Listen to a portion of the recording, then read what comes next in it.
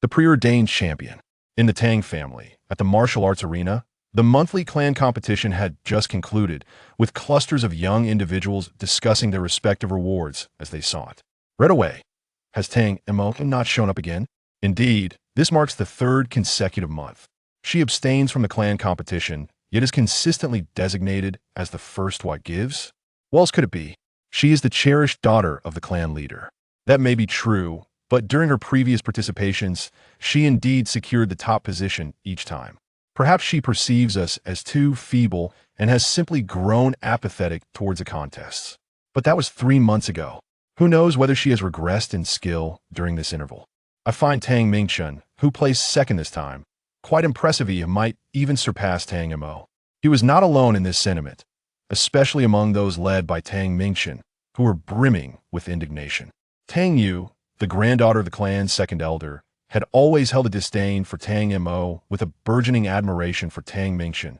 She remarked, "Mingchen is so exceptionally talented, yet due to Tang Mo's privileges, he cannot claim the top position. It is truly regrettable that Tang Mo, as the daughter of the clan leader, lacked for nothing yet still encroaches upon Mingchen's resources that, in my view, she is no match for him. Mingchen rightfully deserves to be first."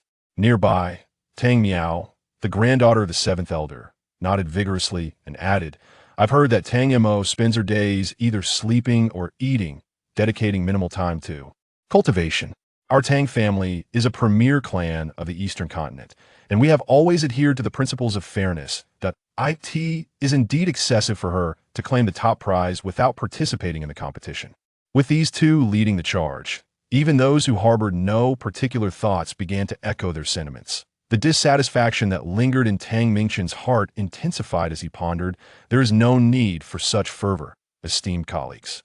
Although Tang Mo has not participated in the recent competitions, her prior dominance was undeniable, and her preordained status is thus quite justifiable.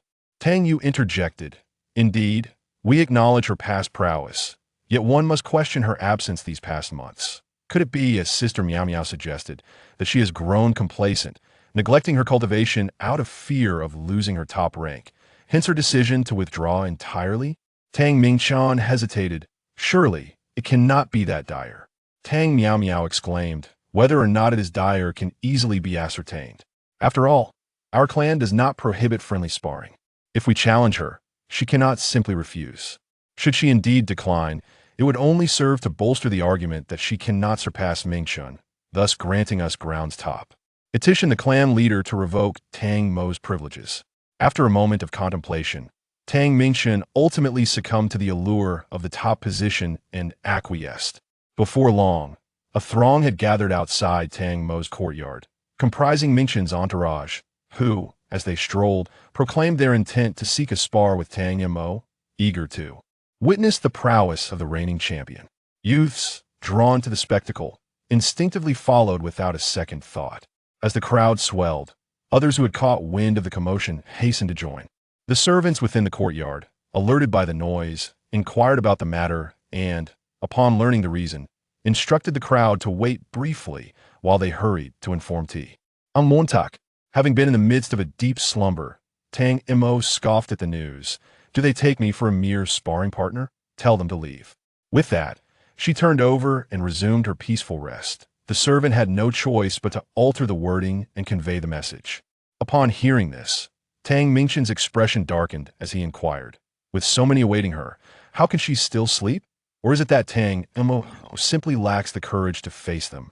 As a servant beside the young lady, this individual possessed considerably more audacity than an ordinary subordinate. Without hesitation, he replied, "You did not notify us prior to your arrival. Typically, when meeting our young lady, especially in such a physically demanding manner, one ought top provide advance notice. You know how lazy our young miss can be." Tang Mingchen's countenance grew even more grim. Was Tang Mo truly such an important figure that one needed to send a formal invitation for a mere encounter? Absurd. A twitch at the corner of his eye revealed his growing frustration. Rumors had it that Tang Mo was both indolent and greedy, a notion he had previously dismissed until today. Observing the increasing number of onlookers, he understood clearly that if he departed now, he would become the laughingstock of his entire clan. Thus, Cui Hao, Go and buy some fish. The Tang family resided atop Wooming Mountain, with Wooming City sprawling below. The most renowned establishment within the city was the drunken, immortal pavilion. Normally, takeout was prohibited, yet the Tang family was an exception. The servant accepted the food box and expressed his gratitude with a smile. Thank you for your trouble. Please wait. The young lady will come out once she has finished. The crowd, upon hearing this, nearly spat blood. They had to wait for her to finish eating. Well, who could blame them for their eagerness to witness the spectacle? Tang Yu, filled with indignation, exclaimed, "This is outrageous. She has no sense of decorum whatsoever. Relying solely on her status as the clan leader's daughter, she behaves with utter impunity." Echoed Tang Miao Miao. "Brother Mingxuan, you must teach her a proper lesson." "Indeed. Teach her a lesson. Let Tang Mo understand who truly stands as the foremost of the Tang family in this generation." Tang Mingxuan was stirred by the fervent praise of the crowd, increasingly convinced that Tang Mo was unworthy of her position, her abilities merely mediocre. "TSK, it's so noisy," came a crisp female voice from within the courtyard, neither too soft nor too loud, with a prolonged intonation that carried a hint of languor, sounding almost playful, yet unmistakably conveying her impatience. The crowd fell silent in unison, turning their gazes toward the courtyard. A young girl dressed in a light purple gown approached with graceful steps. Her hair was neatly tied up, accentuating her delicate and charming face, which shone brilliantly in the glow of the setting sun. Tang Mingxuan was momentarily entranced, quickly regaining his composure to inquire, "Finished so soon?" Tang Mo pouted. "It took too long. The flavor has changed and is hard to swallow." Cui Hao was beside himself with frustration after all his effort to run for so long. She had taken merely a single bite. The sentiments of the others were equally complicated. They had waited for 2 long hours outside merely to see Tang Mo eat fish, only to find their time wasted. This made them appear rather foolish. Tang Mingxuan took a deep breath and remarked, "I hope you don't claim that your loss later is due to not being full." Tang Mo lightly snorted. "Against you, that won't be the case." The crowd instinctively stepped back, clearing a space. Tang Mingxuan unsheathed his sword with a swift flick, the silvery blade glinting with a metallic sheen, exuding a sharp aura that was palpable. Tang Mo showed no fear with a flick of her wrist. She produced a jade brush, softly murmuring to herself, "Let me use you to test the fruits of my labor over these past 3 months. Is that Tang Mo's new weapon?" Tang Yu inquired, a hint of confusion in her voice. Tang Miao Miao, unfamiliar with it as well, remarked, "It appears rather peculiar. However, weapons wielded by spiritual masters have always been rather eccentric." At that moment, Tang Mo suddenly began to inscribe characters in the air with her brush, leaving behind trails of golden red light. In just 3 breaths, an enigmatic rune was formed.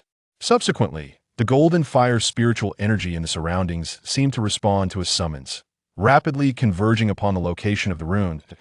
In the blink of an eye, the rune transformed into a colossal spear of metal entwined with flames, hurtling towards Tang Mingxuan. Tang Mingxuan was taken aback, having engaged in combat with Tang Mo several times. He had never encountered such an unusual technique. Was this her new ultimate move? There was no time for contemplation as he instinctively employed his most formidable defensive sword technique. However, upon receiving the spear, its hue shifted dramatically. Not only did the spear possess immense force, but the flames encircling it were also searingly hot. Tang Mingxuan felt as though his sword would melt under the intensity, forcing him to retreat incessantly. Just when he seemed on the verge of collapse, the fiery spear suddenly dissipated with a soft puff. Tang Mo, who had remained stationary without moving a step, shook her head in disappointment. If only she had lasted a few more seconds, Tang Mingxuan would have been defeated. The spear's cohesion had faltered at a critical moment. It required further refinement. Sighing inwardly, Tang Mo lamented that dual attribute runes were indeed far more challenging than single attribute ones. Tang Mingxuan glanced at his sword, which had been partially melted, and could not help but ask, "Did you forego participating in the clan competition for 3 months just for this?" Tang Mo replied with a casual yes. "That's about right." Tang Mingxuan fell silent for a moment. "Did you just inscribe a rune?" "Runes. Tang Mo has become a rune master." So that's why she hasn't participated in the clan competition for 3 months. She has been laying the groundwork for her profession. What's there to compare? She has already established her career. How can we compete with that? Tang Mo admitted. Indeed, I will no longer participate in future clan competitions. There is little sense of achievement in bullying the younger ones. As she spoke, she made her way outside. If there's nothing else, let's disperse. How late is it? We should eat. The others exchanged glances, and indeed, they felt quite hungry. So, in small groups, they began to leave. With Tang Mo having confirmed her profession, she was undoubtedly ahead of them by considerable margin. They all accepted her unspoken title of the top contender among the younger generation. Tang Yu called out to him, but Tang Mingshun paid no heed, prompting Tang Yu to stomp his foot in frustration. It was Tang Miao Miao who saw through it all. Tang Mo has already forged ahead of us. With this victory, she has firmly cemented her position as the foremost among the younger generation of the Tang clan. And she is only 15.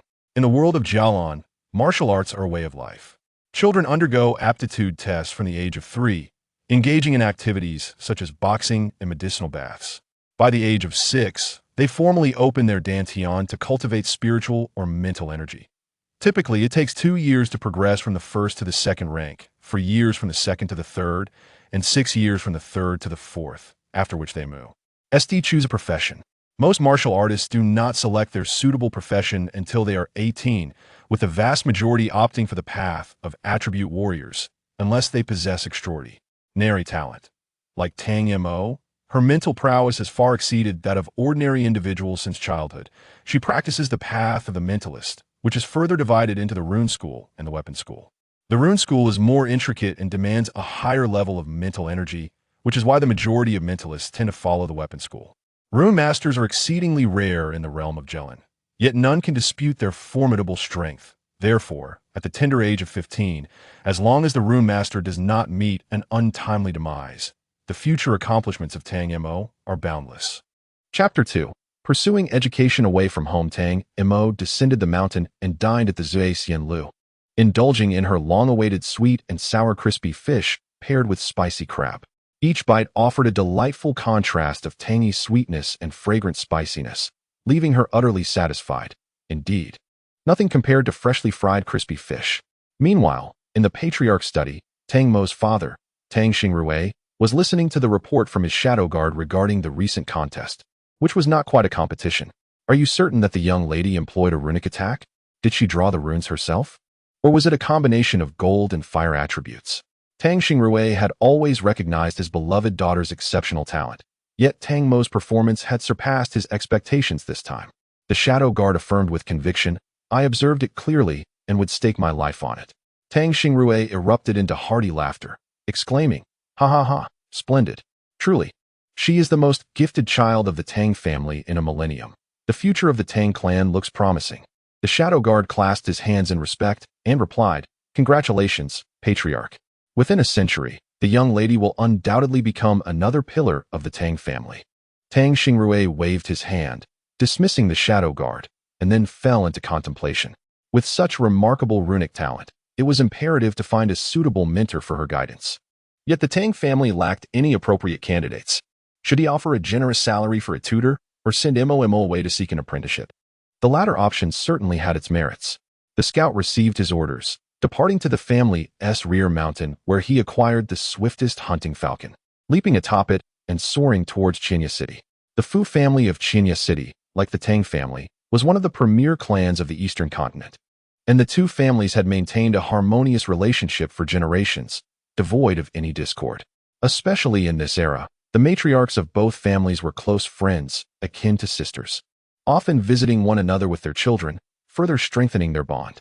Upon encountering the hawk of the Tang family, the guards of Chiba Castle permitted passage up the mountain, halting only at the entrance of the ancestral residence. Should any other flying beast dare to soar above Chiba Castle, it would undoubtedly meet its demise under a hail of arrows. Shortly thereafter, a knock resounded upon the door, without waiting for a response from within.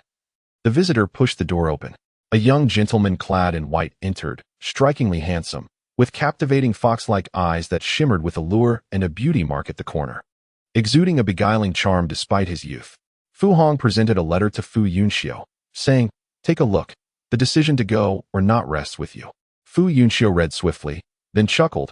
Uncle Tang is indeed generous. Fu Hong replied with a smile. What can be done if he is reluctant? Ultimately, it is for Mo's future. The scout immediately bowed in acknowledgement. At that moment, Tang Mo lay on her bed, contemplating improvements to the golden fire talisman. It was not that she did not wish to sleep. Rather, she had simply rested too much during the day. However, outsiders were unaware and assumed that Tang Mo could effortlessly secure first place without diligent practice. Concurrently, her father, Tang Xingrui, was discussing his daughter's apprenticeship with her mother, Yuhua. After listening, Yuhua remained silent for a while before finally saying, "If it is good for Mo, I shall naturally support her. Yet, she has never left home." Tang Xingrui shared her concerns but resolutely replied, "As children grow, they must eventually take flight. Our Mo is destined to carve out her own path. We cannot allow our soft-heartedness to hinder her future." Yuhua nodded, choosing to remain silent thereafter. The following morning, Tang Mo inscribed a golden fire talisman in the courtyard.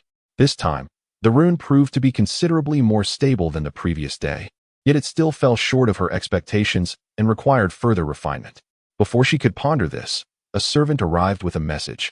"Miss, the clan leader and his wife are waiting for you at the Linsui Pavilion." Tang Mo responded affirmatively, her mind racing with curiosity about what her parents could possibly want at the pavilion. The Linsui Pavilion, a charming little structure nestled within the clan leader's courtyard, was a place for respite from the summer heat, built during Tang Mo's childhood and named by her as well. The name, quite straightforward, translates to the pavilion by the water's edge. As she approached, she soon discerned a familiar voice. "Uncle and aunt, do not worry. I will take good care of Mo." Tang Mo's confusion deepened. Why was this being mentioned here? She lifted the beaded curtain and entered, only to behold the enchanting visage of Fu Yunxiu, prompting her to involuntarily mutter, "Vixen." Yuhua playfully swatted at her, admonishing, "Child, how can you speak to your brother like that?"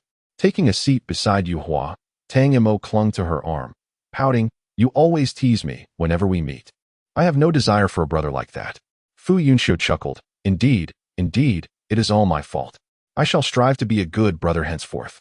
Tang Xingrui, amused by their banter, couldn't help but smile. Since childhood, Fu Yunxiu had delighted in teasing Tang Mo, only to come back and coax her when she appeared vexed. Each encounter ended with Tang Mo feeling exasperated yet unable to truly disregard him. In this lively exchange, it was hard to believe that both little ones had now grown old enough to leave home. Enjoying a sweet citrus fruit, Tang Mo then inquired, "Why didn't Aunt come along?" The woman referred to as Aunt by her is Cheng Qinya, the matriarch of the Fu family. Fu Yunxiu shook his head and remarked, "My mother has been quite busy lately. The medical clinic is preparing to recruit apprentices. Cheng Qinya is an adept alchemist, well-versed in the art of healing. After marrying into the Fu family, she remained restless and established the Qinya Medical Clinic in Qinya City, which has gained increasing renown over the years, attracting a steady stream of aspiring students each year." "What brings you here then?" Tang Mo inquired, a hint of disdain in her tone. Fu Yunxiu replied with a smile, "I am here to accompany the princess in her studies." "What?" Tang Mo looked bewildered at the group. Finally, Yuhua sighed and said, "Do you remember Qihai Academy?" Yuhua nodded. "Your father intends for you to attend Qihai Academy, but he is concerned about you going alone, hence he asked Yunxiu to accompany you." Tang Mo's sweet tangerine suddenly lost its flavor. "Why? I can study at home just as well." Tang Xingrui spoke earnestly. "If you were training to be a warrior or a mentalist in weaponry, then practicing at home would suffice. However, since you are pursuing the study of runes, though there is a rune master at home, their expertise is limited. It would be far more beneficial for you to seek education at the academy. This year, Qihai has specially appointed 3 saint-level instructors, one of whom is a rune master, and another a lightning attribute warrior, both of whom are well-suited to your studies." Fu Hong's swift agreement to allow his son to attend was also influenced by the presence of suitable saint-level teachers at Qihai, as lightning attributes are rather rare. Tang Mo fell silent. She had not considered such matters when she first began studying runes, as her sole motivation had been the ease of practicing while lying in bed, relying solely on her intellect. However, I am now informed that studying runes requires a long journey to seek knowledge. Tang Mo immediately considered changing professions. Is it possible to change a confirmed profession? I don't seem to have heard of such a precedent. Alas, what a sin. Can't we hire a rune master? Tang Mo said, perplexed. Tang Xingrui nodded, I've thought about it too. But Saint-level rune masters are rare, and those with reputations all have their own affiliated forces. Those without reputations have unknown character and teaching ability. Even if we could find a suitable one, we don't know how long we would have to wait. You are just starting out at the most crucial time. If you are delayed, it will be too late for regrets. In short, going to the academy is a must. Tang Mo thought of the distant journey, and her eyes darkened. Fu Yunxiu was more sensible and said directly, Mo has never been far from home. This trip to Qihai is indeed too far. Even flying monsters will take 7 or 8 days to arrive. Why don't we leave a few days early by spirit crystal car? Although it's slower, it's more comfortable. And we can see the scenery and taste the delicacies along the way. As soon as Tang Mo heard about food, she was immediately revived and nodded repeatedly. This is good. This is good. Let's take the spirit crystal car. Yuhua couldn't help but tap her head. You little glutton. The matter was settled. Looking at the calendar, departure was not far away. During this time, Tang Xingrui compiled a list of clan members who wanted to go to Qihai Academy. As expected, there were none. After all, Qihai is too far away. If you want to study at an academy, Kingwu Academy, which is only a day's flight from Wuming City, is the best choice. Ultimately, only Tang Mo and Fu Yunxiu set forth, accompanied by an elderly servant tasked with ensuring their safety.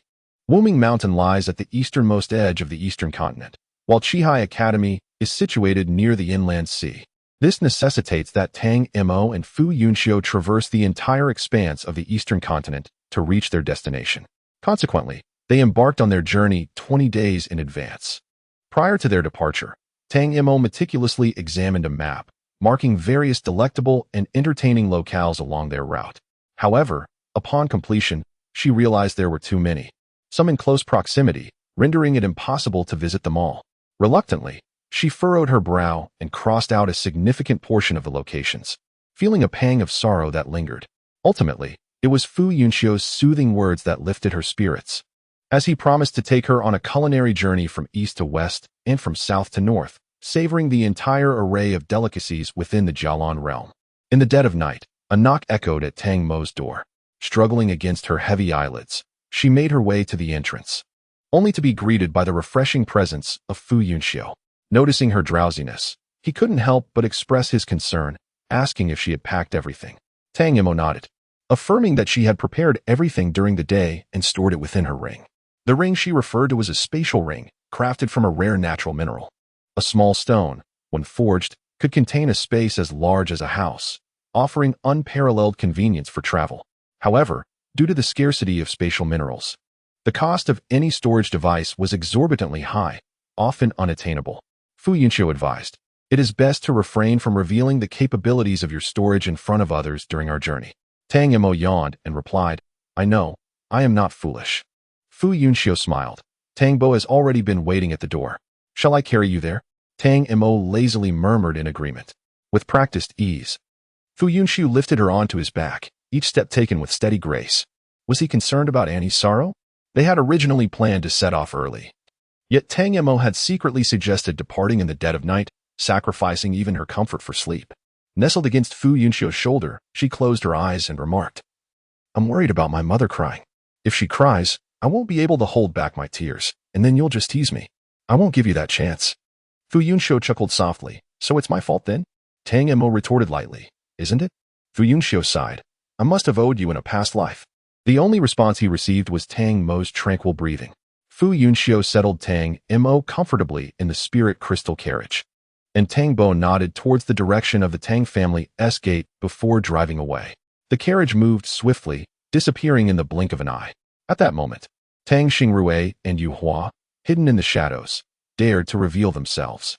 Yuhua, wiping away tears, scolded, that heartless little girl. Chapter 3. I want to grow up. When Tang Mo awoke, the sun had already risen high in the sky. The spirit crystal carriage was so comfortable, rocking gently like a cradle, that she had unknowingly slept for quite a while. As she tidied her hair, she mused, what a rarity. Fu Yunxiu had indeed never encountered another girl in such a disheveled state upon waking. Could it be that all girls looked as charmingly unruly as Tang Mo? Tang Mo quickly completed her grooming, leaning back in the carriage to enjoy a snack, and mumbled, how much longer until we reach Yunding City? Allegedly, Cloud Cauldron City is renowned for its exquisite chicken soup wontons, and the cloud cauldron roasted chicken is unparalleled. The mere thought of it is enough to make one's mouth water. Fu Yunxiu activated the map within the spirit crystal vehicle, stating, "We are currently situated here, and Cloud Cauldron City lies approximately an hour's journey ahead." Tang Mo leaned in for a closer look, exclaiming with admiration, "It's remarkable that the vehicle possesses such a feature. It's incredibly convenient. Spirit crystal vehicles are better suited for extended journeys, so the inclusion of a map display is quite standard," Fu Yunxiu explained. Within the compartment's left side, there are concealed compartments filled with your preferred snacks. Tang Mo eagerly opened the compartment, her face lighting up with delight. "Thank you, elder brother," she said sweetly. Fu Yunxiu gently ruffled Tang Mo's hair, remarking, "It's only during moments like these that your words are so pleasing to the ear." Suddenly, the swaying vehicle came to a halt. Fu Yunxiu opened the door and inquired, "Uncle Tang, what's the reason for the stop?" Uncle Tang replied, "There appears to be a young lady encountering some difficulties ahead. It wasn't out of any particular desire to show compassion, but rather due to the road's narrowness, making it impossible to proceed without stopping." Fu Yunxiu peered out and observed 5 or 6 men surrounding a young girl clad in a cerulean dress, with several motionless figures lying on the ground, presumably the girl's guards. The men were currently scrutinizing their spirit crystal vehicle, their expressions hinting at ill intentions. As anticipated, they exchanged glances and began approaching their vehicle, not forgetting to seize the girl as they advanced. Uncle Tang stated impassively, "Kindly step aside, you're obstructing the path." The scar-faced youth leading the group guffawed, "Leave the vehicle behind, and you shall naturally be allowed to pass." Upon hearing this, Fu Yunxiu raised an eyebrow, ready to speak, only to be interrupted by a delicate hand emerging from the car, accompanied by a menacing inquiry, "Who dares to steal my car?" Tang Mo, brimming with bravado, stepped out of the vehicle, only to find that the bandits' eyes gleamed with mischief as they shamelessly retorted, "We want to steal the car. How could it compare to you?" A flicker of lightning danced in Fu Yunxiu's gaze as he prepared to take action, yet he was taken aback to see Tang Mo swiftly draw a talisman pen, inscribing a fiery rune in mere moments, igniting the men before her, their foul mouths engulfed in flames. Fu Yunxiu sighed, thinking, "There is no need for you to intervene. I'm here after all." With a resigned wave of his hand, he conjured a long whip of lightning that ensnared the writhing bandits, dragging them into the depths of the forest. Tang Mo dusted off her hands, deriding, "Weaklings." She then turned to the young lady and inquired, "Where are you headed? We can accompany you part of the way." The girl gazed at Tang Mo with admiration and quickly replied, "I am bound for Qihai Academy. The journey is quite long. You may drop me off at the nearest city." Tang Mo regarded her in astonishment before inviting her into the car. Once seated, the girl introduced herself as Yunxi, the youngest daughter of the Lord of Yunding City. She had yearned to attend Qihai Academy, but was thwarted by her family's objections, prompting her to stealthily escape. To ensure her safety, she had even hired bodyguards, yet they were all swiftly eliminated shortly after their departure. Tang Mo and Fu Yunxiu exchanged incredulous glances, pondering whether this girl was genuinely naive or merely pretending, not to mention the considerable distance to Qihai, which would take at least half a year on foot, nor to ponder where she might find a few untrustworthy bodyguards. The mere fact that they were all headed to the same destination yet encountered each other here was rather peculiar. Tang Mo endured her curiosity for a while, but ultimately could not restrain herself any longer and inquired, "Do you know the way to Qihai?" Yunxi replied with conviction, "Of course, upon exiting Yunding City. One must travel westward, passing through dozens of cities along the way." Tang Mo then asked, "And do you know which direction that is?" At this moment, Yunxi sensed something amiss and timidly pointed towards a direction. Tang Mo responded, "That is east." Yunxi fell silent, her head drooping as a crimson hue visibly crept up from her neck, turning her face a brilliant shade of red. "Oh no, how embarrassing." After a brief silence in the carriage, Tang Mo, suppressing her laughter, gently patted Yunxi and reassured her, "It's all right. Fortunately, we haven't traveled too far." Yunxi covered her face and whimpered, "Please stop." As they neared Yunding City, Yunxi finally regained her composure and softly remarked, "I haven't ventured out much throughout my life, so I apologize for making a fool of myself." At that moment, Tang Mo had already drifted off to sleep. Fu Yunxiu chuckled and said, "No worries. Everyone has their moments of embarrassment." Yunxi glanced up at Fu Yunxiu, her cheeks slightly flushed again, but she felt a sigh of relief. With newfound confidence, she continued, "Once we arrive in Yunding, I will treat you to a meal as a token of my gratitude for saving me." Fu Yunxiu initially intended to decline, but Upon seeing Tang Mo sleeping soundly, changed his mind. I appreciate it. Yunqi smiled brightly. It is the least I can do. She could not help but glance at Tang Mo, expressing her concern. Why is she sleeping for so long? Did she not rest well last night? Fu Yunxiu shook his head with a smile. She simply enjoys sleeping. There's no need to worry about her. Yunqi nodded in a daze. Before long, the Lingjing carriage arrived outside Yunding City, where an entry fee was required, merely 1 Jialan coin per person.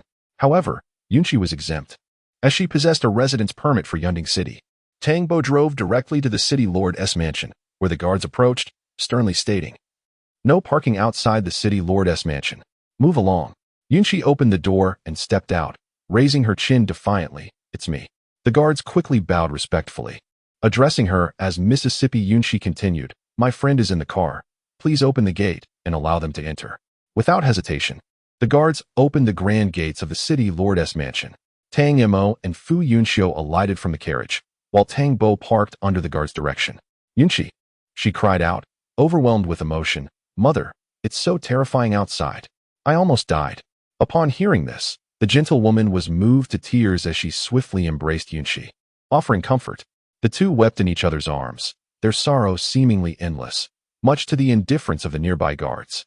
Tang Mo scratched her chin awkwardly, wondering if she should just stand there and observe. Fu Yunxiu leaned closer to her and whispered, "Speaking of which, Mo used to cry just like this." Her voice was far more resounding, and her tears flowed like they were free, nearly flooding the Tang residence. Tang Mo tightened her expression, her eyes sharp as blades piercing towards Fu Yunxiu. "Why don't you mention the reason I cried back then? It was because you snatched away my favorite honey-roasted chicken. Not a single piece was left."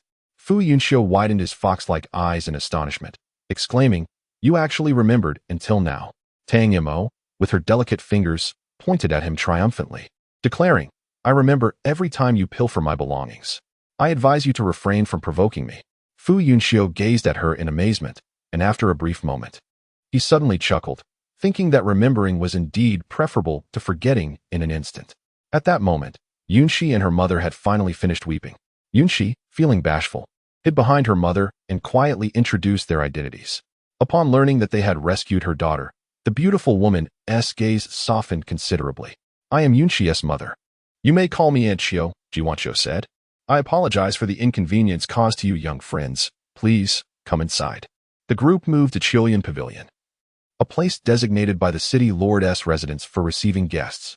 They settled around a round table, where servants presented an array of snacks, fruits, and tea before discreetly withdrawing. Jiwanqiu gently patted Yunqi's hand, speaking earnestly, "Now you understand, the outside world is not as enchanting as you envision. You should remain at home." However, Yunqi was quite obstinate. "No, I cannot perpetually live under the protection of my parents and brothers. I yearn to grow. I desire independence." Jiwanqiu was taken aback that Yunqi had not relinquished her ambition for education, and she grew somewhat anxious. "Isn't it sufficient to be a proper young lady at home? Why must you always aspire to venture outside?" Yunqi merely stated that she had her own reasons, yet refrained from disclosing what they were. She was resolute in her decision to depart. As the crowd turned to look, a middle-aged man entered, followed closely by a stoic young man. Their striking resemblance made it evident that they were father and son. "Father, mother, brother," Yunqi suddenly rose, speaking earnestly, "My desire to pursue my studies is not a mere whim. If I remain at home, I will forever be just my parents' daughter and my brother's sister, rather than truly being Yunqi. I wish to mature, and I long for others to recognize me as the daughter of the Lord of Yunding City, an exceptional alchemist. I aspire to make my parents proud." Upon her declaration, the entire Chilean pavilion fell silent. It was apparent that Yunqi's parents and brother were deeply moved, their hearts swelling with emotion as they began to seriously contemplate Yunqi's request, though lingering concerns remained. At that moment, Tang Mo gently cleared her throat, drawing the attention of several individuals, and then smiled. "Logically, I should not meddle in your family matters, but seeing Yunqi's earnest passion for learning, it would be a pity if external circumstances hindered her journey. Therefore, if you trust us, you may allow Yunqi to join us. After all, we are also heading to Qihai for our studies, and we can look after one another at the academy." Upon hearing her words, the eyes of the Yun family sparkled with hope, and Yunqi, filled with joy, rushed over exclaiming, "From this day forth, you shall be my sister by different parents." Chapter 4. You have succeeded. Tang Mo's remarks were nothing short of a delightful surprise for the Yun family. That evening, the city lord's residence hosted a banquet of the highest standards. Tang Mo finally savored the chicken soup dumplings and roasted chicken she had longed for, feeling utterly satisfied. Fu Yunxiu was also warmly received, with the city lord and the young city lord engaging him in earnest conversation, kindly imploring him to look after Yunxi during their time apart. What could Fu Yunxiu do? Since Tang Mo had already agreed, he could only nod in acquiescence. Fortunately, Yunxi seemed to possess a simple and sincere disposition, making her easy to interact with. Fu Yunxiu sighed, declaring, "I shall never drink again." Tang Mo was left speechless. Meanwhile, Yunxi was bidding farewell to her family, naturally wrapped in a tender exchange of heartfelt well wishes. Ji Wanxiu had been holding Tang Mo's hand for quite some time, and knowing Tang Mo's fondness for delicacies, she had arranged for a collection of local specialties from Yunding City to be gathered overnight, along with some useful items for their journey, all neatly packed onto the spirit crystal carriage. Having already rescued Yunxi, Tang Mo and Fu Yunxiu were not averse to the inconvenience of taking her along for her studies. Ji Wanxiu and the city lord were immensely grateful and deliberated on appropriate gifts of gratitude. However, the balance of gift-giving proved challenging. They feared that sending something too extravagant might invite misfortune, while something too modest might be deemed unworthy. Ultimately, they decided on a selection of consumables and useful items as a token of affection from elders. Upon receiving the gifts, Tang Mo was genuinely delighted, expressing her thanks and accepting them without hesitation. As the hour grew late, the three of them boarded the carriage in succession. Tang Mo nodded respectfully to the city lord and his companions before driving off. As the spirit crystal carriage receded into the distance, Ji Wanxiu could not help but exclaim, "Are you sure we don't need to arrange for a few guards? The journey ahead may not be safe." The city lord shook his head and inquired, "Did you notice the elderly man who was driving the carriage?" As the late autumn approached, Ji Wanxiu nodded, perplexed, and inquired, "What's the matter? Does that elderly man pose a problem?" The city lord of Yun responded gravely, "He is at the very least of royal caliber. He can effortlessly protect several children." Ji Wanxiu was taken aback. The hierarchy of cultivators in the Jialan realm is distinctly categorized. From the first to the third rank, one lays the foundation. The fourth rank marks the commencement of professional paths, continuing up to the ninth rank, which signifies a true entry into the realm. Surpassing the ninth rank elevates one to the king level, followed by the royal, sacred, and ultimately, the legendary divine level. Given the rarity of the sacred level, reaching the royal level is widely acknowledged as a display of strength across the continent, and anyone who dares to provoke such an individual would surely face dire consequences. Contemplating this, Ji Wanxiu felt a sense of reassurance. Yet her curiosity regarding the origins of Tang Mo and Fu Yunxiu intensified. Inside the spirit crystal carriage, Fu Yunxiu rested his head on Tang Mo's lap, while she gently pressed his forehead. Before long, the furrowed brow of Fu Yunxiu relaxed, and his breathing became considerably steadier, as if he had drifted into slumber. Yunxi, curious about the pair, could no longer contain herself and whispered, "Are you two engaged?" According to her understanding, young men and women who venture out alone, displaying such intimacy, must either be siblings or lovers. Since they bore different surnames, they could only be a couple. Furthermore, judging by their familiar manner of interaction akin to an old married couple, they certainly could not be mere new acquaintances. Upon hearing her question, Tang Mo wished to cast aside the head resting on her lap. After pondering for a moment, she succinctly articulated her relationship with Fu Yunxiu. "We are siblings from different parents." Yunxi instantly grasped the situation and chuckled, "Just like us." Tang Mo nodded emphatically, "Indeed. Sisters." Yunxi was perplexed by the excitement, exclaiming, "Sister." However, Fu Yunxiu, who was only lightly dozing, felt a twinge at the corners of his mouth, and his headache began to resurface. Yunxi was truly a homebody, rarely venturing out, spending her days immersed in medical texts and alchemy. Although she was 2 years older than Tang Mo, she exuded an aura reminiscent of a younger sister in need of care. At home, Tang Mo had always been the one to receive care, yet suddenly, with someone requiring her attention, she felt an overwhelming sense of responsibility, displaying a newfound maturity and composure. Witnessing Tang Mo's transformation over the past few days, Fu Yunxiu felt a mixture of surprise and delight, tinged with a hint of jealousy. Nevertheless, he was primarily happy that Tang Mo had made a friend so soon after leaving home. Tang Mo's eyes sparkled at the sight of delicious food. She would not leave until she had tasted every morsel. Initially, Yunxi would gently encourage her, But eventually, she too became a connoisseur of delicacies under Tang Mo's influence. Fu Yunxiu found himself exhausted from tending to the two food enthusiasts, constantly counting the stars and yearning for the moon, eagerly anticipating their arrival at Qihai Academy. They were about to reach Qihua City, the final stop on their journey. In a moment of cheerfulness, Fu Yunxiu said, "We shall stay in the city for one night and prepare some provisions. We will set off tomorrow afternoon, and by the night of the day after, we shall arrive in Qihai City." Tang Mo stretched languidly and sighed. "We are finally nearing our destination.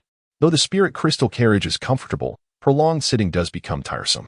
Yunxi lamented, "I haven't practiced alchemy in days. It makes me quite anxious." "I didn't realize you were so diligent," Tang Mo replied with a smile. Yunxi shook her head, expressing that the profession of an alchemist diverges from others. While innate talent is essential, the most crucial element is the mastery gained through practice. A prolonged absence from the furnace would render one's techniques rusty. As they conversed, Tang Mo had already paid the entrance fee and entered the city of Qihua. The trio felt quite constrained within the vehicle, prompting them to ask Tang Mo to store the spirit crystal cart, intending to explore Qihua City thoroughly. Qihua City is renowned for its forging. Every day, countless weapons are dispatched from the city to various destinations. As they walked, they encountered robust blacksmiths, their muscular forms evident everywhere, and the air was thick with the scent of metal.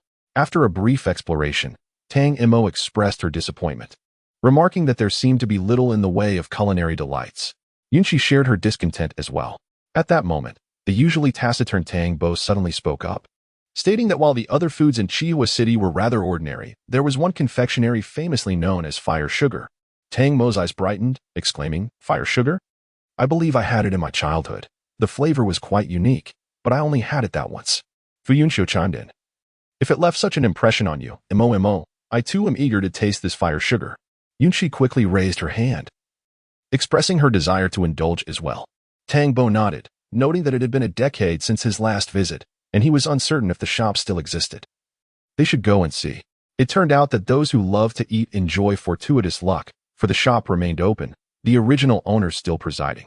Albeit the establishment had significantly expanded. Tang Mo remarked, the previous shop was only half the size of this one. Tang Mo was astonished. Realizing why Tang Mo had brought them here, he was indeed familiar with the place. Tang Mo chuckled, "It seems you have fared well over the past few years. Had it not been for your timely rescue all those years ago, I might not be standing here today. And the good fortune I enjoy now would be a distant dream." The proprietor, lost in thought, felt his eyes moisten with emotion. With a grand gesture, he declared, "This is our family business. There is no need to discuss purchases. Take whatever you desire." Tang Mo glanced at Tang Mo, who nodded slightly in agreement. Instantly invigorated, she picked up a bag and approached the counter, ready to accept the generous offer with gratitude. Yunxi, with a beaming smile, stepped forward to assist. Observing that his involvement was no longer necessary, Fu Yunxiu leaned against the wall, enjoying the sight of Tang Mo's eager excitement. The proprietor added, "Our stock has been depleted, and the next shipment won't arrive until tomorrow. Otherwise, I could have packed even more for you." Mississippi Tang Mo replied with a smile, "It's perfectly fine. This is already more than sufficient. Thank you, uncle." Witnessing Tang Mo's humility, the proprietor's warmth only intensified. "Our other delicacies are quite delightful as well. Take some of those. Who knows when we'll meet again." As he spoke, a hint of melancholy crept into his tone. Tang Mo patted the proprietor's shoulder, promising, "Once I've escorted the young ladies to Qihai, I will return to share a drink with you." The proprietor's spirits lifted immediately, just as Tang Mo concluded her collection. Handing a large bag of treats to Fu Yunxiu, a man and woman entered the shop. The man, upon stepping inside, boisterously announced, "Boss, I'll take all the fire-roasted sugar you have. Please pack it up quickly." Upon hearing this, the boss exclaimed with a chuckle, "What a coincidence. The sweet candied treats have just been claimed by these guests. You have arrived a moment too late. Any further supplies will have to wait until tomorrow. So I regret that you must make another trip." The man clicked his tongue in dismay and glanced at the young lady by his side, deliberating. "Shall we return tomorrow to purchase them?" The young lady furrowed her brow, surveying the roomful of patrons. Upon catching sight of Fu Yunxiu's face, she hesitated momentarily before directing her gaze to the bag in his arms. With an air of measured grace, she approached him, lifting her chin slightly to inquire, "Might you be willing to sell me your candied treats? I would offer you double the price." Fu Yunxiu smiled faintly and replied, "I am afraid I cannot part with them. The young lady appeared taken aback, clearly unaccustomed to being denied, and after a moment's hesitation, she pressed her lips together and asked, "Are you aware of my identity?" At her words, Tang Mo, who had been indifferent until now, raised her eyebrows with a hint of curiosity, anticipating the unfolding drama typical of tales she had read. The young lady declared, "I am Qixue, the daughter of the Lord of Chuoqing. If you sell me the treats, I shall consider it a personal favor owed to you." Fu Yunxiu's expression remained unchanged as he reiterated, "I cannot sell them." Qixue's eyes widened in astonishment, as if she had never encountered such a person before. She scrutinized Fu Yunxiu from head to toe and suddenly realized, "Ah, you wish to be remembered by me in this manner, do you? Very well, you have succeeded."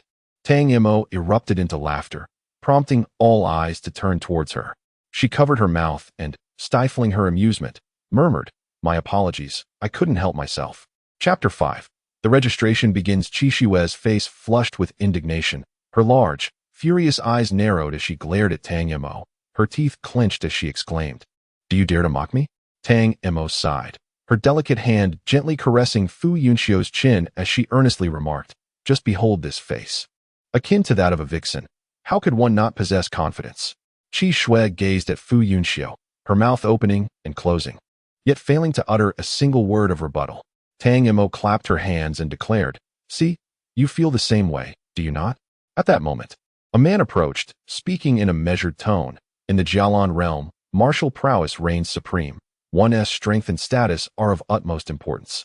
In other words, mere good looks are of little utility, as they merely attract the strong, who may seize one as a plaything. Qixue nodded in emphatic agreement, affirming the truth of his words. Fu Yunxiu grinned, "Are you suggesting that I lack strength?" "It is true. My striking appearance does make it difficult for others to believe that I am a man of both beauty and capability. However, it suffices that our little Mo is aware of it." Tang Mo rolled her eyes, clenching her fist in warning. "Do not call me that in such a repugnant manner." Fu Yunxiu retrieved a box of fiery candies from his pocket and coaxed, "Be good, little Mo." Tang Mo accepted the sweets graciously, stating, "From tomorrow onward, you must refrain from calling me that." With that, she began to share the treats with Yunxi. Qixue felt as though she had been made a fool of. Did these two truly consider her naive? It was utterly absurd. With a swift motion, she drew forth a slender, elongated metal whip, flames coiling around it, emanating an intense heat. With a flick of her wrist, the whip crackled ominously, and she coldly inquired, "I shall grant you one last opportunity. Will you sell or not?" Tang Mo rolled her eyes again and retorted, "Fu Yunxiu, please throw her out." She harbored a deep disdain for the spoiled little princess, who demanded everything be tailored to her whims. As a child, she would throw tantrums when things didn't go her way, and upon growing older, she resorted to wielding a whip against others. Such individuals were often deserving of a good thrashing. Fu Yunxiu handed the bag to Tang Mo and turned to Tang Mo, instructing her to safeguard the shop. Tang Mo, munching on a sweet pastry, acknowledged him with a nod and took out a talisman brush to inscribe several defensive runes, affixing them around the shop. Qixue, her eyes ablaze with fury, raised her hand and lashed out with her whip, aiming directly for Tang Mo's mouth. Fu Yunxiu clicked his tongue, lightning flashing beneath his feet as he swiftly positioned himself in front of Tang Mo, then unleashed a punch that sent the whip flying. He remarked, "Can't you see she's busy enjoying her pastry? She has no time to engage with you." With a piercing scream, Qixue unleashed a torrent of flames from her whip, resembling a fiery dragon, angling menacingly toward Fu Yunxiu. He clasped his hands together, and amidst the flickering lightning, they suddenly parted, revealing a large diamond-shaped net woven from electricity that expanded instantaneously.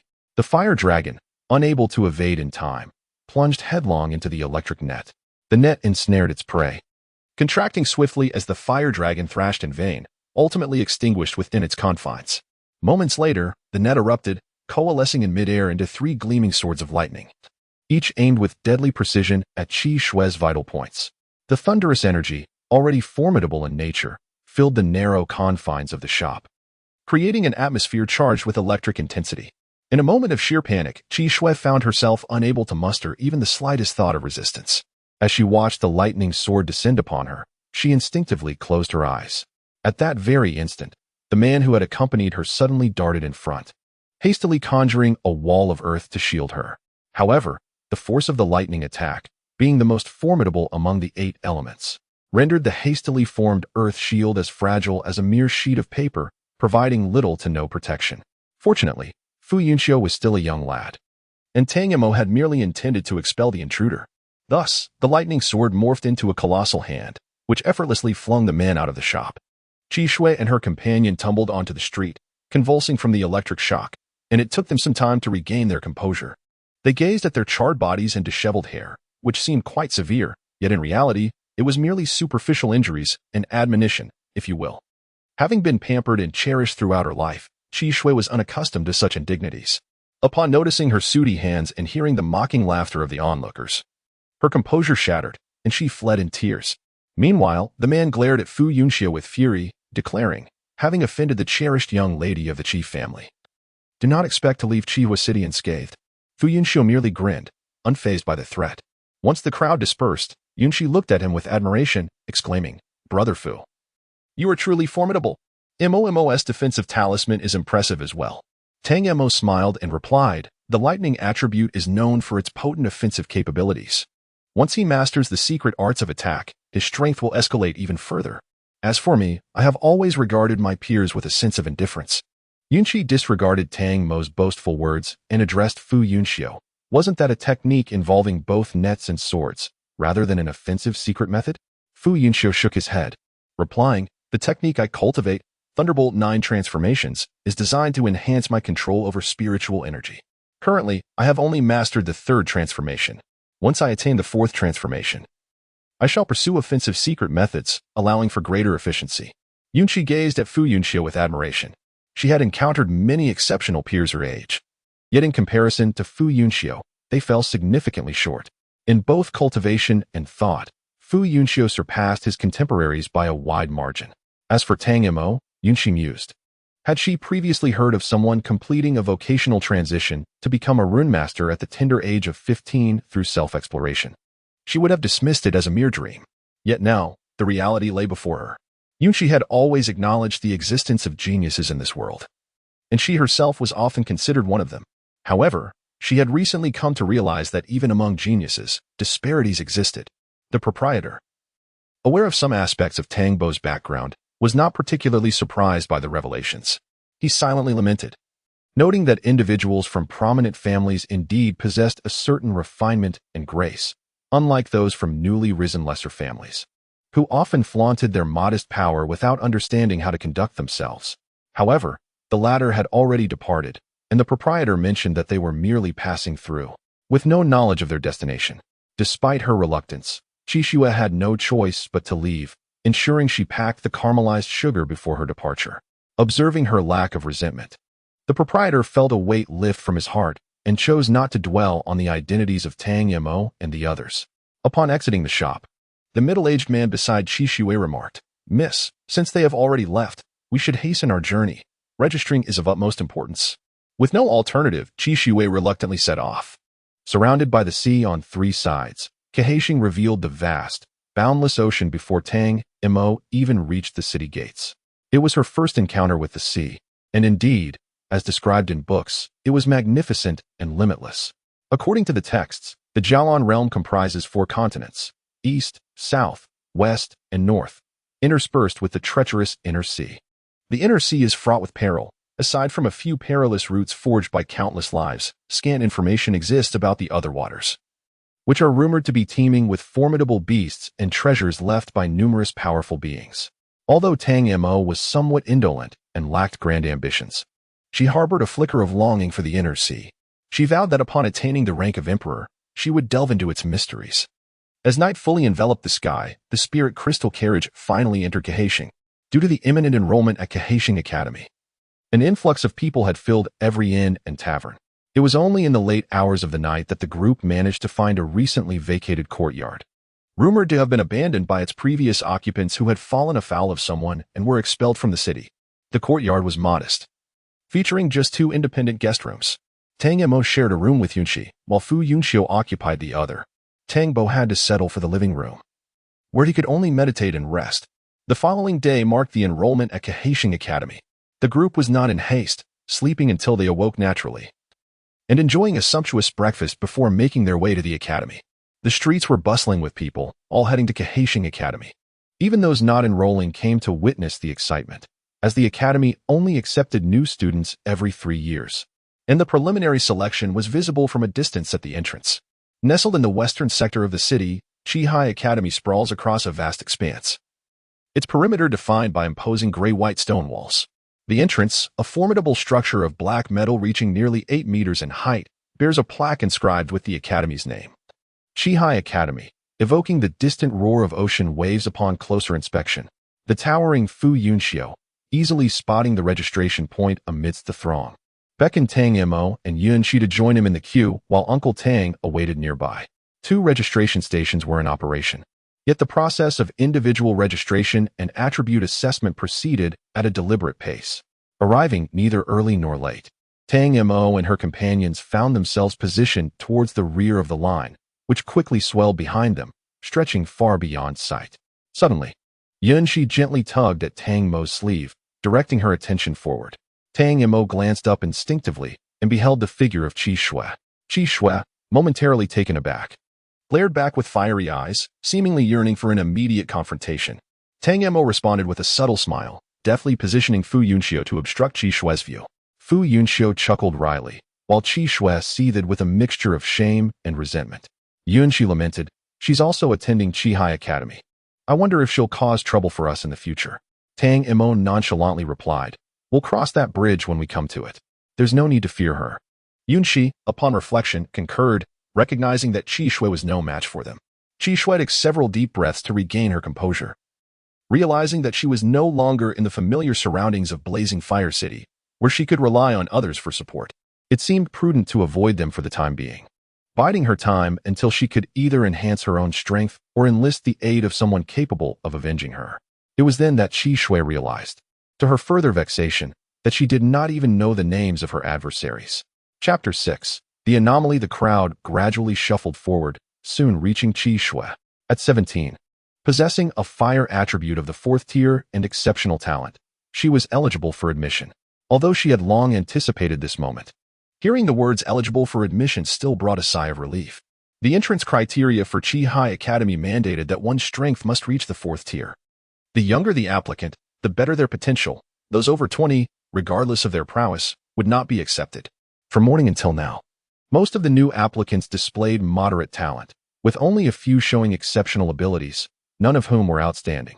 At that moment, a young man clad in simple garments and wearing a conical had approached the registration point. HM? The teacher in charge of registration expressed interest. Tao Xiuqi, just turned 16? The young man's voice was somewhat hoarse. I just celebrated my birthday last month. A mental energy weapon specialist. Have you confirmed your profession? Tao Xiuqi nodded. I have already begun my training. The teacher smiled. Excellent. Strive to become a weapons master as soon as possible. He then announced loudly, 16 years old. Mental energy specialist of the 4th tier, with exceptional talent. The crowd fell into an unexpected silence until Tao Xiuqi entered the academy, at which point it erupted into a frenzy. Did I hear that correctly? Exceptional. The first one this year. Who has seen what that young man looks like? I want to get close to him. Talent is merely talent. The distance one can traverse ultimately depends on individual effort. Indeed, in previous graduations, there were instances where those with exceptional talent far surpassed those with outstanding abilities. Talent may determine one's starting point, but it does not dictate one's altitude. The crowd buzzed with envy and jealousy, engaging in animated discussions. Fu Yunxiu remarked, Mo was on the verge of pursuing the weapons path. Yunxi gazed longingly and replied, I've heard that those who cultivate the weapons path can soar through the skies at a certain level, while practitioners of other professions can only ascend after reaching the king level. After a brief pause, she chuckled and added, It's truly a pity that MOMO's talent isn't directed towards becoming a rune master. Fu Yunxiu let out a derisive snort, clearly mocking her. However, Tang Mo retorted, I aspire to be a rune master not due to talent, but because it requires minimal movement. One simply stands still to inscribe runes. Which is the most labor efficient? Yunxi responded with a bewildered expression. Are you telling a joke? Being a rune master is the easiest? The 3 individuals in line behind them overheard Tang Mo's audacious claim, casting incredulous glances as if she were a fool. The young man at the back scoffed. Dreaming should have its limits. Who doesn't he know that the threshold for becoming a rune master is the highest among all professions? Even if one manages to enter. Advancing as a rune master is exceedingly difficult, and it's uncertain how far one can truly go. And to say it's the easiest, naive. It was the first time Tang Mo had been called naive, which felt somewhat peculiar, yet she chose not to argue with a stranger. It was entirely unnecessary, especially since actions speak louder than words. Before long, it was the turn of Tang Mo and the others to undergo their assessment. Tang Mo nudged Yunxi, saying, "You go first, don't be nervous." Taking a deep breath, Yunxi stepped forward and inscribed her name, age, and profession in the register. 17, an alchemist? The teacher raised his gaze, scrutinizing Yunxi, and inquired, "Are you capable of independently concocting potions?" Yunxi nodded affirmatively. "Yes, I am." The teacher smiled with satisfaction. "Very good, indeed." He took out the testing stone and said, "Infuse your spiritual energy." Yunxi grasped the stone in her hand and channeled her energy into it. In a moment, the stone transformed into a vibrant emerald hue, seemingly imbued with a vigorous life force. The teacher nodded and proclaimed, 17 years old, a fourth-tier alchemist, exceptional talent. Another prodigy. A 17-year-old alchemist is indeed a rarity. The vitality emanating from the testing stone, rich in the essence of wood, clearly indicates her suitability for the alchemical arts. As for myself, being of the wood attribute, I lament the feeble life force within me, rendering me incapable of alchemy. The onlookers were engrossed in their discussions, oblivious to the next candidate, until the teacher gasped in astonishment, 16 years old, a fifth-tier enlightening attribute? Instantly, the crowd inhaled sharply, exchanging bewildered glances, rendered speechless. Is the lightning attribute desirable? Undoubtedly, it is considered the most lethal among the 8 attributes, renowned for its speed as well. Would you accept it? Most would undoubtedly hesitate, as they cannot withstand its power. It is widely acknowledged across the continent that the lightning attribute is the most arduous to cultivate due to its volatile nature, making it challenging to absorb. To illustrate, with the same meridians, absorbing energies from other attributes may tire them after an hour, necessitating a period of rest. However, absorbing lightning energy could overwhelm them in just half an hour. What a stark difference that entails. For a martial artist to reach the 4th tier by the age of 17 or 18 is considered a mark of great talent. Yet this does not apply to those of the lightning attribute. Most lightning attribute practitioners find achieving the 4th tier by the age of 25 to be commendable. Yet, what they witnessed today was a mere 16-year-old reaching the 5th tier in lightning. Such a feat was beyond their wildest dreams. The teacher gazed intently at Fu Yunxiu and cautiously inquired, "May I assess your bone age?" Fu Yunxiu smiled and extended his hand, replying, "Please." The onlookers held their breath in anticipation. The teacher meticulously examined from the wrist to the shoulder and back again, his expression growing increasingly solemn as he remained silent. The crowd, anxious yet mute, could barely contain themselves. Suddenly, the teacher burst into laughter, exclaiming, "Welcome, young friend, to Qihai Academy." Fu Yunxiu graciously responded, "It is indeed a blessing for me." After speaking, he glanced back at the line and added, "I would like to wait for my sister to complete her assessment before entering, if that is permissible." The teacher replied with a smile, "Of course. It is no trouble at all." A moment later, he pondered, "Sister? She is not yet 16? Anticipation flickered within him. Even if her spiritual attributes were rather ordinary, she would undoubtedly possess remarkable talent. Having witnessed Fu Yunxiu's extraordinary abilities, the individual standing behind Tang Mo felt a growing sense of trepidation, realizing that a 16-year-old with a 5th-level lightning affinity had emerged. The rune master was certainly at a disadvantage. How could he possibly accept this? Moreover, with such youth, it seemed even more implausible. At this moment, the crowd's attention shifted to Tang Mo, having heard the prodigy refer to her as his sister, which implied that her talent would surely be commendable. The person behind her, though not angered, found his emotions more complex. Tang Mo smiled at the teacher and meticulously inscribed her name, age, and profession. The teacher's eyes widened in disbelief, his complexion suddenly flushing red. And he even clutched his chest in a dramatic gesture, nearly fainting from excitement. Startled, Tang Mo and Fu Yunxiu hurriedly supported him. "Teacher, are you all right?" The teacher waved his hand, gasping for breath. "I am fine. I was merely overwhelmed with excitement." As he spoke, his eyes remained fixated on the registration book, as if the letters were foreign to him. The onlookers were perplexed, wondering what had transpired. Was it good or bad? Eventually, the teacher regained his composure and turned to Tang Mo with earnestness. "It is not that I doubt you, but your talent is extraordinarily rare. I must verify. Could you draw a talisman here and now?" Without hesitation, Tang Mo produced a talisman brush and swiftly inscribed a rune. The rune activated, coalescing into a sphere of azure light that ultimately flashed into the teacher's forehead. Instantly, the teacher felt invigorated, a wave of comfort washing over him. Unable to restrain his curiosity, he inquired, "What kind of talisman is this?" Tang Mo sighed. "It is a wood attribute rune. Its effect is rather straightforward, so I did not bother naming it. Original rune." The teacher gasped, nearly fainting once more. Tang Mo quickly drew another talisman, and the teacher began to feel somewhat better. As he gazed at Tang Mo, it was as if he were beholding a rare treasure. The teacher exclaimed with enthusiasm, "My surname is Ing. Should you encounter any issues at the academy, feel free to seek my assistance." Tang Mo, though bewildered, graciously accepted Teacher Ying's kindness. Teacher Ying nodded appreciatively and then proclaimed loudly, 15 years old, 4th tier, Rune Master. At this announcement, the crowd erupted in astonishment. Numerous voices cried out in disbelief. They could not accept it. Although the recent actions of the teacher and Tang Mo had already led to speculations in this regard, when the truth was finally revealed, they found it hard to accept. The disparity among individuals should not be so vast. Only the one who had previously mocked Tang Mo, with a bitter smile, resigned himself to reality, realizing how shallow his understanding had been. It was utterly ridiculous to have derided others as simpletons. Assessing bone age. It cannot be that she is merely 15. The demand for a bone age test echoed among the crowd, and the teacher suddenly remembered, lost in excitement, that he had neglected to verify the authenticity of her age.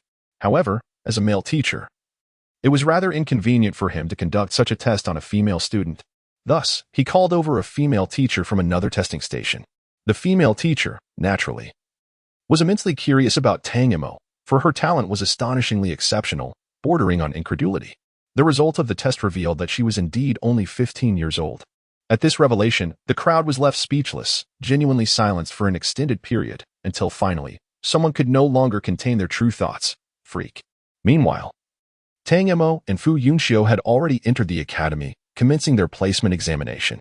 Upon entering through the grand gates of the academy, one was greeted by an expansive martial arts arena, with a large platform at its center. The platform served as a dividing line, with a throng of people standing on either side. On the inside were the senior students of the academy, clad in uniform attire, casting malevolent glances at their opponents across the way. Outside stood the newly admitted freshmen, appearing exceedingly naive, exuding an aura akin to lambs awaiting slaughter. The two sides faced each other, tensions palpable in the air. Chapter 7. The Arena Division. Tang Mo and Fu Yunxiu sought out Yunxi, who, having heard a great deal of information, began to whisper to them. Within Qihai Academy, classes are delineated according to strength, ranging from the 4th tier to the 9th tier upon graduation. Each tier is further divided into ordinary and elite classes. The former consists of students with average talent and abilities, while the latter boasts exceptional aptitude and prowess. Consequently, the pace of instruction varies between these two categories, embodying the principle of tailored education. Before them stood the arena, established for the purpose of class division. New students must challenge senior students. Victory grants entry into the elite class, while defeat relegates one to the ordinary class. It is important to note that the senior students participating in these matches are all members of the ordinary class, specifically those who have failed to advance despite 3 years of training. Thus, for new students, this arena serves merely as a means of classification, while for the senior students, it resembles a public execution, albeit functioning as a form of indirect motivation. As the conversation unfolded, a new student ascended the arena, cupping his fists in a gesture of respect towards the senior students and declaring, "Mental Energy Master." Shortly thereafter, a senior student emerged, his expression icy as he retorted, "Weapon Master." The new student, maintaining a calm demeanor, replied, "Please." The Weapon Master's expression shifted, fury igniting within him as he exclaimed, "Do you look down upon me? How dare you allow him to strike first, utterly oblivious to your impending doom?" While the new student on the arena remained silent, the audience below erupted in a cacophony of cheers. "Tao Shouqi, go for it. Tao Shouqi, knock him out. Tao Shouqi, do not let your esteemed title go to waste." This marked the first occasion for Tao Shouqi to face such a scene, leaving him somewhat at a loss. He bit his lip, yet ultimately stated, "Please." The Weapon Master chuckled coldly. "So it turns out you possess exceptional talent. No wonder you are so arrogant." Before his words had fully dissipated, the metallic armlets on his arms suddenly disassembled, transforming into 16 flying daggers that circled around him. The weapon master declared, "Today, Senior will impart a lesson to you for free. Never underestimate any veteran student." Upon witnessing this, the raucous freshmen fell silent, their expressions turning markedly serious. Most of them had merely just broken through to the fourth tier and held only a rudimentary understanding of their future professions. In contrast, the veteran students, despite their lesser talent, had diligently trained for 3 years, making them far superior to the mere newcomers who had no right to jeer or mock. In the realm of Jialan, incompetence is the original sin. A hint of gravity appeared in Tao Shouqi's eyes as he repeated for the third time, "Please." The weapon master snorted disdainfully, and the 16 daggers froze as if receiving a command. In the blink of an eye, they were formed into a lotus, its blades pointing outward. Emanating a chilling gleam, Tao Shouqi refrained from wielding a weapon, as his training under the weapon master had only just commenced. In terms of stability and endurance, he lagged far behind his opponent. Thus, he opted to employ the most fundamental mental force of a mentalist for resistance.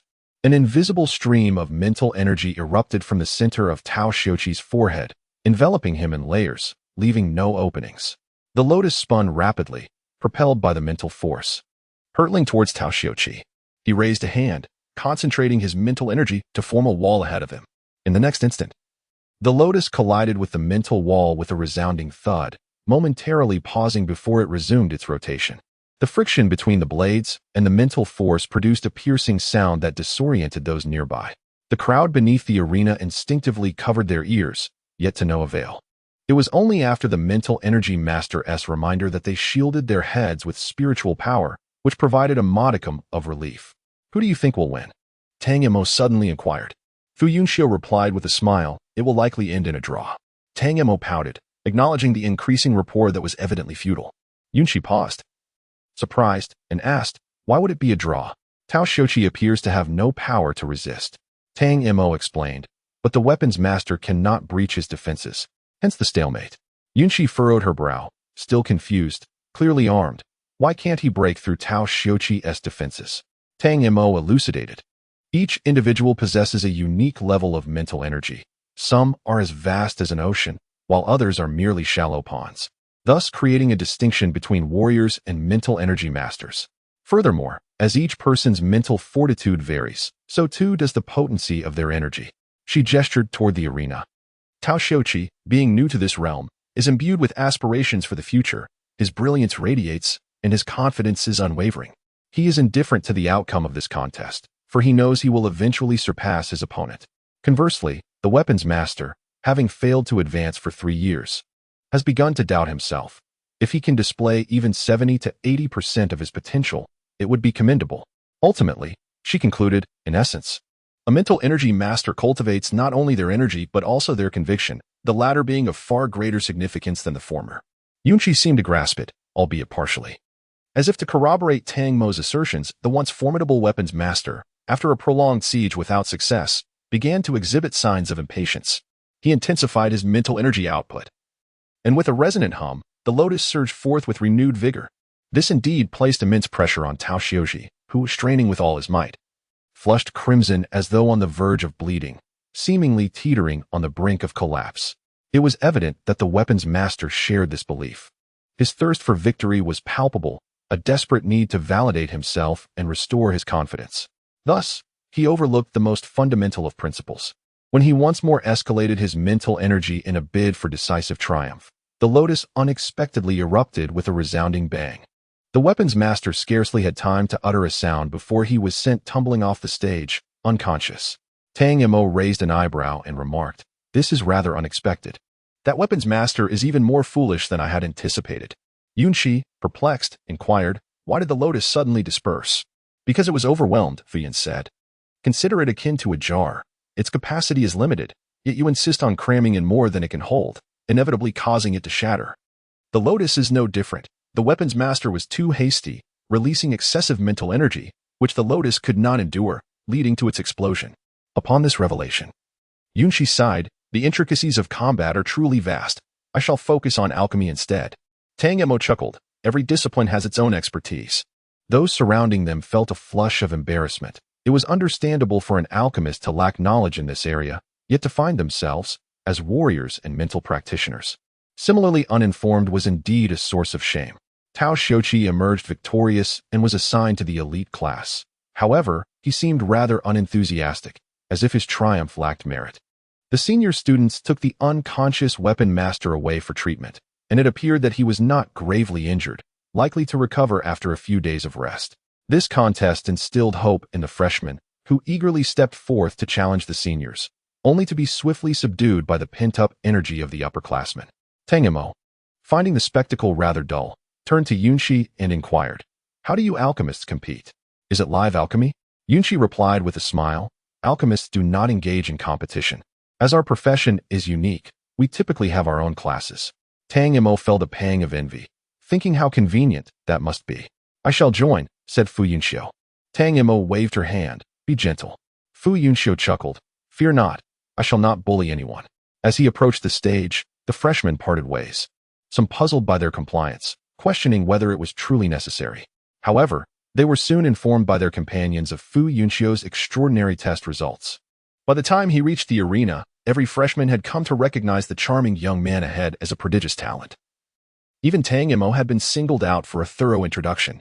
Just as Fu Yunxiu stood upon the platform and was about to speak, a female warrior leaped up, casting him a flirtatious glance, and cooed, "Junior brother, your elder sister will take good care of you." At her words, the seniors erupted in laughter. For this particular female warrior was renowned for her fondness for handsome men. Despite her exceptional talent, she often neglected her training due to her frequent rendezvous with attractive youths, ultimately hindering her advancement, though her prowess remained formidable. The new students exchanged glances, their thoughts aligning without a word. Fu Yunxiu had already reached the 5th tier. This arena seemed ill-suited for him. With a courteous smile, he remarked, "Thank you for your kind intentions, senior sister, but your strength is somewhat lacking. Please find someone of 5th tier to compete with me." After a pause, he added, "Any profession without regard to attributes will suffice." The female warrior rolled her eyes, clearly unimpressed.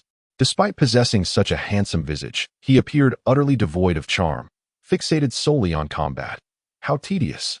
She discarded her flirtatious demeanor and stated earnestly, "New students can only challenge 4th-tier seniors. Cross-tier battles are not permitted."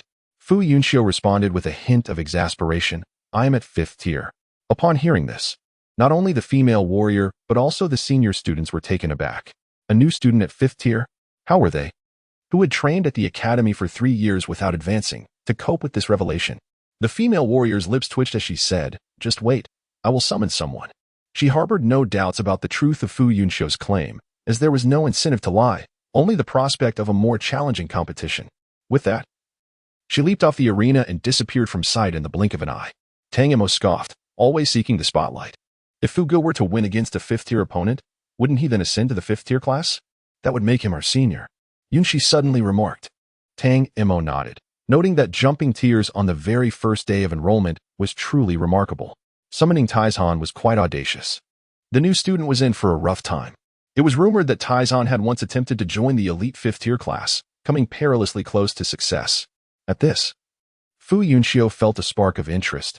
He had not come merely to trounce the weak. A stronger opponent would be far more desirable. Iron Mountain, true to his name, was as formidable as a small mountain. Even Fu Yunxiu, tall and long-legged, appeared somewhat diminutive in his presence. Iron Mountain raised his hand, resembling a large palm fan, and clasped his fists, declaring 5th-tier metal attribute. His voice was deep and resonant, carrying a hint of clumsiness. Fu Yunxiu, equally solemn, responded with a clasped fist. 5th-tier lightning attribute. The senior students collectively raised their eyebrows in disbelief. Did we just hear that correctly? Lightning attribute? Given that the enrollment conditions for each new cohort were typically similar, the seniors had little interest in the admissions process. However, this year, they were met with an unexpected surprise. Had they known, they would have ventured outside to witness the spectacle. Iron Mountain was equally exhilarated. Having never before engaged in combat with a lightning attribute warrior, an encounter he eagerly anticipated. Chapter 8. Faced with challenges?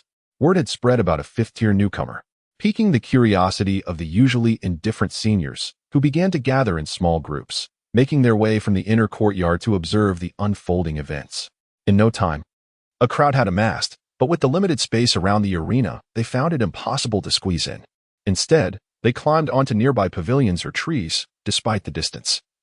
The warrior's keen eyesight allowed them to see clearly. Fu Yunxiu and Iron Mountain stood poised on the arena, locked in a momentary standoff, until Iron Mountain, unable to contain himself, made the first move. Though he had never trained with weapons, his imposing physique served as his greatest armament. With a surge of energy, Iron Mountain's hands shimmered with a metallic hue, their edges glinting with a sharp radiance. Fu Yunxiu, weaponless as well, summoned his mastery of the 9 transformations of lightning, which allowed him to manifest lightning in various forms.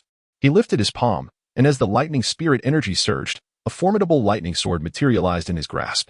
The 5th-tier martial artist has commenced the cultivation of secret techniques, which can be categorized into 3 distinct types: auxiliary, defensive, and offensive.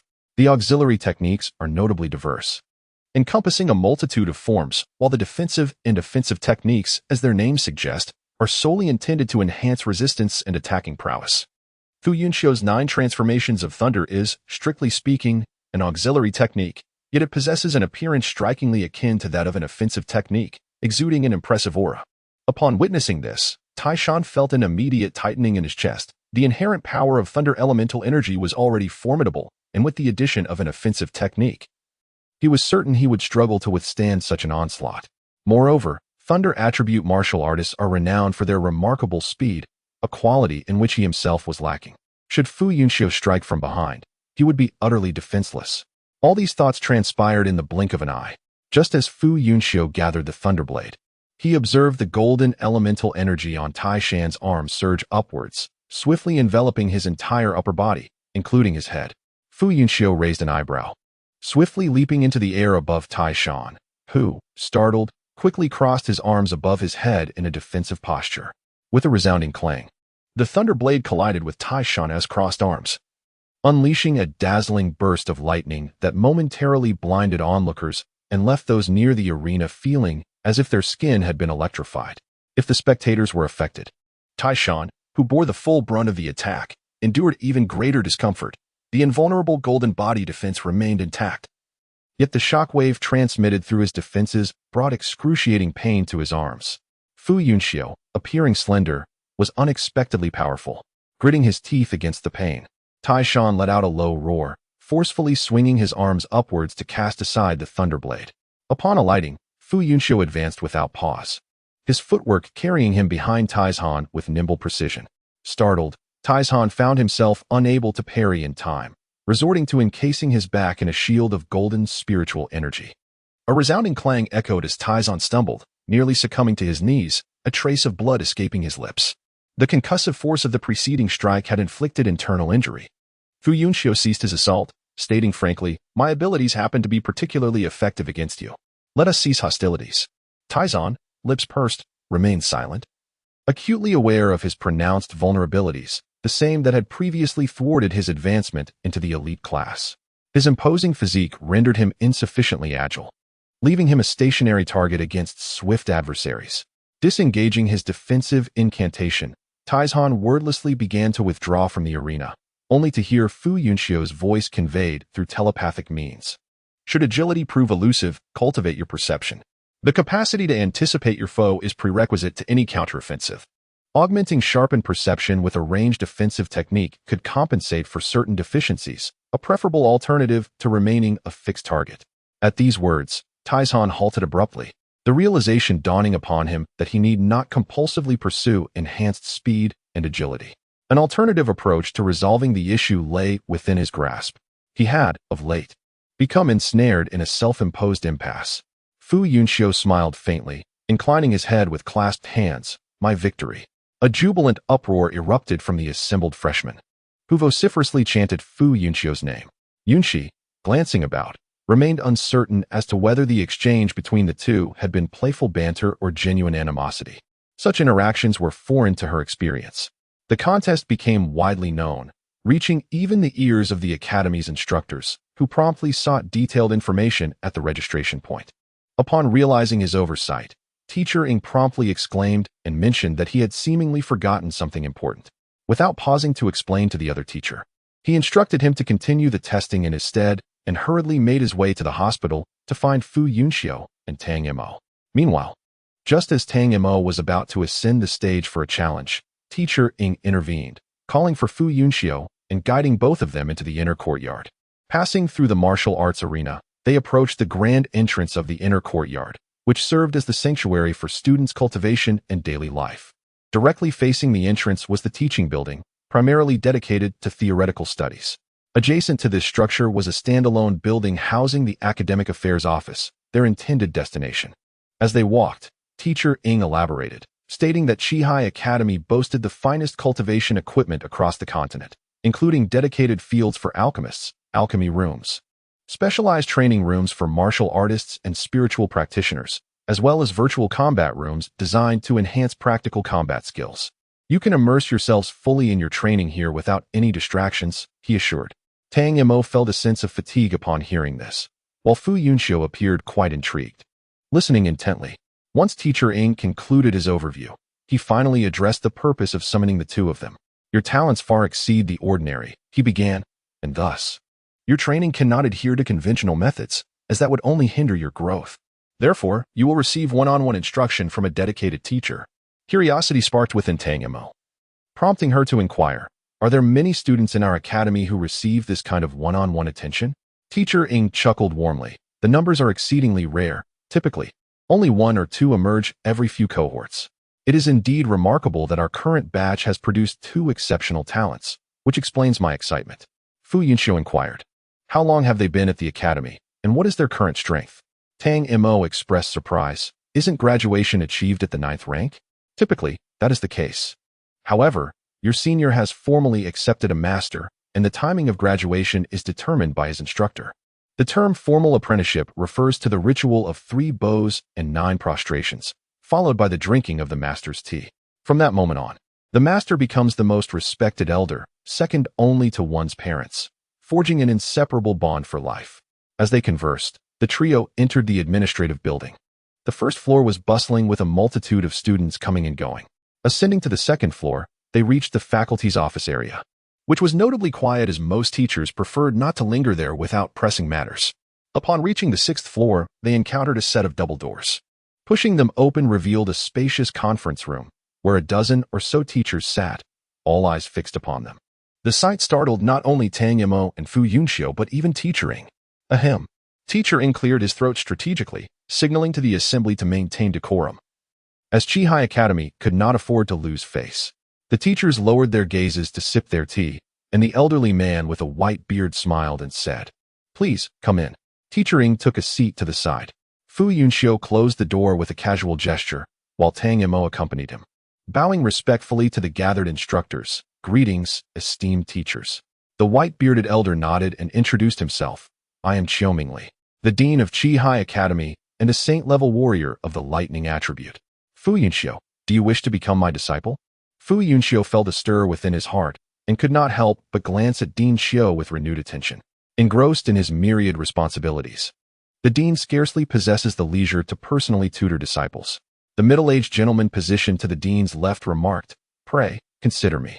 I am but a teacher of leisure, and though my prowess may not rival that of the dean, I am more than capable of guiding you. Nonsense, boomed a heavily bearded man from the periphery. You, a master of earth, aspire to instruct a disciple of lightning? Do not mislead the youth. Turning his gaze upon Fu Yunxiu, he declared, young man, I, too, am a sage of lightning. My methods of cultivation are eminently suited to your disposition. Confronted with a decision that would indelibly shape his future cultivation, Fu Yunxiu was understandably hesitant. What advantages do you possess over Dean Xiu? He inquired. I possess a secret art of attack, the bearded man divulged, which complements your 9 transformations of lightning. Should you accept me as your master, I shall impart it to you. A secret art of attack? Fu Yunxiu's interest was piqued. The 9 transformations of lightning, by all accounts, was a secret art of the sacred grade. An art that could harmonize with it might well be of the same caliber. You are indeed generous, Dean Xiu remarked, shaking his head. Turning to Fu Yunxiu, he advised, go, accept him as your master. The miser has unveiled his most cherished art.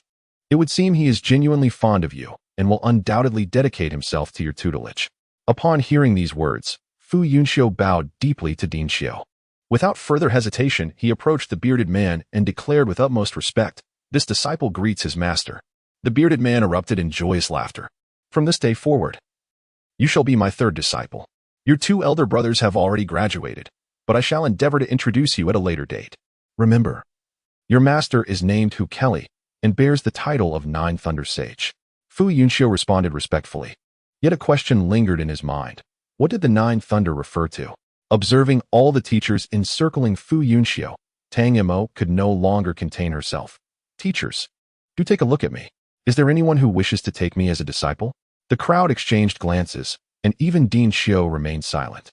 Chapter 9. The pervert Tang Mo's eyes widened in disbelief. Is it truly the case that no one wishes to teach me? This was starkly different from her expectations of being eagerly contested over by numerous instructors. Eventually, it was Dean Xiu who spoke. "Our academy boasts but a single saint-level rune master, known as the Saint of Flying Blossoms. Naturally, you are destined to be her apprentice." However, Tang Mo speculated, "Does the Saint of Flying Blossoms not wish to accept me?" "Not quite," Dean Xiu sighed. "It is merely that you must first complete an entrance examination before she will consider taking you on." Tang Mo blinked. "Is the examination particularly arduous?" Dean Xiu nodded gravely. "Indeed, it is quite challenging.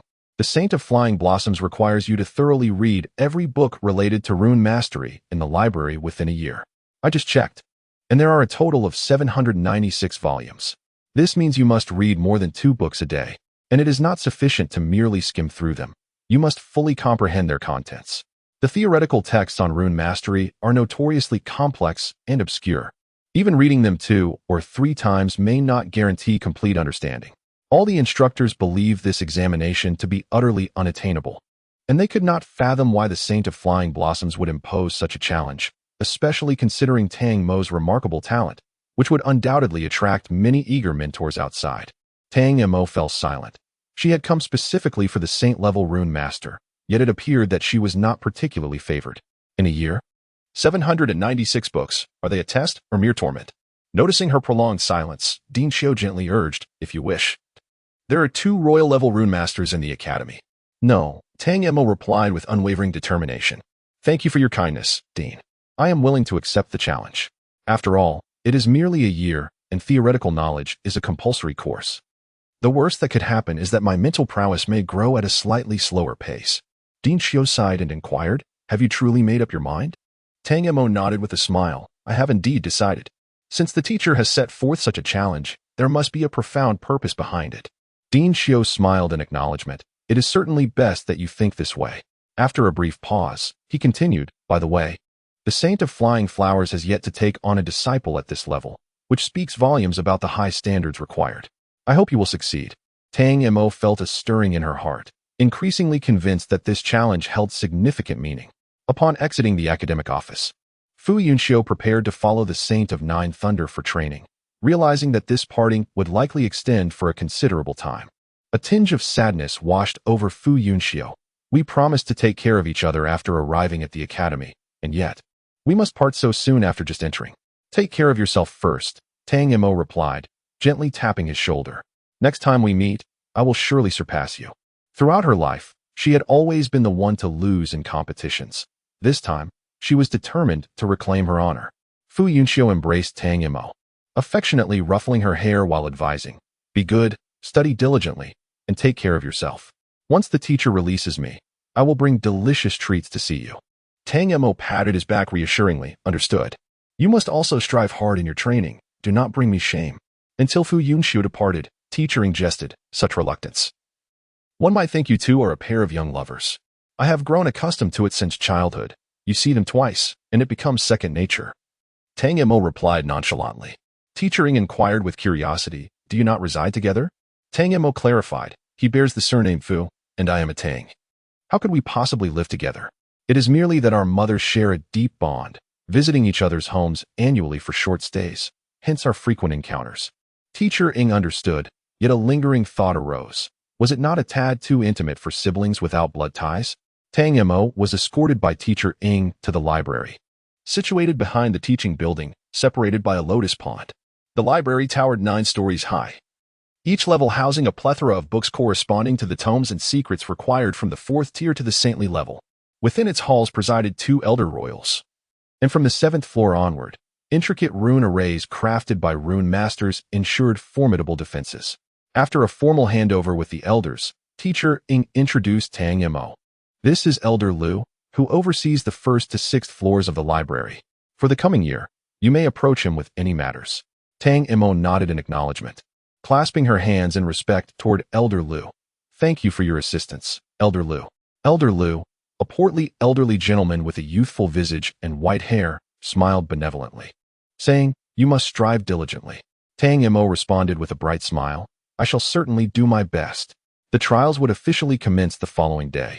Yet Tang Mo felt no urgency as she accompanied Teacher Ing to the registration point outside the academy. The midday hour had passed, and the queue had noticeably diminished. Teacher Ing continued to register for the tests, while Tang Mo sought out Tang Bo, who had been waiting outside. After Tang Bo departed, Tang Mo, feeling somewhat idle, decided to visit Yun Shi. Yun Shi had been assigned to the elite class, commencing formal lessons the following day, with half a day dedicated to theory and the other half to alchemy. In contrast, the ordinary class would focus on foundational knowledge, as some students could scarcely recognize a handful of medicinal herbs. That evening, Tang Mo and Yun Shi ventured to the academy's dining hall for a meal, which boasted a splendid variety of dishes at reasonable prices. However, for Tang Mo, accustomed to gourmet delicacies, the communal fare proved somewhat unpalatable. As Tang Mo had yet to take on a mentor, she naturally lacked a private residence and resided in the dormitory alongside other students. The dormitory was divided into male and female sections, consisting of quaint little buildings, each with single occupancy rooms available for anyone to inhabit. Tang Mo and Yun Shi found themselves on the same floor, ensuring they could look after one another should the need arise. After a long day of exertion, Tang Mo was thoroughly fatigued. After freshening up, she collapsed onto her bed and fell asleep within moments. Unbeknownst to her, the Saint of Flying Flowers summoned Teacher Ing to inquire about matters concerning Tang Mo. Teacher Ing spoke candidly, divulging everything, including the nature of Tang Mo's relationship with Fu Yunxiu. Once Teacher Ing departed, the Saint of Flying Flowers murmured to himself, expressing a hope that she would not disappoint him. Early the next morning, Tang Mo arrived at the library with a meat bun clenched between her teeth. Elder Lu smiled and said, Food is prohibited in the library. Please finish your meal here before entering. Tang Mo quickly devoured the bun, dusted off her hands, and proceeded inside, for the bun had been rather unappetizing and had dampened her spirits. This is the collection of 236 books you need to examine at the first level. Elder Lu handed over a sheet of paper densely filled with titles. Tang Mo took it and glanced at it, noticing that she seemed to have read quite a few. Elder Lu continued, After you finish reading, come back to me for the list of books for the second level. Off you go. The books at the first level primarily cover foundational topics, and Tang Mo had read a considerable number while at home. Otherwise, she would not have been able to independently explore the creation of runes. After several days of study, Tang Mo came to understand that there exist many circulating runes among rune masters, and newcomers only need to learn these common runes. The creation of original runes is a matter for those at the 9th tier and serves as one of the graduation standards for rune masters. Tang Mo was ahead of her time, akin to wanting to run before she had mastered walking. Although she could stumble a few steps, it was merely a case of a blind cat stumbling upon a dead mouse. Her grasp of the true theory was still quite superficial. Initially viewing the challenge as burdensome, Tang Mo finally adopted a serious attitude and began to study earnestly. The days spent reading were rather monotonous, yet once she immersed herself in the material, it was as though she had unlocked the door to a new world, rendering the external clamor utterly inaudible. Before long, Tang Mo gained notoriety within the courtyard. Due to her innate talent, all the new students were keenly observing her progress. However, when classes formally commenced, her name was conspicuously absent from the rune class roster, likely due to her special arrangements with the instructor. Yet, within a few days, she was spotted in the library, and it soon became apparent that no matter when one visited the library, Tang Mo was always present, as if she resided there. And each day she perused a different selection of books. As the days passed, Tang Mo seemed to have become a permanent fixture in the library. Her presence was as constant as the shelves themselves. Initially, her peers found her intriguing, but gradually, they became accustomed to her, often overlooking her existence, as if she had melded seamlessly with the library. After more than 2 months, Tang Mo finally completed the first level of books.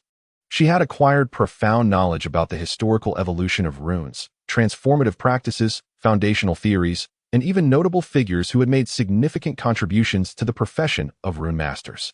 At this point, the concept of a rune master had crystallized into a coherent framework for her.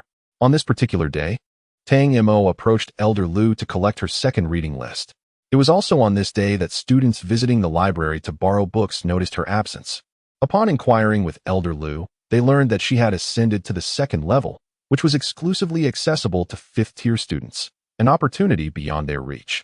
Strangely, even though only one person was missing, the first level felt notably emptier. Some dissatisfied students even approached Elder Lu to question why, despite being fourth tier like Tang Mo, she was permitted to access the second level while they were not, deeming it unfair. Elder Lu candidly replied that it was due to Tang Mo having completed all the books on the first floor, thus qualifying her for the second level. The students were taken aback, struggling to comprehend this revelation. All the books on the first floor? Realizing his earlier statement lacked precision, Elder Lu clarified that it pertained solely to the 236 books related to runes. The students gasped in astonishment, silently departing. For in the 2 months since the semester began, they had only managed to read 5 books, and even those were not fully understood. Subsequently, word spread, and even the veteran students of the rune class couldn't help but marvel at how much more she had absorbed in 2 months than they had in several years. From that moment on, no one dared to speak ill of Tang Mo. Indeed, they didn't even call her by name, referring to her merely as that prodigy. Chapter 10. Like a little simpleton, the second floor housed a total of 168 books, which presented a slight challenge for Tang Mo. But only a slight one, as she had already laid an extremely solid foundation. In less than 2 months, Tang Mo had devoured all the books on the second floor, averaging 3 or 4 books a day, depending on their thickness. When Tang Mo approached Elder Lu for a new reading list, he was somewhat astonished, even selecting a few books to quiz her on, to which Tang Mo naturally responded fluently. Elder Lu handed the list to Tang Mo, inwardly musing that perhaps Tang Mo could indeed pass the test, but then shook his head. The second floor only corresponded to the 5th level, and when she progressed to the books of the 8th and 9th levels, they would be like celestial scriptures to Tang Mo, impossible to comprehend. The 3rd floor alone, though containing only 145 books, would take Tang Mo at least 3 months to finish. Tang Mo was somewhat puzzled, wondering if studying books enhanced cultivation. Consequently, Tang Mo felt mentally drained and lightheaded after reading each book, a manifestation of excessive use of mental energy. Whenever this occurred, Tang Mo would pause to cultivate, replenish her mental energy, and then proceed to the next book. After a few days, Tang Mo was surprised to discover that her psychic power had actually increased slightly. Indeed, cultivation after mental fatigue yielded better results. 2 months later, Tang Mo had completed her reading of the 3rd tier of books, gaining a profound understanding of runes that stirred countless thoughts within her mind, yet she was unable to explore them due to the limitations of her cultivation. For the first time in her life, she found herself discontented with her slow progress. If this sentiment were to be revealed to others, they would certainly roll their eyes in disbelief. How mundane. Meanwhile, Elder Lu was seated at the entrance of the library, enjoying the cool breeze when he noticed Tang Mo emerging and casually asked, "Shall we go for a meal? Bring me a meat pie." Elder Lu was taken aback. Had she truly finished the entire 3rd tier?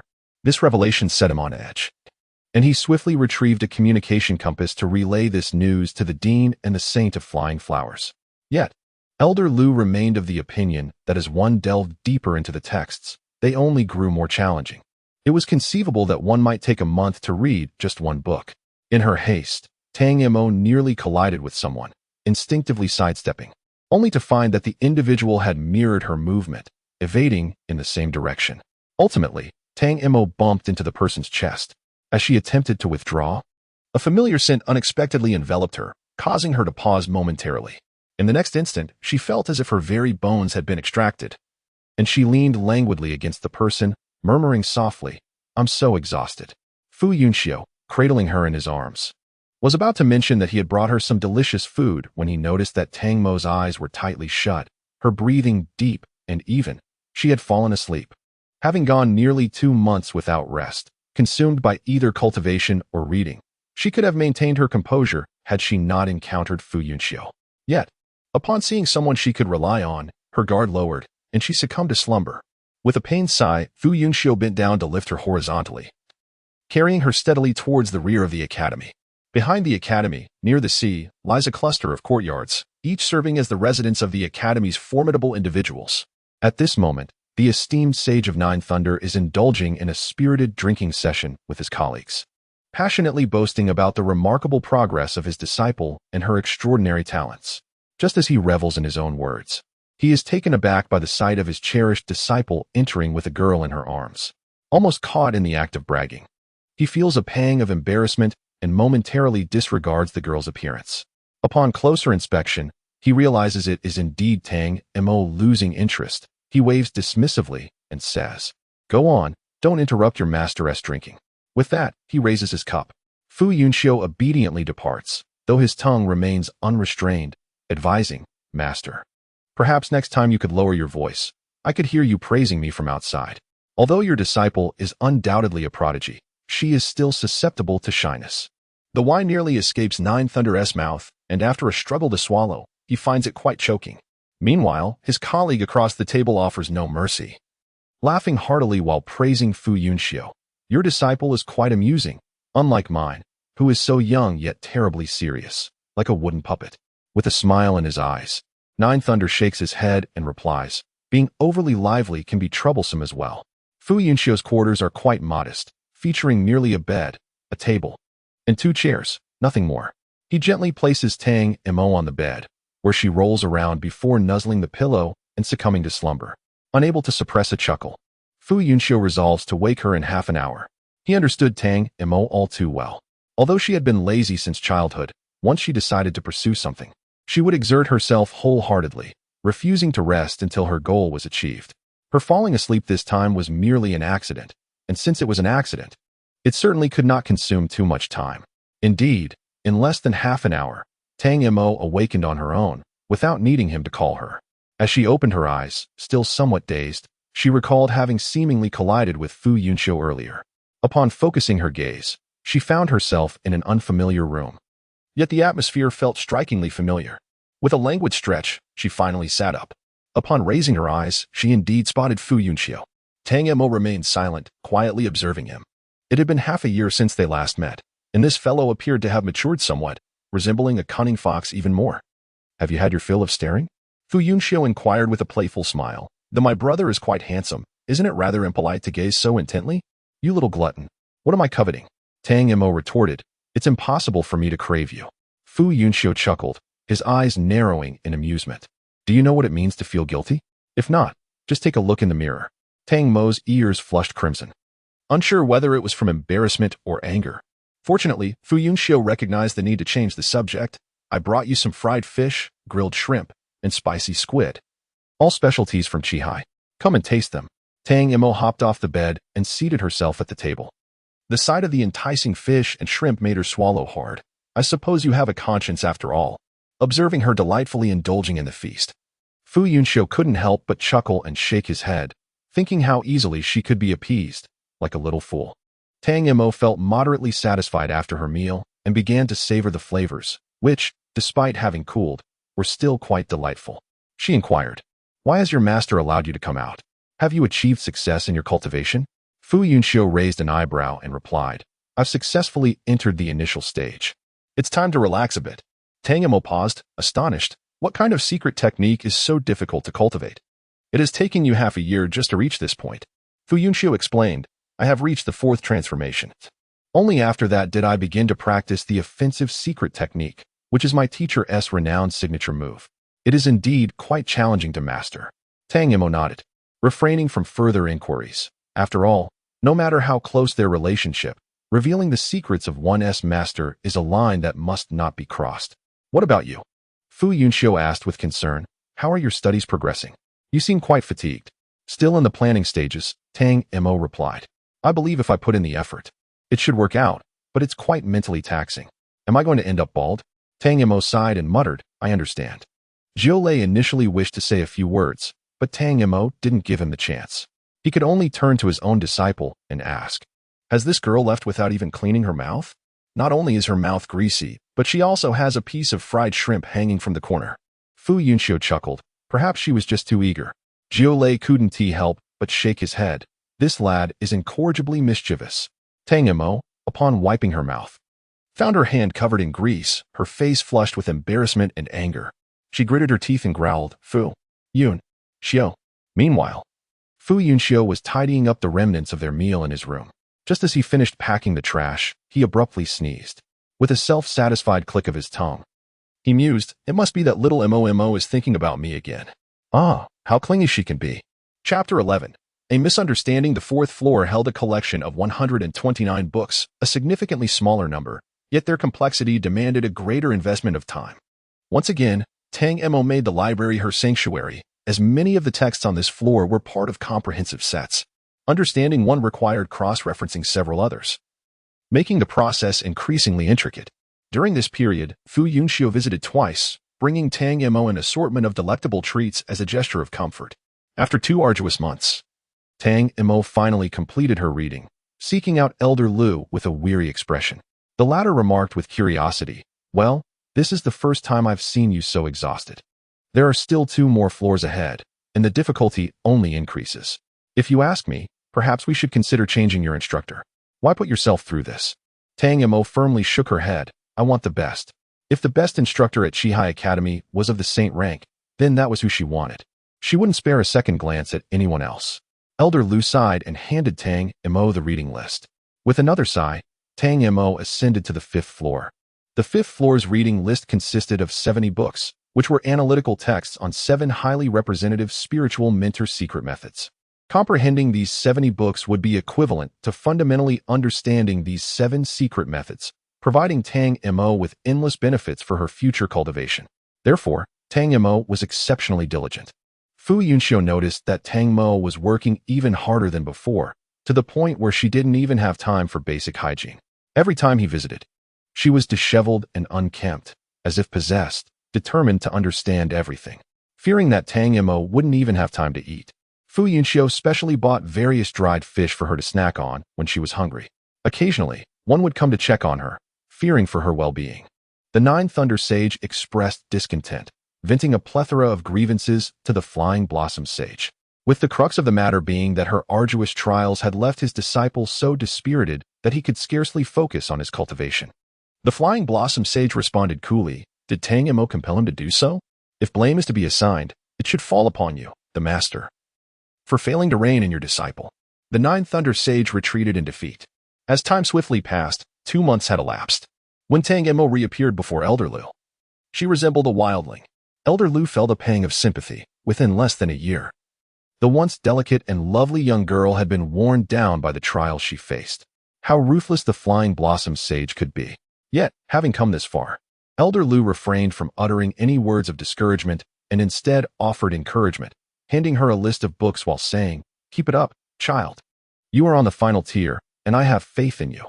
Tang Mo's eyes sparkled with determination.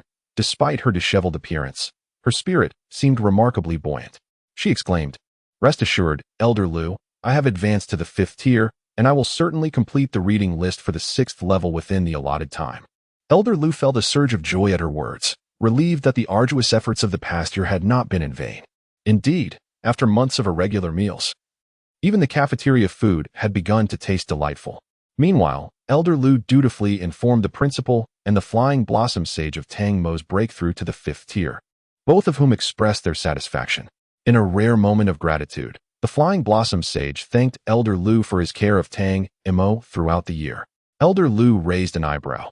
Even before formally taking her as a disciple, he had already regarded Tang Mo as his own.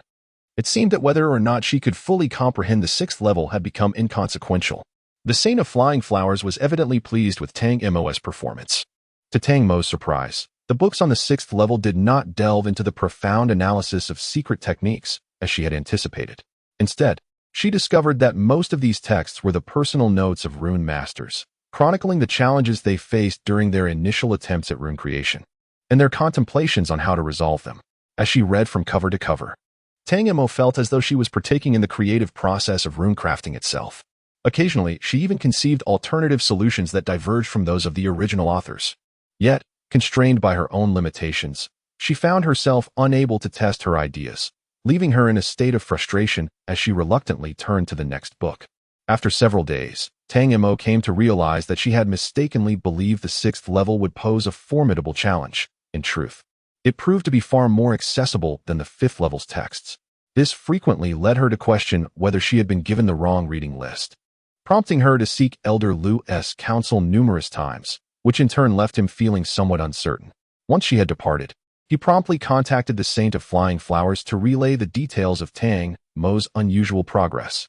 Upon hearing this, the saint felt a sense of relief. She acknowledged that Tang Mo had already surmounted the most challenging hurdle of this trial, surpassing her expectations. Elder Lu felt entirely reassured, recognizing Tang Mo's remarkable talent, diligent nature, and resilient character. Although she had a penchant for indulgence, who among us is devoid of such little pleasures? As a teacher, he appreciated students of her caliber. To everyone's astonishment, within less than 2 months, Tang Mo had completed all the readings of the 6th level. Upon careful calculation, there remains nearly half a month until the 1-year deadline, yet the task has been completed ahead of schedule. This news sent shockwaves throughout the entire academy, with teachers expressing their astonishment and showering praise upon Tang Mo, while simultaneously envying the esteemed Feihua sage for having such an exceptional disciple. For 3 consecutive days, Tang Mo indulged in a regimen of eating and sleeping, finally experiencing a complete relaxation. On the 4th morning, she donned her favorite purple dress and styled her hair into an elegant bun, joyfully accompanying Fu Yunxiu to the rear of the academy. This day marked the occasion of her apprenticeship. The residence of the Feihua sage was not far from that of the Julei sage, separated only by an orchard, making them neighbors in a sense. Along the way, Fu Yunxiu cautioned, once you take on the role of a disciple, you must not behave as casually as you did at home. The tasks assigned by your teacher must be approached with utmost diligence. There can be no room for negligence. My master has mentioned that the Feihua sage is quite discerning and will undoubtedly be strict with his disciples. You must exert yourself. Tang Mo, unperturbed, confidently replied, rest assured. Having endured such rigorous trials, what could possibly pose a challenge to me now? Fu Yunxiu felt a surge of emotion. Although he had previously placed his faith in Tang Mo, a lingering concern resided within him. Having been pampered since childhood, she had never faced hardship. Even her training had been approached with ease. He genuinely feared she might falter. To his astonishment, Tang Mo not only persevered, but also completed her tasks ahead of time. This truly exceeded Fu Yunxiu's expectations and reshaped his perception of Tang Mo, as if the once spoiled child of the Tang family had suddenly matured upon leaving home. Soon, the two arrived at the entrance of the courtyard of the Saint of Flying Flowers. Fu Yunxiu remarked, the Saint of Flying Flowers does not appreciate disturbances from outsiders. You may enter alone, and do visit me when you have the time. He gestured towards the grove on the left, stating that traversing through it would lead her to his residence. Fu Yunxiu displayed no sign of emotion such as gratitude or delight. He merely ruffled her hair and sighed. Speak, what is it that you wish to do? Tang Mo chuckled mischievously, her small face adorned with a playful smile.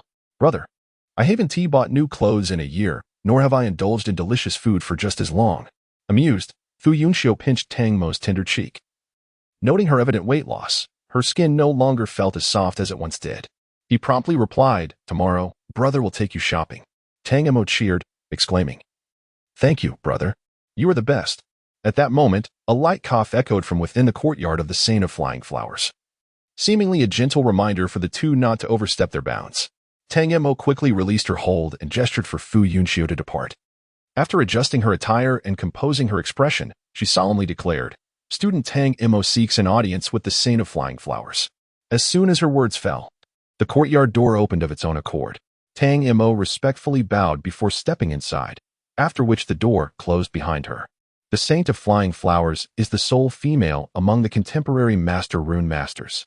In her youth, she was ridiculed for her beauty, deemed a mere ornamental figure devoid of substance. It was only upon encountering the mentor of the Saint of Flying Flowers that her potential was unveiled, leading her to ascend to sainthood. Now, having lived for several centuries, the Saint of Flying Flowers still possesses the beauty of her youth, enhanced by a mature charm that time has bestowed upon her. Tang Mo approached and, without uttering a word, knelt down earnestly, proclaiming, I have completed the trial as required. I humbly request the esteemed Flying Flower Sage to accept me as a disciple. The Flying Flower Sage smiled with satisfaction and replied, from this day forth, you shall be my closed-door disciple, the sole disciple of my life. Tang Mo was somewhat taken aback, but proceeded to perform the traditional rites of apprenticeship with 3 bows and 9 knocks, now having a master to guide her, which filled her with anticipation. Her face flushed, she shyly murmured, Master, we are not. The Flying Flower Sage waved a hand, dismissing her words. The next day, Tang Mo and Fu Yunxiu ventured to Qihai City as promised, accompanied by Yunxi, who sought to procure some medicinal herbs while also selling a few elixirs. Over the course of a year, Yunxi had significantly honed her alchemical skills, becoming shrewder than the naive girl she once was. During their journey, Yunxi shared many intriguing tales about the academy, including the cultivation chamber for mental practitioners, the illusion tower, and the Qihai secret realm. The cultivation chamber was nothing extraordinary. It merely enhanced one's mental prowess with efficient practice. The illusion tower comprised 9 levels, designed to sharpen students' combat abilities, with each level presenting 3 distinct modes. One mode involved group attacks, conjuring hordes of fierce beasts or warriors within the tower to train students in countering collective assaults.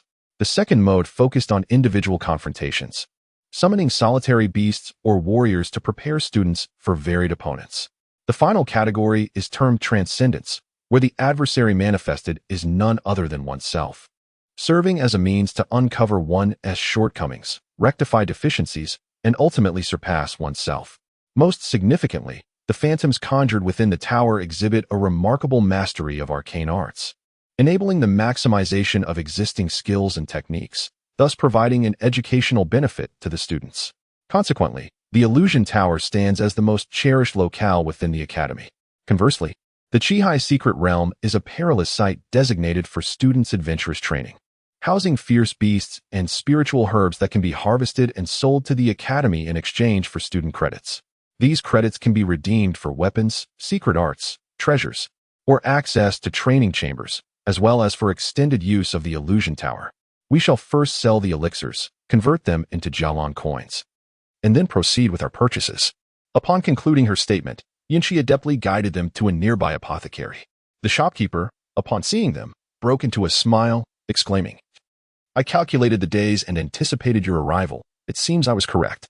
He stepped forward, inquiring, "Do you have any new varieties this time?" Given Yunxi's prodigious talent, she occasionally produced novel concoctions, prompting the shopkeeper to inquire each time, and indeed, at least once out of 3 visits, there would be something new. Yunxi smiled in return. "There are no new creations, but I have enhanced the hemostatic powder from last time. Its efficacy has improved. Please take a look." Observing the transaction between Yunxi and the shopkeeper, Tang Mo could not help but exclaim, "In just a year, the changes are truly remarkable." Directly across from the apothecary was a ready-to-wear boutique. After concluding their dealings at the apothecary, the trio made their way there together. Fu Yunxiu, ever the conscientious protector of the wallet, stepped aside and said, "Ladies, please, go ahead." Tang Mo appreciatively patted Fu Yunxiu on the shoulder and pulled Yunxi inside. This is the largest ready-to-wear store in Qihai City, spanning 3 levels. The ground floor features ordinary women's clothing, the second floor showcases standard men's attire, while the third floor offers garments imbued with special properties suitable for battle attire, albeit at exorbitant prices. As the sole heir of the Tang family, Tang Mo naturally possesses her own bespoke battle outfit and has no interest in generic items. Yunxi, being an alchemist, has no need for such apparel either. The two decided to browse on the first floor, focusing solely on beauty rather than utility. The sales associate, also a woman, initially displayed enthusiasm, assisting them in selecting garments. However, upon realizing that the duo merely tried on outfits for their own amusement, admiring themselves in the mirror only to discard each piece without purchase, her demeanor shifted. It dawned on her that they were merely indulging in a whim, unable to afford any of the clothing. How unfortunate.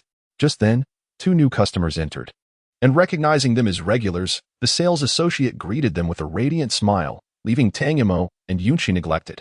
After their extensive try-on session, the two sought to complete their purchase but found no one available to assist them. They decided to step outside to summon Fu Yunxiu.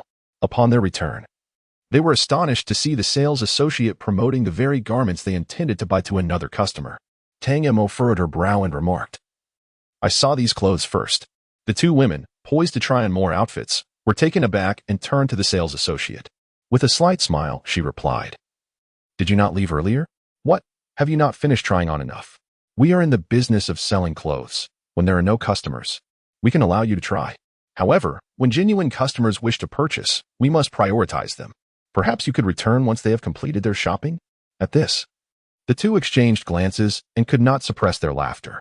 Tang Mo felt inexplicably perplexed. When did I say I wasn't buying? She retorted, I want everything I just tried on, including that piece you're holding. The sales assistant was momentarily taken aback, then scoffed. Our Epin garments are not inexpensive.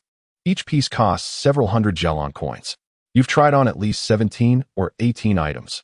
Are you certain you want them all? Jialan coins represented the most significant currency unit in the Jialan realm, with 100 coins sufficient to sustain an ordinary family for an entire year. Who would be willing to purchase such an extravagant amount of clothing all at once? It was utterly absurd. The two women were equally displeased, and one of them, a girl in a green dress, spoke up. My sister has her eye on this dress. You've already bought so many. Surely, you can spare this one? Before Tang Mo could respond, the sales assistant interjected, You try on your selections, don't listen to them. They can't afford it. I've worked at Epin for several years and have never seen them before. They're just here for a fleeting glimpse of the world. So pay them no mind. Tang Mo was both amused and exasperated, while Yunxi wore a look of utter disbelief, unsure where the sales assistant's confidence stemmed from. Originally, Tang Mo did not particularly care about that dress, but the sales assistant's words ignited a determination within her. I spotted it first, so it rightfully belongs to me. With a smile, Tang Mo declared, You arrived too late. It's a sign that you are not fated to have this garment. With that, she produced a palm-sized circular crystal card containing 5,000 Jialan coins. Both the sales assistant and the two customers were left in stunned silence. The crystal card was issued by the East Continent's foremost trading company, Hailu Commerce. Since Jialan coins were about the size of a fingernail, they were manageable in small quantities but cumbersome when amassed in larger sums. Thus, individuals generally opt to deposit their funds within commercial establishments. The Hailu Commercial Bank maintains branches in every city, facilitating the exchange of crystal coins. Naturally, a nominal service fee is incurred, as one cannot expect monetary management without compensation. After all, the risk of theft looms large when funds are kept personally, whereas depositing them in a commercial bank offers unparalleled security. Tang Mo casually tossed the crystal card to the sales assistant, lifting her chin slightly and speaking in a calm tone. Now, may I have my garments packaged? The sales assistant fumbled to catch the card, glancing down to confirm it bore the emblem of the Hailu Commercial Bank, with an inscription of 5,000. However, the assistant awkwardly admitted, I have never encountered a crystal card before, and I cannot ascertain its authenticity. Tang Mo was genuinely at a loss for words. Why should she engage in a dispute with someone so dim-witted?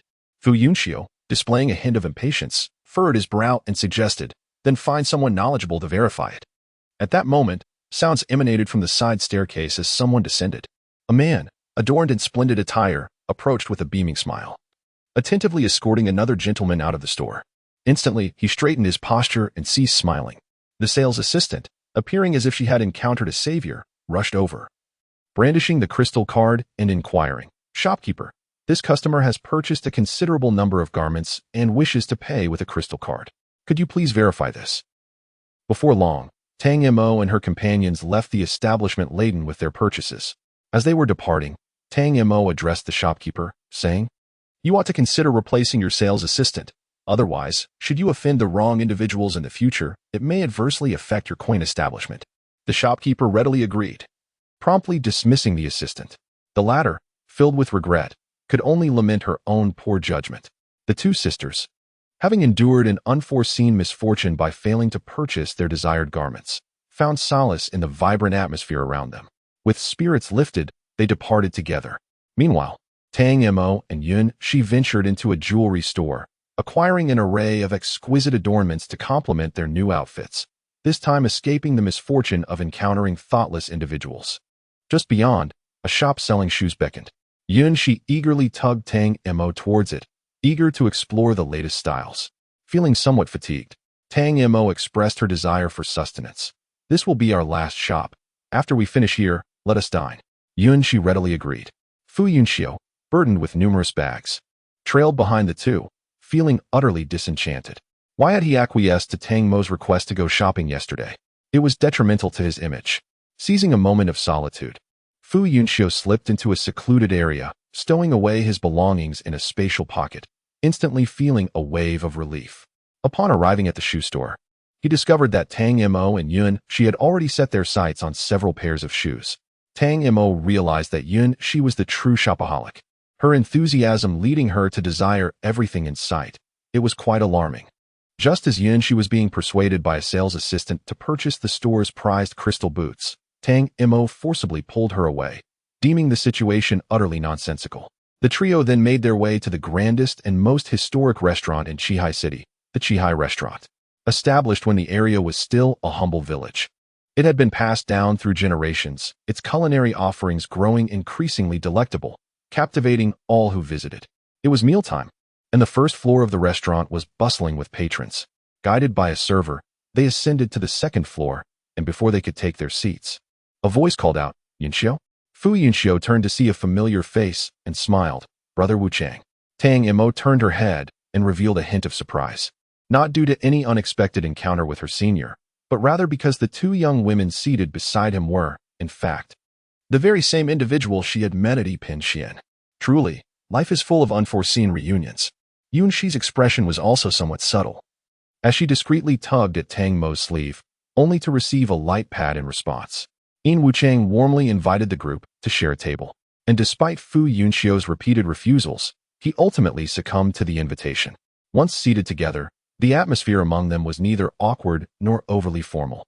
Yin Wuchang soon sensed the unusual tension and inquired, "What is the matter? Do you know each other?" The girl in the green dress replied, "Brother. These are the individuals I mentioned earlier, the ones we encountered at Yipin Xian, the nouveau riche. Just look at their ostentatious display while shopping. Who would have imagined they are students of Qihai Academy? Truly, they exude an air of newfound wealth, so it's no wonder there might be some misunderstandings." Yin Wuchang was momentarily taken aback, reflecting on his sister's description, finding it difficult to reconcile it with the Fu Yunxiu he was accustomed to.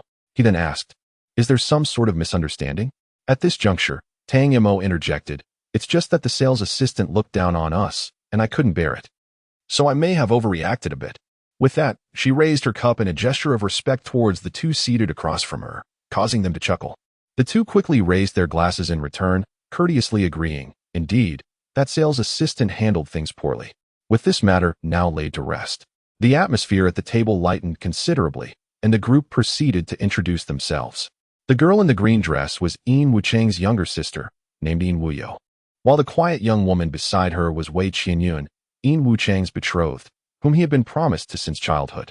Afterward, Tang Mo ordered several specialty dishes while overhearing Yin Wuchang remark, "I wonder if my junior brother is aware that the Qihai secret realm has recently undergone some unusual changes."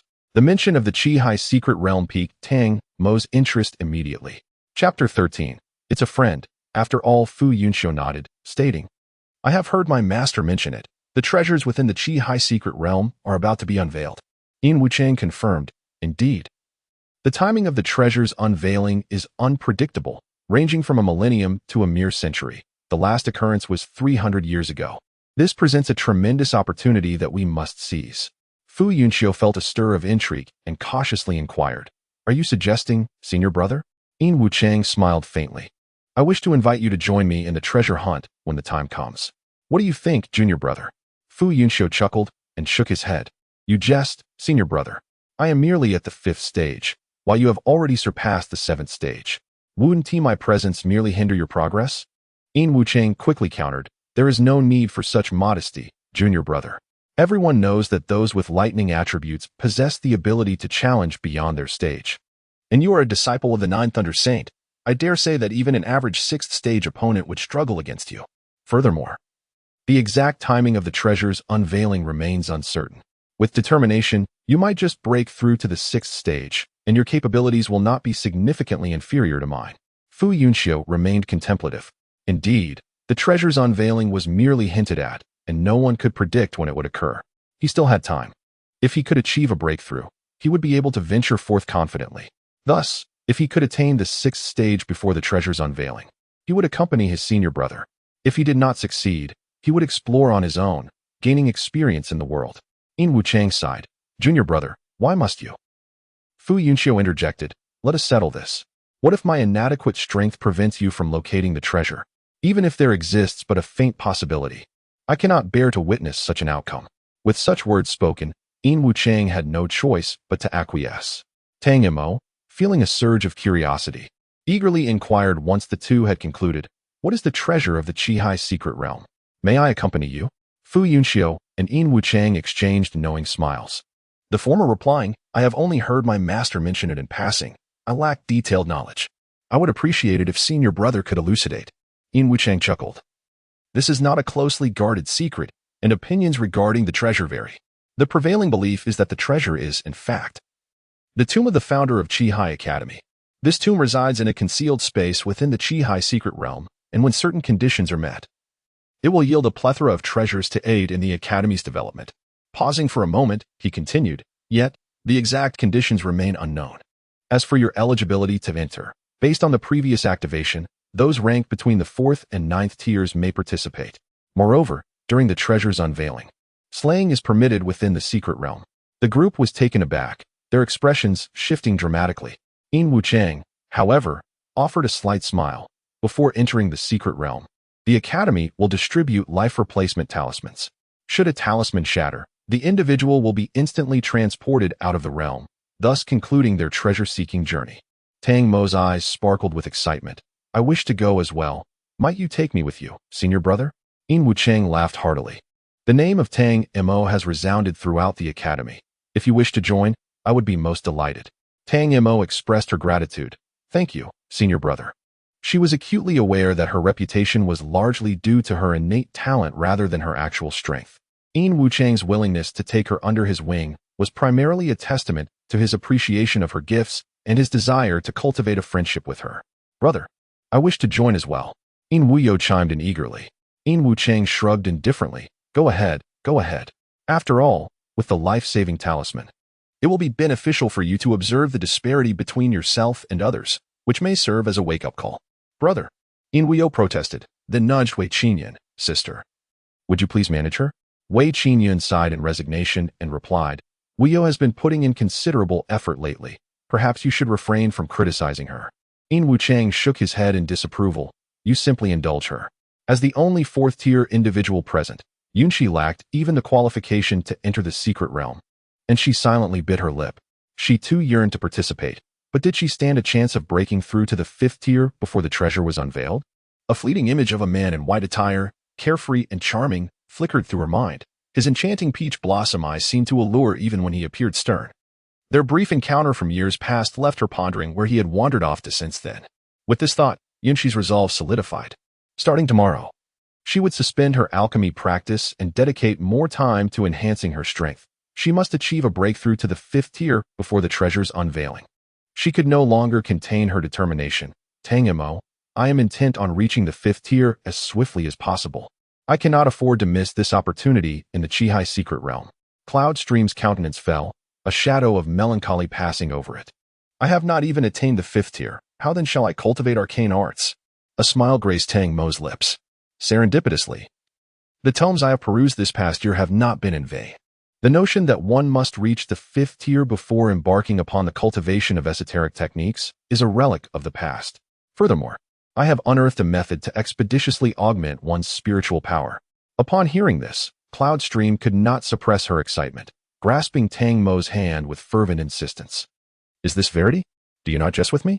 Can I truly transcend the 5th tier and master arcane arts? Tang Mo replied, I can offer no assurances. None can foretell when the treasure shall unlock its secrets. Prepare yourself for a desperate endeavor. Cloudstream nodded with vigor, her resolve unwavering. I shall exert every ounce of my strength. Tang Mo affirmed, there is no time to squander. Let us commence this very day. Agreed. Cloudstream exclaimed. Observing the alacrity with which the two had ignited each other's spirits, Fu Yunxiu found himself stirred as well. He proactively inquired, is there aught I might assist with? Tang Mo furrowed her brow in contemplation before finally stating, indeed, there exists a matter of paramount import. Fu Yunxiu instinctively straightened, his demeanor solemn. Speak. Maintain vigilant surveillance over the treasure's movements and furnish the organization with timely reports, Tang Mo instructed, patting Fu Yunxiu's shoulder. Maintain close communication with senior apprentice Brother Ain. The organization places its confidence in you. Fu Yunxiu responded. I am grateful for the organization's trust. A hint of irony laced his tone. Speaking of senior apprentice Brother Ain, how did you two become acquainted? Is he also a disciple of one of the sages? Tang Mo inquired with curiosity. Fu Yunxiu shook his head, explaining that he was a member of the 7th tier elite class and had encountered Senior Ain a few times in the illusion tower. Senior Ain had a pleasant demeanor, and they had become familiar with each other over time. Tang Mo nodded, refraining from further inquiries, and instead resumed discussing cultivation methods with Yunxi, who listened intently. Upon returning to the academy, Tang Mo led Yunxi to the library to exchange for suitable secret techniques. Due to her limited strength, Yunxi could not ascend and had to rely on Tang Mo to assist in filtering the options. I trust you. I will practice whatever you choose, Yunxi stated. Determined not to disappoint Yunxi's expectations, Tang Mo meticulously selected options for half a day. First and foremost, the technique had to be of the wood attribute. Secondly, the difficulty of cultivation should not be excessively high. And most importantly, it had to be practical. This one appears intriguing. The secret technique Tang Mo was examining was titled ivy, named after a type of plant.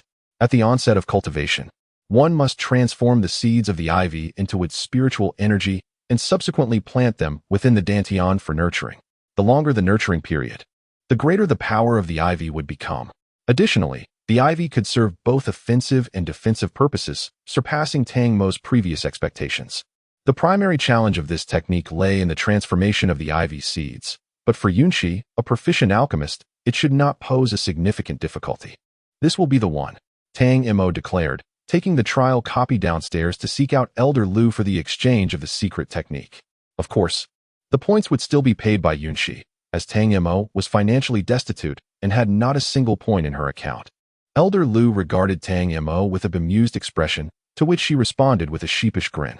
Shaking his head, Elder Lu nonetheless provided the original text of the secret technique, cautioning Yunxi to act according to her capabilities.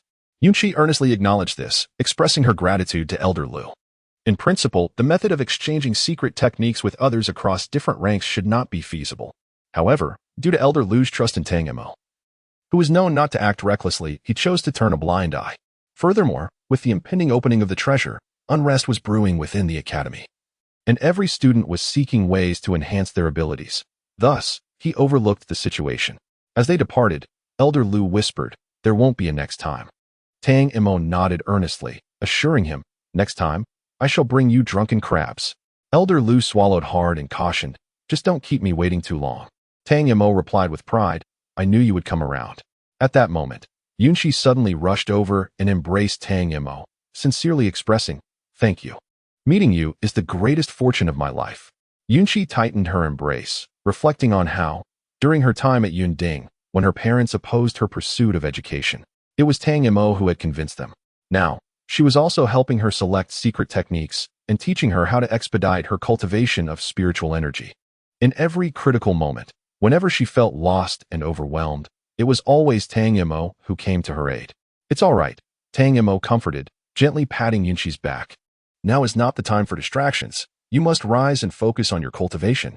After releasing Tang Mo, Yunxi felt a bit embarrassed, as it was the first time she had so openly expressed her feelings, and she found it rather disconcerting. Fortunately, Tang Mo did not linger on the matter and directly moved to the point.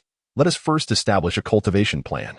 They agreed on a regimen, refining medicine, studying secret techniques, and exhausting their spiritual energy before proceeding to the cultivation chamber to enhance their spiritual power. Prior to advancing to the 5th rank, Yunxi committed to this process of cultivation. Every day spent refining medicines is driven by the fear of losing one's touch, for she is indeed an alchemist. Neglecting the furnace is simply not an option. However, during crucial periods, a single furnace's worth of practice each day suffices to maintain her skill. Fortunately, having previously engaged in extensive alchemical work, Yunxi amassed a considerable number of points from the academy, which she has scarcely spent. Otherwise, she would struggle to afford the cost of the training chamber. Having arranged everything for Yunxi, Tang Mo packed her belongings early the next morning and moved to the residence of the Saint of Flying Flowers. Within the courtyard of the Saint of Flying Flowers, the master and disciple engaged in conversation. The master presented a collection of practical universal runes, totaling 81 in number. The Saint of Flying Flowers remarked, "The corresponding points for each rune are indicated behind them. Once you master the runes, I shall reward you with the respective points. You may then proceed to the points exchange office and redeem them from the responsible party." Tang Mo had been troubled by her inability to acquire points. The academy allocated students a limited amount of time each month to utilize the illusion tower and training chambers, which was scarcely sufficient. Just the previous night, she had contemplated crafting reusable jade talismans in exchange for points. To her surprise, This morning brought unexpected delight. Accepting the book of runes with a beaming smile, Tang Mo expressed her gratitude to her teacher. The saint of flying flowers continued. You should have heard of the treasures, correct? Tang Mo nodded. I have indeed heard of them. I also plan to seek opportunities. The saint pondered for a moment before producing 2 additional books, stating, here are 2 secret techniques. One is titled Rune Arrays, which elaborates on constructing formations using runes, progressing from the simple to the profound. It is quite esoteric, and even I have not fully comprehended it. Should you excel in your studies, there will be no place in this world beyond your reach. Another book, titled Fei Hua Shou, is a self-created technique by the master, serving as an auxiliary secret method that, once mastered, allows one to multitask effortlessly. In the same amount of time, an average person can produce only 1 rune, while through practicing Fei Hua Shou, one can inscribe multiple runes. The disparity is evident. Fei Hua Shou can enhance your combat capability, rendering you invincible among peers and making it possible to challenge those of higher ranks, contingent upon the level of mastery attained. Tang Mo listened with sparkling eyes, eager to commence her training immediately. However, mastering Fei Hua Shou is no easy feat, and one must avoid lofty ambitions. The sage of Fei Hua stated, each level must be cultivated to perfection before progressing to the next. Tang Mo replied respectfully, disciple understands. Tang Mo first perused the general runes. The initial runes were quite simple, worth merely 1 point. As she delved deeper, the complexity increased, 5 points, 10 points. And even the final pages featured runes valued in the hundreds. She marveled as she read, her desire piqued, yet she realized she must begin with the fundamentals. Tang Mo then turned her attention to fusion, and her eyes brightened further. She discovered that runes could be utilized in such a manner, when combined. They not only expanded the range of attack, but also multiplied the power significantly. Furthermore, there were defensive formations, containment arrays, spirit-gathering formations, and even the legendary teleportation arrays. There was nothing that the formations could not achieve if one could conceive it. Tang Mo was continually astonished, yet her understanding of the application of formations was superficial.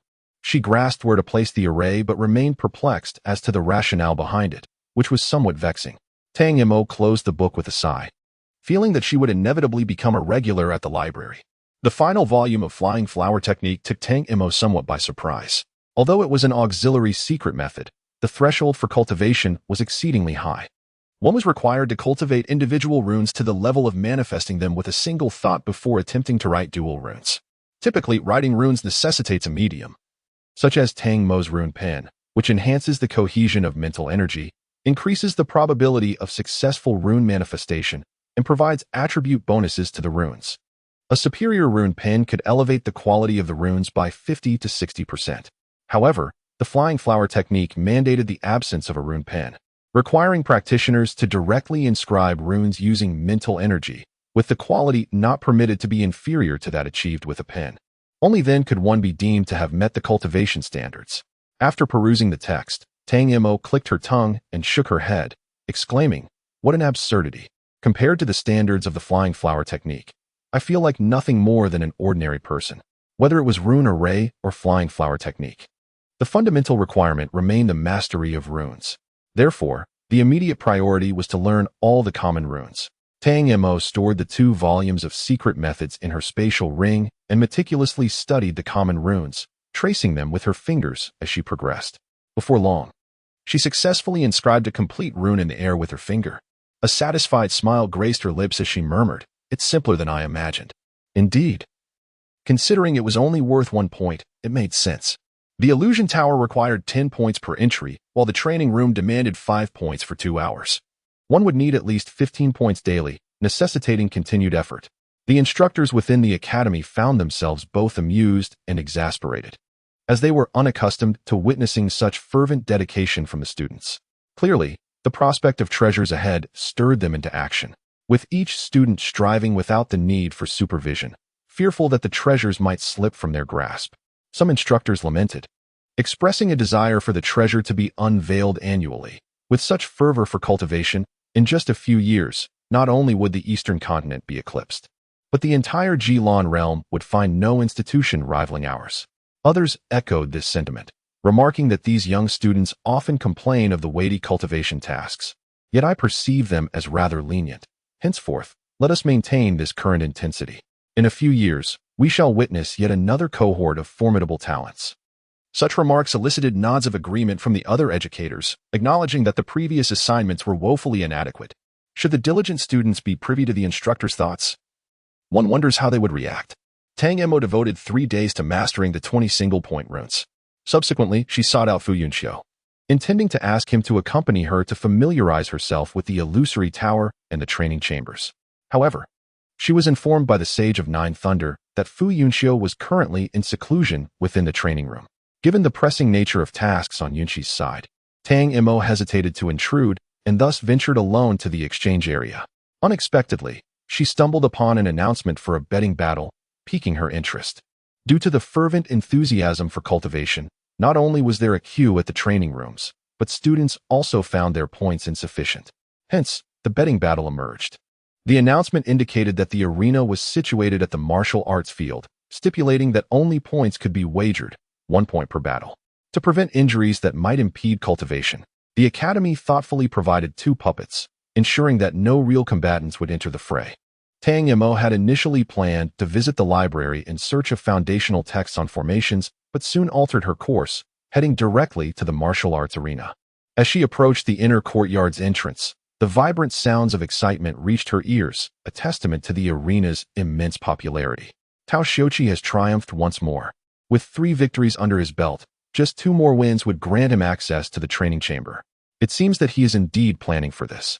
As Tang Mo approached, she recognized him as the mentalist she had encountered on the freshman arena. A year had passed, and he had matured into a skilled weapons master. Although his strength remained at the 4th tier, perhaps he too sought to strive for greater opportunities within the secret realm. Chapter 15.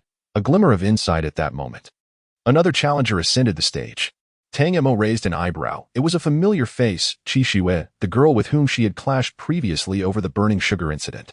Qi Shiwei, with a sweeping glance, quickly spotted Tang Mo in the audience. Even within the academy, despite her reluctance to know, she couldn't help but overhear discussions about Tang Mo, who was praised for her extraordinary talent. In just 1 year, she had mastered all the books on talismans from the 1st to the 6th floor of the library, breaking through to the 5th tier and successfully taking a sage as her mentor. The mere thought ignited a twinge of jealousy in Qixue. In Qihua City, she had been the favored one, celebrated as a genius. Yet, upon arriving at Qihai Academy, she had faded into mediocrity, becoming just another face in the crowd. Meanwhile, Tang Mo, her old rival, shone brightly, the object of everyone's admiration, consumed by envy and an unwillingness to accept her fate. Qixue found no outlet for her frustrations but to immerse herself in relentless training, dreaming of the day she could finally surpass Tang Mo. At last, she had broken through to the 5th tier and learned the family's secret techniques. Now, her prowess undoubtedly eclipsed that of Tang Mo, who had spent the year buried in books. Today, she vowed to bring Tang Mo down from her pedestal. The more Qixue contemplated this, the more exhilarated she became. Closing her eyes and inhaling deeply, turning her gaze back to Tang Mo, her eyes now held only indifference as she declared in a clear voice, "Tang Mo, I challenge you." A stir went through the crowd. "What? That fiend is here. Where is she? I haven't seen the fiend in person yet. I heard she's a beauty. Let's get her on stage so we can have a look." "Nonsense. What about Senior Huajiyu? What are you implying?" Tang Mo was rendered speechless. Couldn't they at least consider her feelings when using nicknames, especially when she was right there? She was, after all, a beauty. Couldn't they come up with a more refined moniker? Qi Shui stared at Tang Mo, her tone provocative. "Are you afraid?" Tang Mo smiled. "Since someone is so eager to give me points, how could I possibly refuse?" Earlier, the crowd had been searching for her, but most hadn't seen her before and wouldn't recognize her even if she were standing right in front of them.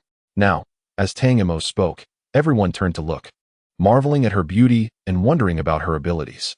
Seeing that Tang Mo was about to step onto the arena, the people in front voluntarily stepped back to clear a path for her. Tang Mo smiled and thanked them before leisurely making her way to the stage. She ignored Qi Shui and instead looked at the humanoid puppet, asking, "How does this thing work?" The crowd immediately began to explain. Meanwhile, not far from the back of the crowd, 2 individuals with remarkable auras were watching the arena. That hypocritical woman, Huajiyu, can't stand anyone outshining her. "This junior's days will be difficult," said a round-faced youth in azure robes. Hearing this, the youth beside him, clad in black robes and holding a long sword, asked in puzzlement, "Who is she?" Why is she so popular? The round-faced youth remarked, Brother, it has been 2 years since you left the academy. So it is no wonder you do not recognize Tang Mo. Allow me to tell you. Tang Mo is the most gifted among this year's freshmen, and everyone refers to her as extraordinary. He proceeded to recount the events surrounding Tang Mo's past year at the academy. The young man found himself intrigued. After all, when Hua Jiyu enrolled, there was not such a grand spectacle. The round-faced youth nodded in agreement. Indeed, that woman must be envious. Hey, brother. It's about to begin. This is Tang Mo's first battle since entering the academy, and I must witness it closely. Many shared the same sentiment as the round-faced youth. People were eager to see if Tang Mo, whose talent was deemed extraordinary, possessed strength that matched her reputation. The mechanism of the puppet was rather simple, and Tang Mo quickly adapted. She merely needed to sit in the designated spot, where her soul would automatically be expelled from her body and inhabit the puppet. Simultaneously, a protective barrier would rise around her physical form, and once the battle concluded, her soul would return, although the separation from her body caused a slight discomfort. The experience of inhabiting the puppet was quite novel.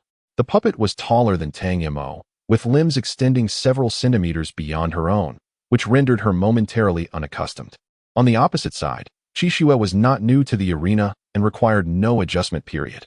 Below the stage, her classmates were cheering enthusiastically. Qixue, you are the best. Go. Qixue, fight with all your might. Losing is no disgrace. If you win, you will become the next goddess of Qihai. Qixue silently thought to herself that she would undoubtedly win, and not just win, but win beautifully. Having acclimatized to the automaton's physique, Tang Mo provocatively beckoned Qixue with a raised hand, opting for a defensive strategy due to her limited combat experience. Qixue, without hesitation, commenced a hand-seal incantation. Tang Mo tilted her head inquisitively, pondering the nature of this arcane art. Suddenly, crimson snowflakes, each the size of a palm, descended from the firmament, eliciting gasps of astonishment from the onlookers. The sheer magnitude of the flakes was not the sole cause of the wonderment, but also the fact that the snow was manifested from the very essence of fire spirit energy. Qixue, with a serene demeanor, extended her arms, proclaiming, Welcome to the domain of crimson snow. A domain? Tang Mo voiced in slight astonishment, followed by palpable consternation, as she pondered how to breach such a construct. An observer in the distance was equally taken aback, recognizing the technique as a domain-based arcane art of considerable caliber. He lamented the junior's inability to fully harness the domain's potential due to her inadequate strength. What to do? What to do? A youth with a round face anxiously muttered. Tang Mo mustn't lose. She absolutely must not. Had this been 3 days prior, before Tang Mo's tutelage in universal runes, she might have been truly helpless against Qixue. However, she was no longer the same person.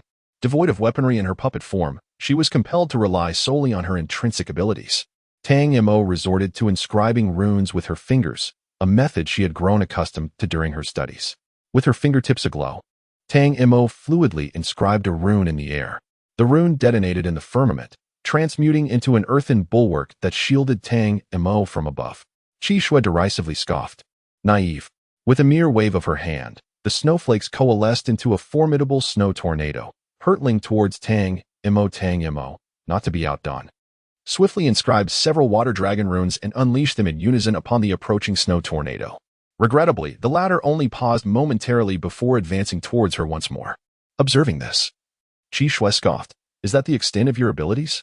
Tang Mo clicked her tongue, then, struck by a sudden inspiration, inscribed another thunder talisman. However, she refrained from immediately casting it. Instead, she suppressed the volatile thunderous spiritual energy, meticulously retracing her previous strokes, replicating the inscription flawlessly. The onlookers were perplexed, wondering what Tang Mo was doing. Had she simply given up, resigning herself to defeat? Yet, some rune masters present were astounded. The rune was already complete. How had Tang Mo managed to suppress its activation? Was it solely through mental fortitude? Such a feat was extraordinary. Tang Mo overlaid the original thunder talisman thrice, all within the blink of an eye. With the snow tornado closing in, she muttered, Let's see what you can do. As she spoke, Tang Mo finally hurled the thunder talisman and swiftly repositioned the earth shield above her to the front, prudently retreating behind its protection. In the next instant, the thunder talisman, radiating brilliant lightning, struck the snow tornado. Upon mere contact, it detonated in a crackling explosion, akin to hot oil meeting water. Almost simultaneously, the snow tornado was shattered into a flurry of snowflakes, which then dissipated amidst the scattering lightning. With keen eyes and swift hands, Qi Shui erected a snow wall, which, though strained, managed to block the lightning. This multi-layered thunder talisman was a product of Tang Mo's flash of brilliance, its trajectory beyond her control. Otherwise, Qi Shui would likely have been defeated by now. Once everything had dissipated, Tang Mo emerged from behind the battered earth shield, musing to herself, stacked runes are indeed feasible, but difficult to control. Perhaps I should try reducing the number of overlays next time. The earthen shield dissipated, reverting to its constituent earth spiritual energy, which diffused into the atmosphere. Scarcely had Tang Mo regained her posture when Qi Shui's offensive commenced. Tang Mo's previous strike had startled Qi Shui, dissuading her from initiating further ranged assaults, lest Tang Mo be afforded an opportunity to retaliate. Tang Mo hastily parried, only to have Qi Shui's blade strike her arm. Despite the puppet's resilient form, which remained unmarred by the blow, she experienced a sharp pang, akin to genuine injury. Without pausing to assess the impact, Tang Mo executed a swift retreat, concurrently inscribing another lightning talisman, albeit with only 2 superimpositions due to temporal constraints. Upon regaining her footing, Tang Mo cast the runic inscription skyward. In the ensuing instant, the firmament crackled with electrical discharge as a torrential bolt of lightning descended upon Qi Shui. Taken aback, Qi Shui attempted evasion but found herself wanting in time, compelling her to brace for impact. The blade she wielded, a manifestation of fire's spiritual energy augmented by the domain's influence, shared a fundamental essence with the lightning generated by the talisman.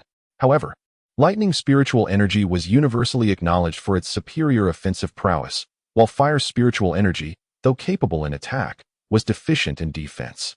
The strike landed squarely upon Qi Shui, and despite her resistance, a substantial portion of the assault impacted her directly. As the electrical luminescence waned, Qi Shui's puppet frame appeared somewhat charred, and her indwelling soul writhed in agony, rendering her possession tenuous. Tang Mo turned her gaze towards Qi Shui, inquiring, "What further capabilities do you possess?" "Proceed." Her intent was unmistakably to utilize her opponent as a test subject. Qi Shui, now cognizant of her predicament, succumbed to incandescent rage, exclaiming, "Perish!" In an instant, the entire realm erupted into a fervor, countless snowflakes converging towards a singular direction, coalescing in the blink of an eye into a colossal fire phoenix. The fire phoenix soared into the sky, emitting a resounding cry, radiating an overwhelming might. A sense of gravity settled in Tang Mo's heart. It was evident that this fire phoenix could not be countered with mere single attribute runes. She might have to resort to her self-created, albeit imperfect, runes. Though unstable, their destructive power was formidable, and perhaps she could unleash a devastating blow.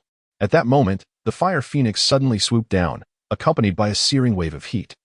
Aiming to seize Tang Mo instinctively, she summoned an earthen shield, only for it to be shattered into fragments by the phoenix's claw.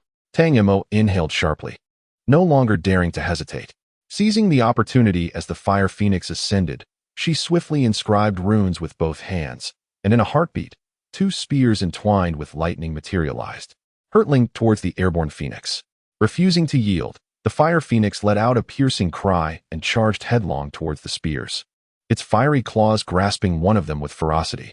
Meanwhile, Tang Mo concentrated her psychic energy, forcefully compressing the spear, which erupted with a thunderous boom, akin to a balloon being violently squeezed. The fire phoenix was caught in the explosion, its claws dissipating, and a gaping hole tore through its abdomen. The phoenix emitted a heart-wrenching scream, flapping its wings with all its remaining strength, propelling itself towards Tang Mo prepared for the final strike. She hurled the pre-written layered lightning rune, and in the next moment, the fire phoenix was utterly consumed by the crackling lightning. A chorus of cheers erupted. Her extraordinary prowess was commendable, not a disgrace to her innate talent. The ability to layer runes. How had she accomplished such a feat? Tang Mo, from this day forward, I shall regard you as my muse. A ruddy-cheeked youth in the distance leaped with elation, exclaiming, "Victory!" A more seasoned observer remarked, "Tang Mo appears to lack extensive combat experience, relying on instinct and improvisation for both offense and defense." Her adversary, unfamiliar with her offensive capabilities, seemed rather reactive. However, future encounters may not yield the same outcome. Tang Mo turned her gaze towards Qi Shui, whose pallid complexion and dimmed eyes betrayed a possible injury. Qi Shui's gaze was a complex blend of emotions. In truth, Qi Shui had been dislodged from her possession the instant the fire phoenix materialized, due to an unstable soul.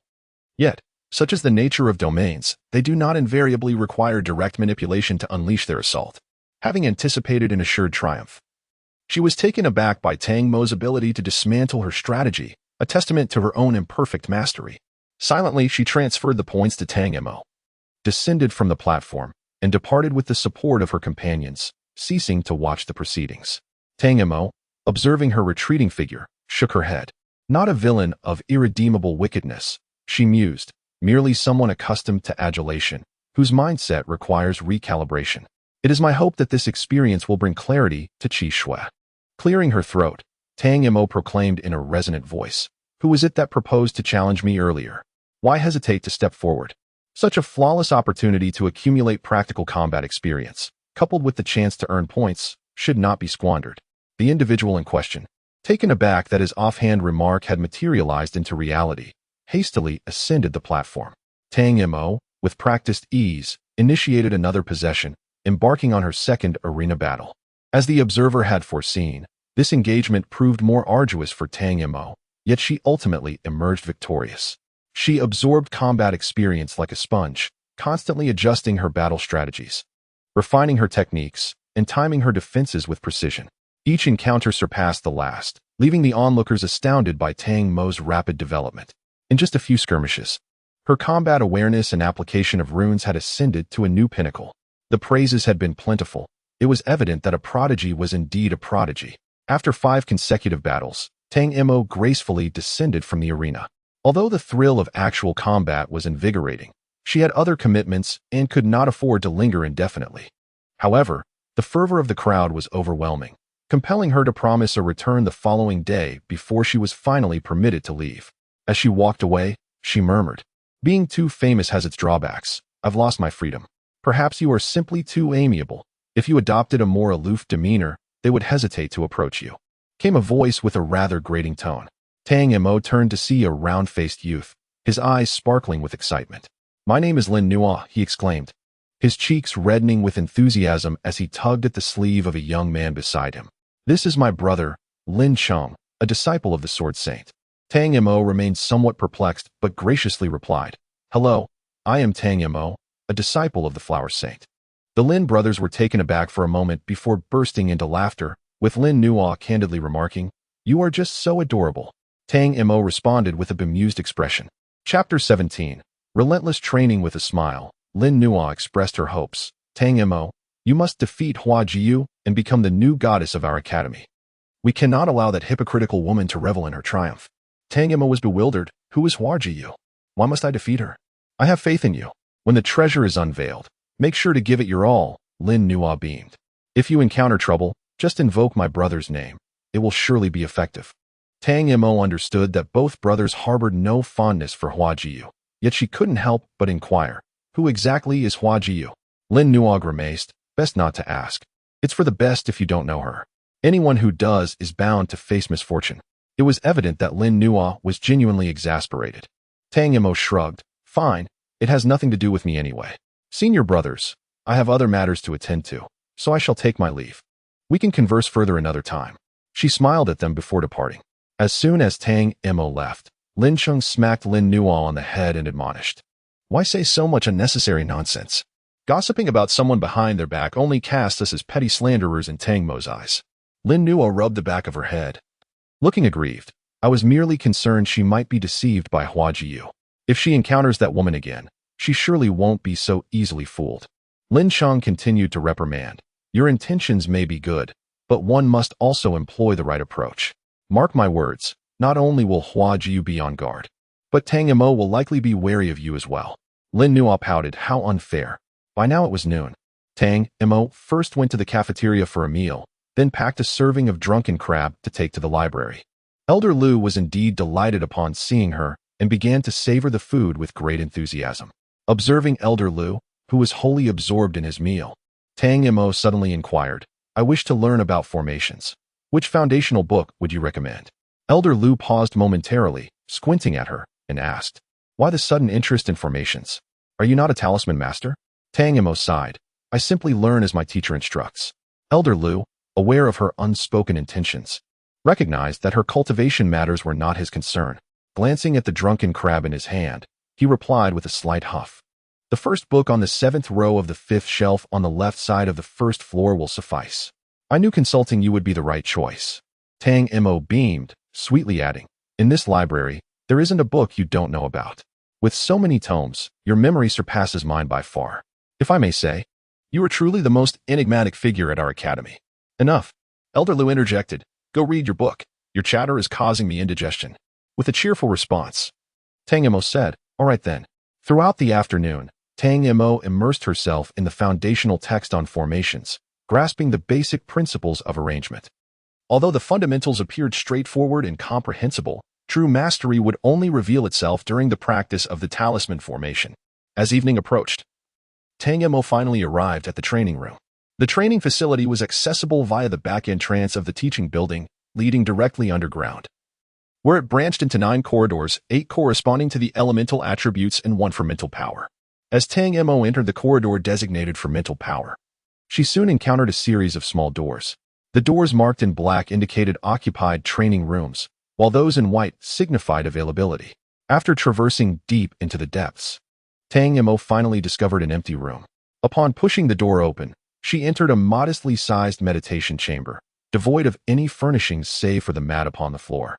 Tang Mo settled cross-legged on the mat, her points automatically deducted, and the training room began to activate. Suddenly, a mystical image illuminated the opposite wall, and Tang Mo found herself uncontrollably unleashing her mental energy, intricately tracing the path from the origin of the enigmatic illustration, navigating through its complex routes to reach the conclusion. Again and again, it was truly astonishing. Tang Mo was utterly taken aback. In just a couple of hours, she sensed a significant enhancement in her mental prowess. No wonder so many people were willing to stand in line to access the training room.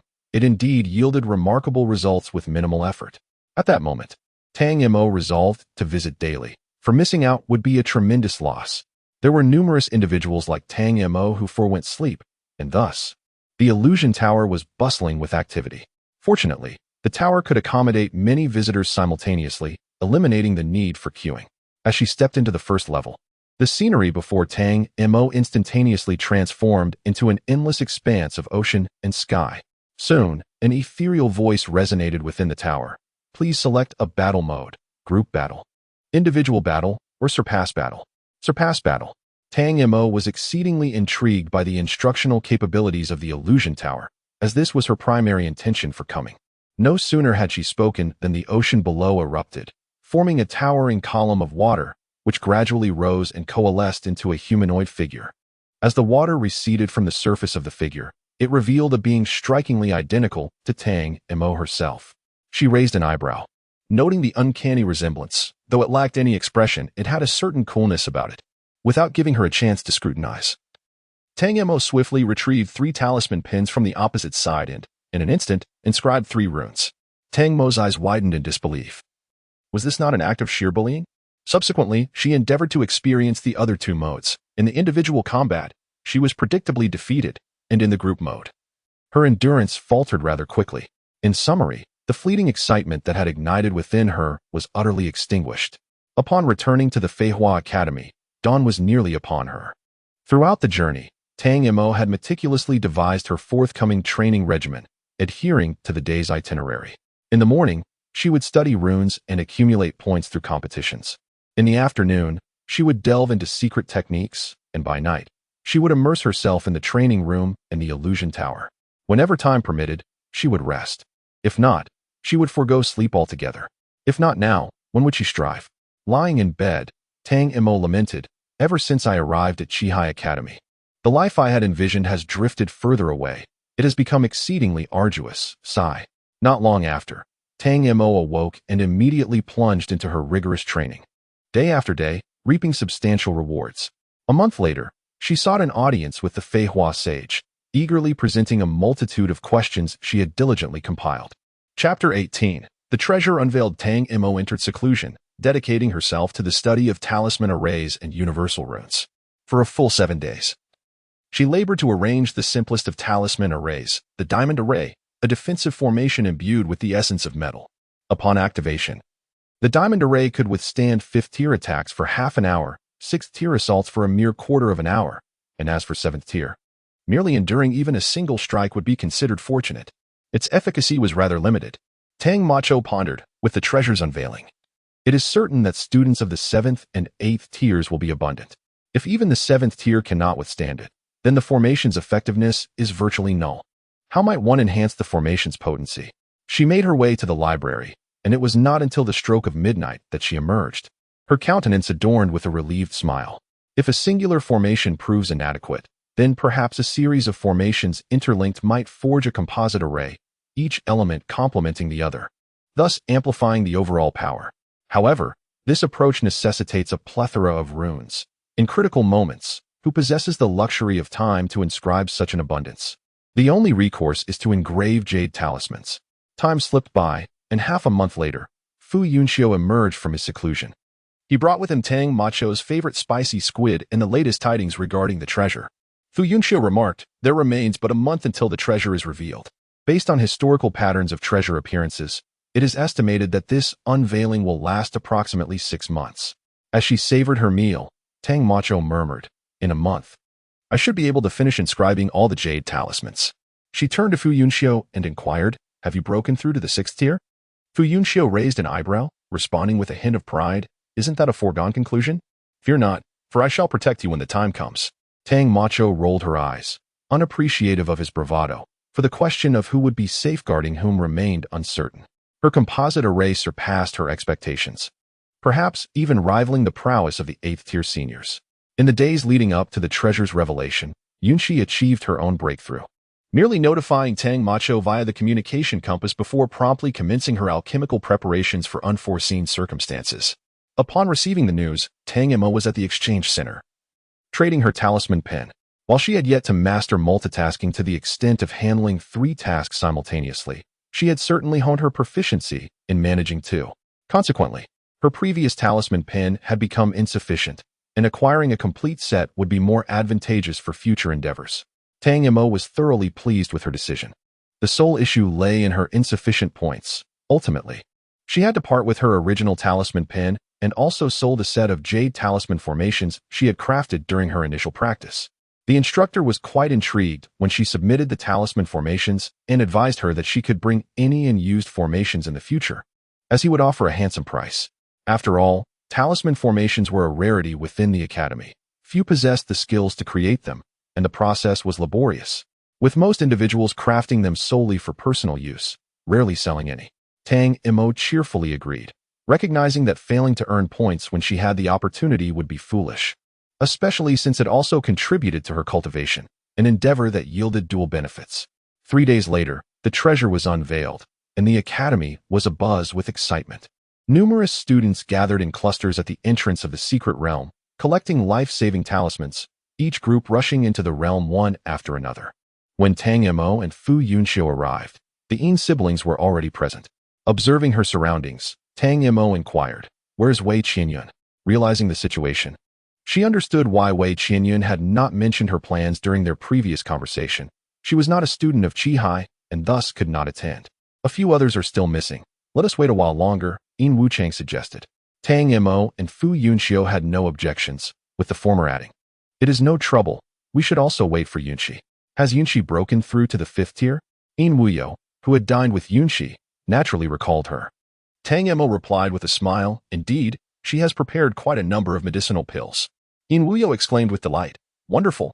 That means I am no longer the weakest one." Tang Mo furrowed her brow, pondering the absurdity of comparing a martial artist's offensive capabilities to that of an alchemist. Why not compare skills in alchemy instead? She silently scoffed, attributing the remark to thoughtless banter.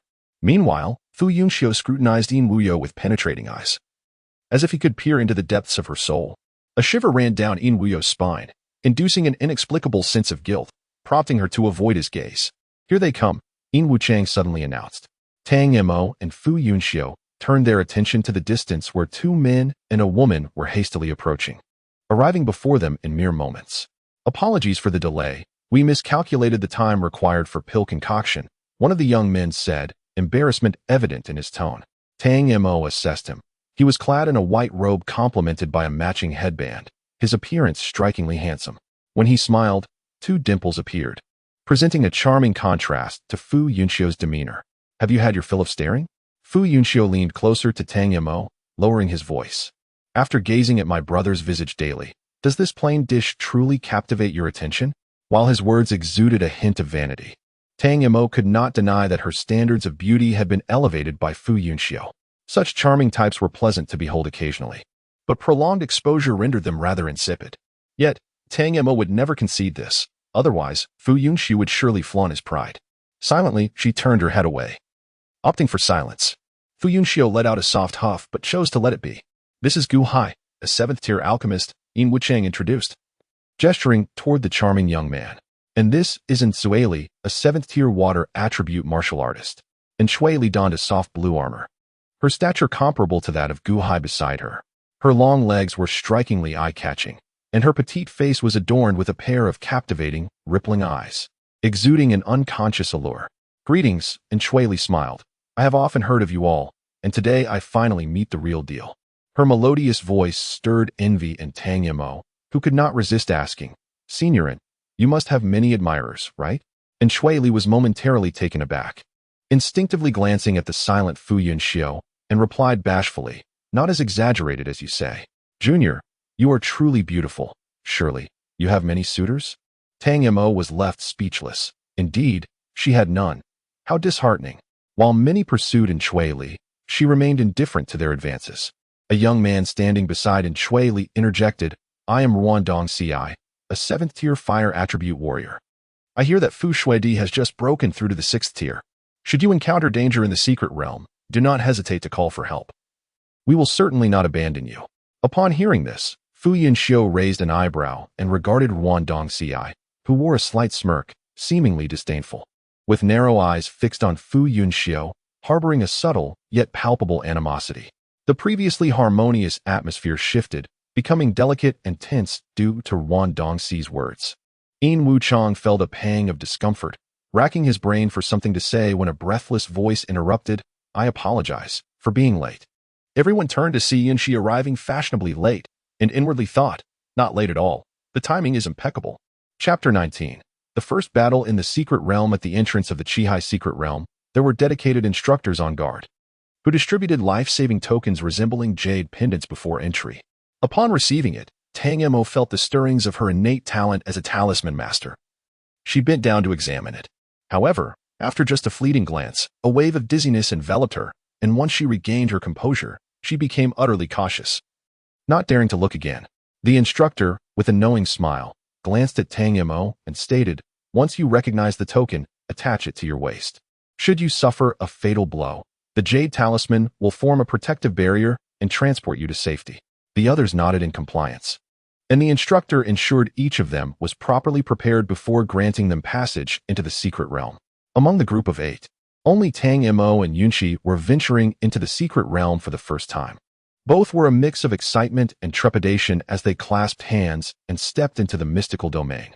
As they held on to one another, Yin Wucheng had yet to finish his warning when Tang Mo and Yunxi suddenly vanished. Fu Yunxiu's expression shifted dramatically, and he was about to rush into the secret realm in search of them when he was halted by Yin Wucheng, who urged, We've already lost 2. We cannot afford to lose another. Let us enter together and search as a group. Strength lies in numbers, and we shall surely find them. Besides, if you enter now, it will be too late, and you will not land in the same place. Fu Yunxiu hesitated, regretting not having clarified matters with Tang Mo earlier. The Qihai secret realm was vast. Upon entry, one would be randomly teleported to a location. Even if they entered simultaneously, without holding on to one another, they would be scattered across different places. The situation was compounded by the restrictions within the realm, which rendered communication devices useless. Now, all they could do was hope that Tang Mo and Yunxi had arrived in a safe location. With a stern expression, Fu Yunxiu grasped Yin Wucheng and urged, Hurry. And Sui Li, quick-witted, seized Fu Yunxiu's arm, followed by Ruan Dongxi, Gu Hai, and Yin Wuyo. The 6 formed a circle and entered the secret realm. Inside the realm, Tang Mo and Yunxi sat languidly upon a large stone, awaiting the arrival of the others.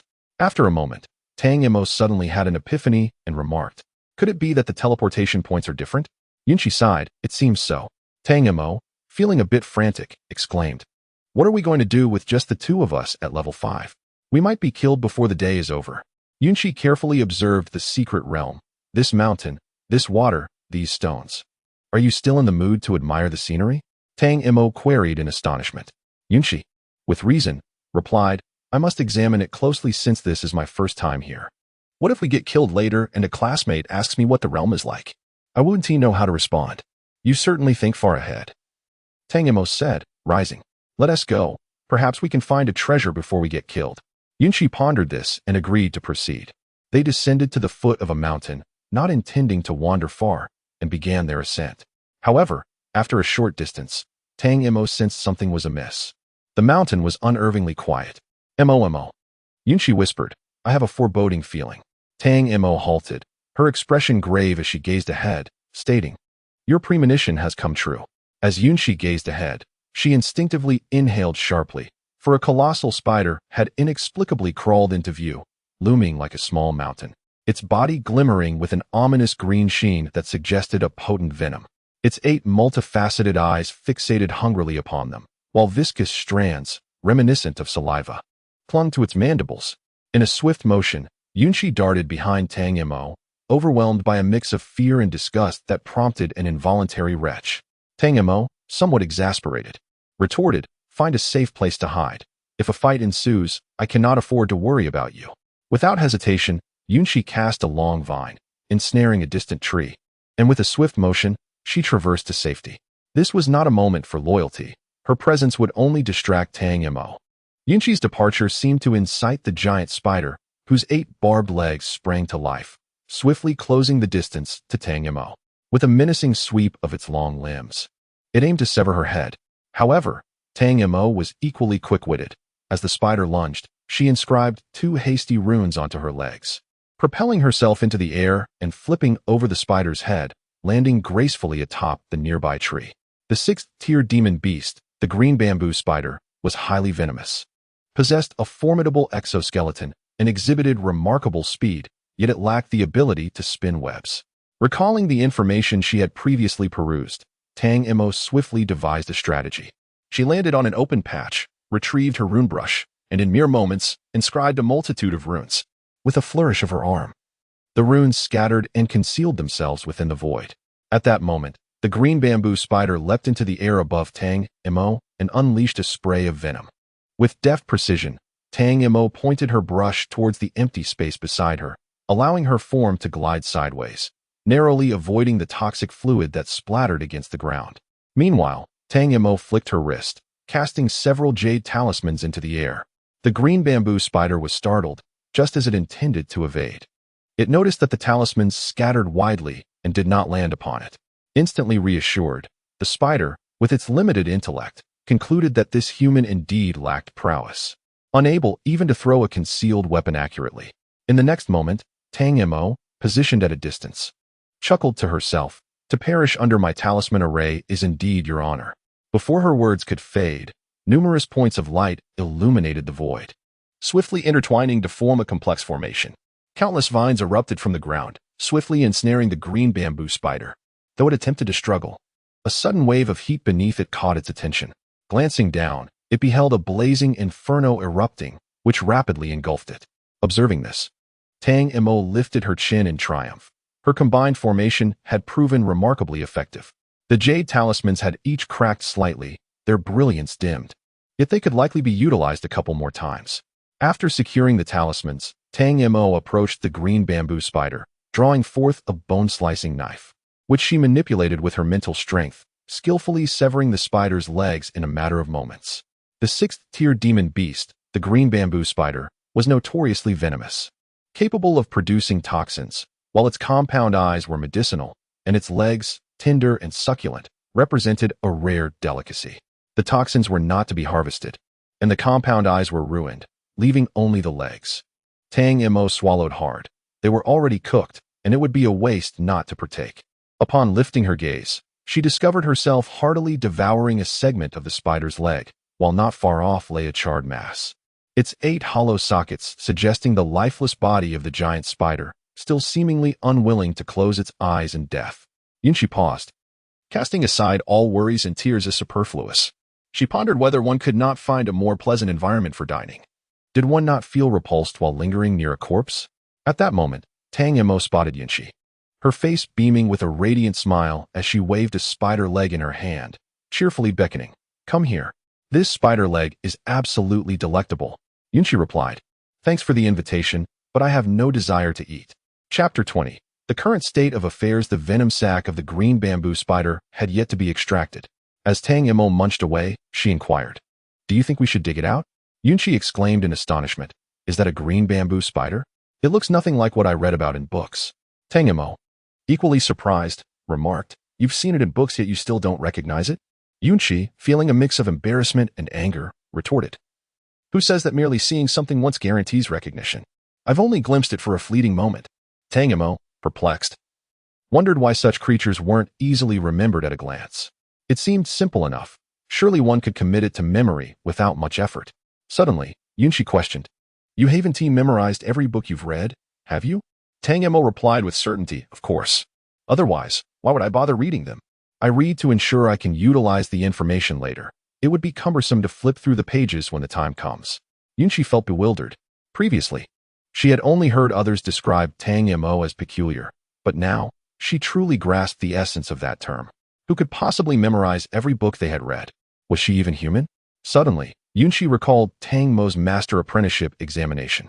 Unable to restrain herself any longer, she inquired, did you truly memorize all the books you read over the past year for the test?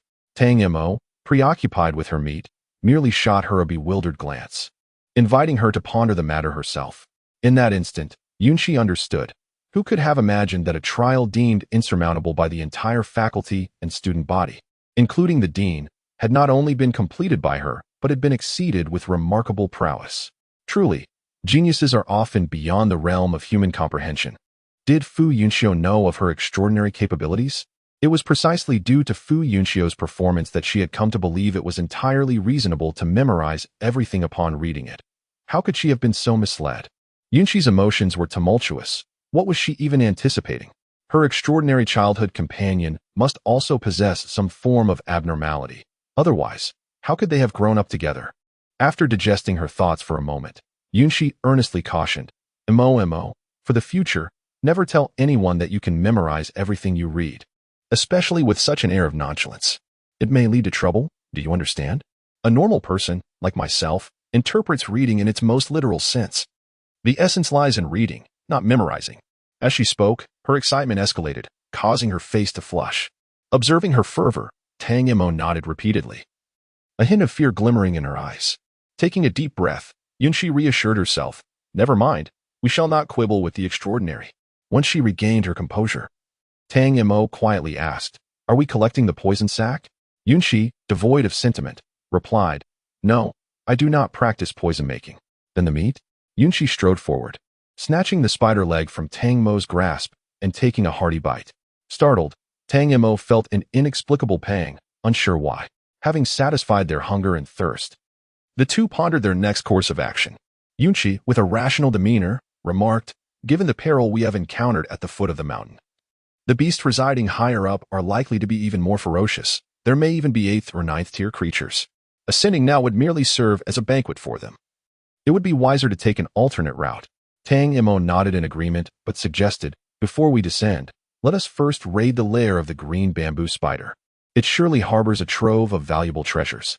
Yunqi contemplated this and concurred. After all, the foot of the mountain was indeed the territory of the green bamboo spider, and with its recent demise, the immediate danger would be minimal. The two of them swiftly agreed and made their way toward the direction where the green bamboo spider had been spotted.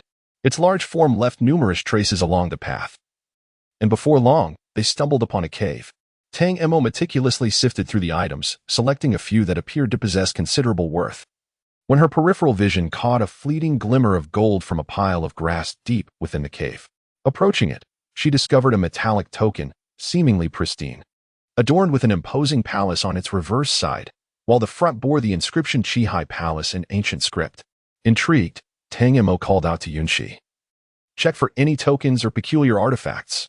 Gather them all, for they may prove beneficial in the future. Yunqi acknowledged her request and began to search with even greater diligence. After half an hour, the two emerged from the cave. Although they had not unearthed any additional tokens, they had managed to unearth a piece of millennium ironwood that had been buried beneath the debris. Despite its somewhat odd appearance, it would fetch a handsome price.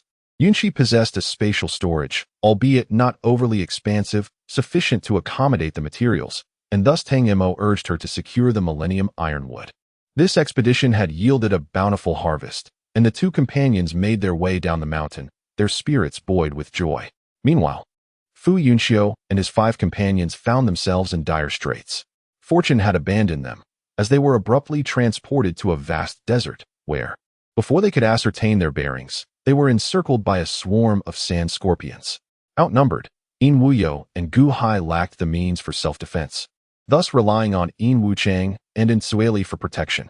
The task of vanquishing the sand scorpions fell upon Fu Yunxiu and Ruan Dongxi, the 6th-tier demon beast. The sand scorpion is a prevalent creature of the desert, measuring approximately 2 meters in length and often appearing in large numbers. The scorpion leader possesses a formidable 7th-tier strength. With a tail that harbors deadly venom and pincers of immense power, its only vulnerability residing in the junction of its body and tail. The group hastily adjusted their attack strategy, aiming for the scorpion's midsections. However, the sheer number of scorpions, coupled with their tendency to burrow into the sand, rendered their assaults futile. As the encirclement tightened, Fu Yunxiu grew increasingly agitated. At this rate, not only would he fail to locate Tang Mo, but he would also be unable to escape himself. A flash of determination ignited in Fu Yunxiu's eyes as he called out, "Senior Sisterin, I kindly ask you to unleash a wide-area attack to drench the sand scorpions." And Sueli, taken aback and hesitant, pondered the implications. Such a broad attack would demand considerable spiritual energy, and should it prove ineffective, her chances of escape would diminish significantly. Ruan Dongxi also urged loudly, "What are we waiting for? Our lives are at stake." Fu Yunxiu pressed his lips together and asserted, "Senior Sisterin, trust me. I would never gamble with our lives." He needed to find Tang Mo. There was no way he could perish here. Upon hearing his plea, Sueli gritted her teeth, stepped back, and altered her hand seals. Instantly, a dark cloud swept across the sky, unleashing a torrential downpour. Meanwhile, Fu Yunxiu emanated bolts of lightning that surged towards the dark clouds above, merging with them to form a tapestry of thunderclouds. And Sueli's eyes sparkled at the sight, prompting her to channel more spiritual energy, causing the rain clouds to swell further. "Ah, come protect me," Yin Wuyo cried out. Without Sueli, Yin Wuchang found it somewhat arduous to shield both himself and Yin Wuyo, inevitably leading to lapses in his defense. Upon hearing his sister's call, he instinctively rushed over, only to discover that Yin Wuyo was in no real danger. Instead, it was Gu Hai who bore the brunt of peril, as his sudden departure left him vulnerable to a scorpion's tail strike. Fortunately, being an alchemist, he quickly consumed an antidote pill. Although the poison was neutralized, his complexion remained pallid, as if he might faint at any moment. Chapter 21. Whose fault is it? Yin Wuchang felt a pang of guilt and wished to check on Gu Hai, yet was firmly restrained by Yin Wuyo. Bathed in the radiance of lightning, Fu Yunxiu became the most resplendent figure in this realm. Wielding a lightning technique, he softly intoned, "9 thunders, first layer." Instantly, the thunderclouds erupted in a dazzling display of electric light, followed by a resounding crash, as countless bolts of lightning cascaded down like rain. In an instant, the desert transformed into a sea of electricity. The few individuals surrounded by the sand scorpions gasped in astonishment, only to realize that the lightning seemed to possess a consciousness of its own, deftly bypassing them to strike solely at the sand scorpions. And Sueli couldn't help but exclaim, "Fu Shuadi possesses remarkable control." Ruan Dongxi, still unconvinced, found himself at a loss for words to counter her praise, ultimately resorting to a disdainful huff to convey his scorn. At this moment, the lightning surged ahead, enveloping the sand scorpions and spreading outward. The group felt a surge of energy and swiftly ran along the path illuminated by the lightning. Witnessing the significant losses among the scorpion swarm, the Scorpion King erupted in fury, zeroing in on Fu Yunxiu's position and plunging into the sand with great force. Fu Yunxiu, sensing through the lightning that a sand scorpion was rapidly approaching, its size considerably smaller than that of a typical sand scorpion. Yet its speed was astonishing, speculated that this must be the leader of the scorpions. He feigned ignorance on the surface while his heart raced with caution. In the instant the Scorpion King emerged, Fu Yunxiu waved his hand towards it, and immediately, the surrounding lightning seemed to come alive, transforming into serpentine bolts that lunged at the Scorpion King. The Scorpion King likely did not anticipate such a ferocious assault awaiting it, and by the time it attempted to defend itself, it was already too late. Fu Yunxiu, not overly confident that he could vanquish the Scorpion King with a single blow, noticed it ensnared by the lightning and swiftly turned to flee, quickly catching up with Yin Wuchang and the others ahead. "Move quickly, the Scorpion King is coming," Fu Yunxiu called out, effortlessly pulling Gu Hai along as they hastened forward. Yin Wuchang, accompanied by Yin Wuyo, also surged ahead with renewed speed, his wind attributes granting him remarkable swiftness, and Suili and Ruan Dongzi could only muster all their strength to keep pace, utterly exhausted yet too fearful to relent. A moment's hesitation could cost them their lives. After an indeterminate distance, the group came to a halt amidst a chaotic expanse of rocks. Fu Yunxiu supported Gu Hai against a massive stone and observed his pallor, breathless and gasping for air. Concern etched on his brow, he inquired, "Are you injured?"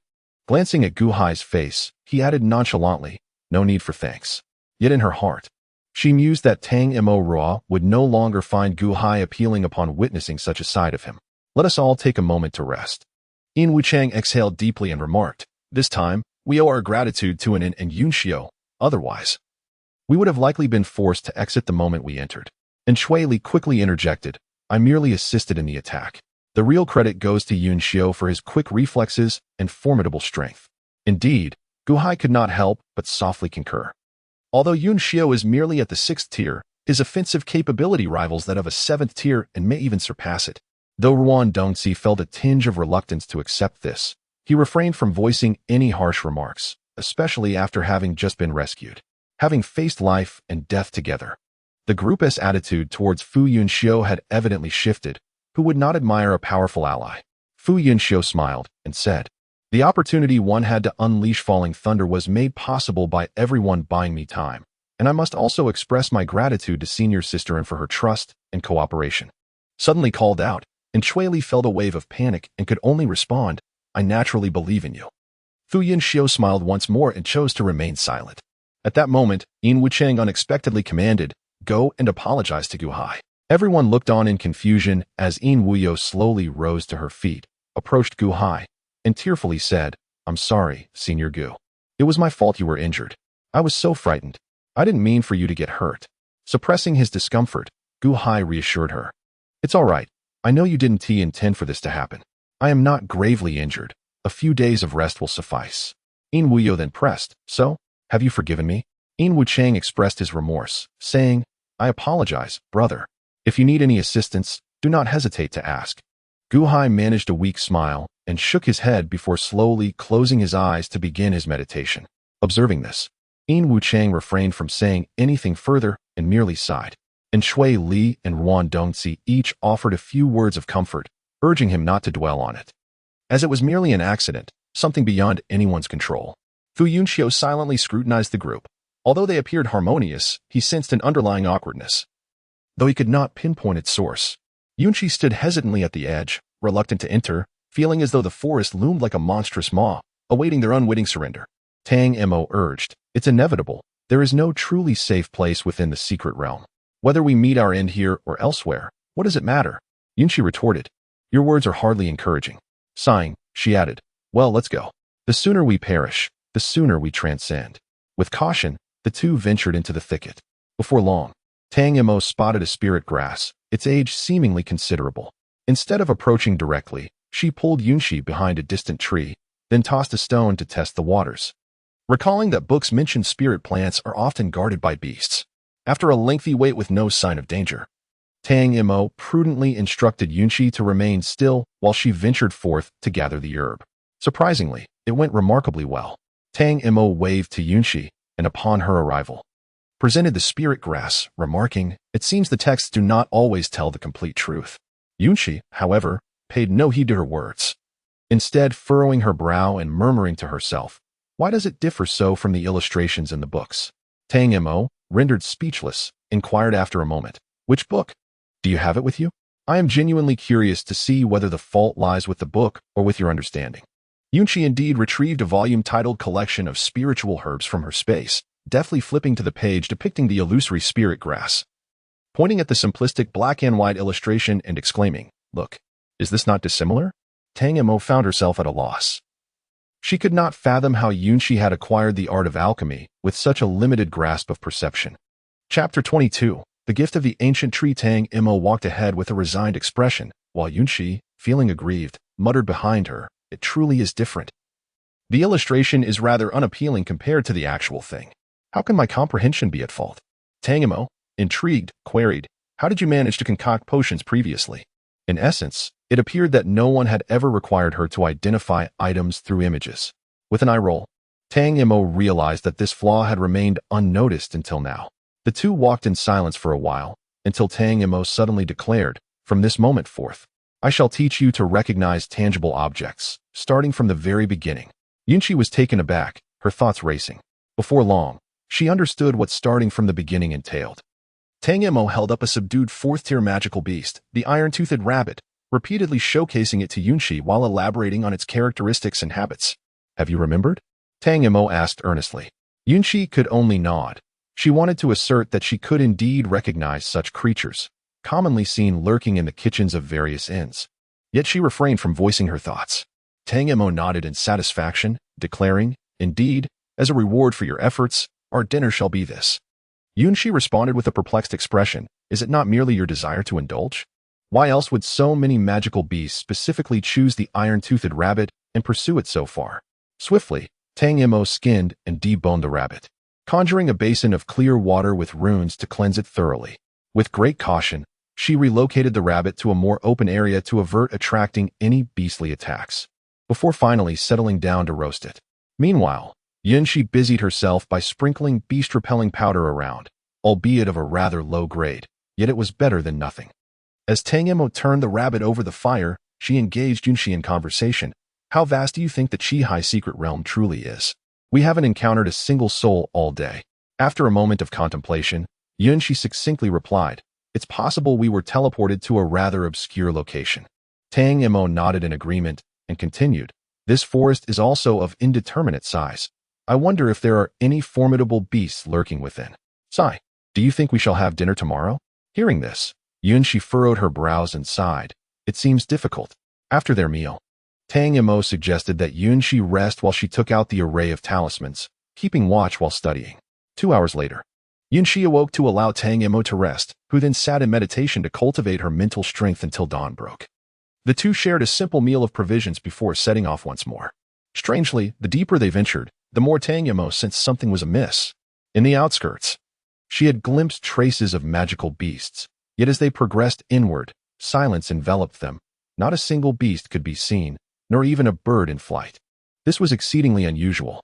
Yunqi felt a wave of apprehension, speculating, could it be that there lies a formidable beast within? Has it devoured all the creatures of the forest? Tang Mo reassured her, "Do not let your imagination lead you astray. Perhaps this environment is simply unsuitable for beasts to inhabit. Moreover, even if we are indeed unfortunate, and formidable creatures block our path, we shall have no choice but to tread onward into the unknown. What is there to fear? We are not destined for demise." Yunqi replied, "I am simply unwilling to accept this. I have only entered for a day." Tang Mo cast her a sidelong glance, remarking, "Was it not just upon entering? Now, there are time constraints to consider." "My dear, your name could easily be Greed Unbound." Yunqi chuckled sheepishly. "I have merely benefited greatly from following your lead and learning to identify things over the course of a day." Tang Mo nodded in agreement. "Indeed, you are a teachable spirit." Suddenly, Yunqi halted, pointing towards the distance in astonishment. Mo, look. It appears there is a wall over there." Tang Mo quickly turned her gaze, and in the distance, beyond the trees, she observed a pitch-black wall, towering high and seemingly endless. Could it be a fortress? Is it possible that the absence of beasts in the forest is due to this stronghold? Let us approach and investigate. With caution, Tang Mo and Yunqi moved closer to the wall. Yet, the more they approached, the more Tang Mo found herself puzzled. The wall bore an uncanny resemblance to tree bark. It was not until they emerged from the thicket and beheld the full visage of the structure that Tang Mo was astounded to realize this was no wall. It was an immense tree, ancient beyond measure, its trunk wider than a city wall, and its crown obscured from view. A true towering giant of the forest. Yunshi gazed upward, murmuring, "This is simply too magnificent." "It is it." Tang Mo suddenly came to a realization. She had seen it before on the mountain. However, due to the mist enveloping the forest, she had been unable to discern the treetops and could only glimpse the trunks from a distance, mistaking it for a mountain. To her astonishment, Tang Mo stepped back a few paces, striving to gaze upward, and conjectured, having existed for so long, "This ancient tree must possess a spirit of its own. We should not disturb it. Let us depart swiftly."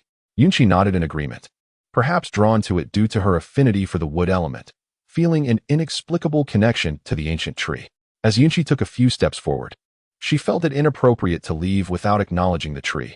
Thus, she bowed to the trunk and expressed her wish. "May you one day cultivate legs to explore the vastness of the world beyond." Time was of the essence. A frail voice echoed in Yunshi's ear. She paused, questioning whether she was experiencing an illusion. "I am unable to cultivate legs. My lifespan has reached its end," the frail voice resounded again. Tang Mo, taken aback, observed that Yunshi was unharmed and refrained from interrupting. The trunk beneath Yunshi's palm trembled slightly, and the ancient voice continued, "It is I. I have lived for far too long. Young girl, I sense the vitality of rebirth within you." Yunshi replied, "Indeed, my wood attribute encompasses life force. Can I assist you?" "No, no one can aid me," the ancient tree lamented. "My roots have begun to decay, and yet, due to the nature of plants, I have not entirely perished." Upon hearing this, Yunshi felt a twinge of sorrow. "Do not grieve for me. All beings have their destined course. I am merely traversing my own path. Ancient tree path. I am truly delighted to have encountered you before my essence dissipates. It has been an eternity since I last engaged with another being. Alas, had you arrived a few years prior, I could have assisted you in refining your constitution, but now I find myself utterly depleted. Yunshi, I am already content with my current state. Do not despair. Persist in your cultivation, for who knows what breakthroughs may await." As her words lingered in the air, Yunshi felt something being placed into her hand, which was pressed against the tree trunk. Upon inspection, she discovered it to be a token, identical to the one held by Tang Mo. What could this be? Giant tree. It is an entry token to the Chihai Palace. Only those who possess this token may enter and seek their fortunes within. Such tokens appear only once in many years. It serves no purpose for me to keep it. Thus I bestow it upon you. Yunshi was momentarily speechless. Is this the key to a treasure? Chapter 23. Indigenous of Chihai. After bidding farewell to the ancient tree, Tang Mo and Yunshi resumed their journey. Even at this moment, both remained incredulous that the token was, in fact, a key to treasure. They had scarcely been here for 2 days and had already acquired 2 tokens. What extraordinary fortune! Tang Mo glanced at Yunshi, who was grinning foolishly while cradling the token. Shaking her head in exasperation, a fool's luck indeed. Having learned from the ancient tree that the forest posed little danger, the pair quickened their pace and, after 2 days, finally emerged from the woods. I had assumed the ancient tree marked the heart of the forest. I never anticipated the disparity in distance on either side. Yunshi, seated on the ground, pinched her thigh and exclaimed with a hint of petulance, "My legs are sore from all this running." Tang Mo, however, felt nothing at all. She was naturally strong, endowed with extraordinary physical resilience. From a young age, her parents had immersed her in medicinal baths, providing her with treasures that ordinary people could scarcely imagine. Over the years, her physique had become more robust than that of attribute warriors. Noticing Yunshi's evident discomfort, Tang Mo promptly inscribed a refreshing charm in the air, reminiscent of the one she had written for teachering during her hospital registration. The runes, infused with wood spirit energy, penetrated Yunshi's forehead, and in an instant, her fatigue vanished completely. Yunshi could not help but exclaimed that this was far more effective than any medicinal pill. Each had their own strengths. Healing runes were indeed rare. Tang Mo urged Yunshi, "Let us proceed further and see if we can encounter others. And above all, do not mention the token. Let us act as if it does not exist." Yunshi brushed off her skirt, acknowledging, "I understand. I am not foolish." She felt a surge of joy, almost to the point of tears, overwhelmed with delight. Quickly, I wish to bathe and change my clothes. Unable to contain her excitement, Tang Mo hastened her pace. Previously, they had wandered aimlessly, but now a straight road lay before them, and she could no longer tolerate a leisurely journey. In that moment, Tang Mo inscribed 2 swift travel charms, handing one to each of them. In the blink of an eye, they vanished along the grand thoroughfare. After exhausting 3 swift travel charms each, Tang Mo and Yunshi finally encountered a throng of people, many people, gathered at the city gate, seemingly preparing to pay the entrance fee. Tang Mo gazed into the distance and discovered that the name above the city gate was also Chihai City. The city walls were guarded by sentinels clad in black armor, each expressionless and emanating an aura of grimness. Beyond the gate, a voice rang out, declaring, to enter the city, one must pay 10 Chihai pearls. Those without pearls may sell their personal belongings on the left side of the gate before returning to queue. Tang Mo clicked her tongue, realizing why there were 2 lines. The city lord certainly was a cunning merchant. Fortunately, they had gathered a substantial amount of herbs in the forest. Yunshi remarked, to enter the city requires 10 pearls, which is considerably more expensive than the prices outside. Upon hearing this, Yunshi breathed a sigh of relief, grateful for the fortune. Tang Mo expressed her gratitude. Thank you for the information. The young man continued, you must be from outside, am I correct? Tang Mo responded with surprise, aren't you?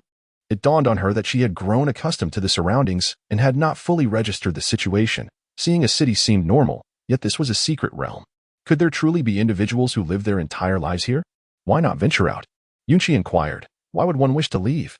The young man countered, isn't it wonderful to settle down and thrive here? As long as one is happy, does it matter where one resides? Tang Mo nodded in agreement, acknowledging that many indeed preferred a stable life. In the outside world, most individuals spent their lives residing within cities, with only the most formidable warriors traversing the continent. However, she questioned, what initially compelled someone to choose a life within this secret realm and never depart? The young man remarked, I am not entirely certain.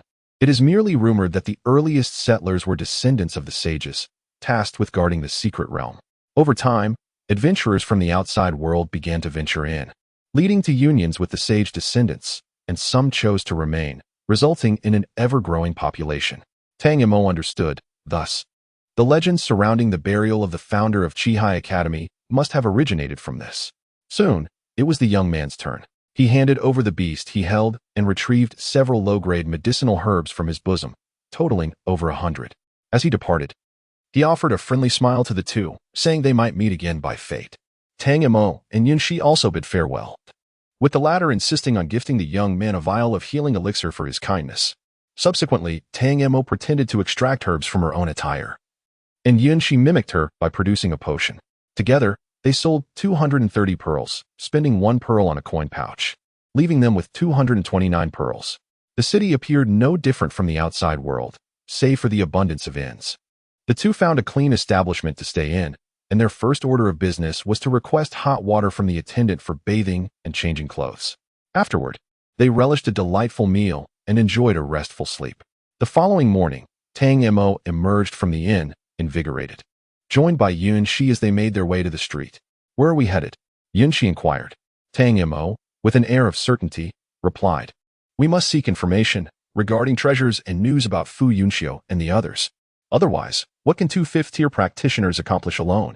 We need to find a group. Yunshi wholeheartedly agreed. Meanwhile, Fu Yunxiu and his companions had emerged from the vast desert and entered a small village on its outskirts, where they procured a map leading directly to Chihai City from the villagers. For days had passed, yet there was still no news of Tang Mo. And Fu Yunxiu's mood visibly deteriorated. Initially, he merely refrained from smiling, but now he scarcely uttered a word. The 6 of them temporarily resided in an empty house within the village. Yin Wuchang remarked, if the 2 junior sisters have not yet departed from the secret realm, they are likely headed to Chihai City as well. Once we reach the city, we can search for them. Yunxiu, do not be overly anxious. They are unlikely to be in any mortal danger. Fu Yunxiu responded with a grim countenance. There was also the matter of the treasure. Yin Wuchang continued, I just inquired with the villagers and learned that several days ago, there was unusual activity at the Chihai Temple. Many witnessed beams of radiant light emanating from the temple, scattering throughout the secret realm. I suspect these may be the keys to unlocking the treasure. Ruan Dongxi could not help but interject, the secret realm is vast, and we have no idea what the keys look like. How shall we find them? Yin Wuchang nodded in agreement. Indeed, it is challenging to locate them. Hence we must first go to Chihai City, where information is more comprehensive. He turned to Guhai. How is your health? Do you need to rest another night? Guhai shook his head. I have mostly recovered. Very well. Yin Wuchang said as he rose. We should not delay any further. Let us depart at once. The group filed out, unaware of the fleeting glimmer of intrigue that crossed Yin Wuyo's eyes as she lingered behind. Qihai Temple? The token she had discovered a couple of days prior bore that very name. Could it be that the token was indeed the key? Chapter 24. The allure of wealth. The journey from the village to Qihai City was rather lengthy, and Gu Hai's physique could hardly withstand prolonged periods of rapid movement. Moreover, they were frequently obstructed by lurking beasts along the way. By the end of the day, the group had not ventured far, significantly less than they had anticipated. Fortunately, as evening approached, they stumbled upon an inn, a solitary establishment within a 100-mile radius, catering to weary travelers and offering meals. Curiously, perhaps due to the allure of treasure, this remote inn had 2 tables occupied with patrons dining. After the 6 companions settled in, a server promptly attended to them, seizing the opportunity while everyone was preoccupied with ordering. Yin Wuyo excused herself under the pretense of needing to relieve herself and discreetly made her way to the back of the inn. Ever since forming a certain hypothesis, she yearned to ascertain whether the token bore the inscription of Qihai Hall. However, it had been challenging to find a moment alone until now. Yin Wuyo cautiously scanned her surroundings and, finding no one in sight, excitedly retrieved the token from her bosom. Upon closer inspection, it indeed read Qihai Hall. Elated, she leapt with joy, realizing she had found the key. The treasure was hers. Unbeknownst to her, above on the roof, a pair of clandestine lovers observed her every move with keen interest. The woman narrowed her eyes and remarked, "Indeed, this treasure must not fall into the hands of outsiders. Let us inform the boss of this development." The 2 individuals descended from the rooftop and re-entered the inn through the back door, seeking out the innkeeper. Meanwhile, Yin Wuyo, being youthful, found it challenging to suppress her excitement, although she maintained a facade of calmness while dining. A glimmer of triumph sparkled in her eyes as she observed those present. She mused to herself, what does it matter if their strength surpasses hers? Ultimately, she was the one who first acquired the key to the treasure, mere steps away from her coveted prize. Yin Wuchang was the first to notice his sister's peculiar demeanor and inquired with concern, "What troubles you?" Yin Wuyo quickly shook her head, replying, "We are nearing Qihai City. I am merely exhilarated and curious about what the city in the secret realm looks like." She could not reveal to her brother that she possessed the token, for it would undoubtedly be seized from her. At that moment, Wan Dongxi interjected, "I have been there once before. It bears little difference from the outside world." Yin Wuyo responded vaguely, choosing to remain silent thereafter. Yet, Yin Wuchang remained unconvinced by his sister's act, resolving to speak with her privately when the opportunity arose. On another note, Ensueli was preoccupied with thoughts of Fu Yunxiu, her attention solely fixed upon him. Noticing that he had barely touched his meal, she took the initiative to offer him a piece of tender monster meat, saying, "You should eat more. I wouldn't want you to falter before we find Tang Mo." Fu Yunxiu glanced at the meat in his bowl, his expression remaining impassive as he set down his chopsticks, stating, "I apologize. I am averse to uncleanliness." Ensueli, captivated by his stoic demeanor and almost celestial appearance, felt her heart race uncontrollably. Lowering her gaze, she replied, "It's quite all right. I was inconsiderate. I shall fetch you another set of utensils." Having spoken, he rose and departed. Observing the entire scene, Wan Dongxi slammed his bowl onto the table with a clatter. Casting a cold glance at Fu Yunxiu, "Do not overstep your bounds." Fu Yunxiu replied with a disdainful laugh, "What concern is that of yours? If you do not harbor feelings for her, do not give her false hope." Wan Dongxi gritted his teeth in response. Unfazed, Fu Yunxiu merely stated, "You are overthinking this." Ensueli paused momentarily. It was only after Fu Yunxiu ascended the staircase that she forced a smile and said, "Everyone, please eat quickly. Let us finish and rest early. We must set off at dawn." Wan Dongxi sprang to his feet, intent on confronting Fu Yunxiu for the treatment of the person he held dear. Why should she be subjected to such disdain? "Sit down and eat," Ensueli remarked, her expression devoid of emotion. "Do you not find me sufficiently humiliating?" With no choice but to comply, Wan Dongxi redirected his frustration onto the rice in his bowl. The Yin siblings and Gu Hai continued their meal in silence, as though nothing had transpired, yet internally they were mortified. They silently lamented Fu Yunxiu's unyielding nature, offering no semblance of mercy. In his room, Fu Yunxiu sought tranquility, attempting to quell his worries for Tang Mo through meditation.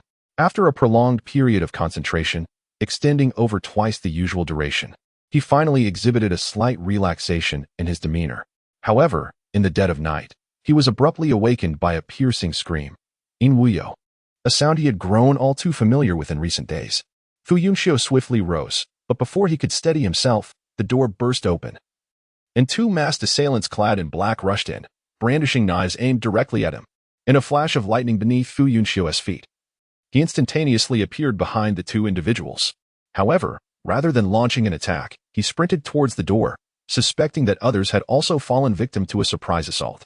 Indeed, as soon as he stepped outside, he witnessed a figure clad in black employing a secret technique to transform the wooden railing into a massive python. The snake's tail slithered into the room, ensnaring someone within its grasp. It was Gu Hai. Fu Yunxiu raised his hand, summoning a bolt of lightning that crackled as it struck the python. Instantly, the serpent's body was charred, writhing in agony, yet it stubbornly clung to its prey.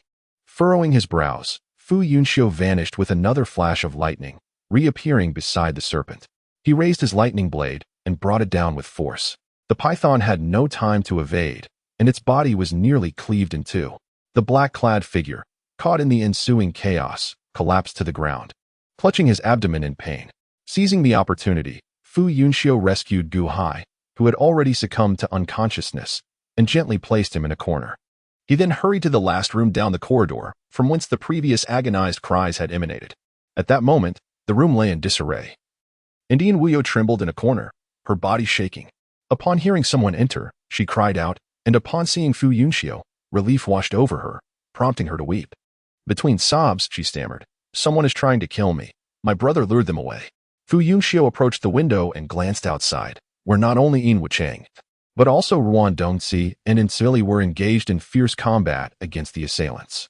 Where had these people emerged from? Before he could ponder further, two men clad in black, wielding knives, pursued him once more.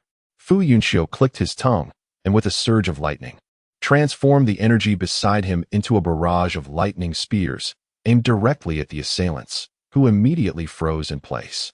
Chapter 25. The token changes hands. Yin Wuyo seized the opportunity to inch further into the corner. She heard Fu Yunxiu inquire, "Who are you? Why have you attacked us?" The two black-clad figures retorted defiantly, "It's none of your business who we are. If you know what's good for you, hand over the token quickly, or you shall not leave this place alive today." Token? Fu Yunxiu wondered what this object could be, warranting such a grand display of force. Meanwhile, Yin Wuyo was in a frenzy, contemplating how these individuals could possibly be aware of the token. Could it be that someone saw her reveal it before dinner? Oh heavens! Did that mean they were from the inn? This was indeed a den of thieves. What token? Fu Yunxiu pressed on, still seeking clarity. Yin Wuyo's heart raced, fearing that the black-clad men might recognize her. It seemed the assailants had not anticipated that their small group would turn on itself, believing Fu Yunxiu to be feigning ignorance. They decided against further banter. With a swift motion, they pressed their palms together, conjuring a metallic shield before them. Fu Yunxiu let out a cold laugh as the lightning spears shot forth, only to melt upon contact with the shield, suddenly expanding to form a web that ensnared both the shield and its wielders. The air was pierced by two brief, anguished cries, and the two men in black crumpled to the ground, unable to rise. Fu Yunxiu approached slowly, wielding his lightning blade, and asked, "Now, will you speak?" One of the cloaked figures appeared to be paralyzed with fear, unable to think straight, responding to every inquiry without hesitation, and pointed tremblingly towards the corner where Yin Wuyo stood, saying, "She possesses the token of the Qihai Palace, the very key to the treasure." Fu Yunxiu turned to look, finding Yin Wuyo huddled with her head down, feigning unconsciousness, seemingly oblivious to her surroundings. "Yin Wuyo, you have concealed the token and brought about this calamity," Fu Yunxiu remarked coldly. "Do you have nothing to say for yourself?" Yin Wuyo shook her head vigorously, remaining silent. A flicker of disdain crossed Fu Yunxiu's eyes. Just then, the cloaked figure behind him suddenly sprang to life, hurling a knife towards him in a desperate attack. Fu Yunxiu's gaze sharpened, though he could have intercepted the flying blade. He chose instead to sidestep, subtly altering its trajectory in the process, and shouted, "Watch out!" Yin Wuyo instinctively looked up, only to see a sharp knife rapidly enlarging before her, her eyes widening in terror as she was engulfed by the chilling grip of mortality. At that moment, the life-saving talisman hanging at her waist seemed to sense her distress, casting a radiant glow that enveloped her completely. In the blink of an eye, the light dissipated, and Yin Wuyo was transported out of the secret realm, leaving behind a solitary token with a chime. Fu Yunxiu unleashed two bolts of lightning, rendering the cloaked figure unconscious. before stepping forward to collect the token and storing it away, murmuring to himself, "It is best that such individuals do not cross paths with Mo." Subsequently, he exited, retrieving Gu Hai from the corner, and leaped through the window to the back of the inn, where Yin Wuchang and the others were still entangled in combat with the cloaked figures. At that moment, Fu Yunxiu abruptly emerged with an individual, causing the cloaked figures to become flustered. Realizing their mission had failed, they began to retreat while engaging in combat. Yin Wuchang, having not spotted his sister, lost the desire to pursue.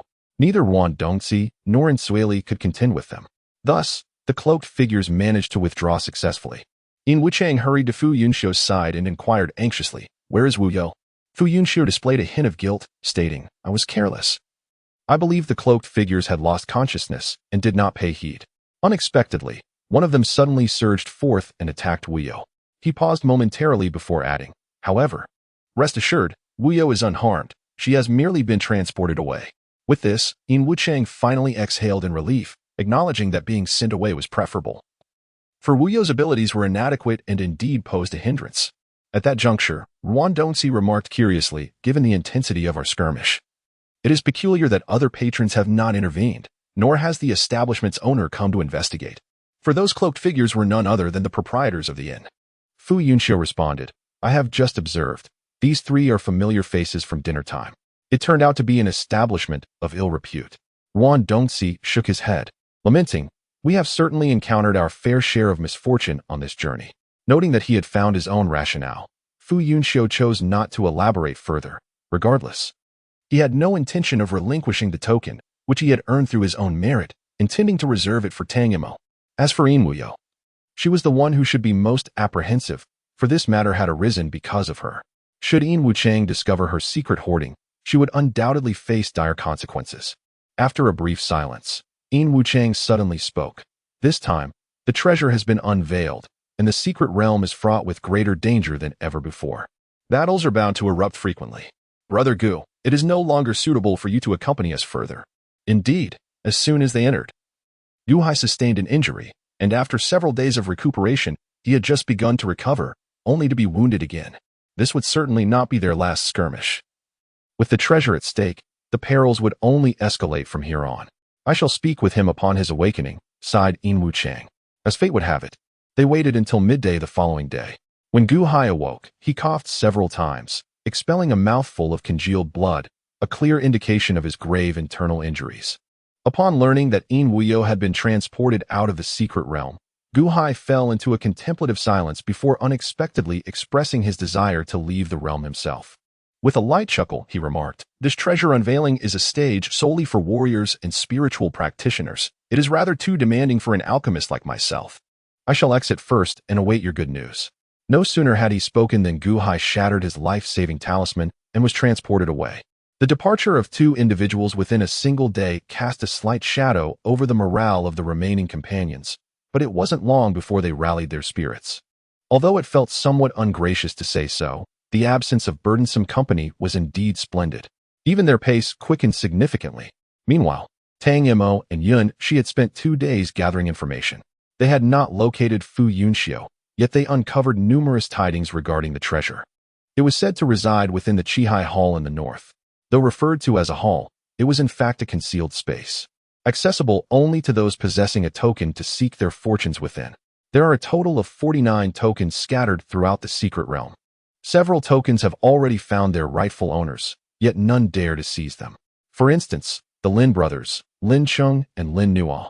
Lin Cheng, an 8th-tier metal attribute warrior, wields his sword with unparalleled mastery, rendering him virtually invincible among his peers.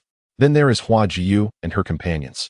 Hua Jiyu, an 8th-tier ice attribute warrior, excels in the art of illusions, proving to be quite a formidable opponent.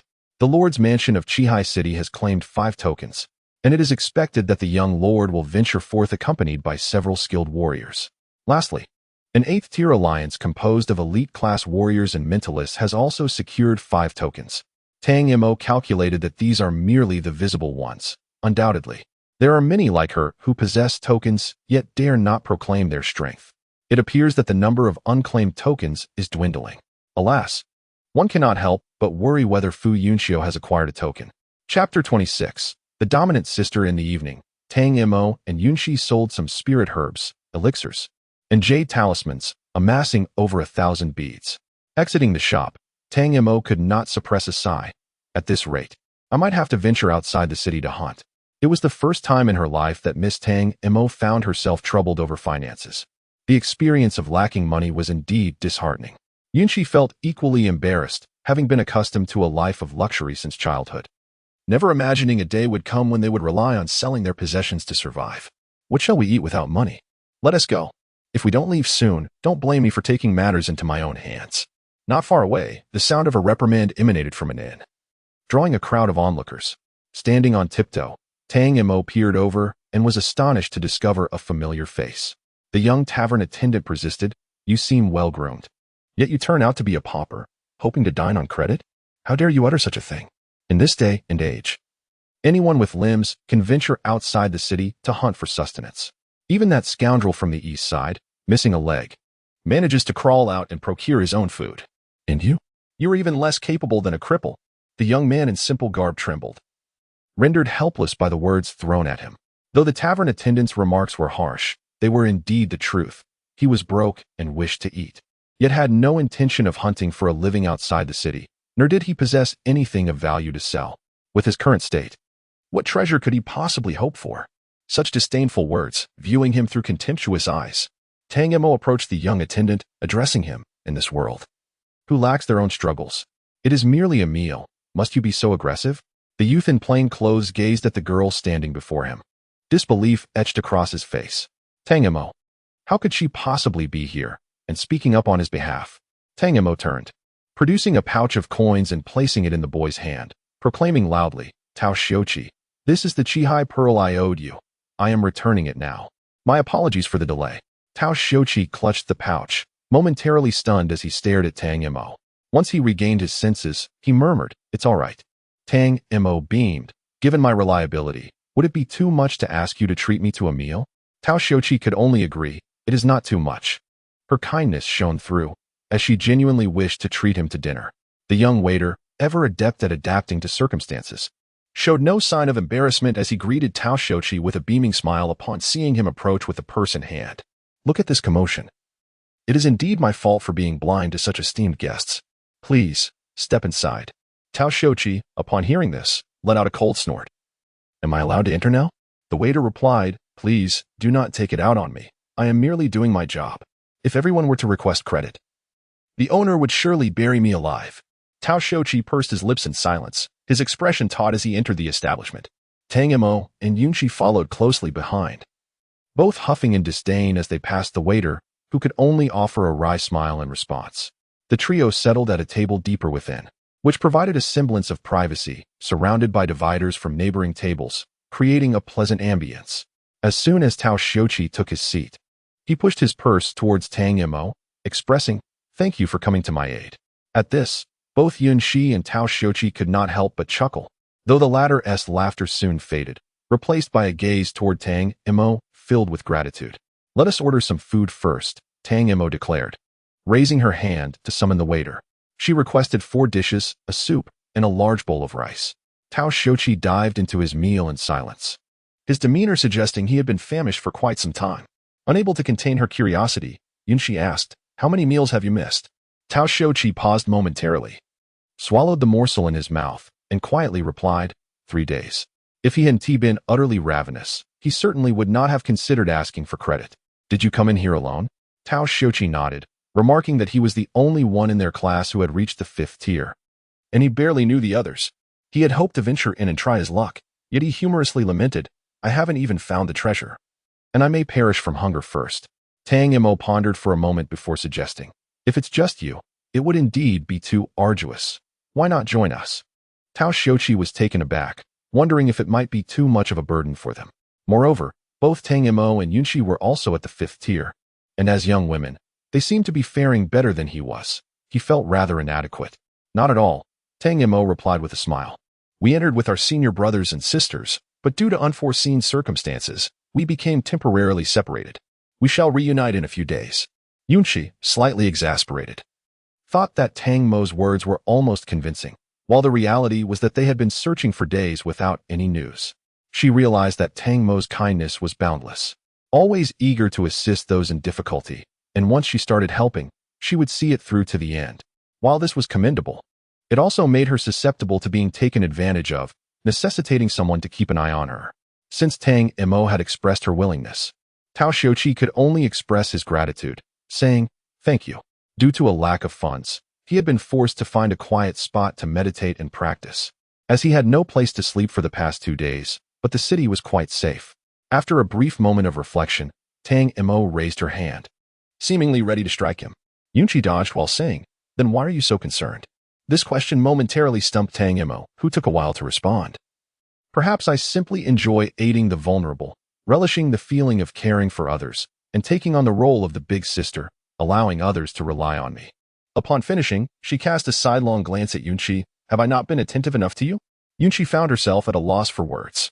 Although Tang Mo occasionally exhibited a whimsical nature that could be exasperating, she proved to be remarkably dependable for the most part. Throughout their journey, it was Tang Mo who took the lead in making decisions and devising solutions for various situations. Without her, Yunqi suspected she would have been expelled from the secret realm long ago.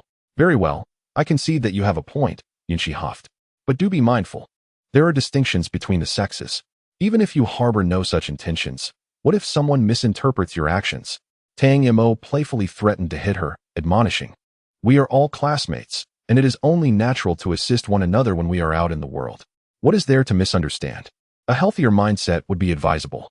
Yunqi pouted, feeling that Tang Mo's perspective was overly simplistic. Before long, Tao Xiuqi emerged, expressing his gratitude to the two of them and promising to repay their kindness doubly once they exited the secret realm. The three of them settled in the lobby of the inn, sipping tea and engaging in conversation. Tao Xiuqi inquired, "Should we go out in search of our seniors?" Tang Mo shook her head, asserting, "There is no need. Qihai City is the only settlement within the secret realm. They will undoubtedly come here. Moreover, I have arranged for someone to keep watch and have left behind their portraits.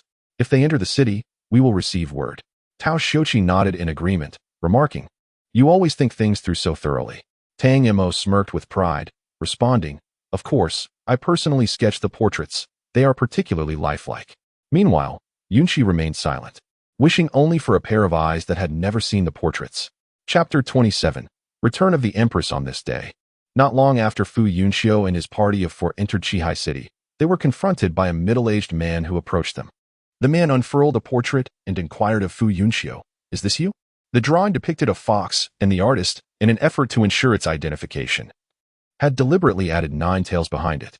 This could be somewhat justified, yet what puzzled Fu Yunxiu was the presence of a man's head atop the fox's body, and moreover, it was quite unattractive. The middle-aged man remained skeptical. After all, Fu Yunxiu was the most fitting candidate he had encountered in accordance with the employer's description. Reluctantly, he reiterated, "Take a good look." The artist specified that she is seeking a male fox spirit. Upon hearing the term male fox spirit, Fu Yunxiu, who had initially intended to leave, abruptly halted his steps, having already deduced the artist's identity. However, he truly wished to deny that the figure in the drawing was him. In Wuchang, somewhat familiar with the two, and aware of Tang Mo's occasional nickname for Fu Yunxiu, interjected, "Where can we find the artist?" The middle-aged man, upon hearing this, grew wary. "Why do you inquire about that? Is this painting of you?" In Wuchang glanced at the tense Fu Yunxiu and evasively responded, "If I am not mistaken, she is looking for us." The artist was a young girl, clad in a light purple dress, possessing a delicate and charming appearance, was she not? While the details aligned, the middle-aged man still hesitated. He contemplated for a moment and said, "How about this? You tell me where you are staying, and I will bring her to confirm. We are in business and cannot casually disclose our employer's information. Who knows if she seeks to reunite or to exact revenge?" In Wuchang smiled and replied, "Very well. We appreciate your assistance." He glanced around and noticed a nearby tavern, saying, "Let us wait for you here. Please be swift." The middle-aged man cast a look at the tavern before turning away. Once he had departed, In Wuchang could not contain his laughter, exclaiming, "Tang Mo is simply delightful. Her approach, her creativity, it's nothing short of miraculous. What on earth could she be thinking?" Fu Yunxiu replied with a cold sneer, "I believe she is courting disaster." And Silly and Wan Dongzi then comprehended the situation and couldn't help but chuckle. This sister Tang Mo certainly had a flair for theatrics. Fu Yunxiu's expression darkened further. The middle-aged man hurried to the inn where Tang Mo was staying to deliver the message. Upon hearing that someone had arrived, she dashed out without a moment's hesitation. As Yunxi and Tao Xiu prepared to pursue her, they were halted by the middle-aged man demanding a reward, leaving them no choice but to pause and settle the payment. When they looked up again, Tang Mo had already vanished without a trace. After several days of roughing it, Fu Yunxiu and the others finally found themselves in a place where they could enjoy a proper meal, ordering an extravagant spread. Once the server had departed, and Sueli whispered, "Isn't this a bit excessive?" Wan Dongxi cleared his throat lightly. "It's fine. When Tang Mo and Yunxi arrive, we can share." At this, Sueli turned to Fu Yunxiu, only to find him utterly absorbed in the view of the street outside, his eyes shimmering with an unacknowledged anticipation. Sueli was momentarily taken aback. Could it be that Fu Yunxiu and Tang Mo shared such a deep bond? They had only been apart for a few days. Suddenly, Fu Yunxiu's lips curled into a slight smile, and his eyes glimmered, revealing a hint of joy. In that instant, it was as though a radiant light enveloped him. And Sueli finally realized that since parting ways with Tang Mo, she had not seen Fu Yunxiu smile, to the extent that she nearly forgot how enchanting his smile could be. Upon spotting the person he had been waiting for, Fu Yunxiu turned his head, only to find Sueli staring at him in a daze. He furrowed his brows and inquired, "Is something the matter?" The summoned individual immediately rose and walked into the aisle, perfectly positioned to catch Tang Mo, who had just leapt from the staircase. Tang Mo buried her face in Fu Yunxiu's shoulder, inhaling deeply, and whispered, "I miss you so much." Although they had only been apart for a few days and she had not felt much before, at that moment, she realized just how much she longed for him. It was peculiar, considering they had grown accustomed to separation.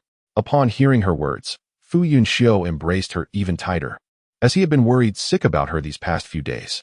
At that moment, he had already cast aside his anger over the painting. Yet, the very subject of his vexation had to bring it up. Tang Mo raised her head with a beaming smile, boasting, "How did you know it was me? Was it because my painting was so splendid? Indeed, as talisman's masters, we possess a certain innate talent for painting." Fu Yunxiu immediately displayed a cold smirk, shifting his hands from her waist to her cheeks, pinching and lifting them as he gritted his teeth, saying, "How can you say that? Am I so unattractive in your eyes?" Tang Mo, with tears welling up, pleaded for mercy. "No, you are the most handsome, brother." Only then did Fu Yunxiu release her, gently rubbing her flushed cheeks. He clearly exerted little effort, yet Tang Mo's porcelain-like skin flushed at the slightest touch, revealing her delicate nature. At that moment, Yunxi, who had finally caught up, suddenly remarked, "Mo previously mentioned that her paintings emphasized spiritual resemblance, heads of humans with bodies of foxes, unmistakably a vixen." Fu Yunxiu responded with a wry smile. If a fox truly aspired to become a spirit, it would likely abandon that ambition upon gazing at Tang Mo's artwork. "Let us take our seats and converse," Yin Wuchang invited. Everyone settled down, and Tang Mo naturally nestled next to Fu Yunxiu, merely placing an additional chair between him and Sueli. Sueli, already feeling discomfort from Fu Yunxiu's unique attentiveness toward Tang Mo, found her expression darkening further. They are merely siblings. Is such closeness really warranted? I have not seen Yin Wuchang and Yin Wuyo behave in such a manner. Yunxi and Tao Xiuqi took their places on the other side of Fu Yunxiu, adjacent to Yin Wuchang. As soon as they were seated, Yunxi playfully remarked, "Upon seeing Brother Fu, it seems someone's eyes can no longer accommodate anyone else. Xiaoqi, you may be losing favor." Tao Xiuqi, feeling a bit flustered, retorted, "Do not speak foolishness. Their closeness is entirely appropriate." Having witnessed their interactions during their time at the academy, he was well aware of the bond between Tang Mo and Fu Yunxiu, and thus found nothing unusual about it. Tang Mo raised an eyebrow and declared with an air of authority, "The rightful consort has returned. You lesser concubines should withdraw." This elicited laughter from the group. Fu Yunxiu even played along, lifting his chin in mock disdain and stating, "Recognize your positions." Yunxi had no retort and could only retreat with feigned tears. Laughter filled the air, even drawing a chuckle from Wan Dongxi, who was not particularly familiar with the group and had a rather awkward disposition. Only Sueli felt that the corners of her mouth carried the weight of gold. She increasingly sensed that Fu Yunxiu's feelings for Tang Mo were anything but simple. When Tang Mo was absent, Fu Yunxiu appeared composed, intelligent, and reliably low-key, embodying the essence of a mature man. However, in Tang Mo's presence, he would laugh, joke, and act playfully, resembling an unsophisticated child. It is well known that men tend to reveal their childlike side only in front of the women they cherish. Chapter 28. No interference. As the dishes were served, everyone engaged in lively conversation while dining. Fu Yunxiu and his companions had consumed their fill of exotic beasts on the road, hence their orders consisted mostly of seafood and dim sum, with little meat to be found. Tang Mo, tempted by the array of delectable offerings, yearned to sample them all, but her small appetite limited her ability to indulge. With a pitiful gaze, she looked towards Fu Yunxiu, remaining silent yet expressive. Fu Yunxiu knew her too well, and this was not the first time such a scenario had unfolded. Previously, it had only been the two of them. This time, however, there were outsiders present, making him feel somewhat awkward. Yet, he couldn't bear to let Tang Mo languish in longing. So after a moment of internal conflict, he reluctantly encouraged her. Go ahead and eat. Noticing her plight, Fu Yunxiu's eyelids fluttered. He promptly wiped his hands clean, then took a long green shrimp and began to peel it. His fingers were slender and deft. Even the act of peeling shrimp exuded an air of elegance. And Sueli was once again captivated. Just as she was about to offer her compliments, she observed Fu Yunxiu placing the succulent shrimp meat into Tang Mo's bowl, advising her, don't just fill up on sweets. Tang Mo glanced at the half-eaten osmanthus cake and then at the tempting shrimp in her bowl. Yielding to her desire, she placed the cake into Fu Yunxiu's bowl, focusing her attention on savoring the shrimp. Fu Yunxiu was in a state of inner turmoil, finally grasping the essence of the phrase, to lift a stone only to drop it upon one's own foot. Upon witnessing his distress, Sueli mistakenly assumed that Fu Yunxiu was experiencing a bout of obsessive cleanliness and could not help but exclaim, Tang Mo, how could you place something you've eaten into Yunxiu's bowl? Are you not aware of his cleanliness obsession? At her words, the previously casual conversation among the group came to a halt as they all turned their gazes towards Fu Yunxiu, who indeed had half a pastry in his bowl. Tang Mo, however, appeared utterly bewildered and turned to Fu Yunxiu, inquiring, when did this habit develop? Fu Yunxiu regarded her with a complex expression, remaining silent. And Sueli, sensing an opportunity, put down her chopsticks and declared, even those of us who have only known him for a few days are aware of his cleanliness obsession. How could you, as his sister, be oblivious to it? Tang Mo was, of course, unaware. The items she once deemed inedible had always been consumed by Fu Yunxiu, and she had never heard of his cleanliness obsession.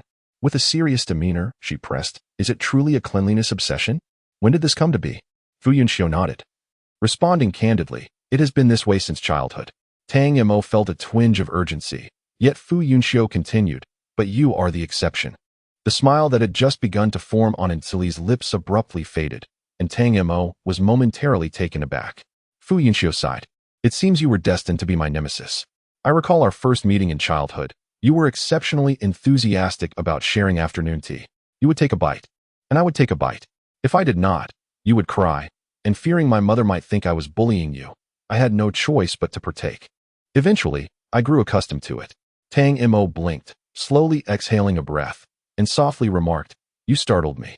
I thought you would no longer be able to help me eat. The crowd fell into silence, the crux of the matter being this, and Shuili found it somewhat difficult to accept. Yet, your earlier expression of discomfort was unmistakably indicative of your reluctance to partake, was it not? Fu Yunxiu finally lifted his gaze towards her, his face devoid of emotion, his tone cold. Indeed, I do not wish to eat. I have developed a distaste for sweets over the past 2 years. And Shuili opened her mouth, yet words failed to escape her lips. How could this be? Fu Yunxiu issued a warning. Seniorin, we are not well acquainted, and there is no need for you to defend me. The nature of my relationship with Mo is not for outsiders to comment on. His words were ruthlessly blunt, akin to an outright accusation of meddling. The others gasped in shock, acutely aware of the awkwardness that had ensued. Unable to endure any longer, and Shuili rose abruptly and fled from the restaurant. The others made no attempt to retain her. Her feelings were exceedingly transparent, and it would have been difficult for anyone to overlook them. The crucial point was that Fu Yunxiu exhibited no inclination to reciprocate, making any further advances futile. It was hoped that this incident would bring in Shui Li to her senses. Ultimately, it was Ruan Dongci who, feeling concerned, chased after her. At that moment, Tang Mo extracted a pastry from Fu Yunxiu's bowl, taking a hearty bite, and mumbled, Vixen.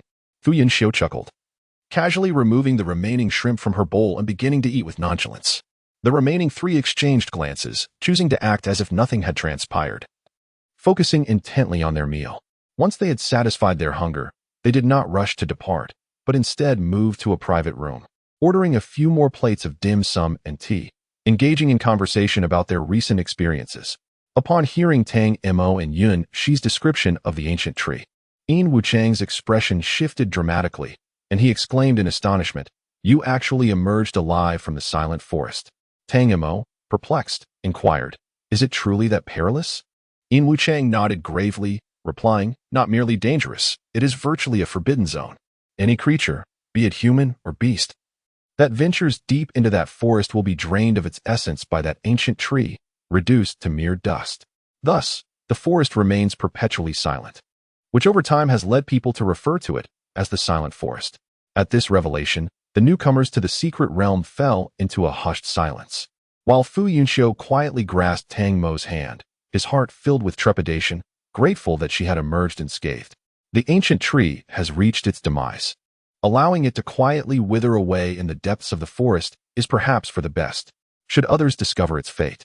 The remaining days of tranquility could be irrevocably lost. Yun Shi concurred, saying, "Indeed, the deeper we ventured, the more tense we became, fearing we might encounter some formidable beast. Yet we emerged without incident." Tao Xiuqi, who had been enduring hardships since their arrival in the secret realm, lamented, "You all are exceedingly fortunate."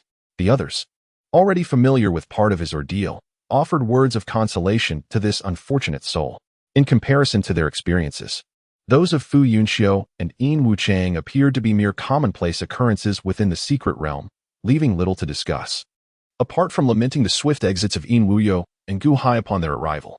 Eventually, the conversation turned to the tokens, and Tang Mo generously shared the information she had acquired.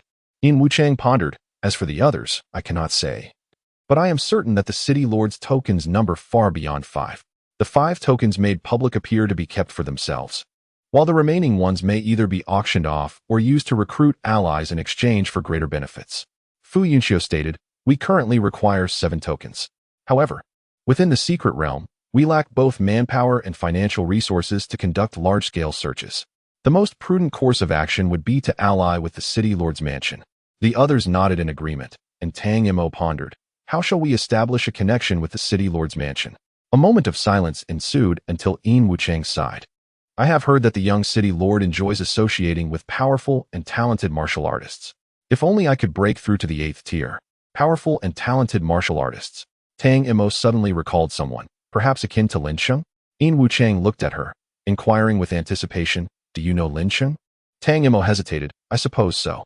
I encountered him once, and he mentioned that if we faced any issues in the secret realm, we could reach out to them." Yin Wuchang burst into laughter. "What a stroke of luck. The senior students who frequently enter the secret realm are well aware that Lin Sheng once saved the young city lord's life, and they subsequently became good friends. If Lin Sheng were to recommend us, this matter would surely succeed." Chapter 29. What to do when funds are lacking that evening. Fu Yunxiu arrived at Tang Mo's room and prudently requested her to write a soundproofing talisman, which he affixed to the table. The two of them huddled at the small tea table, plotting. Fu Yunxiu spoke mysteriously, "I have something for you." Tang Mo nodded and replied earnestly, "Coincidentally, I also have something for you." They exchanged smiles and, almost simultaneously, opened their palms, revealing identical tokens. "Where did you get that?" Tang Mo inquired with curiosity, astonished that Yin Wuchang and the others were unaware. Fu Yunxiu recounted the matter concerning Yin Wuyo, concluding with a firm admonition, "In the future, keep your distance from her. She is not a person of good character." Tang Mo nodded, having long understood that Fu Yunxiu was far from the paragon he appeared to be. Not only did he resemble a cunning vixen, but his character was equally treacherous and duplicitous, embodying the cold indifference unique to the Fu family, deeply devoted to family but utterly callous towards outsiders. Nevertheless, Tang Mo had always accepted him, for they had grown up together, and Fu Yunxiu had consistently been her staunch protector. She also believed that he would continue to shield her in the future. Thus, he never concealed anything from her, often using such disclosures as warnings to prevent her from being exploited by others. "There is also a token with Yunxi," Tang Mo remarked. "If that is the case, we only need to acquire 4 more tokens. However, the 3 we possess are rather difficult to explain. Ugh, teaming up with others is such a hassle." Fu Yunxiu reassured her, "What can we do? given our current lack of strength? After a moment's reflection, he continued, let us first locate Lin Qing as previously discussed, and establish contact with the young city lord. Eventually, we will find a way to justify the tokens in our possession.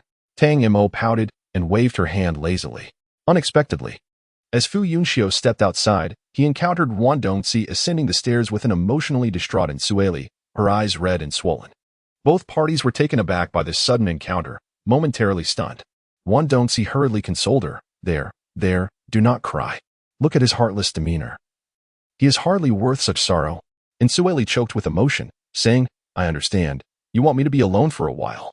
The following morning, the group gathered downstairs for breakfast, and to everyone's surprise, Ensueli joined them. Although her eyes were slightly red, her overall demeanor appeared quite well, leaving others to wonder if she had come to terms with her feelings. They dared not voice their thoughts, fearing to invoke misfortune. After a hearty meal, the seven divided into two groups. One ventured near the Lord's mansion in hopes of encountering the Lin brothers, potentially saving them considerable trouble. The other sought to gather information, keeping a vigilant eye on the movements of the Lin brothers and the token. This dual approach aimed to enhance their efficiency.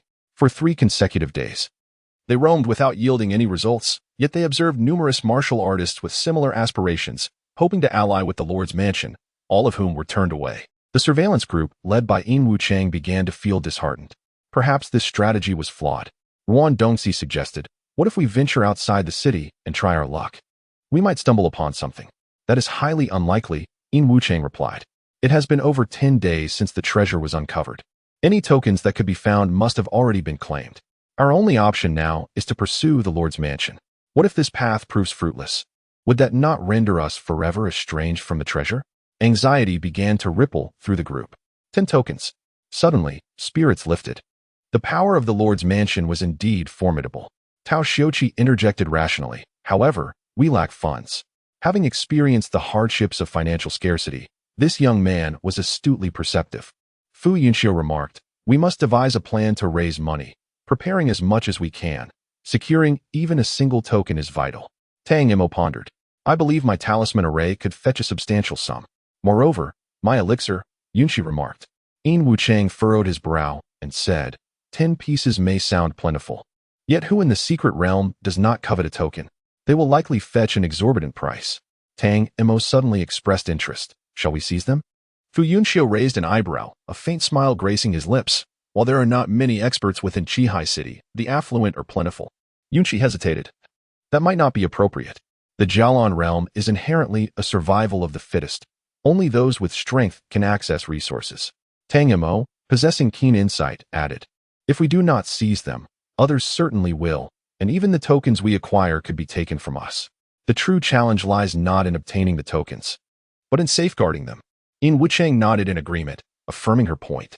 Observing the consensus among her peers, Yunxi ultimately swallowed her retort, realizing that compared to her contemporaries, she had been somewhat naive. To mitigate risk, it would be prudent for us to form pairs for the auction, Fu Yunxiu suggested. We must feign ignorance of one another. The tokens we secure can be discreetly transferred to others, allowing us to depart unnoticed. Even if someone attempts to seize them, we need not fear. Yin Wuchang nodded vigorously. Let it be so, Tang Mo declared with satisfaction. Excellent. Now let us commence our endeavors to amass wealth. At that moment, Ensueli unexpectedly produced an item. I happen to possess a treasure here that serves little purpose for me. You may sell it, she said, turning to Tang Mo. Tang Mo hesitated momentarily. Ensueli placed the object on the table, revealing a fist-sized, earthy yellow crystal. She remarked, this is a gem I found in the desert. It should be a soil attribute spirit crystal. Given its size and color, its grade cannot be low, and it ought to fetch a handsome price. The crowd remained silent. Ensueli pressed her lips together and continued, I was being obstinate before, but I have come to terms with it now.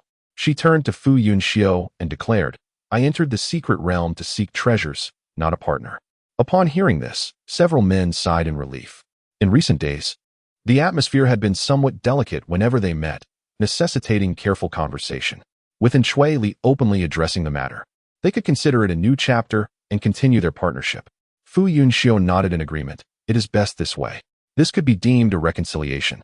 However, Yunxi harbored some doubts. Could one truly so easily relinquish feelings for someone? She glanced at Tang Mo, who was cheerfully picking up the spirit crystal, saying, "Then I shall not be modest. I thank Seniorin for her generous contribution." Chapter 30. The Token Auction on the evening 2 days later. The token auction was held promptly at the Dinghai Tower in the heart of Qihai City. The group of 7 divided into 3 factions, each donning disguises and masks as they made their way to the tower. Naturally, Tang Mo paired with Fu Yunxiu, pretending to be a couple, their arms linked affectionately without any hint of awkwardness. At the entrance of Dinghai Tower, there were guards, and entry required a payment of 1,000 pearls, which would serve as a deposit should they successfully bid for a token. If they did not win anything, the fee would be refunded upon departure. This measure was also intended to prevent any disruptions that might arise from unscrupulous individuals attempting to muddle the auction's order. The interior of the Dinghai Tower is circular in design, with a central display platform for auction items. Surrounding this platform is a ring of seats. While the second floor features private rooms, though the staircase leading up has been sealed off, leaving only the hall open for tonight's event. The malevolence behind this arrangement is self-evident. Tang Mo and Fu Yunxiu are the last to arrive, relegated to the back. 2 other groups have already settled, with Yunqi and Tao Shouqi positioned at the left front, and Yin Wuchang and his companions directly across from them, easily visible to one another. Shortly after taking their seats, the auction commences. The host, a middle-aged man sporting a handlebar mustache, bears a somewhat unscrupulous smile, diving straight into the matter at hand. "Good evening, everyone. Tonight, we have but a single item for auction, one that captivates the hearts and minds of all who dwell in the Qihai secret realm, the Qihai token, the very key to the treasure." With a sweeping gesture, the host addresses the guest with fervor. "Do you wish to possess the treasure? Do you aspire to become a king or a saint? The opportunity is before you. Can you seize it?" Tang Mo cannot help but scoff at the notion of ascending to greatness in one fell swoop.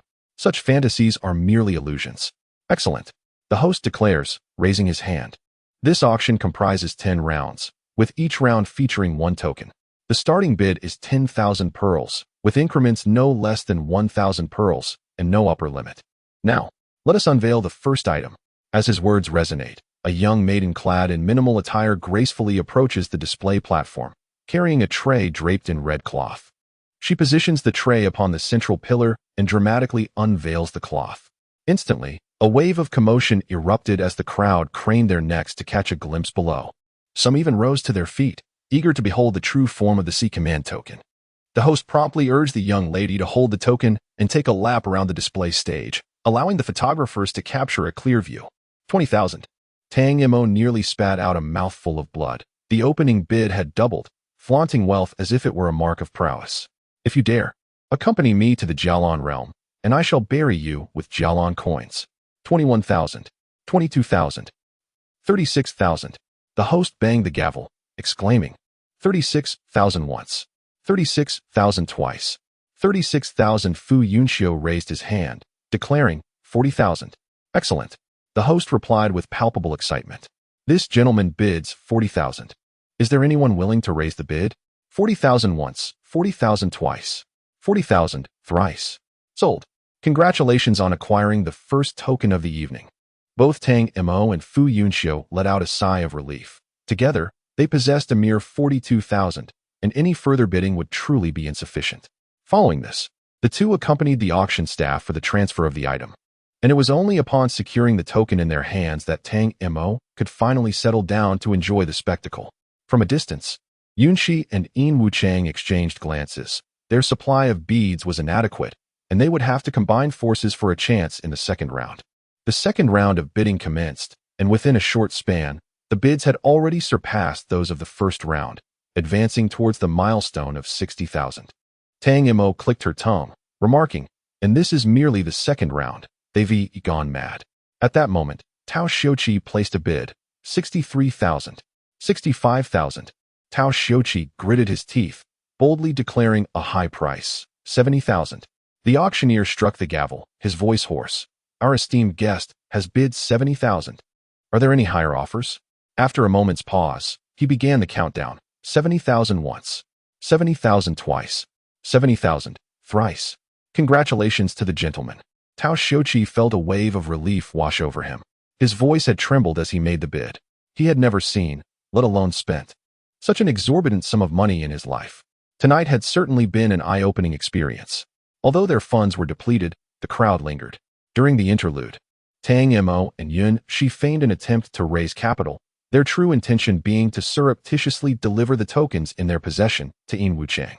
The third token fetched a price exceeding 100,000. The fourth, 160,000. The fifth, 200,000. The sixth, 220,000. The subsequent 3 tokens maintained a similar value, hovering around 250,000. The zenith of the evening arrived with the final token, which commanded a staggering price of 500,000, acquired by a wealthy middle-aged merchant. The city lord's estate had undoubtedly amassed a considerable fortune this evening. The tokens, obtained at no cost, yielded a net profit of 2 million in a single night. As Tang Mo flowed with the departing crowd, she remarked with a touch of awe, "They certainly know how to conduct business. Perhaps our family should establish an auction house as well." Fu Yunxiu, upon hearing her words, responded with a wry smile. "But my dear, we already possess one, and it far surpasses this in terms of sophistication. Each item put up for auction is an unparalleled treasure, and only those who have been invited are granted the privilege of participating. It occurs biannually." Tang Mo was momentarily taken aback, realizing the awkwardness of her statement. Perhaps she ought to introspect and consider whether she, as the sole heir to the Tang family, had been neglecting her family's enterprises. However, Tang Mo turned to Fu Yunxiu and questioned, "How do you know so much?" Fu Yunxiu scoffed, "Not only do I know, but I have also been there." Tang Mo replied, "You are quite impressive." As they exited the auction house, Tang Mo instinctively sensed someone following them. She glanced at Fu Yunxiu, who nodded in agreement, and the duo seamlessly veered into a secluded alley. The pursuers, bewildered, wondered what this meant. Were they afraid of engaging? If so, they would not hold back. However, upon entering the alley, they beheld a slender woman leaning against a man, her delicate arms wrapped tightly around his neck, while his strong arms encircled her waist. The couple gazed intimately at the alley entrance and even waved at the suddenly appearing pursuers. The warriors were taken aback. What did this mean? Had they realized they were being followed? Seeing their cover blown, the leading warrior boldly declared, "Hand over the token, and I might grant you a swift end. Otherwise."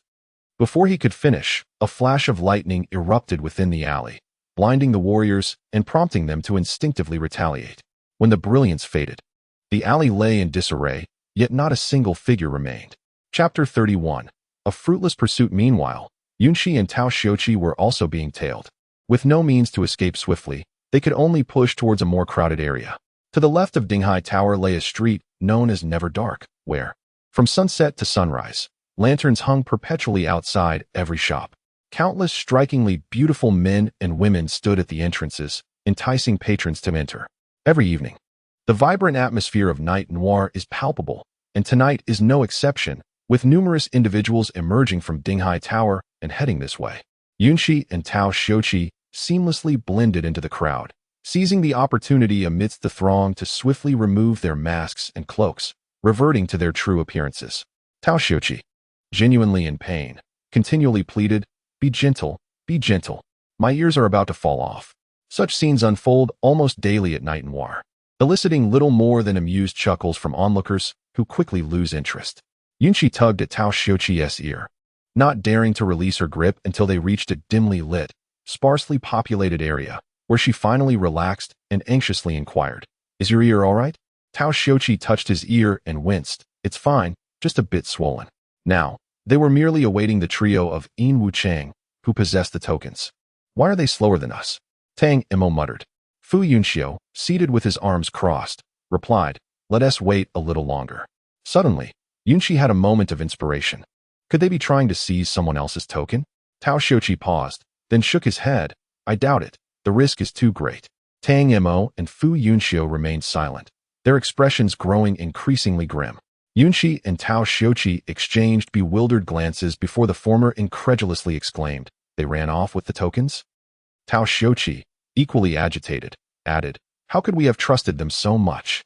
"Now is not the time for such discussions," Tang Mo interjected. "We cannot linger here. We must leave at once." Suddenly, a cacophony erupted outside, startling the few individuals within. In the next moment, the door was violently kicked open, and a contingent of armored guards from the Lord's manor surged in, encircling the four. The leader of the guards spoke coldly, informing them that a report had been made alleging that they had unlawfully seized another's property and instructed them to accompany him for further inquiries. Fu Yunxiu's expression was one of indifference, his gaze fixed on the commander, where a flicker of lightning danced within his eyes, as though he were poised to make a forceful escape. However, he was restrained by Tang Mo, who approached him with a smile. Addressing the commander with a tone of reassurance, "It is a misunderstanding. We are friends of Lin Cheng. How could we possibly violate the law in Qihai City?" The commander hesitated momentarily, taken aback by the mention of Lin Cheng. Being affiliated with the Lord's manor, he was well acquainted with Lin Cheng, who was indeed the savior of the young lord. After a brief contemplation, the commander softened his tone, stating, "We cannot simply disregard the report. If it is truly a misunderstanding, we kindly request that you accompany us to clarify the matter." Tang Mo nodded in understanding, responding, "Of course. We would not want to make things difficult for you. Let us proceed." Seeing her cooperative demeanor, the commander felt increasingly convinced of her sincerity. Nevertheless, he dispatched someone to the Lord's manor to seek an audience with Lin Cheng for verification. Due to Tang Mo's earlier remarks, the guards maintained a degree of courtesy, refraining from binding them, merely keeping them encircled to prevent any escape. Throughout this time, the commander engaged in subtle inquiries, attempting to discern the nature of Tang Mo and Lin Cheng's relationship. Upon learning that they were both disciples of the Holy Order at Qihai Academy, the commander was fully persuaded of the truth of Tang Mo's earlier assertions. As disciples of the saints, it is only natural for us to become friends. Before we even reached the discipline hall, the commander coldly remarked, "Daring to report a false case to the lord of the city is tantamount to seeking death." Even within the city, the regulations merely stipulate the prohibition of property damage and homicide. Beyond that, no one seems to care. The lord of this city appears to wield a broad jurisdiction, though it remains uncertain whether this is genuinely to champion the weak or merely to shield the powerful. Upon arriving at the discipline hall, Tang Mo encountered a familiar face, the wealthy merchant who had last secured the final token. It was no wonder he rushed here to file a report. After all, that was a sum of 500,000. "General Pei?" the merchant exclaimed anxiously. "Have you captured the perpetrators?" General Pei gestured towards Tang Mo and her companions, coldly inquiring, "Are these the individuals in question?" The merchant widened his eyes and shook his head. "No, it is not them. There were 2 men and 1 woman. The woman was quite tall and named Tang Mo." Tang Mo couldn't help but laugh in exasperation. "You are mistaken. That woman is named Li, and she holds a grudge against us. She is merely using you as a pawn." "Indeed." Yun, she chimed in, rolling her eyes in frustration. "Who would reveal their name while committing a robbery?" The merchant, taken aback, defended himself. "She did not say it intentionally. One of the men accidentally called her name as they were about to leave." The group grew even more irate, lamenting the absurdity of being compared to seniors when treasures were at stake. Not only had their tokens been taken, but they were also being set up for a trap to ensnare them all. "Well then," Tang Mo seethed, "I have witnessed what true camaraderie looks like, smiling on the surface while secretly wishing to stab you in the back. Truly remarkable." Fu Yunxiu maintained a stoic demeanor. Having never before experienced such a significant setback, Yin Wuchang indeed provided him with a profound lesson. General Pei turned his gaze towards the wealthy merchant, stating, "The individuals who pilfered your possessions are likely enemies of Miss Tang and her companions. Rest assured, as long as they remain within the city, we shall undoubtedly apprehend them." Upon hearing this, the merchant felt a chill in his heart. After such a prolonged delay, the trio had undoubtedly fled. He had toiled throughout the night and expended a considerable fortune, yet all he reaped was a beating. Who could he turn to for justice in this matter? Chapter 32. A glimmer of hope. General Pei directed his attention towards Tang Mo, bestowing upon her his first smile since their encounter. "Lord Lin and the young city lord are en route. Miss Tang, please bear with us for a moment." Meanwhile, Yin Wuchang and Sueli and Wan Dongxi had indeed made their way outside the city, though not too far, as the nighttime often saw the emergence of monstrous beasts, rendering greater distances perilous. In a rather sparse thicket, the 3 sat around a campfire in silence, each holding a token, having secured 2, with 1 taken from their recent endeavor, perfectly distributing the spoils among themselves. After a brief pause, Yin Wuchang sighed. "Our actions have been somewhat excessive. It will be rather awkward should we encounter each other at the academy in the future." Wan Dongxi scoffed coldly. "Yin Wuchang, spare us the pretense. Do you truly expect anyone to believe that you invited Fu Yunxiu along for mutual assistance in acquiring treasure?" And Sueli added with a derisive laugh, "Furthermore, it was you who invoked Tang Mo's name, intending to deflect blame." Yin Wuchang, frustrated, raked his fingers through his hair, exclaiming, I cannot fathom how that name slipped from my lips. I simply acted without thinking. Upon reflection, such actions serve only to deepen Tang Mo's resentment towards us, yielding no substantial benefit. Although he lured Fu Yunxiu into the fold with ulterior motives, his initial intent was to ensure that, in the face of inevitable peril, Fu Yunxiu, as a disciple of a sage, would possess a safeguard for self-preservation. This was aimed at prolonging his own standing. His agreement to join forces with Tang Mo stemmed from this very rationale. However, it was unforeseen that before even embarking on the treasure hunt, he would prematurely discard this safeguard due to the key to the treasure. Yin Wuchang's frustration is genuine. He had been blinded by immediate interests, and now he recognizes that he has revealed too much too soon. After all, those two are also disciples of sages. Will he still find a foothold in the academy? With actions already taken, what further deliberation is necessary? And Sueli remained composed, asserting that once they secured the treasure, they would depart the academy. The vastness of the Jialan realm would make it improbable for them to pursue them across the world. Upon hearing this, Yin Wuchang settled his mind, having already offended others. He could only pin his hopes on the treasure. Meanwhile, Tang Mo and the others did not wait long before Lin Qing and Lin Nuo arrived. Accompanied by a young man clad in splendid attire, the youth possessed striking features, with eyes as dark as ink, presenting an impression of utmost propriety. Tang Mo, Lin Nuo exclaimed with a smile, we have been eagerly awaiting your arrival. Just yesterday, I was discussing with my brother whether you had ventured out. Tang Mo returned a grateful smile, stating, one must venture forth on their own. When circumstances become untenable, one can only invoke the name of brother Lin Cheng. In this setting, Fu Yunxiu and Lin Cheng exchanged courteous greetings. The latter remarked, I have often heard my master speak of you. Today, I finally have the pleasure of meeting you in person. Indeed, Fu Shidi is a true paragon among men. Fu Yunxiu humbly replied, you flatter me, Shi Xiao. In comparison to you, I still have much to learn. I must trouble you with today's matter. The audience, upon hearing this, displayed little reaction. After all, it was not their own predicament. Furthermore, the allure of treasure often stirs the heart, and it is not uncommon for even brothers to engage in bitter conflict over it, let alone acquaintances and classmates. Duanan took a sip of his wine, exclaiming, such is the nature of the world. Villains are omnipresent. One must remain vigilant, particularly when confronted with immense benefits. Never test the depths of human nature.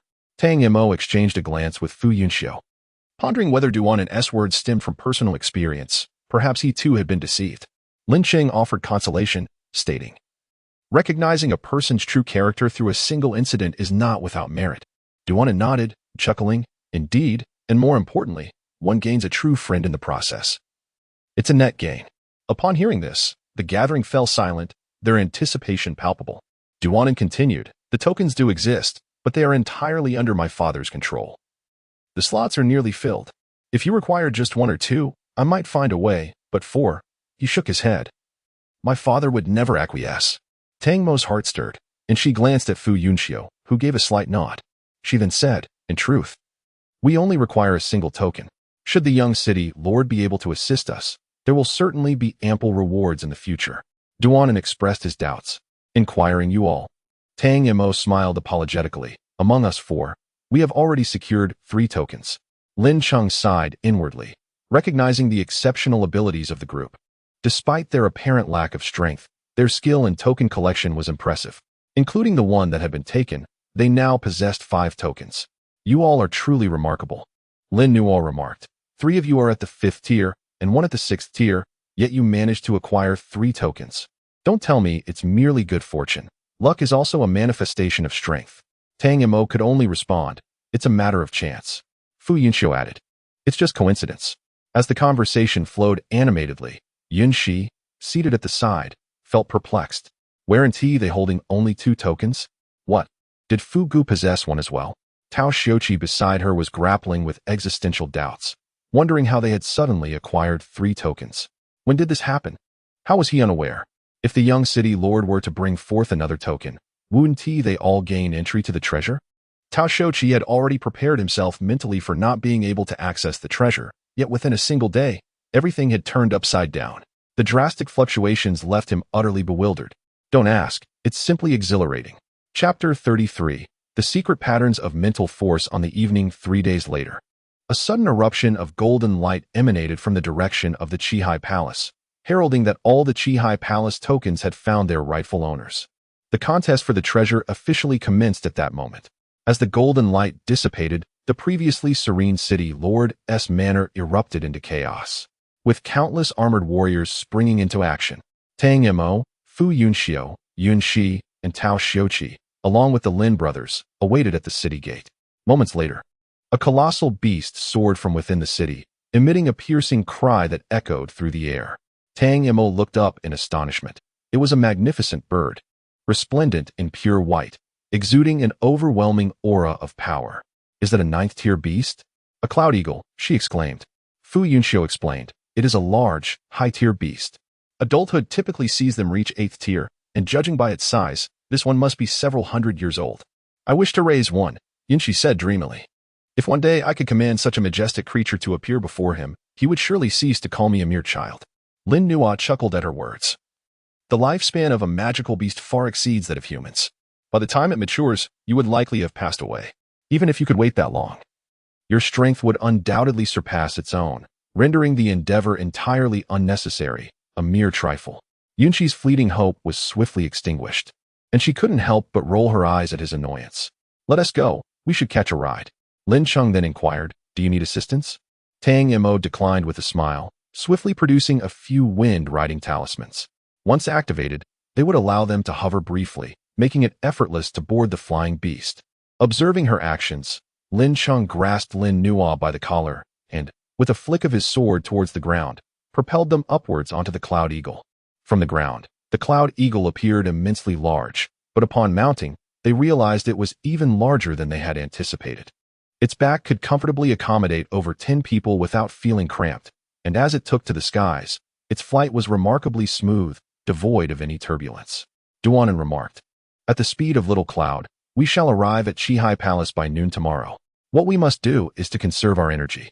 The treasure will undoubtedly belong to me, the Lord of Qihai City." The warriors responded in unison. Upon a rough calculation, Tang Mo could not help but let out a silent gasp in her heart.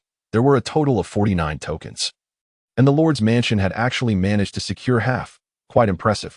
Bored on the back of the cloud carving and faced with a lengthy journey, the group engaged in conversation for a while before gradually entering a meditative state to cultivate. It is well known that a person's meridians cannot withstand prolonged impacts of spiritual energy. Therefore, a warrior's cultivation sessions must not exceed 2 hours, lest their meridians suffer damage. The group began their cultivation at approximately the same time, leaving only the warriors of the Lord's mansion on guard duty. Thus, when everyone awakened from their meditative state and exchanged insights on their cultivation, they noticed that Tang Mo had yet to awaken, causing their gazes toward her to shift uneasily. Someone could not help but inquire, "Is she not asleep? Is she?" Yunxi and Tao Xiuqi were also uncertain. They had not observed Tang Mo cultivating much and were puzzled, directing their questioning looks toward Fu Yunxiu. "It's nothing," Fu Yunxiu replied calmly. "She has always been like this since childhood." Tao Xiuqi nodded in agreement. "Indeed, I once attempted forced cultivation and found myself dizzy. Not to mention the cultivation results were particularly lacking." "Then Tang Mo is," Yunxi pondered thoughtfully, hesitating, "exceptionally gifted?" "I believe she is simply asleep," remarked one of the warriors from the Lord's mansion, who, unfamiliar with Tang Mo, could not perceive her uniqueness and could only speculate in a reasonable direction.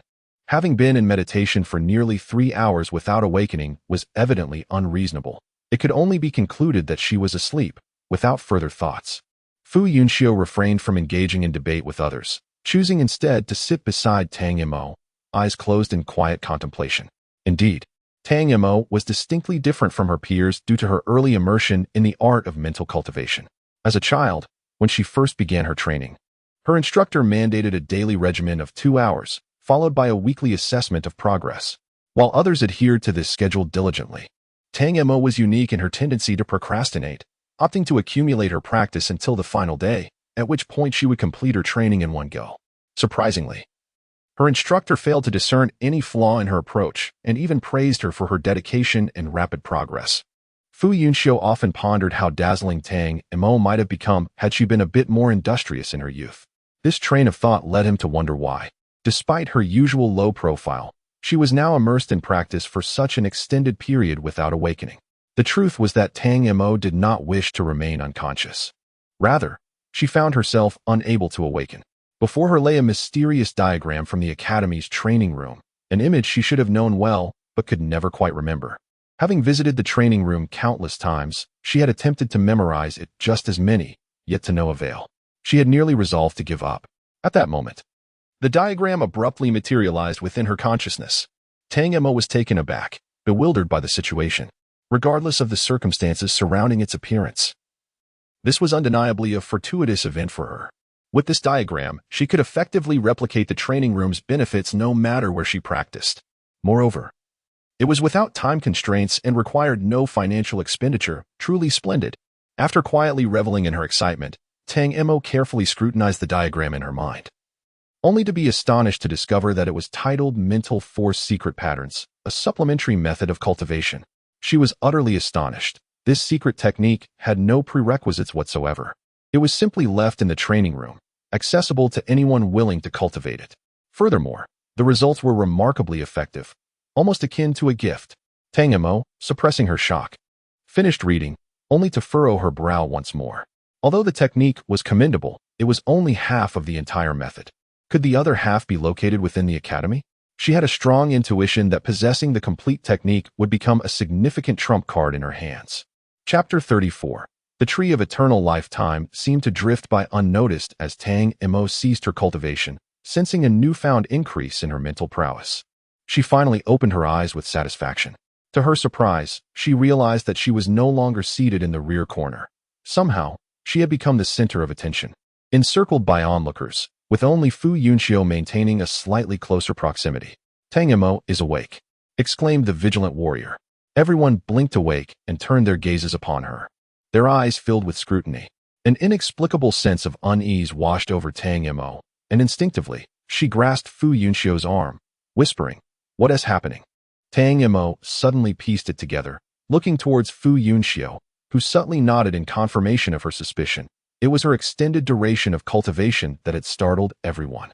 She certainly did not wish to be regarded as a monster, so she hastily explained, "I was merely beginning my cultivation, and then I became engrossed in studying the secret technique."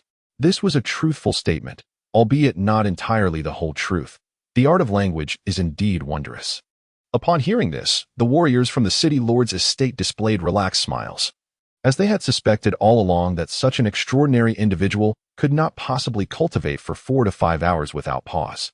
However, those such as Yunxi, who were aware of Tang Mo's bizarre exploits, harbored doubts. Anything incredible associated with Tang Mo seemed plausible.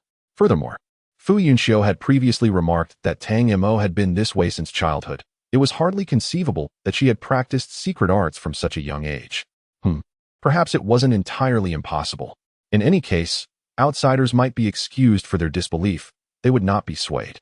Tang Mo thought everyone had accepted her narrative, and she couldn't help but stick out her tongue at Fu Yunxiu, earning her a knowing glance from him. Before long, dawn broke. Tang Mo, resigned to the situation, nibbled on the dry jerky. Though her spatial pocket was stocked with delectable treats she could not indulge, which felt rather unfair. The morning slipped by in the blink of an eye, and the cloud sculpture placed everyone on the expansive platform before the Qihai Hall. After circling the sky once, it let out a warning-like shriek before gradually departing. The crowd on the platform was momentarily stunned. Some recognized the presence of the city lord's forces. Consequently, a wide circle formed around them. As they pondered, if they could not provoke them, could they not simply evade them? Tang Mo had assumed their arrival, facilitated by the cloud sculpture, would be swift, but upon observing the throng on the platform, she realized her overestimation. The number of individuals present undoubtedly far exceeded the quantity of tokens. What were they here for? To spectate, or to seize tokens? Just as this thought crossed her mind, a skirmish erupted nearby. The conflict began unexpectedly and concluded just as abruptly. An 8th-tier combatant faced off against a 7th-tier one. The outcome was, indeed, foreseeable, with the latter swiftly dispatched. Regrettably, no tokens fell, and the 8th-tier warrior departed with a grim countenance. Having experienced such an ordeal, everyone would now be wary of him. Should it happen again, it would not be so easy to handle. Observing this, Yunxi quietly approached and remarked, "Fortunately, we are here with the young city master. Otherwise, we would have been devoured long ago.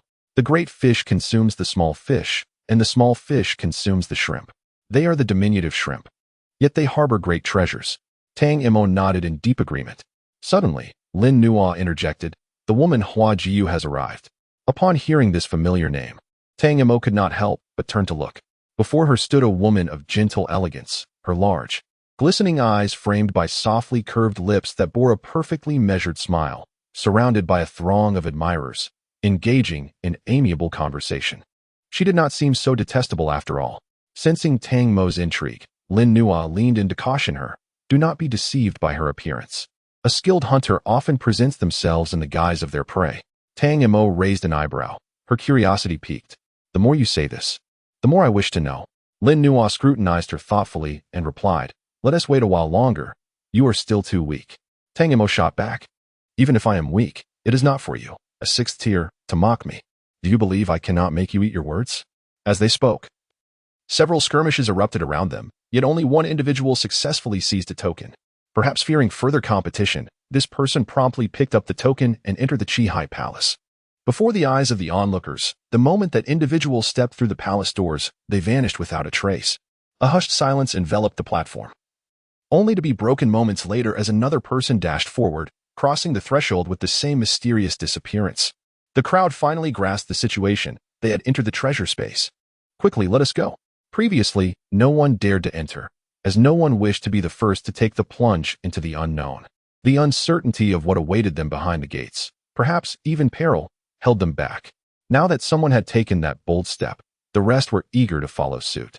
Rushing into the hall, as a group surged through the entrance, drawing upon their past experience of being separated within the secret realm, Tang Mo instinctively reached for Fu Yunxiu the moment she stepped through the threshold.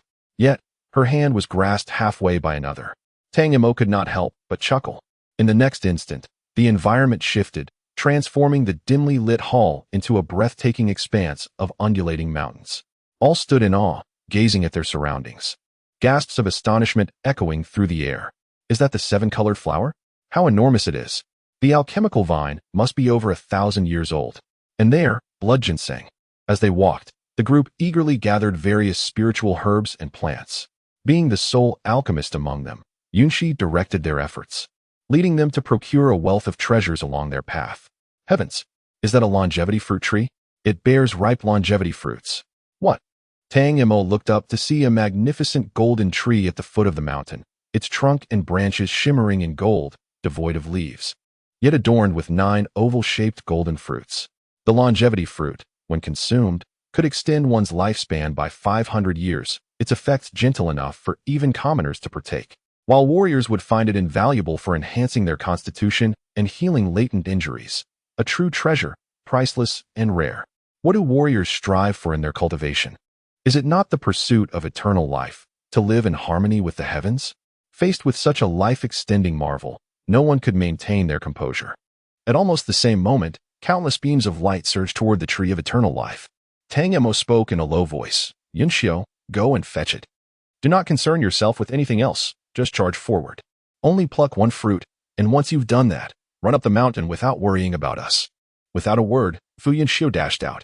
Tang Mo remained in place, rubbing her hands together before casting dozens of jade talismans into the air. In the blink of an eye, a vast array of symbols enveloped the path between her and the tree of eternal life. Chapter 35. A convenient trap. This was the most intricate formation Tang Mo had mastered thus far, a combination of earth, wood, and fire elements. Prepared as one of her trump cards for this treasure-hunting expedition, she had not anticipated having to utilize it so soon after entering. Within the array, Fu Yunxiu advanced rapidly, fully exploiting the speed advantage bestowed by his lightning attribute. The foremost among them were 8th-tier warriors, and suddenly, a 6th-tier individual intruded. Though surprised, they showed no mercy, launching an attack at Fu Yunxiu without hesitation. They did not employ any special techniques. The disparity between 8th tier and 6th tier was akin to that between an adult and a child, entirely different realms. To the 8th tier warriors, it was expected that this 6th tier should recognize his place and either halt or exert every effort to defend against their onslaught. However, the latter chose to disregard the impending attacks. As a flicker of astonishment crossed their faces, a wall of earth erupted from the ground, successfully blocking all incoming assaults. The wall shattered upon impact, yet Fu Yunxiu continued to sprint alongside them, a triumphant smirk playing upon his lips. "It's the formation. One of the 8th-tier warriors remarked. Forget about him. Securing the eternal fruit is our priority. Tang Mo breathed a sigh of relief upon observing the situation. Although her formation appeared formidable, it was, in truth, a fade of strength, vulnerable to the serious assaults of any 8th-tier practitioner. Let us depart. She instructed Yunqi and Tao Xiuqi. The trio's powers were rather meager, yet under the protection of the formation, they found themselves preoccupied with seizing the longevity fruit, rendering them inconsequential targets for anyone wishing to attack. Before long, Fu Yunxiu arrived at the longevity tree, and with a swift motion, he summoned claws of lightning to grasp a resplendent golden fruit from the branches. He then turned and hastened up the mountain. A glimmer of joy appeared in Tang Mo's eyes. Come, we shall ascend the mountain. Tao Xiuqi gazed longingly at the longevity tree. Are we not going to pick one? It seems effortless for Fu Yunxiu. Our abilities are limited. Securing even a single fruit would be a significant achievement, Tang Mo replied. Once all the longevity fruits have been plucked, those who remain here will likely descend into madness over the competition. We would merely be providing them with sustenance. As everyone jostled around the longevity tree in a frenzied scramble, the three of them discreetly passed by its side. Just as Tang Mo was about to retract the talisman array, she caught a glimpse of Ensueli out of the corner of her eye. Upon a closer look, she noticed Yin Wuchang and Ruan Dongxi strenuously fending off others to create an opportunity for Ensueli. Seeing the longevity fruit so tantalizingly close, a faint smile broke across Ensueli's face as she reached out to pluck it. Yet, at the very moment she was on the verge of success, countless vines suddenly erupted from beneath her feet, ensnaring her in an unyielding embrace, wrapping around her limbs and immobilizing her grasp. Just as Ensueli stood in shock, the longevity fruit she coveted was snatched away by another. No. Angry and indignant, Ensueli shouted fiercely as she struggled against her restraints, pursuing the individual who had plucked the fruit. Who is it? Who has plotted against me? Show yourself. Not far away, Hua Jiu and her companions were ascending the mountain. Upon hearing her outburst, one of her friends scoffed. How embarrassing to shout so loudly with such meager strength. Ensueli was infuriated, but due to Hua Jiu's formidable prowess, she dared not utter a word, silently swallowing her indignation. Ruan Dongxi attempted to soothe her. Let it go. We have only just entered the secret realm. We are bound to encounter greater treasures ahead. I just saw Fu Yunxiu, Yin Wuchang remarked. He seems to have obtained a fruit and has already ventured deeper into the mountain. Ensueli's eyes lit up. Let us also enter the mountain. If I cannot compete with an 8th tier, surely I can manage against a 6th tier. Even if he wields lightning attributes, a 6th tier is still a 6th tier, especially with 3 5th tiers as burdens. Yin Wuchang added, I did not expect them to find the token to enter. Had I known, we should not have come. We have foolishly offended them. Ensueli, growing impatient, retorted, enough. What's done is done. Dwelling on it is pointless. This indecisiveness is exasperating. Ultimately, apart from Fu Yunxiu, only Lin Chong, Hua Jiu, and the members of the City Lord's Manor successfully carried away the longevity fruits.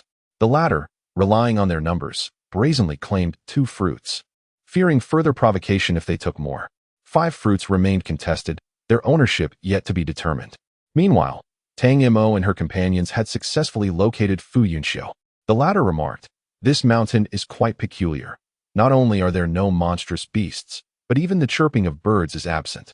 Instead, there are numerous unusual caverns. Tang Mo felt a spark of curiosity and inquired, do you think the so-called treasure might be hidden within one of those caverns? The group exchanged glances and decided to give it a try. As they ascended, they approached each cavern they encountered. Each was sealed by a stone door adorned with various intricate patterns. They each attempted to channel their spiritual or mental energy into the doors, yet none elicited any response. As time passed, an increasing number of people flocked to the mountain, all attempting to unlock the caverns. Sensing the growing crowd, Tang Mo felt a sense of unease and suggested, let us explore another peak.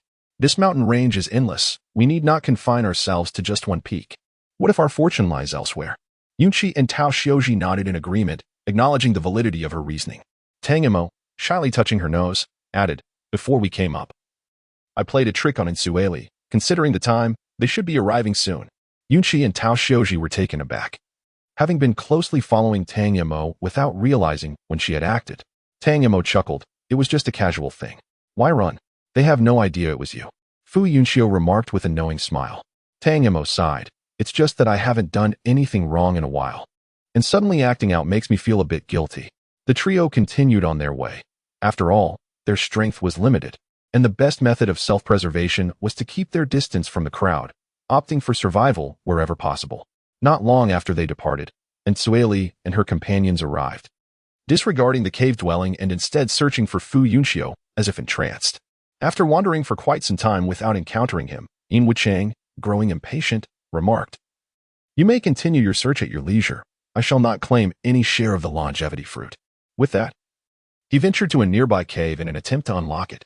Observing this, Ensueli closed her eyes and relinquished her efforts.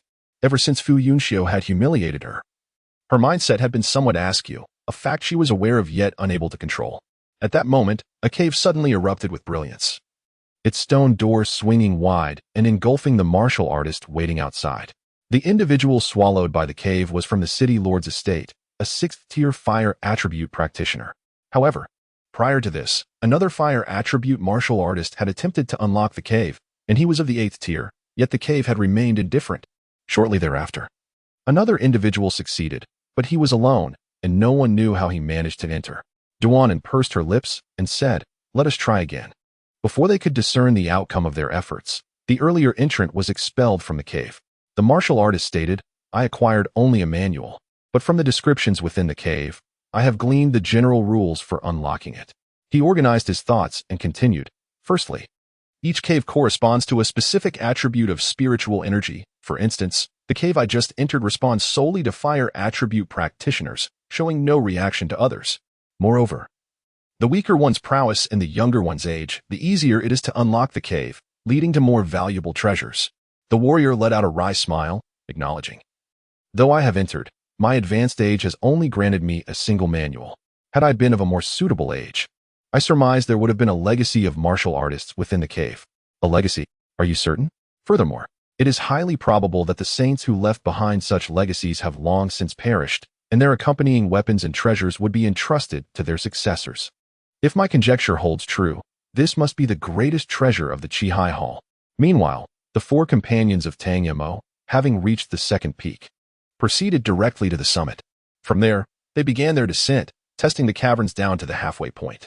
If unsuccessful, they would simply move on to the next mountain, for they were not bound by time and could afford to take their time. In Tang Mo's understanding, the mid-mountain was preferable to the base, and the summit superior to the mid-level. With such a plethora of choices before them, they naturally sought the finest options, disregarding any inferior ones altogether. What could have been a mundane task transformed into a delightful experience as Tang Mo, seizing the rare moment without outsiders, produced an assortment of snacks from her spatial realm. They strolled while indulging in these treats, intermittently attempting to unlock the cave entrances. They pressed on without pause, scaling peak after peak. When Yunqi was offered another bag of dried fruit by Tang Mo, she waved her hand in refusal, saying, "No more for me. I'm feeling a bit parched."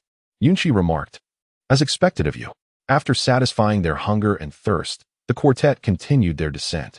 Approaching a cave at the halfway mark, Yunqi infused her spiritual energy into the entrance, causing vines to sprout forth from the stone door, gently entwining around her form, subtly tugging at the stone, as if urging her to enter swiftly. Yunqi gazed at Tang Mo with surprise, who smiled and waved her hand, urging, "Quickly, go. Once you retrieve the treasure, shatter the life-saving talisman, and we shall not wait for you. We shall meet at the academy." Yunqi nodded and, with the force of the vines, entered the cave. "At last, we have opened one," Tao Xiuqi remarked. "I hope the next one is mine." Beside them, Fu Yunxiu seemed unfazed, merely observing Tang Mo preparing to indulge in snacks. With a hint of exasperation, he cautioned, "That's enough. If you eat any more, you will gain weight, and then you will be unhappy." Tang Mo indeed paused her rummaging for treats, pouting, "That's so annoying." In her childhood, her love for food and reluctance to exercise had rendered her a plump girl for several years. It was only after being mocked as a toad during a shopping trip with Fu Yunxiu that she tearfully resolved to lose weight. She was not ugly. She was merely overweight, and once slender, she would be as attractive as that male vixen, Fu Yunxiu. Recalling the painful experiences of her weight loss journey, Tang Mo couldn't help but shoot Fu Yunxiu a glare, huffing as she marched ahead. Fu Yunxiu sighed, knowing she would remember, yet he felt powerless. She truly had overindulged. The trio swiftly traversed the mountain, heading to the next peak. As per usual, Tang Mo used her telekinesis to scan, and, As expected, there was no response. She stepped aside to wait quietly.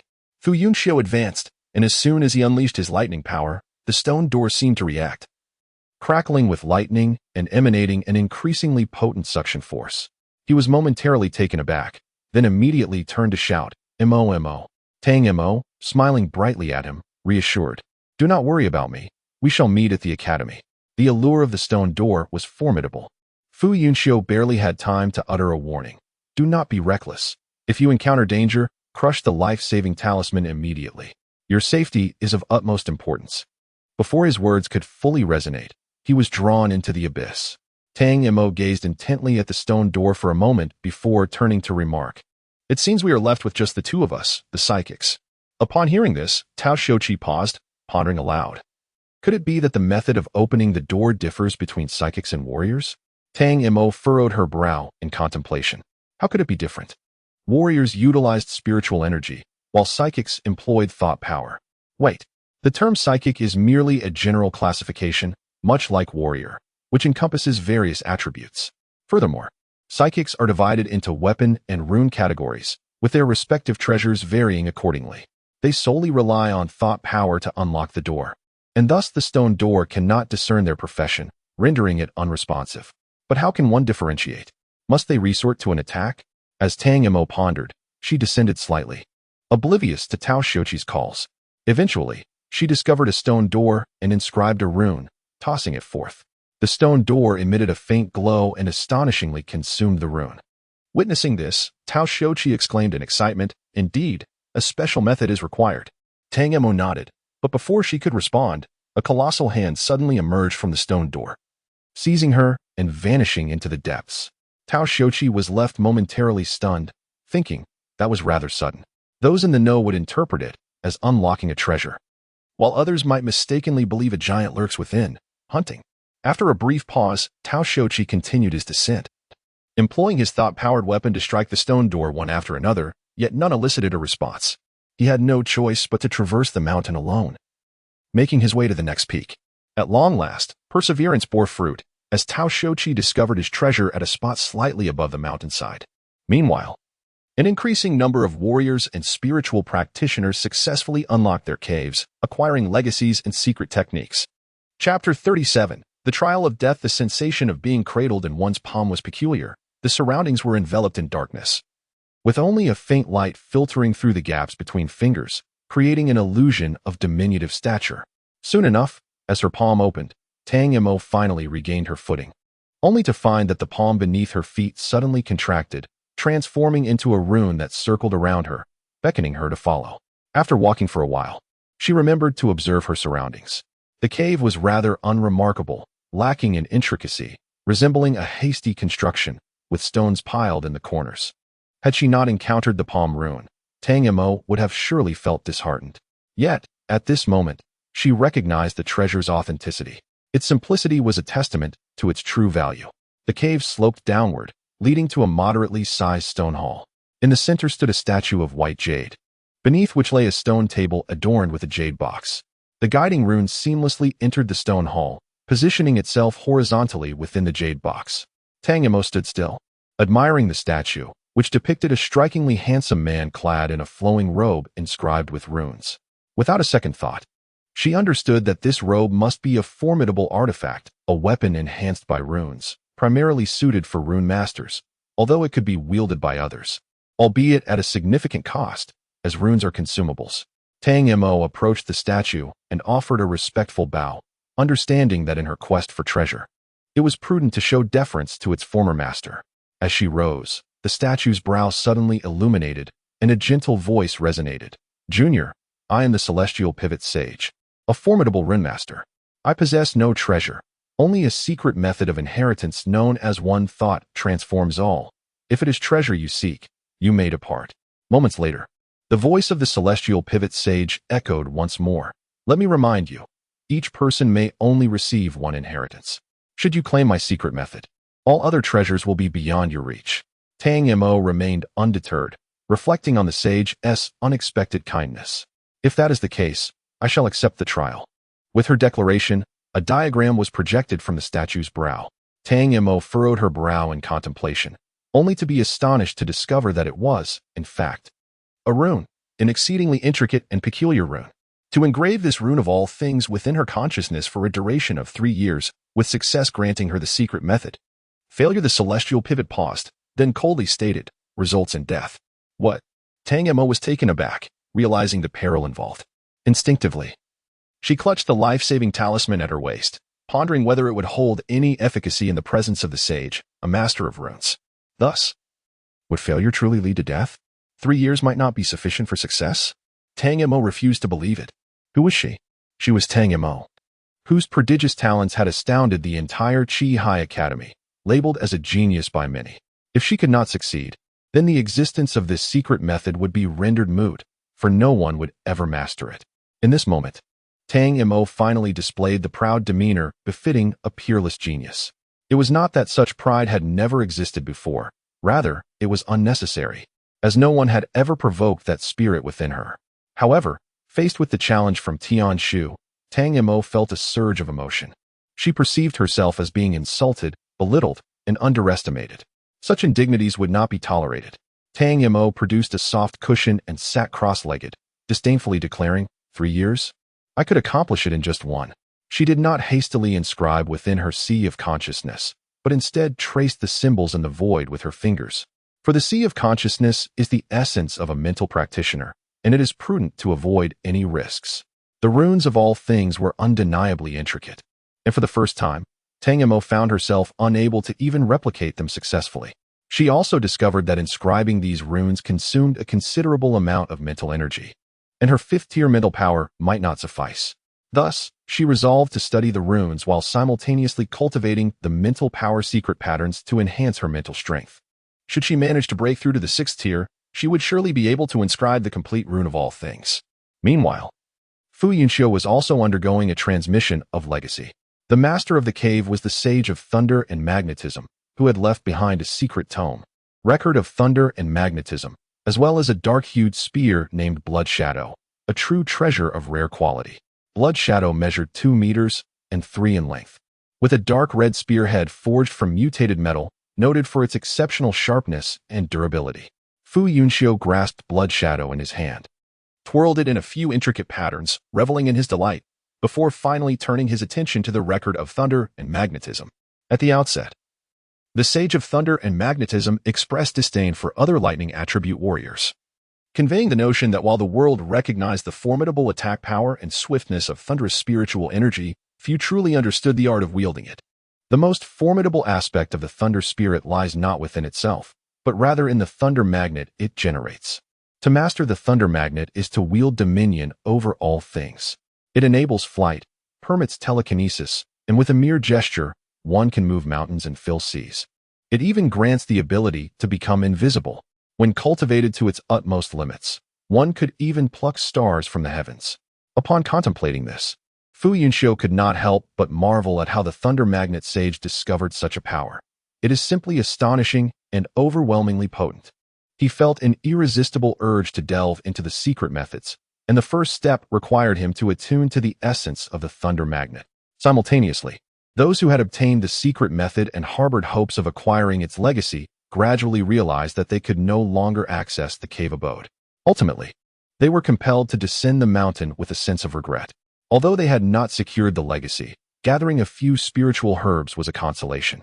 At least their journey was not in vain. However, before they could make their descent, they sensed an overwhelming pressure surrounding them, as if the very fabric of space sought to expel them. In the next moment, all the warriors outside the cave appeared within the Qi Hai Hall. As they conversed, they discovered that they were all individuals who had entered the cave and subsequently emerged. Thus, they speculated that the treasure space must possess unique rules. If one failed to find a suitable cave within a designated time frame, they would be forcibly expelled. Alas, what a pity!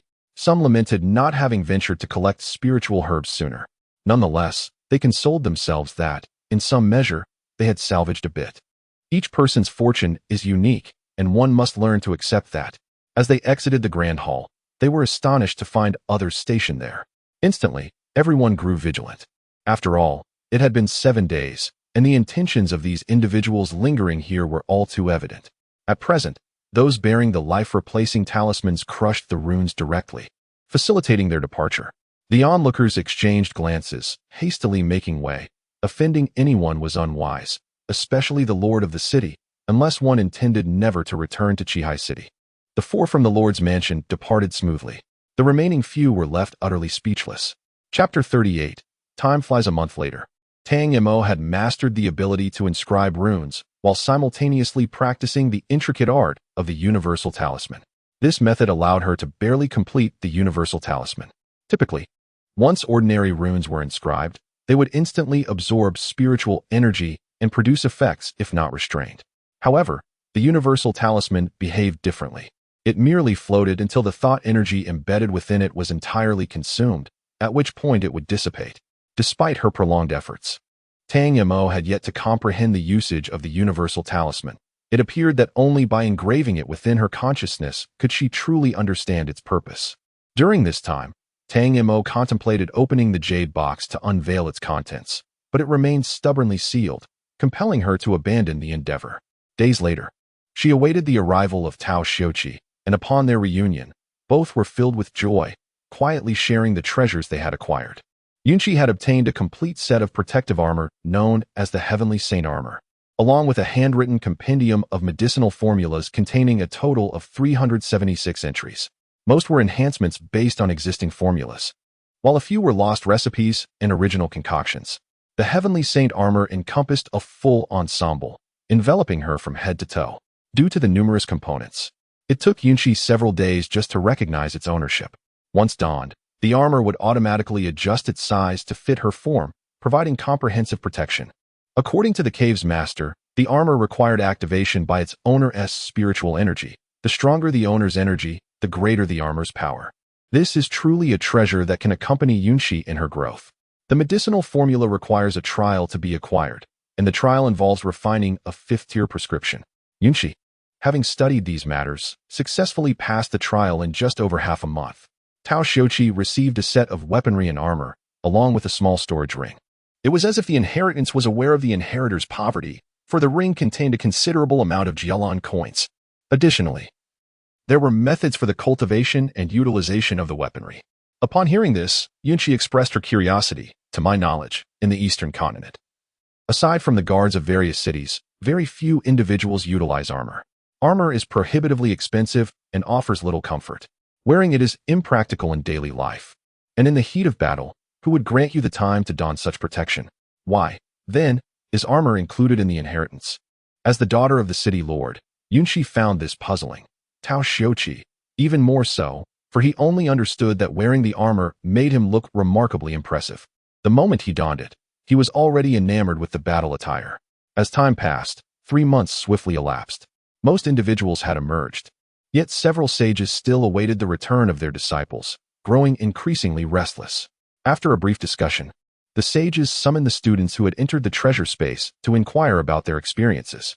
Naturally, Yunqi and Tao Xiuqi were among them.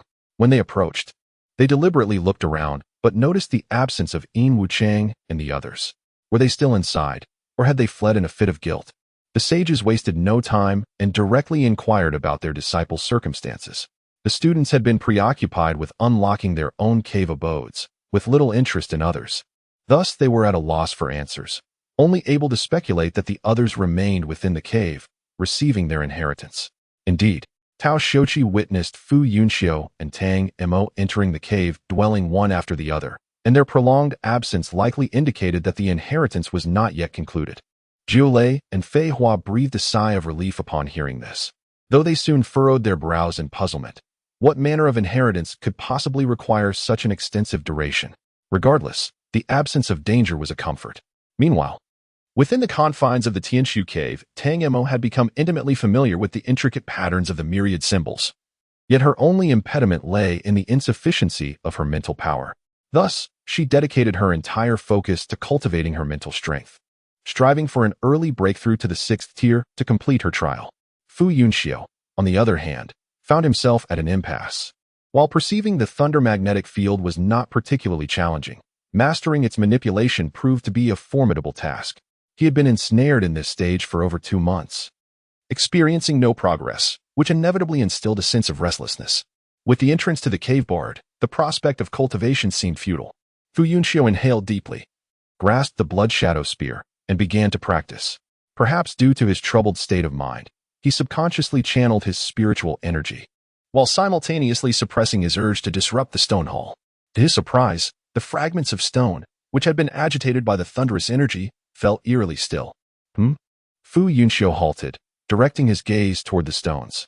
Was that the thunder magnetic force he had just sensed? It felt as if he could perceive a gravitational pull, reminiscent of the sensation he experienced before entering. Yet this time, the force was one he could control. After staring intently for a considerable duration, the fragments finally stirred slightly. Fu Yunxiu's spirit soared. After more than 2 months, he had finally discovered a semblance of understanding. Now, his task was to seize this sensation, familiarize himself with it as thoroughly as possible, and ultimately master the thunder magnetic force. Half a year later, Tang Mo achieved her breakthrough. Her sea of consciousness expanded once more, her mental power multiplied, transforming into golden mist that floated gracefully above her sea of consciousness. She first meticulously inscribed the symbol of all things in the void, ensuring that there were no omissions. Only then did she restore her mental energy, close her eyes, and prepare to attempt her first engraving within the sea of consciousness. Although Tang Mo was proud, she had never anticipated achieving success on her first try. However, upon entering the sea of consciousness, she found herself dumbfounded. Where could she possibly inscribe the symbol? The sea of consciousness was filled with ethereal and intangible elements. Where could she carve? Tang Mo searched throughout the vastness of her consciousness and ultimately discovered that the only aspect she could control was the mist-like mental energy. After deep contemplation, she made a bold decision. She intended to compress this nebulous energy to directly form the symbol of all things. If there was no place to engrave, why not transform the mental energy directly into the symbol? Without hesitation, Tang Mo gathered all her mental energy into one focal point. Then, using her will as the pen and her mental energy as the ink, she began to inscribe the symbol of all things. Unsurprisingly, her first attempt ended in failure. As she had previously noted, the symbol was exceedingly complex, and her mental energy existed in the form of vapor within the sea of consciousness. Thus, with each stroke she made, a portion of her focus was diverted to prevent it from dissipating, which proved to be quite exhausting. As she progressed, it became increasingly difficult to attend to her earlier strokes, leading to her ultimate failure. Tang Mo opened her eyes and rubbed her temples. The trials she faced were relentless. Ultimately, she concluded that her willpower was insufficient, preventing her from persevering until the end. There was no choice but to continue attempting again and again. With a deep breath, Tang Mo steeled herself for the long and tedious task of constructing the runes. 3 months later, Fu Yunxiu finally mastered the magnetic force of thunder and lightning and left his cave dwelling with satisfaction. After more than a year, he was surprised to find that there were still others present, and they were even engaged in combat. Having retrieved the substitute charm, Fu Yunxiu channeled his lightning spiritual energy. With a flicker of electric light, he levitated into the air and, propelled by geomagnetism, rapidly descended the mountain. Chapter 39. Observing the spectacle upon reaching the base. Fu Yunxiu spotted a familiar figure, Lin Nuo, concealed behind an ageless tree. The latter was observing the distant skirmish, occasionally gesticulating with fervent emotion, as if yearning to partake in the fray himself. Unconcerned with concealing his presence, Lin Nuo detected someone behind him. He immediately drew his weapon, whirling around to strike, but abruptly halted upon recognizing Fu Yunxiu. "You're still here," Lin Nuo exclaimed, craning his neck to peer behind him. "Where's Tang Mo?" Lin Nuo then shifted his gaze to the distance, lamenting, "It's all because of that woman, Hua Jiyu. She insisted on dueling with my brother, and when he refused, she forced the issue." Fu Yunxiu raised an eyebrow, remarking, "Actually, I've been meaning to ask, what's the feud between Hua Jiyu and your family?" Lin Nuo hesitated for a moment before confiding, "I'll tell you, but you absolutely mustn't repeat this to anyone." Fu Yunxiu nodded, inwardly thinking that Tang Mo was hardly an outsider. Lin Nuo explained, "Hua Jiyu has her eyes on my brother and is determined to marry him. However, my brother already has a fiancée back home. Although it's not uncommon for martial artists to have multiple wives, my brother is particularly devoted and has never considered taking a second wife. Ironically, the more devoted my brother is, the more Hua Jiyu desires him. She even claimed that my brother's fiancée is unworthy of him." Lin Nuo lamented, "What's worse, she even attempted to drug my brother. If he hadn't been vigilant, she might have succeeded in forcing the issue, which would have caused him immense distress. Fu Yunxiu inquired with perplexity. So, you're saying she's hypocritical? Isn't this quite genuine? Fu Yunxiu realized that Lin Nuo had misunderstood Hua Jiyu's intentions, feeling deceived in matters of the heart, which led her to incessantly denounce Hua Jiyu as hypocritical, even going so far as to tarnish her reputation. He had previously speculated about family feuds, treasure hunts, or being plotted against. But he never expected the truth to be so melodramatic. How did they end up in a confrontation? Fu Yunxiu inquired further. Lin Nuo clenched her fist and declared, Hua Jiyu made a pact with my brother to determine life and death in a single battle. If she triumphs, my brother must annul his engagement and take her as his wife. Conversely, if my brother prevails, she shall no longer pursue him. At last, an opportunity to rid themselves of Hua Jiyu had presented itself, and without hesitation, my brother agreed. Upon hearing this, Fu Yunxiu found himself admiring Hua Jiyu. She was indeed formidable. Meanwhile, Tang Mo found herself at an impasse. The creation of the universal talismans grew increasingly arduous, akin to wielding a pen that felt impossibly heavy. Each stroke seemed to drain her of every ounce of strength. Tang Mo's complexion flushed, her body drenched in sweat, and trembling involuntarily, clearly at her limit. Yet, the talisman was tantalizingly close to completion. Encouraging herself internally, she resolved to persevere just a little longer, believing she was on the brink of finishing, while laboriously channeling her mental energy into the rune. At last, in the instant she completed the final stroke, Tang Mo could hold on no longer and fainted. However, the rune within her consciousness emitted a resonant glow, pulsating rhythmically as it absorbed the scattered mental energy around it, becoming significantly more solid. Subsequently, the universal talisman stood quietly within Tang Mo's consciousness, motionless. Meanwhile, in a distant expanse beyond the realm of Jialan, a young man had just withdrawn from the battlefield, now trudging wearily towards the barracks. Beside him were numerous comrades, yet at that moment, silence reigned. Exhaustion had rendered them too fatigued to utter a word. Suddenly, the youth halted, prompting his vigilant companions to inquire, Captain, are you injured? He shook his head, a smile breaking across his face, and his previously dull eyes sparkled with newfound vitality. I sense it. The legacy I left in the Jialan realm has been taken. His comrades were momentarily taken aback before they too smiled, exclaiming, Is it the universal talisman of the captain? Splendid. It won't be long before another formidable presence graces the battlefield beyond the realm, enhancing our chances of victory. The young man sighed contemplatively. Let us hope so. Moments later, Tang Mo awakened with a soft breath, immediately checking her consciousness.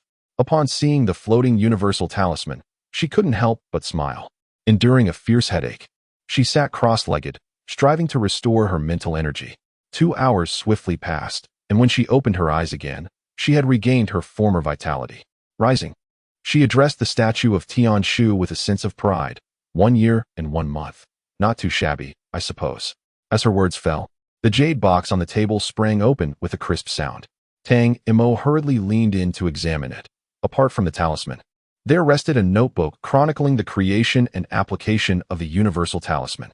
This was not urgent to peruse. Her immediate desire was to depart, for she had been absent for so long that Fu Yunxiu must be exceedingly worried. Upon exiting the cave, just as she was about to crush the life-saving talisman, she was captivated by the commotion from below the mountain. She hesitated for merely a second before affixing a speed talisman to her leg and dashing down the mountain. From the summit, she could already discern the chaos below. A battle was underway. One side comprised of ice attribute warriors unleashing numerous ice pillars, conjuring a realm of frost and snow. Even without stepping into the fray, as she descended slightly, Tang Mo could feel the biting chill enveloping her. As she neared the base of the mountain, she contemplated abandoning her endeavor. It seemed rather futile to endure the cold merely for the sake of witnessing the spectacle. Just as she hesitated, she lifted her gaze and spotted a familiar silhouette. Fu Yunxiu. The moment he turned, a small block of ice collided into him. Shivering as it exclaimed, Hurry, it's freezing. Hold me tight. Feeling his warmth, Tang Mo let out a comfortable sigh, saying, Don't even mention it. That trial was utterly brutal. Why haven't you left yet? Fu Yunxiu wrapped her snugly, replying, I didn't exit much earlier than you. I came over when I heard the commotion. I must point out. Lin Nuo interjected. Have you both forgotten there's still another person here? Tang Mo leaned over to take a look, and lo and behold, it was Lin Nuo. She had been so numbed by the cold that she hadn't even noticed someone beside her. Her eyes sparkled with curiosity. Is that your brother over there? Lin Nua's expression turned to one of surprise. How did you know? Tang Mo continued. Could it possibly be Hua Jiyu? Lin Nua gasped. How did you guess that? Tang Mo mused to herself. Besides Hua Jiyu, she could not fathom another ice attribute warrior who bore a grudge against them. Yet, she feigned arrogance, declaring, It's simply because I am clever. Fu Yunxiu, perceptive yet discreet, merely squinted and smiled. Leaning closer to Tang Mo's ear to recount the entanglements involving the Lin brothers and Hua Jiyu, Lin Nua interjected. Could you please show some respect for my position in this matter? Chapter 40. No further connections. Tang Mo listened with astonishment, glancing up at the frosty landscape, and inquired with a hint of concern. Can Senior Lin truly emerge victorious? Lin Nua shared her apprehension, responding, it was supposed to be a guaranteed win. Although Hua Jiyu possesses ice attributes, she previously focused on illusion techniques. Now, having embraced a legacy centered on offense, the combination renders her formidable. At this moment, I am uncertain who will prevail. Tang Mo jested, it wouldn't be a tragedy if she loses. After all, Hua Jiyu is quite beautiful. This provoked an irate glare from Lin Nua. Tang Mo quickly added with a laugh, I was merely joking. Matters of the heart are best understood by those involved. The opinions of others are mere drivel. At that moment, Fu Yunxiu suddenly inquired, would you like to observe up close? Tang Mo, puzzled, raised her gaze to his chiseled jawline and asked, how up close? Are we flying there? She intended it as a jest, yet Fu Yunxiu nodded in agreement. Tang Mo exclaimed, what peculiar legacy have you accepted? Once Tang Mo and Fu Yunxiu ascended smoothly, the previously skeptical Lin Nua instantly altered his demeanor, exclaiming, Brother Fu, can I join you? Tang Mo, anxious, questioned, is that permissible? Can you take someone along? Fu Yunxiu tested the notion, replying, it seems feasible. No sooner had he spoken than Lin Nua felt himself gently rising, soon accelerating rapidly, and in an instant, found himself alongside Fu Yunxiu. The former was taken aback and hurriedly exclaimed, slow down. Brother Fu, this is my first flight. I seek stability rather than speed. Fu Yunxiu's lips twitched slightly. I am not your elder brother. Despite Lin Nua's youthful appearance, he was actually in his early 20s, several years older than Fu Yunxiu. Cautiously, Fu Yunxiu guided them closer to the expanse encased in ice. They had been there for a considerable time, yet the two combatants showed no signs of movement. Even without his prompting, Lin Nua was eager to investigate. Surrounded by towering ice pillars, pure white snow floated between them, and after a full rotation, they still could not discern what lay within. Fu Yunxiu glanced upward and softly instructed, hold on tight. Tang Mo promptly tightened her embrace. Lin Nua was bewildered, wondering whom he was supposed to hold. Air? The trio gradually ascended, albeit at a sluggish pace, as this was his first time bringing others along and flying at such heights. Fu Yunxiu felt a tinge of uncertainty. He was indifferent to his own safety, but feared dropping the delicate one in his arms.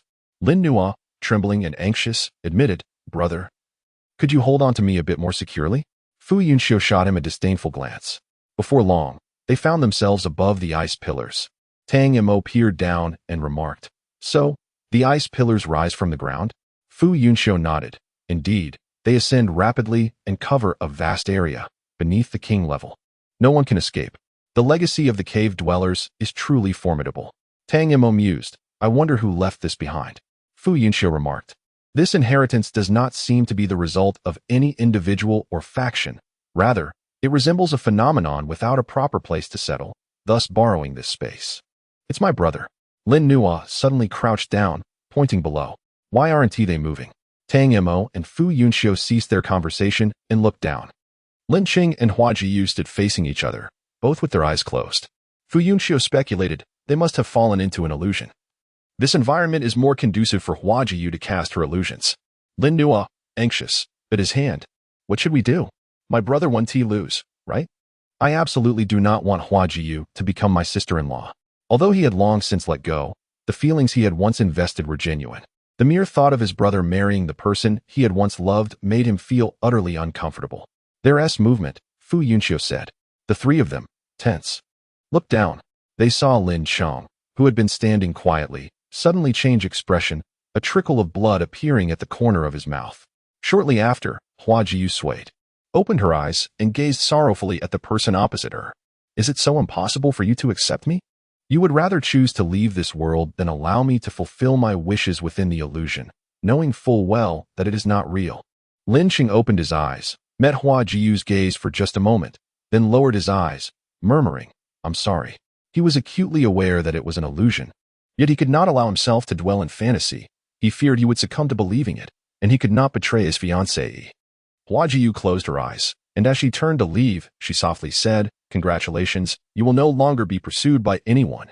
As her words fell, she turned and walked away. The ice pillars surrounding them began to shatter and dissipate, much like the bond between her and him, which she had forged single-handedly, only to sever it with a decisive blow. Above, Lin Nuo let out a sigh of relief, a broad smile gracing his face. "Wonderful. My brother has triumphed." Just as he was about to share his joy with those nearby, Tang Mo interjected, "I want to be friends with her." Lin Nuo turned, puzzled. "Aren't we already friends?" With bright, sparkling eyes, Tang Mo gazed at the retreating figure and reiterated, "I want to be friends with Hua Jiu. I admire her." In the distance, Hua Jiu had crushed the life-saving talisman and exited the secret realm. Lin Nuo scoffed, "What is so great about her? She has even resorted to using drugs." Indeed, people often become blinded by emotions, leading them to commit foolish acts. We must allow others to make mistakes. With that, Tang Mo shot him a sidelong glance and added, "Moreover, do you genuinely believe she is unworthy? If she were truly so, you wouldn't have misconstrued her intentions, nor would you still harbor such lingering feelings." Lin Nuo bowed his head in silence. Tang Mo continued, "The past grievances are resolved. Let bridges be bridges, and roads be roads. Stop spreading ill words about her. It caused her much misunderstanding at the outset." Lin Nuo huffed, "Understood." As the icy remnants faded away, Fu Yunxiu led the two of them downwards. Upon seeing them, Lin Cheng's expression shifted to one of surprise, followed by a smile. "It seems everyone has made good gains." Tang Mo Nuan gently descended to the ground, releasing Fu Yunxiu, who suddenly felt a twinge of discomfort, yearning to pull her back into his embrace. Yet, this fleeting thought was swiftly overshadowed by other concerns. In Chuili, Tang Mo suddenly remembered her initial intention to teach those three individuals a lesson here. Unfortunately, her plans were thwarted by unforeseen circumstances. Before she could emerge, they had all departed. Wait, they wouldn't have left the academy, would they? Tang Mo sighed, resigning herself to the situation. Chapter 41. A lifetime of strength. Upon hearing that Tang Mo had acquired the All Things Talisman, the Flying Blossom Sage became visibly agitated, urging her to reveal the talisman. Just as she was about to comply, the sage quickly interjected, "No, it is best not to let others see your All Things Talisman. Utilize it wisely, so as not to diminish its renowned power." Tang Mo, puzzled, could only nod in agreement. After a moment's contemplation, she raised her hand and inscribed an All Things Talisman in the void. The Flying Blossom Sage straightened his back, fixated on the talisman, a glimmer of nostalgia and admiration illuminating his features. Tang Mo was taken aback. Could it be that her teacher knew the celestial pivot sage? It wasn't until the talisman dissipated that the sage turned to her, revealing the first smile she had ever seen from him. "Your talent surpasses my expectations. In just a year, you have not only advanced to the 6th stage, but also mastered the All Things Talisman." Tang Mo smiled shyly, reflecting on the arduous years she had endured, filled with relentless training and talisman crafting. The Flying Blossom Sage sighed. "I had originally planned to take you on a journey, but now that you have reached the 6th stage, you are just in time to participate in the Academy's Koi Championship. With the assistance of myriad symbols, my expectation of you is to enter the top 20. The Koi competition? How utterly pedestrian," Tang Mo thought to herself, while outwardly feigning confusion, asking, "What is that?" The Saint of Flying Blossoms explained, "Our academy has two significant rankings, the Koi list and the Dragon Transformation list. The Koi list is updated every 5 years, while the Dragon Transformation list is updated every decade. The Koi list ranks students of levels 6 and 7, selecting the top 100, who are then rewarded with corresponding resources. The top 3 will additionally receive opportunities to exchange ideas with other academies or in the Northern Continent." The mention of the Northern Continent made Tang Mo's heart leap, igniting her interest. The Dragon Transformation list, on the other hand, is aimed at students of levels 8 and 9, also selecting the top 100. Those who make the list are granted cultivation resources or treasures commensurate with their prowess, and the top 3 are guaranteed additional opportunities to visit the Northern Continent. Tang Mo keenly noted the disparity between the two lists. The top 3 of the koi list might have a chance to visit the northern continent, but the top 3 of the dragon transformation list were assured of it. Alas, why was she not at level 8? Teacher, what conditions must the top 3 of the koi list meet to go to the northern continent? Tang Mo inquired. The Saint of Flying Blossoms glanced at her and replied, naturally, they must be exceptionally outstanding, capable of bringing honor to the academy. Otherwise, what would be the point of going to the northern continent? To bring shame. Tang Mo pouted, realizing that the concept of face was inescapable, no matter the location. The Saint, seeing through her thoughts, asked, are you eager to vie for an opportunity to exchange? Tang Mo nodded vigorously. I have never been to another continent. I have heard that each one is distinct from our own. The Saint of Flying Blossoms sighed. Achieving a top 3 position is no easy feat. Not only must you secure a place among the top 3, but you must also do so with panache. Devote yourself to mastering the art of the myriad symbols. All else may be set aside, for it is your singular opportunity. Tang Mo nodded and inquired, when does the Koi Championship commence? The Saint replied, approximately 3 months from now, before the year's end, the Dragon Transformation Contest will follow in the new year. For over a year, she had not lain down for a proper sleep. If someone had told her more than a year ago that she would be unable to touch a bed or enjoy restful slumber for an entire year, she would have deemed them mad. Awakening at midday, Tang Mo found herself roused by hunger. She lay in bed for a while, eyes wide open, until the protests of her stomach compelled her to leave the warmth of her cozy cocoon. How could she be so famished? As she washed up, the realization struck her. In her eagerness to return to her long-missed haven, she had forgotten to dine the previous evening. Time was of the essence. And with their scheduled meeting fast approaching, Tang Mo hastily rummaged through her supplies for a snack to quell her hunger as she rushed out. Upon reaching the courtyard's entrance, she lifted her gaze and spotted Fu Yunxiu waiting beneath a tree. As she approached, she asked, when did you arrive? Fu Yunxiu smiled and replied, just now. I brought you some steamed buns. He extended a paper bag towards her. Tang Mo felt a swell of gratitude. Truly, her childhood companion was remarkably dependable in crucial moments. She opened the bag and took a bite of the thin-skinned, generously filled bun, bursting with savory broth, instantly amplifying her sense of happiness. At that moment, she silently resolved to treat Fu Yunxiu with greater kindness in the future. A few individuals convened at the entrance of the academy. Having missed the lunch hour, the 4 of them decided to seek refuge in a serene tea house. A pot of tea, a couple of plates of snacks, and the company of dear friends made for a leisurely afternoon. Curiosity piqued regarding why 2 of them had remained in the cave for such an extended period. Yunxi and Tao Xiuqi could not contain their inquiries even before the tea arrived. Tang Mo briefly recounted the nature of the trial, omitting the perilous consequence of failure, merely stating that the challenge was arduous and time-consuming. Given that they had already arrived, there was no need to elaborate further and cause unnecessary concern. Yunxi and Tao Xiuqi shared their own experiences, proudly displaying their armor for all to see. Fu Yunxi was content, having acquired a long spear that suited him well. However, Tang Mo felt a genuine pang of envy. Although she possessed battle attire, it paled in comparison to the armor. The battle attire was merely a garment enhanced with runes. Crafted from unique materials, primarily designed for durability, suited for warriors frequently engaged in combat. After all, it would be quite unfortunate if one's clothing were to be reduced to tatters mid-battle. In contrast, armor was specifically designed for defense.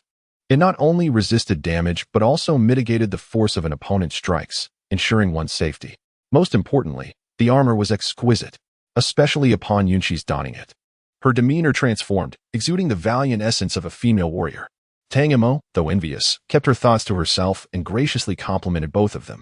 Then, seemingly in a casual manner, she added, I forgot to mention, I've reached the 6th tier. Upon uttering these words, the 2 individuals were indeed met with expressions of shock, envy, and disbelief. Although they had previously speculated about Tang Mo's prowess due to their inability to fathom her strength, the moment of confirmation still left them in awe. Tang Mo felt a wave of relief wash over her. Yunxi shook her head and sighed. 1 level per year, and still at the 6th level. How I wish I could cultivate at such a pace. She cast a glance at Tang Mo and muttered, indeed, a freak is truly a freak. Tang Mo replied, don't think I can't hear you just because you're speaking softly. Tao Xiuqi added, an ordinary martial artist typically requires over a decade to advance from the 5th to the 6th level. Even with the various resources available to students at the academy and their somewhat better talents, it still takes 7 to 8 years to make such a breakthrough. In comparison, you are undeniably extraordinary. Tang Mo felt a bit bashful, realizing that such seriousness wasn't necessary. Fu Yunxiu smiled and remarked, with Mo being so formidable, I shall rely on her protection from now on. Though Fu Yunxiu found the situation amusing, he couldn't suppress a sense of gratitude that stirred within him. The four of them chatted leisurely for quite some time before finally addressing the matter at hand. Yunxi stated, Tao Shouqi and I have been keeping a close watch. Yin Wuchang and his associates have indeed not made an appearance at the academy, and even Yin Wuyo has been absent for quite a while. The co-championship? Both Yunxi and Tao Shouqi were unfamiliar with this event. Fu Yunxiu, however, had heard of it from the Ninth Under Saint, who had encouraged him to participate, mentioning that there would be rewards for those who placed in the top 10. Upon hearing this, Tang Mo felt a pang of envy. Her master had not mentioned anything regarding rewards, offering only verbal encouragement. Consequently, Tang Mo provided a brief overview of the two leaderboards at the academy. Yunxi and Tao Xiuji finally understood, and then they lamented their insufficient strength, resigning themselves to wait for another opportunity. Tang Mo comforted, next time will be just as good. Certainly, we won't be there, so you all should strive hard. Who knows, you might secure first or second place. Yunxi quickly shook her head. Tao Xiuji might have a chance, but I certainly do not. Why not? Tang Mo disagreed. Who says an alchemist cannot engage in combat? Even if we haven't done so in the past, we can certainly pioneer a new breed of combat alchemist, while other warriors wield weapons. We shall use pills to vanquish our foes. Upon hearing this, Yunxi recalled the manuscript containing the formulas for combat-related elixirs, which indeed documented various experimental attempts, albeit all unsuccessful. Perhaps she could give it a try. Little did they know that casual remark exchange between friends would, a century later, give rise to a faction of combat alchemists. The following morning, after breakfast, Tang Mo finally opened the book she had named Manual of Universal Symbol Usage. The introduction outlined the creative process, along with various failed attempts. Before finding direction and edging closer to success, Tang Mo skimmed through the pages, grasping the thoughts of the celestial pivot sage, who merely sought to render the runes more versatile, shifting focus from mere writing to a deeper concentration on incantation. The concept of one thought transforming all was encapsulated in this idea. With her eyes closed, Tang Mo pondered for a moment, envisioning a colossal hand that, when opened, could obscure the heavens, resembling a cloud sculpture, its palm as white as snow and as smooth as jade. Then, she envisioned it penetrating the universal symbols, materializing her imagination, channeling from her brow to the external world. Tang Mo sat cross-legged on the bed within the confines of her chamber, a throbbing sensation at her brow as if something were poised to burst forth. An invisible surge of mental energy overflowed, leaving ripples in the void. The nearby Saint of Flying Flowers, sensing a powerful wave of psychic force, hurried to her side, only to be taken aback by the scene that unfolded before him. A hand, resembling white jade, emerged from the center of Tang Mo's forehead, visibly expanding at an alarming rate, threatening to rupture the very confines of the room. Meanwhile, Tang Mo, the source of this jade-like hand's growth, was visibly struggling. Her complexion had turned pale, and beads of cold sweat adorned her brow, clearly indicative of excessive mental strain. As the two immense forces of psychic energy clashed, the structure of the Flying Flower Academy disintegrated. Other saints, who had merely observed from the shadows, rushed to the scene upon hearing the commotion. Jiulei even pulled the meditating Fu Yunxiu along with him. Upon witnessing Tang Mo amidst the ruins, Fu Yunxiu's expression shifted dramatically. Had Jiulei not restrained him, he would have dashed forward without hesitation. Jiulei urged, just observe. Her master is present. What could possibly go wrong? After a brief pause, he added, this little girl truly knows how to stir trouble. She is quite the handful. Fu Yunxiu bit his lip, anxiously watching from his position. Just as Tang Mo began to despair and mentally pen her farewell, she felt an overwhelming pressure from the outside world. Although it was uncomfortable, it also restrained the jade hand from emerging further. Surely, my master wouldn't he expel me from the sect? Come with me. The Saint of Flying Flowers commanded sternly. Tang Mo, feeling wronged, rose and followed closely behind her master. With a frosty gaze, Saint Fei Hua cast a sweeping glance outward, prompting the other saints to avert their eyes, some looking down, others gazing skyward, all avoiding her direct gaze. Only Saint Jiolei, ever the sly one, remarked, my disciple was merely concerned for his junior sister, checking on her well-being. Upon hearing this, Tang Mo turned to see Fu Yunxiu looking at her with concern, and she immediately adopted a tearful expression. Seeing this, Fu Yunxiu breathed a sigh of relief, for if she was still capable of feeling aggrieved, then all must be well. Tang Mo had always been like this. The more distressed she was, the more she would feign strength, not wanting others to see her pain. Conversely, when nothing serious had occurred, she would cry louder than anyone else. Saint Fei Huan nodded with a cold expression, and the other saints, seeing this, also departed one after another. It was good that nothing serious had happened. They weren't merely there to spectate, but also with the intention of offering assistance if needed. Tang Mo pouted, lamenting that childhood friends could be so unfeeling. Saint Fei Hua led Tang Mo to her abode and casually tossed a prayer mat onto the floor, saying, "From this day forward, you shall cultivate here with me until the Koi Championship begins." Tang Mo was taken aback. Saint Fei Hua said sternly, "Do you object?" Only then did Saint Fei Hua's countenance soften, and she then let out a cold snort, rebuking, "You were too reckless. Do you realize that you nearly destroyed the very foundation of your spiritual mind power, reducing yourself to a useless cripple?" Tang Mo's face paled instantly, realizing the severity of the situation. This was far more terrifying than death itself. Chapter 43. Accepting the bet. Saint Fei Hua, observing her disciple's ashen face, hardened her heart and spoke even more harshly. "Had it been any more severe, you would have become an imbecile, a fool, with no hope of recovery." Tang Mo swallowed hard, genuinely frightened by the implications. The celestial sage of flying blossoms let out a cold snort and inquired, "Dare you continue with your reckless cultivation?" Tang Mo furrowed her brow, for she had been following the prescribed steps from the text. How could this be deemed reckless? "Are you dissatisfied?" the sage pressed. Tang Mo shook her head, responding, "No, master. I simply cannot comprehend where I went astray." The sage then asked, "How did you practice just now?" Tang Mo recounted her actions truthfully, and when she described the overwhelming display that overshadowed the sun, akin to a sculpted cloud, she realized her own folly and instinctively lowered her gaze. The sage sighed. One must always act within their capabilities and refrain from being overly ambitious. Tang Mo respectfully acknowledged this and added, "Master, may I practice outside, in the courtyard? It would not disturb your rest here." The sage shot her a glare and promptly departed. Tang Mo quickly took her leave. In that brief interval, the academy had already dispatched personnel to repair the dwelling. Tang Mo surveyed her surroundings and decided to utilize the pavilion in the courtyard as her new place of practice. After engaging in mental cultivation for a while, she felt assured that her consciousness was sound. Having learned from her previous lesson, Tang Mo resolved to start with smaller objects. Meanwhile, the celestial sage, who was secretly observing her disciple, witnessed Tang Mo conjuring a flower one moment, then a plate, followed by bowls, chopsticks, teacups, and even steaming delicacies. The celestial sage mused. Indeed, she remains a child at heart, yet finding her back on the right track brought him a sense of relief. From that moment on, every time Fu Yunxiu visited Tang Mo, he would find her surrounded by an array of peculiar objects, which, from the very beginning, appeared to be mere imitations, gradually evolving into increasingly lifelike replicas.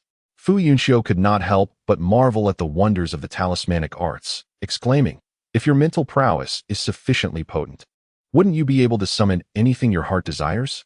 Tang Mo rolled her eyes in response, retorting, "Stop dreaming. The mental energy that leaves the sea of consciousness will eventually dissipate entirely.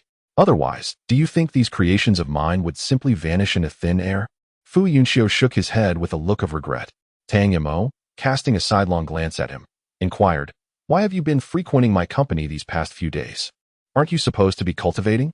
Fu Yunxiu's eyes curved into a smile, reminiscent of a cunning fox that has pilfered a treat, boasting, "Indeed, I had obligations earlier, but I can afford to rest these past few days. My master has proclaimed that one may cultivate if they so wish, or indulge in whatever pursuits they desire." "Why?" Tang Mo asked, puzzled. "Is there truly such a master in this world?" Observing her bewildered expression, Fu Yunxiu could not resist playfully flicking her forehead, saying, "You silly girl. It is precisely because I have made a breakthrough." Tang Mo retorted defiantly, "So, a breakthrough exempts you from cultivation? In this competition, the 7th tier is the standard. Be cautious lest you be eliminated in the first round. Do you have so little faith in me?" Fu Yunxiu raised an eyebrow, suggesting, "Shall we have a little contest?" Tang Mo sprang to her feet, declaring, "The loser must draw a turtle on their face." The two had been rivals since childhood, well acquainted with each other's strengths and weaknesses, their past contests often resulting in a split victory. However, since entering the academy, opportunities for such encounters had become scarce, and standing there, a sense of nostalgia washed over them. Fu Yunxiu chuckled. You may go first. Should I strike, you would have little chance to resist. Tang Mo scoffed. Even in strong winds, one must not fear a lisp. Despite her words, she did not hesitate, swiftly launching a series of complex talismans that ensnared Fu Yunxiu, followed by an onslaught of vines from all directions, some lashing out, others binding him, leaving him flustered. Tang Mo remarked, I advise you to concede now to avoid physical torment. The power of the talisman formation is beyond my control. With a determined expression, Tang Mo initiated the second wave of her assault, a combination of gold and fire, with spears engulfed in flame shooting towards him from every angle. The blood shadow spear could deflect the spears but could not shield against the flames. Fu Yunxiu clicked his tongue. A surge of lightning coursing through him as an invisible magnetic field emanated, repelling both the flames and the spears. He stood leisurely in the center of the magnetic field generated by his lightning spirit, grinning. Your attacks cannot even approach me. It would be wise to surrender quickly. Tang Mo's expression grew serious. This final strike will determine the victor. If you can withstand it, I shall concede. As she spoke, a familiar hand emerged from her brow. Fu Yunxiu's heart skipped a beat, a wave of concern washing over him. However, upon closer inspection, he breathed a sigh of relief, though it was indeed a hand. Its size and psychic fluctuations were far inferior to that of the previous encounter. In the blink of an eye, the hand completely detached from Tang Mo's brow, hovering above her. As she clenched her fist to strike, she simultaneously directed her fist towards Fu Yunxiu.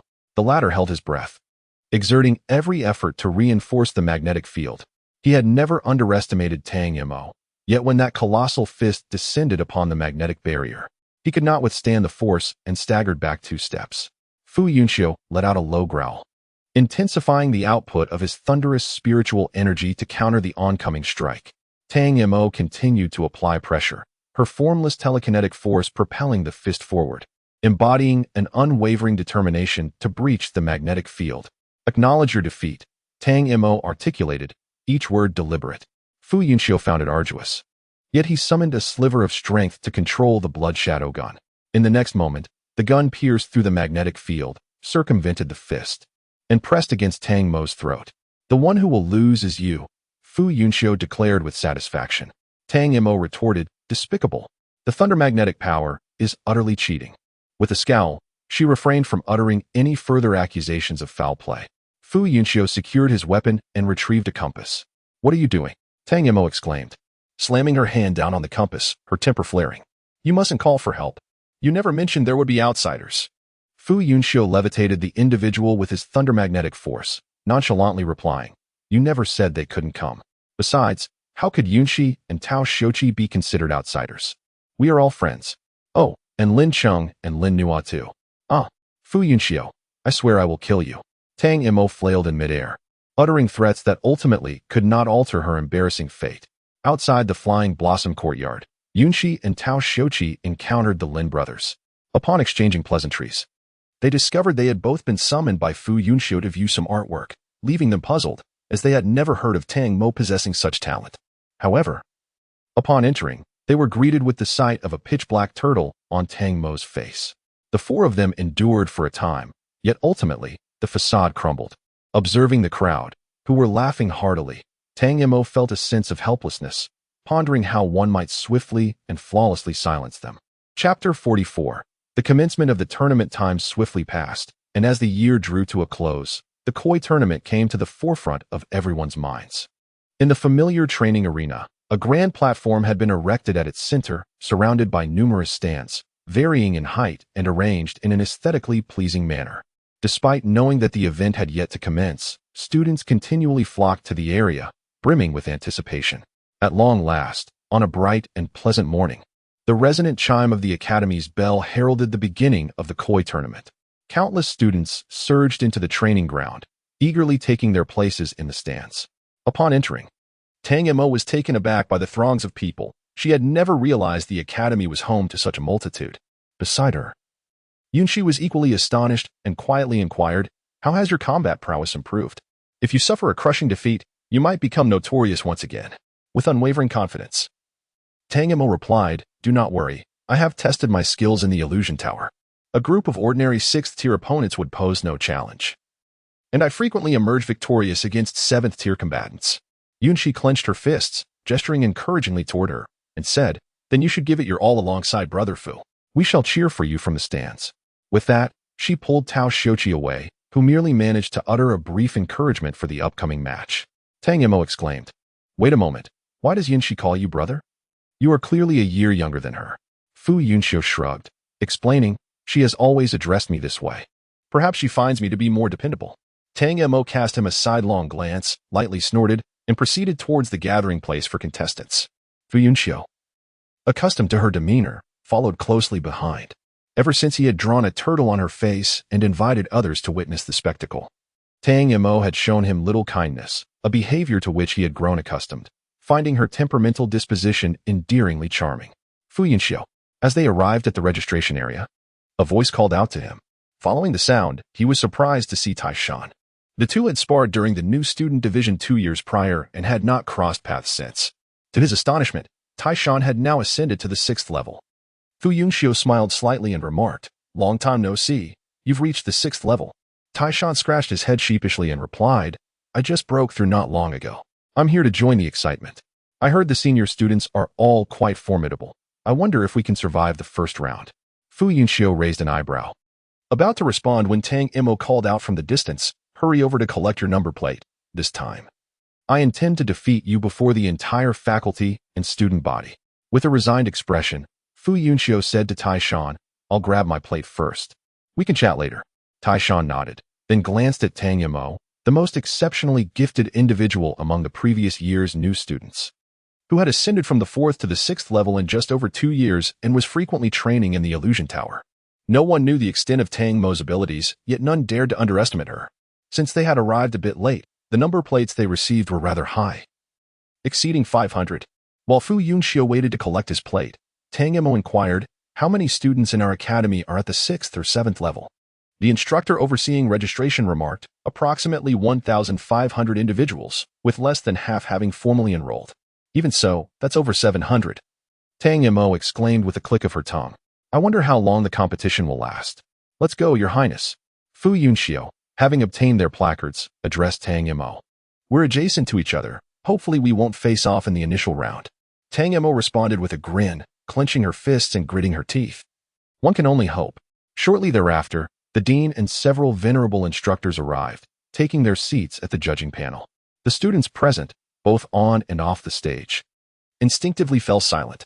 At that moment, Instructor Ing, temporarily assuming the role of MC, ascended the platform, clutching a rune-enhanced megaphone. He proclaimed in a resounding voice, "Esteemed students, the most recent iteration of Chi Hai Academy's Koi Championship is now underway." A wave of jubilation erupted from the stands. Once the cheers subsided, Instructor Ing continued, "This year's Koi Championship has drawn a total of 728 registrants, comprising 237 at the 6th tier and 491 at the 7th tier. At this juncture, I cannot resist interjecting." Instructor Ing lamented with exasperation. "Our academy's 7th tier student population far exceeds this figure." What were those who didn't register thinking? Lacking the courage to participate in a mere competition. How do you expect to scale the heights of cultivation in the future?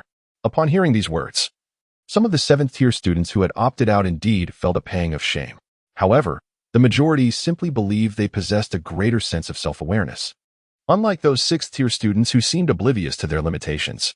As her words faded, Instructor Ing cast a chessboard-like magical artifact, which, upon landing on the dueling stage, swiftly expanded to seamlessly merge with it. The squares on the chessboard emitted a faint glow. "Contestants, please proceed to stand on your designated squares," Instructor Ing announced, adding, "Square number 1 is located here with me." Tang Mo followed the crowd, inwardly pondering the selection process and the significance of being on stage. Was it a free-for-all? Soon, everyone was positioned on their respective squares. In the next instant, transparent barriers rose between the squares, isolating each participant. Tap, tap, tap. Tang Mo turned toward the sound to see Fu Yunxiu tapping on the barrier beside her, his mouth moving as if in conversation. Tang Mo, wearing an expression of surprise, murmured to herself, "The sound can't even travel through. What exactly is going to?" Before she could finish, A chorus of voices arose from all directions. What is the purpose of this? Why are we confined to these squares? What exactly is this selection process?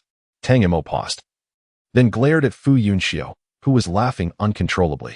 Why are you becoming more and more childish? She exclaimed. Upon hearing this, Fu Yunxiu paused for a moment in reflection, then replied with a smile. Perhaps it's because your reactions are too endearing. Tang Mo blinked, her anger dissipating slightly. However, she still snorted and turned her head away. She absolutely couldn't let Fu Yunxiu realize how easily she could be placated. Fu Yunxiu, noticing the faint blush on Tang Mo's ears, smiled even more broadly. At that moment, Instructor Ying's voice echoed, "Bring in the props." A palm-sized silver-white medal slowly ascended from the grid, hovering before Tang Mo. Before each individual lay a piece of sea muscle iron. Teacher Ying, holding a loudspeaker, announced, "Sea muscle iron is a crucial material for shipbuilding, possessing remarkable adhesive properties. Your task is to split the sea muscle iron before you in half. There is no time limit, and the first 500 to complete this will advance. Begin now."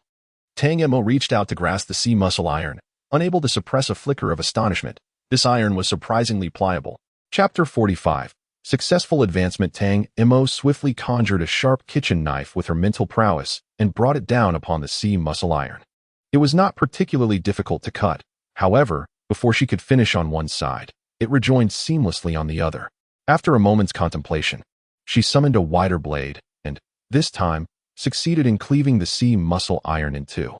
Yet, before she could celebrate, the iron began to writhe, gradually enveloping the spine of the knife and reuniting with its counterpart, merging once more into a single entity. The same phenomenon occurred at the blade's edge, transforming her clean cut into a thrusting motion that punctured through. Tang Mo stood in astonishment, questioning the tenacity of this material. Number 536 has completed the task. Teacher Ying proclaimed loudly. Number 536? Tang Mo turned to glance at Fu Yunxiu, whose two pieces of sea muscle iron captured her attention immediately. How did you manage that? She could not help but inquire. Fu Yunxiu smiled faintly, raising a finger to create a constraining gesture, and a flash of lightning surged forth, forming a small magnetic field. Understanding dawned upon Tang Mo, and she marveled at how convenient his lightning magnetism was, with its myriad applications seemingly limitless. Tang Mo nodded, contemplating for a moment before producing a sharp-edged, lidded metal canister. With the canister in hand, she pressed it against the edge of the sea muscle iron, and a small piece was severed and fell into the container, which she then sealed. Thus, the sea muscle iron was divided into two portions. Task number 535 was accomplished.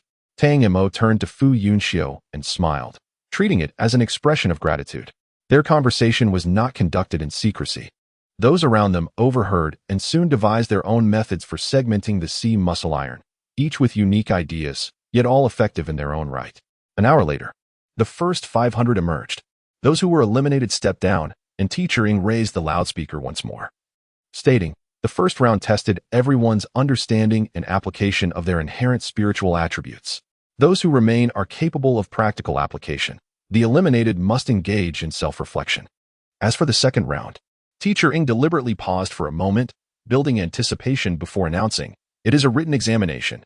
A chorus of astonishment erupted, as many could scarcely believe their ears. Would the competition really require them to write an exam? What a jest!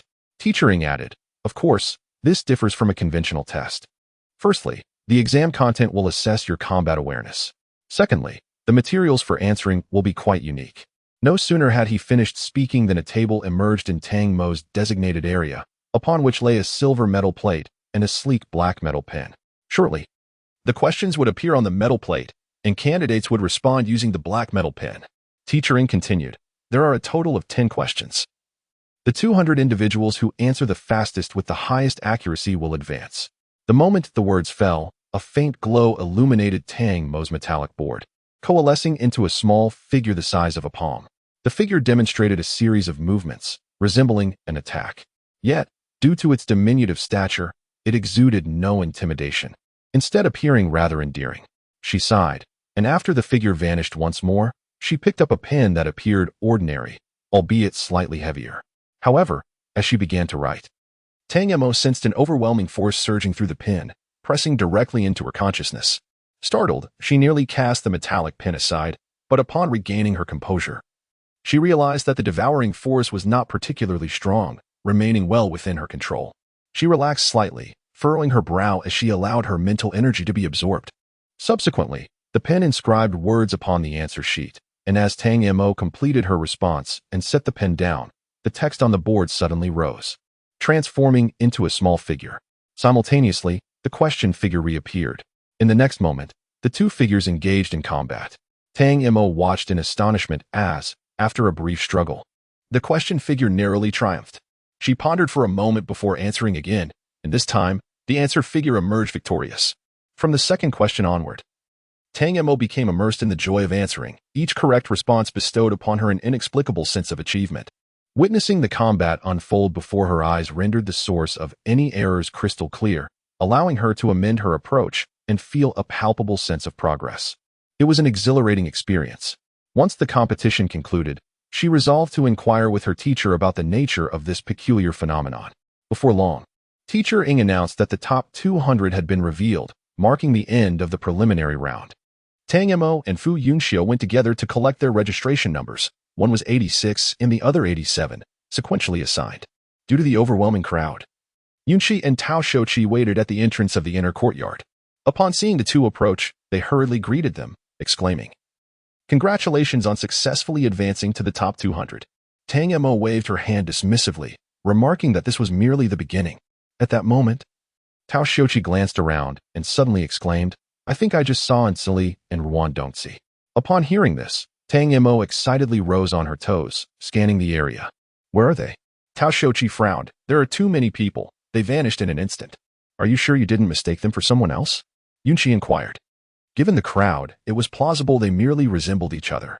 Tao Shouqi replied helplessly, "If I weren't certain, I wouldn't have mentioned it. It was definitely them." Fu Yunxiu's gaze darkened as he focused intently on the distance. Indeed, Ensueli and wondrous were conversing with their classmates while making their way into the courtyard. The three of them followed Fu Yunxiu's gaze. Perhaps their stares were too intense, as Ensueli abruptly halted and turned to look at them. To their surprise, she smiled and waved amicably, as if greeting them. Then, she simply turned and walked away. What did that mean? Tang Mo was exasperated to the point of laughter. Had she lost her memory? Or was she pretending to be oblivious? Surely she couldn't think they would just let it go. Fu Yunxiu pointedly addressed the issue. Are they participating in the competition? Yunxi and Tao Shouqi exchanged glances, both shaking their heads in unison. We didn't pay attention. Please keep an eye out tomorrow, Tang Mo said with sparkling eyes. I am eagerly looking forward to triumphantly defeating them. Chapter 46, Wanqi Xian, Second Update. At the break of dawn the following day, Tang Mo accompanied Fu Yunxiu to the martial arts arena, harboring the hope of encountering Ensueli and wondrous. However, they had underestimated the fervor with which others approached the competition, gazing upon the throng before her. Reminiscent of the previous day, Tang Mo couldn't help but wonder if these individuals ever found the time to sleep. Before long, Teacher Ing, along with the dean and several esteemed sages, made their entrance. Unlike yesterday, a greater number of sages had arrived today. Not only Jiolei, but even the reclusive sage Fei Hua had graced them with his presence. Spotting her master, Tang Mo instinctively smiled and whispered to Fu Yunxiu, I suddenly feel a surge of pressure. Fu Yunxiu reassured her, fear not, others bear an even heavier burden. Tang Mo surveyed her surroundings. Noting that everyone was seated in stillness, their focus unwavering. It was remarkable how much more at ease she felt now. Indeed, comparison often brings clarity. Good morning, everyone, Teacher Ing announced, wielding a loudspeaker. I trust no one has forgotten to replace their number plates from yesterday? The third round of eliminations is about to commence. Contestant number 1 will face contestant number 101. Contestant number 2 will battle contestant number 102, and so forth, culminating in contestant number 100 against contestant number 200. The victors shall advance to the top 100. Teacher Ing continued, the rules are straightforward. If you are ready, the first group may now take the stage. At that moment, Tang Mo's compass buzzed with a message from Yunxi, informing her that Ensueli and wondrous had entered the competition. A faint smile graced Tang Mo's lips. They had chosen to participate, and she could only hope they would not be eliminated too soon. At this moment, the first group took the stage. Fu Yunxiu raised his gaze and was surprised to see Tai Shan, while the opponent's cultivation was inscrutable, though he appeared to be a 7th-tier senior. Tang Mo also recalled this individual. Previously, during a confrontation with Fu Yunxiu, he had exhibited a conspicuous shortcoming, and she wondered how he had fared since then. On the stage, the two exchanged greetings. Taishan, a 6th-tier practitioner of metal attribute, faced Wenhan, a 7th-tier practitioner of earth attribute. As the teacher, Mr. Een, struck the gong, the first match commenced. Wenhan launched the first attack, crouching low and pressing his palm against the arena, causing a flurry of earth spikes to erupt beneath Taishan's feet. Taishan, seasoned in combat, leapt into the air the moment the spikes emerged, his feet shimmering with a metallic hue, landing deftly atop the earth spikes. He then clapped his hands together in front of his chest, summoning a barrage of over a dozen arrows of golden spiritual energy, which swiftly hurtled towards Wenhan. Taken aback by the speed of the arrows, Wenhan quickly erected a wall of earth before him, successfully blocking the barrage with a series of thuds as the arrows embedded themselves into the wall. Concealed behind the earthen barrier, Wenhan began to execute a secret technique, causing the earth's spiritual energy in the air to stir restlessly, converging from all directions. In the blink of an eye, a hill materialized above the arena, exuding formidable might as it descended upon Taishan. Tang Mo gasped in astonishment, exclaiming, "Wow! This seems rather unfair." In response, Fu Yunxiu cast her a sidelong glance, silently questioning who could rival her in terms of unfairness. Taishan's expression grew solemn. Yet he refused to be outdone. He clasped his hands together, channeling his secret technique to form a cone that spun rapidly, surging with immense force towards the descending hill. With a thunderous crash, the cone collided with the hill, resulting in a tense stalemate between the two forces. The cone crusher struggles against the hill, and the hill remains unyielding. Both Taishan and Wenhan continuously amplified their spiritual energy output. Ultimately, this contest devolved into a test of endurance. Unsurprisingly, Wenhan emerged victorious. Although Taishan faced defeat, he garnered applause from the spectators, demonstrating commendable resilience despite being a tier below. He felt content with his performance and, instead of departing, found a nearby corner to observe the ensuing matches. The second round featured two 7th-tier competitors, both wielding fire attributes. As they clashed, the temperature of the training ground escalated, yet there was nothing particularly remarkable about their duel. It was rather ordinary. The subsequent rounds followed suit, lacking any breathtaking displays. Tang Mo grew increasingly bored and engaged Fu Yunxiu in conversation. "I recall Lin Nuo is also a 7th tier, Tang Mo remarked curiously. "Why isn't he competing? Given his character, he would have surely sought us out if he were." Fu Yunxiu nodded in agreement. "That seems to be the case." He mentioned that his ancestral home possesses sacred grounds that can aid in their cultivation. Tang Mo understood. Her own family had similar resources, though they were better suited for martial artists, which is why she had never ventured there. "Look, it's Wanqi Zian," she exclaimed, observing a moment of silence for his opponent. What is the point of even fighting? He might as well concede. Why waste time? Tang Mo's curiosity piqued as she gazed at Wanqi Zian, a young man clad in white, with an unremarkable appearance that left little impression. However, the long knife he wielded was strikingly captivating, slender and fierce, adorned with a guard shaped like a menacing beast's head. "Who is that?" she wondered aloud. Tang Mo inquired. "Why is there such a high level of popularity?" Fu Yunxiu, who typically paid no heed to external matters, could only shake his head in response. However, an individual beside them, noticing that the two were unfamiliar with Wanqi Zian, promptly interjected, "Wanqi Zian. He is the foremost strength of the 7th-tier elite class. Everyone believes he will claim the top spot on this year's Koi rankings." Tang Mo raised an eyebrow, finding the classmate's statement rather imprecise. The term everyone certainly did not encompass her and Fu Yunxiu. As the crowd had described, Wanqi Zian had won without even unsheathing his sword, as his opponent had conceded almost immediately. Yet, no one mocked him, nor did anyone pay him much attention. The discussions revolved solely around the extent of Wanqi Zian's prowess and who might possess the capability to compel him to draw his weapon. Tang Mo felt the atmosphere shift dramatically from a state of drowsiness to one of fervent excitement, without any transition in between. She could not quite comprehend the fervor. If someone was formidable, what was there to be excited about? What connection did it have to them? Simultaneously, the sages seated at the judging panel began to speak of Wanqi Zian. "Isn't this the young fellow you once wished to take as your disciple, only to be declined?" one sage inquired. The sword sage chuckled. He insisted on focusing solely on his swordsmanship, stating that I was not suitable to teach him. He shook his head, adding, "This child possesses great talent, yet he is rather inflexible, lacking adaptability, which may lead him astray." Upon hearing this, Dinshio remarked, "The path one chooses is their own. As long as there is no regret, that is sufficient." The other sages nodded in agreement, acknowledging the truth in his words. The sword sage concurred. I hope he remains steadfast in his original intentions. As the morning wore on, a third of the top 100 had already emerged, and the excitement among the crowd intensified. However, Tang Mo had dozed off against Fu Yunxiu's shoulder. Those around them found it utterly incomprehensible. How could anyone fall asleep amidst such fierce competition? But upon closer inspection, they realized it was simply Tang Mo's peculiar nature. Her slumber was not a sign of disinterest, but rather an indication that the battles on stage failed to captivate her extraordinary taste. Chapter 47. You're not as attractive as you think in her dream. Tang Mo had ordered an extravagant feast of seafood, crabs the size of wash basins, shrimp towering as high as a person, succulent grilled scallops, and golden, crispy fried fish. As she peeled away the shell of a shrimp, revealing its translucent flesh, and drizzled it with a special sauce, she was just about to savor this unparalleled delight when she heard, "Mo, and Shui Li is on stage." Instantly, the lavish spread of seafood sprouted wings and took flight. Tang Mo lunged forward in a desperate attempt to salvage her meal, only to grasp at emptiness, waking with a start.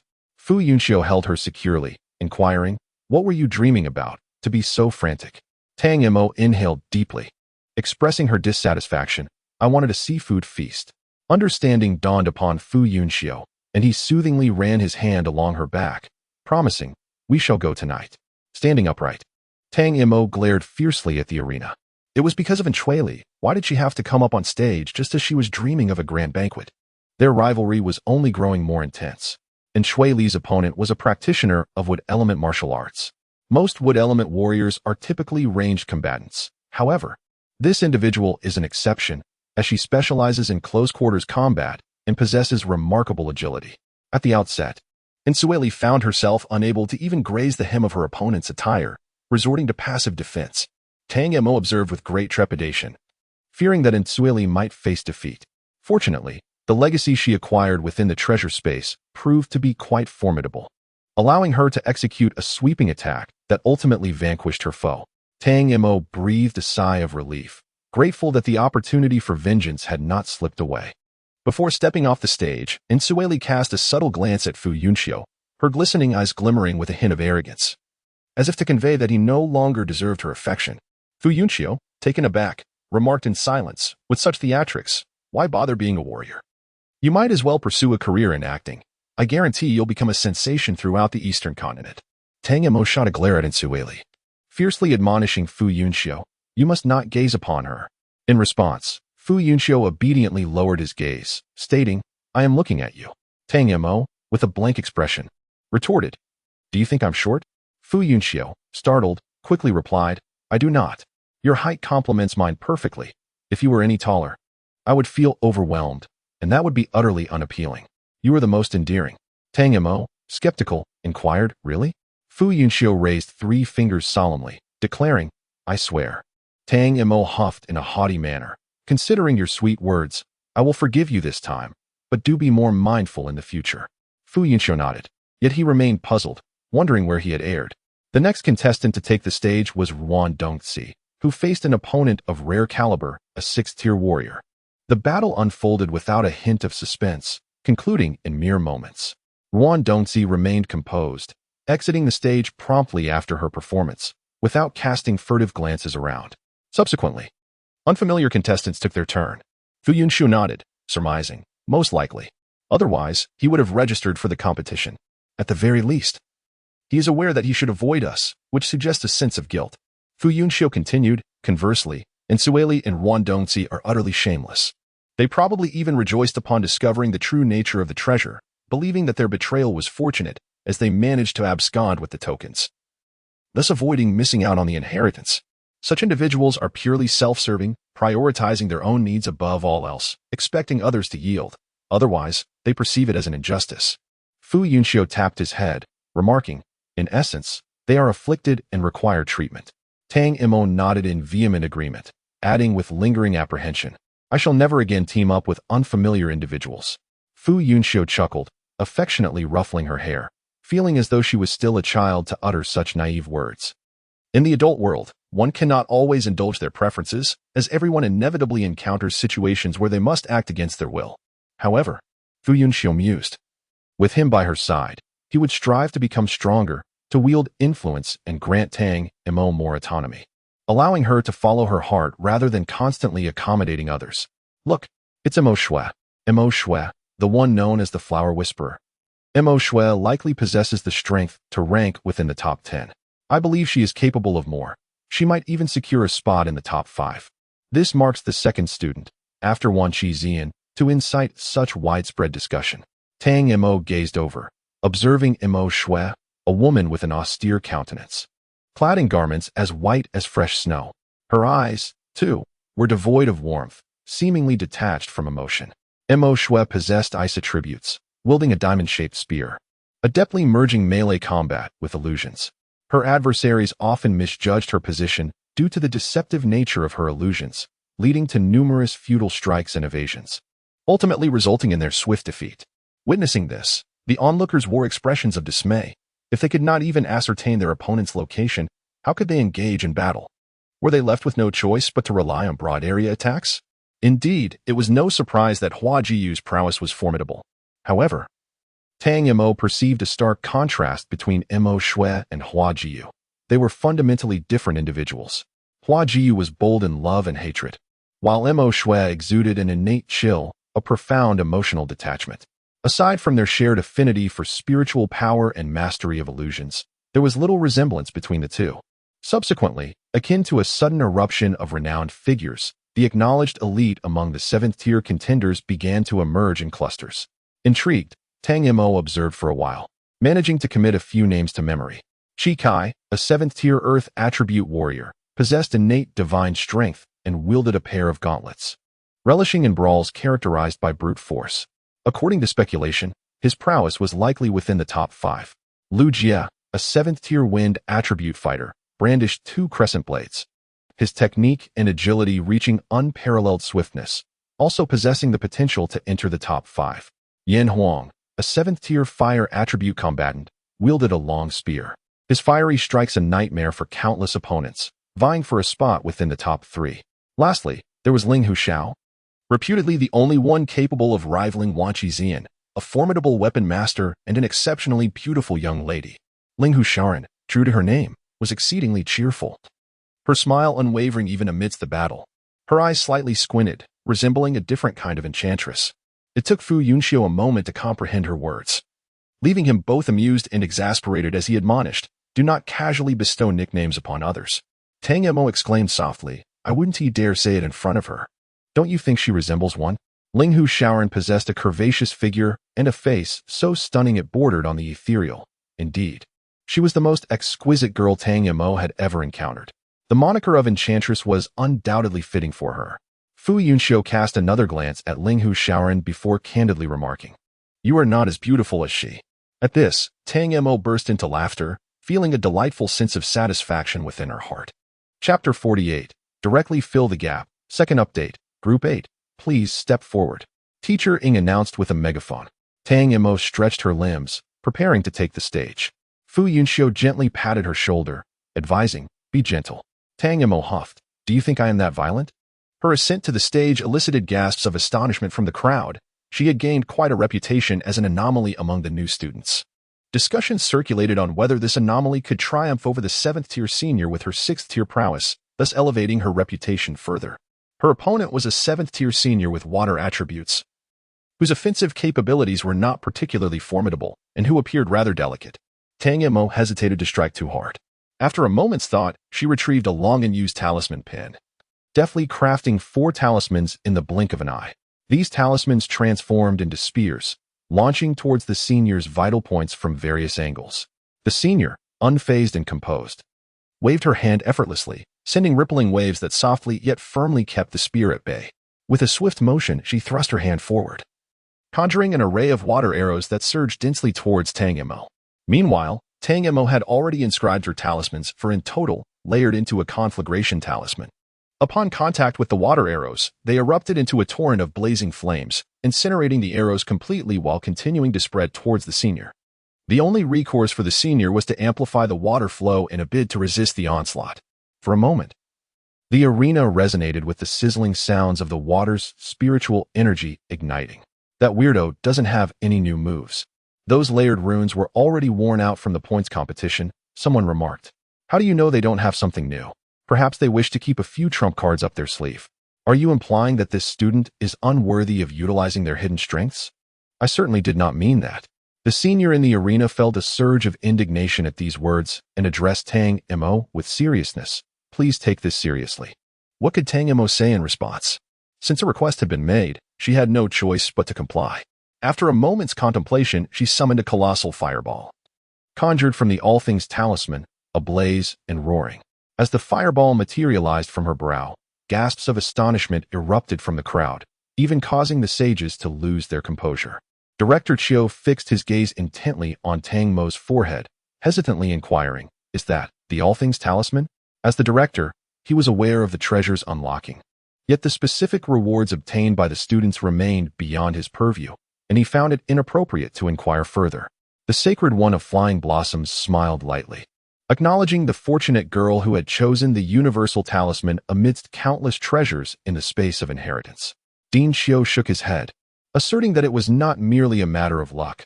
The trials of the universal talisman were not easily surmountable. Otherwise, no successor would have been left behind.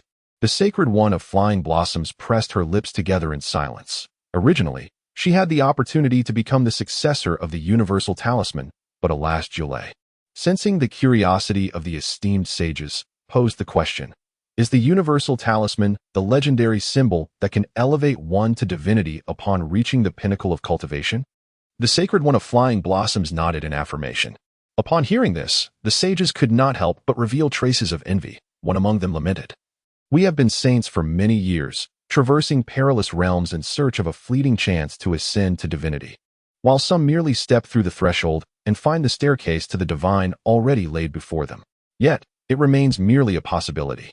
The Sacred One of Flying Blossoms replied, "The path of cultivation is vast, with countless avenues leading to the divine. There is little distinction among them." One sage shook his head, though he did not dissent further. Ultimately, it was Dean Xiu who chuckled. "You martial artists may covet the universal talisman, but it serves you no purpose. Focus instead on your own paths." At these words, smiles spread among the crowd.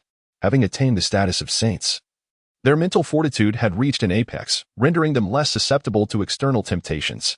Yet, the notoriety of the universal talisman was undeniably immense, and the fact that it had fallen into the hands of a mere sixth-tier novice sparked their reflections.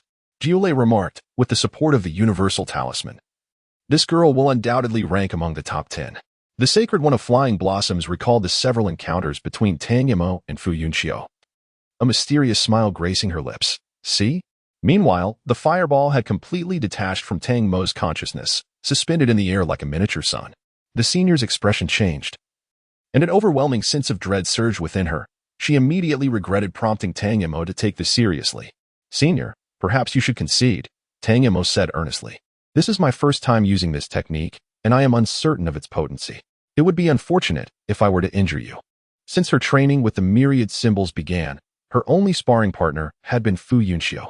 As Tang Mo was unable to best him, she would always invite him to experience her new creations. However, this fireball was a spur-of-the-moment invention intended to counter the senior, and Tang Mo genuinely felt a lack of control over it. Upon hearing her words, the audience erupted in a frenzy before the senior could even make a decision. How arrogant! She completely disregards the senior. The atmosphere buzzed with excitement.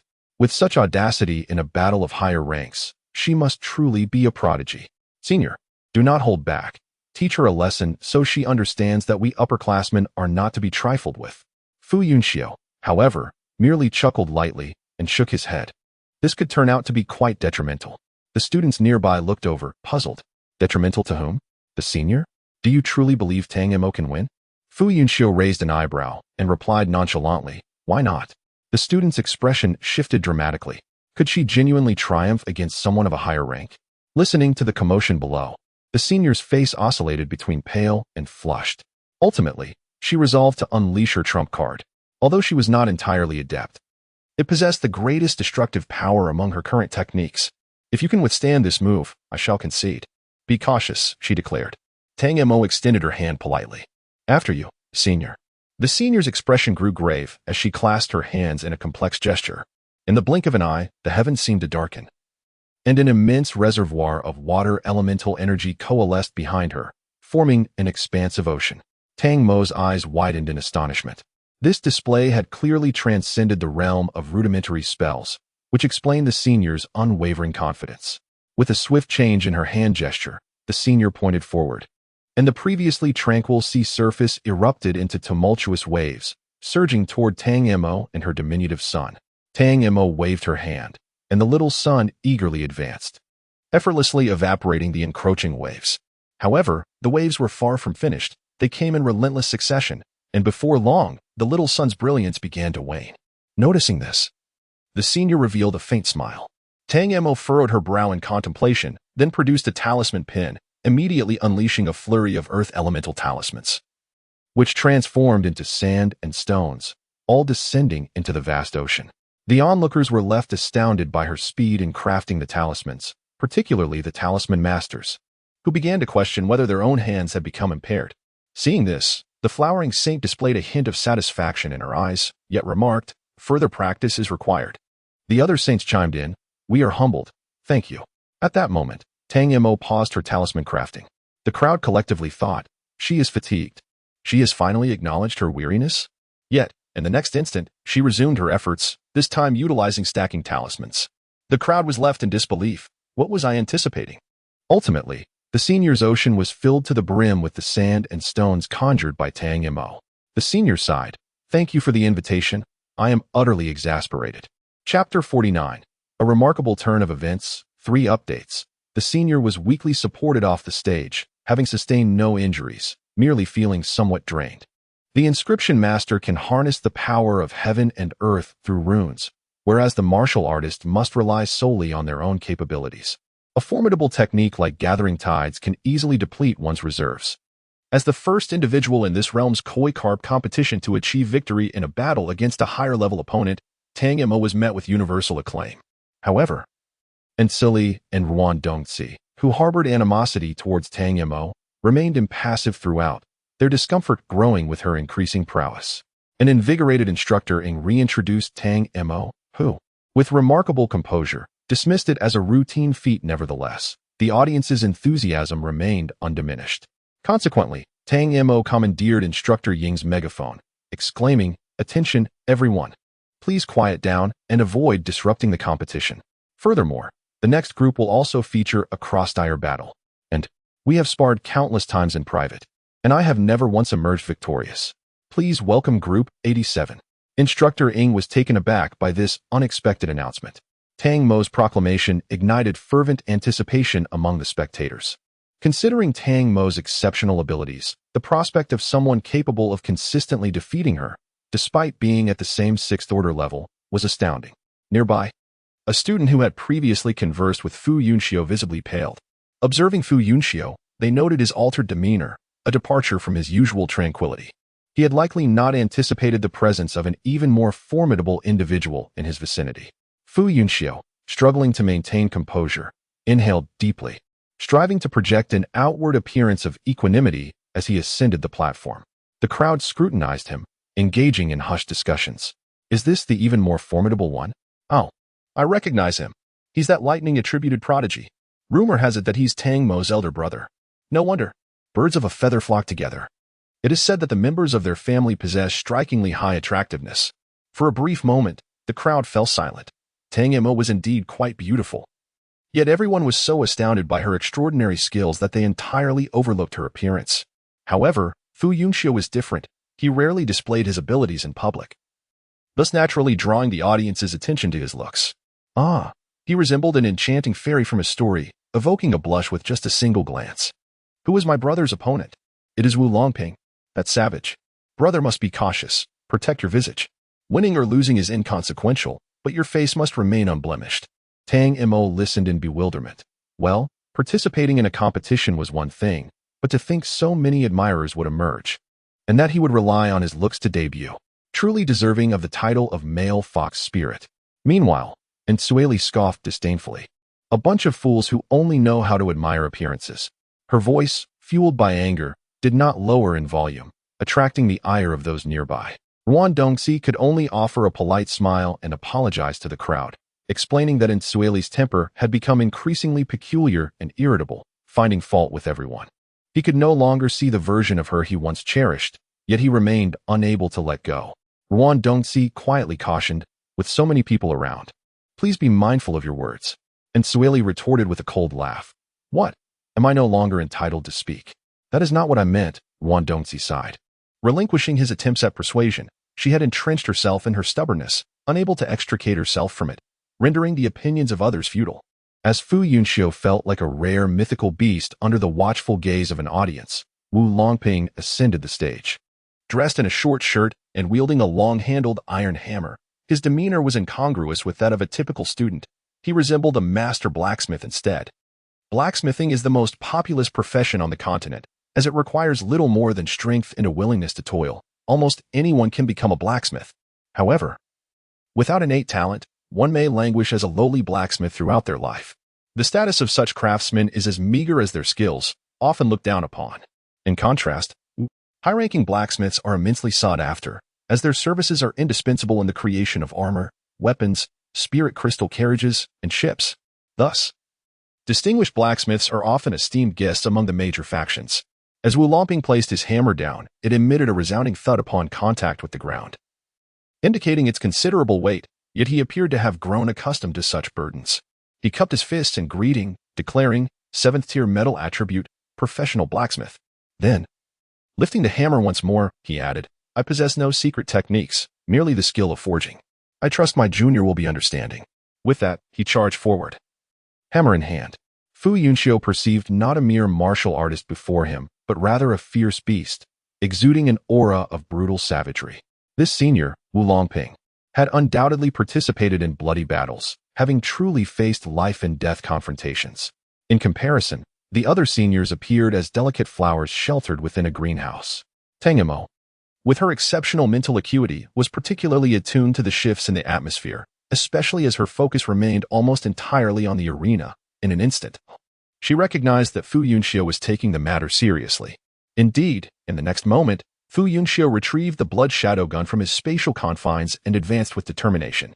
The blood shadow gun thrust forward, imbued with the force of thunder and magnetism, effortlessly parrying Wu Longping's iron hammer. Wu Longping, somewhat astonished, reflected on his years of blacksmithing, which had endowed him with remarkable strength. He had assumed that aside from the inherently powerful Chi Kai, none could easily withstand his assault. Yet, he found himself underestimating his opponent. Following the momentum of the blood shadow gun, Wu Longping pivoted around his foot, executing another strike with even greater force and speed than before. Fu Yunxiu once again met the blow, and as Wu Longping spun to compound his hammer technique, Fu Yunxiu constructed a small magnetic field in opposition using the thunder and magnetism, pushing forcefully, causing Wu Longping to halt involuntarily. The continuity of his strikes disrupted. Wu Longping merely furrowed his brow and opted to retreat. This junior's power was peculiar, transcending mere thunderous energy.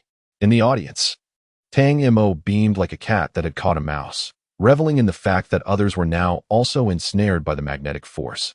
No longer the sole recipient of such trials, her delight was palpable. The judges, astonished, witnessed a student mastering thunder magnetism. It was widely acknowledged that thunder energy stood as the pinnacle among the 8 elemental attributes, making transcendent battles feasible, but only if one could wield thunder magnetism. What they observed now was the emergence of a future sage. A sage remarked, 9 Thunder has indeed taken on a remarkable disciple. 9 Thunder could not contain his laughter. Boasting, this is fate. Envy cannot compare. Dean Xiu sighed, acknowledging, this year's newcomers are truly extraordinary. Chapter 50. The Pact of Life and Death in the confrontation with Wu Longping. Fu Yunxiu dramatically altered his previous combat style, opting for close-quarters engagement. His blood shadow spear, being several inches longer than his opponent's hammer, granted him a slight advantage.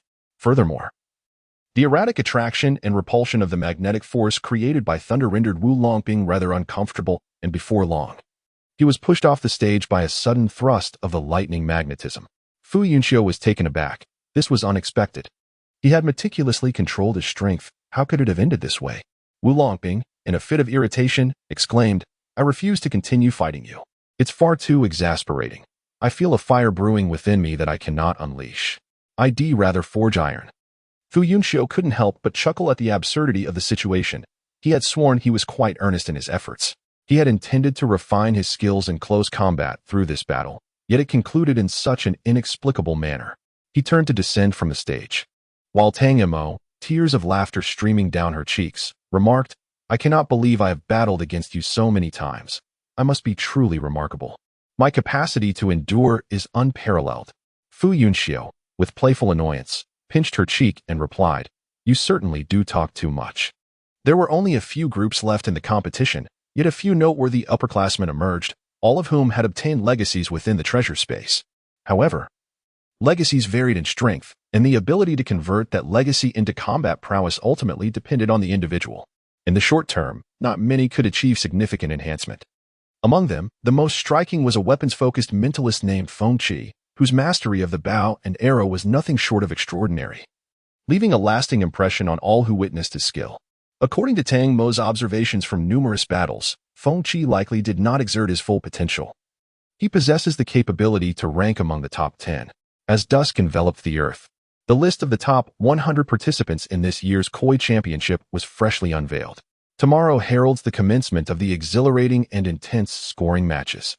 The moment Teacher Ing announced the dissolution of the gathering, Tang Mo promptly took hold of Fu Yunxiu, summoned Yunxi and Tao Xiuqi, and made a beeline for the seafood restaurant, ordering an extravagant array of marine delicacies, perfectly recreating the scene from her dreams.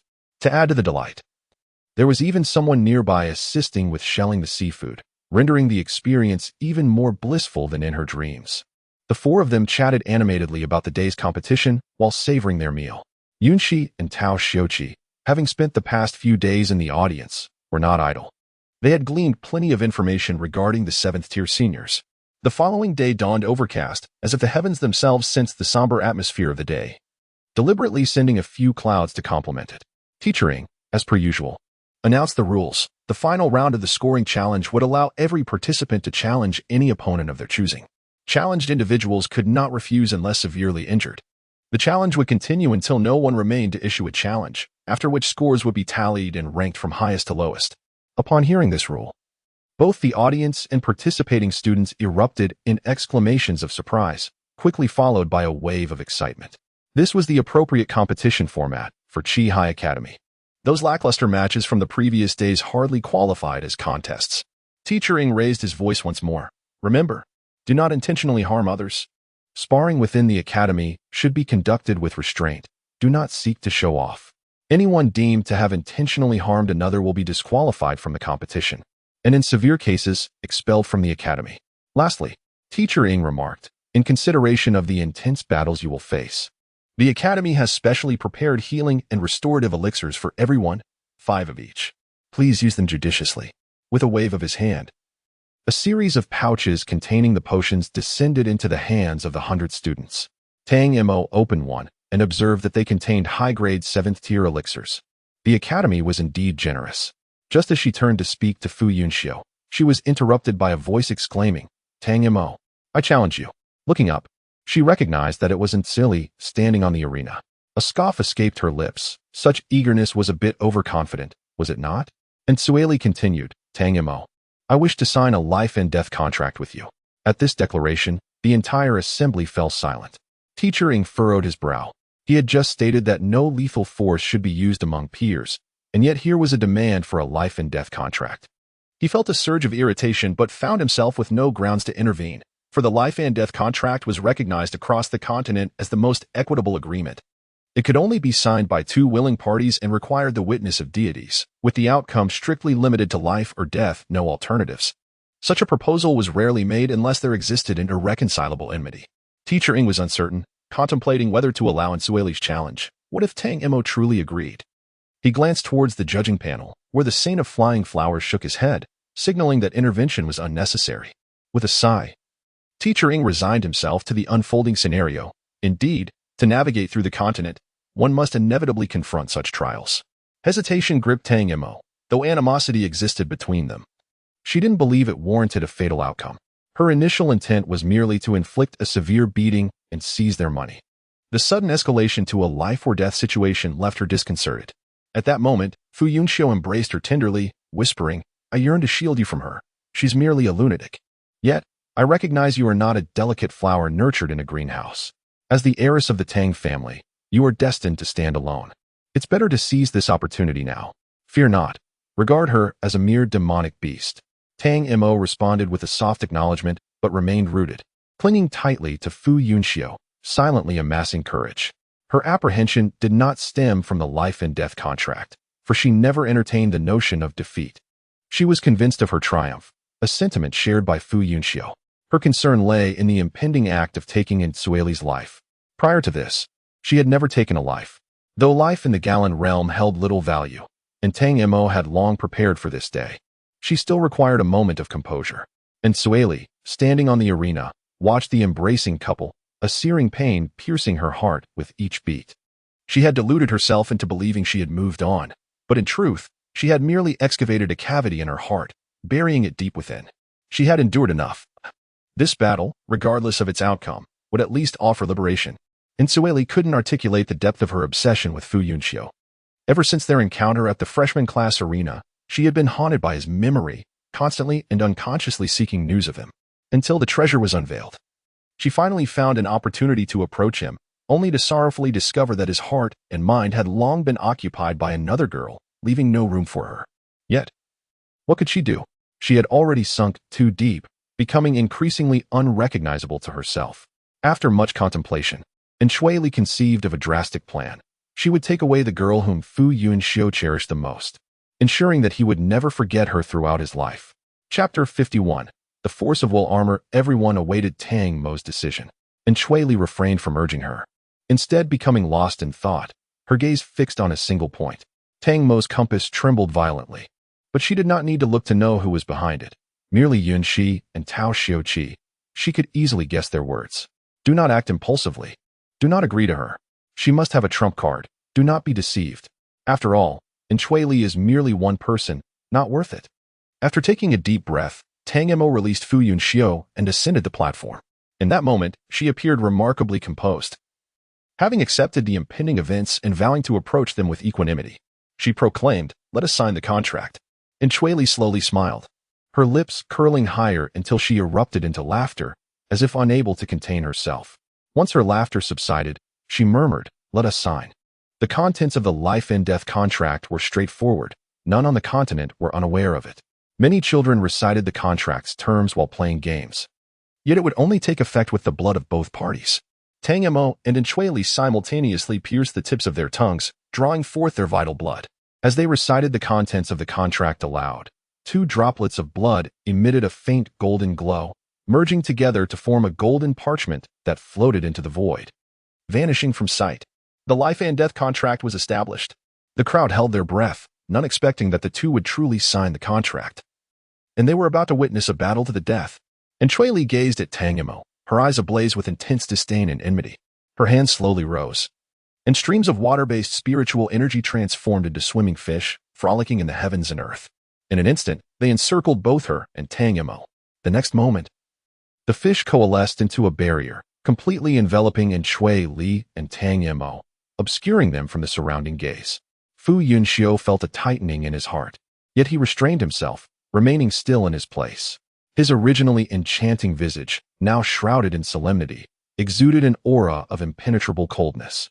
The others, including the teachers, murmured in astonishment until finally, Dean Xiu spoke up to restore silence, his voice resonating. "It is a domain-type treasure. Let us quietly await the outcome." Within the domain, Tang Mo did not rush into action, but instead surveyed her surroundings. She felt as though she had entered another realm.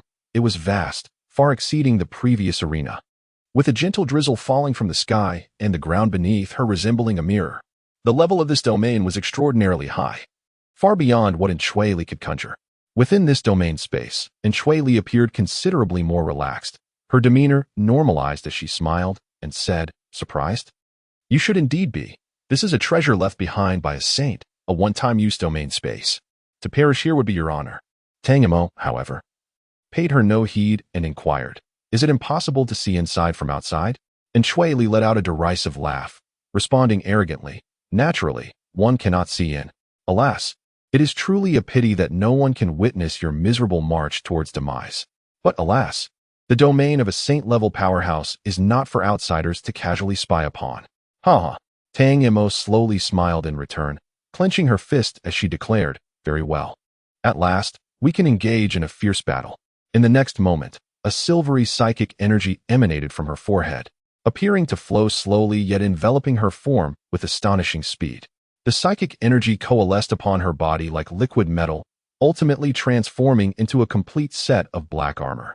If the essence of all things can forge all creations, why should it not be employed to craft her battle attire? Utilizing her own psychic energy, she sought to conjure the armor that was most suited to her through the essence of all things. This notion had taken root in her mind after witnessing the armors of Yun, Shi, and Tao Xiuqi. Tang Mo had been quietly experimenting, even unbeknownst to Fu Yunxiu and the Saint of Feihua. She gazed at her hands, now encased in the armor, her heart brimming with joy. The armor conformed perfectly to her desires, each contour fitting seamlessly against her body as if it were an additional layer of skin. Yet, it possessed the remarkable qualities of psychic energy and armor, becoming both intangible and extraordinarily resilient. In simple terms, Tang Mo's psychic armor integrated offense and defense, revealing not a single flaw. And Shui Li stood momentarily stunned. Was that the armor Tang Mo had acquired from the treasure? What level was it? Could it withstand the assaults of a saint-level domain? Tang Mo could no longer contain the exhilaration swelling within her. With a firm grip of her hand at her side, a sleek, obsidian staff extended from her battle armor. Her eyes shimmered with intensity as she gazed at Shui Li and declared, "Are you prepared? I shall commence my assault." The moment her words fell, Tang Mo's figure vanished, and Shui Li was taken aback, instinctively retreating to evade the impending strike. In the next heartbeat, Tang Mo materialized before her, bringing the staff crashing down towards her head, and Shui Li's pupils dilated, and in that fleeting moment, she felt the specter of death looming. Yet, in the blink of an eye, the mirror-like ground beneath her surged like waves, enveloping Shui Li in a protective embrace. Tang Mo's strike met the waves with a resounding thud, reverberating with the immense force she wielded. Freed from the clutches of death's dread, and Shui Li gasped for air and erupted into laughter, exclaiming, "In my domain, what do you possess to contend with me? This sky, this earth. Even the very rain shall serve as my armor, transforming into the weapon that will vanquish you." Instantly, the entire realm surged to life. The rain ceased its natural descent, coalescing into a semi-transparent draconic beast that lunged toward Tang Mo. With a light-hearted chuckle, Tang Mo replied, "Too slow." In the next moment, she vanished once more, her focus unwavering, solely on Shui Li. This domain existed because of Shui Li, thus, to eliminate her would unravel the very fabric of this realm. As for everything else, striking them would be futile, for they could be endlessly conjured anew. As if to validate Tang Mo's thoughts, countless dragon beasts emerged from the sky and the ground amidst the gentle rain. Yet, despite their ability to discern Tang Mo's location through their domain, their sluggish speed rendered them incapable of reaching her. Ultimately, it was the mirror-like waves that shielded Shui Li from being bludgeoned to death. After numerous attacks were thwarted by the waves, Tang Mo grew somewhat impatient.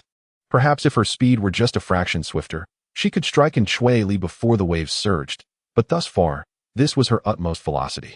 Contemplating her situation, she suddenly transformed the staff in her hands into a multitude of double-headed throwing knives, which began to whirl around her form. Since her own movement speed had reached its zenith, she resolved to enhance her attack speed. Even the most timely defense of the waves would have its limits. With a multi-directional barrage of supersonic assaults, Tang Mo was determined to breach the waves' threshold. The moment the waves' defensive limits were shattered would herald Shui Li's demise. In Chapter 52, the battle concludes. The knives spiraled toward Shui Li, launching a relentless assault from all directions, producing a cacophony of piercing sounds that melded into a singular roar. The waves rose and fell in a continuous cycle. Often, before one crest had subsided, another would surge forth. From a distance, Shui Li's position was completely enveloped by the rising waves, rendering her invisible. As the final blow descended, Tang Mo had discerned the wave's defensive mechanism. The speed at which the waves first rose was the swiftest, with each subsequent wave appearing more slowly. The greater the number of existing waves, the slower the emergence of new ones. The realm accelerates the dissipation of existing waves, generating new defenses of waves. As this realm is merely a treasure and not a true sanctified domain, the spiritual energy it harbors is finite. With each consumption, it diminishes. Had this domain been genuinely controlled by a sage, the weakness that Tang Mo has just discovered would not exist. With this thought, Tang Mo allows only a few flying knives to continue their assault on Shui Li, ensuring that the latter remains ensnared in the waves. While she pivots to slay dragon beasts, each dragon beast she vanquishes represents a depletion of the realm's spiritual energy. For Tang Mo, clad in battle armor, the strength of the dragon beasts is not particularly formidable. She leverages her swiftness, striking the beasts hundreds of times in a single circuit, with each breath witnessing a dragon beast collapsing, transformed into pure energy, only to reconstitute itself anew. It appears as a state of infinite resurrection. Yet with each dragon beast that Tang Mo slays, a portion of the water spiritual energy is irrevocably extinguished. This realm, from the moment it was activated, is destined for obliteration. After all, how could it be deemed one-time use otherwise? Tang Mo pauses, yet the flying knives targeting Shui Li do not relent. If Shui Li dares to ensnare her within the realm, then Tang Mo shall allow her to experience the sensation of entrapment, in a space so minuscule that even curling up requires utmost caution. In an instant, Tang Mo becomes vigilant once more. The surroundings are too quiet, as if concealing an endless threat. Whoosh! A cold gleam flashes downwards, and Tang Mo instinctively evades, yet it grazes her shoulder. Fortunately, the defensive power of her telekinetic armor is robust, leaving only a faint white mark. However, this acts as a signal. In the next moment, countless beams of icy light surge forth. At this moment, Tang Mo finally discerned that the source of her predicament lay in the ubiquitous drizzle permeating this realm. What was once a gentle rain had transformed into a lethal weapon. How many droplets filled this domain? Countless. Tang Mo found herself utterly defenseless against the onslaught of raindrops. Her once proud speed was rendered ineffective. Fortunately, her psychic battle armor possessed the ability to self-repair, ensuring that as long as her psychic energy remained intact, her armor would not be breached. Tang Mo was perpetually engaged in the cultivation of the psychic secret pattern, making it nearly impossible for her to exhaust her psychic energy. Yet, enduring a state of being relentlessly attacked without the means to retaliate was exceedingly frustrating. Resolutely, Tang Mo abandoned her resistance, channeling her consciousness to conjure hundreds of flying daggers through the myriad symbols, directing them towards the location of Shui Li.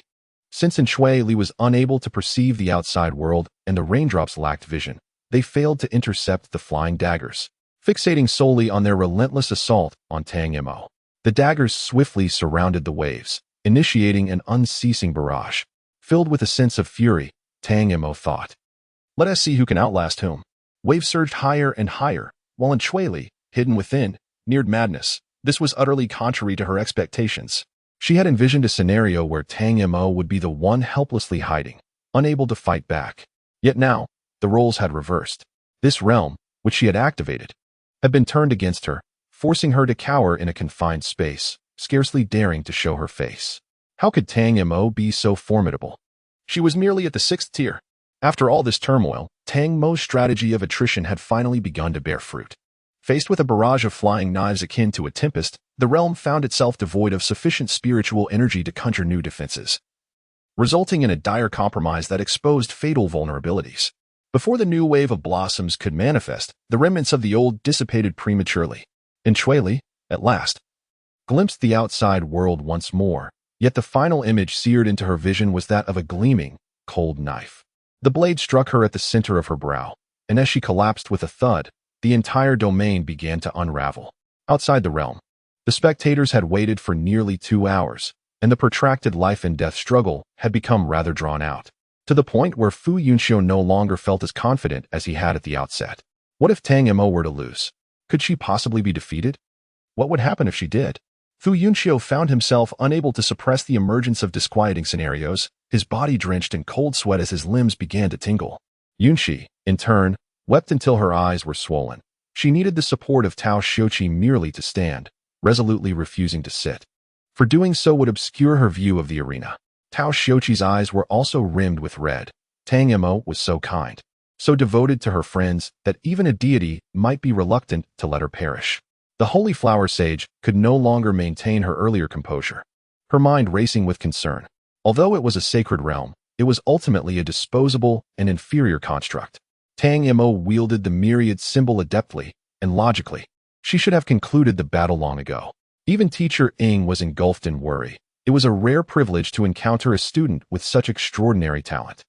If she were to fall in this fatal contest, it would undoubtedly constitute a significant loss for the Academy.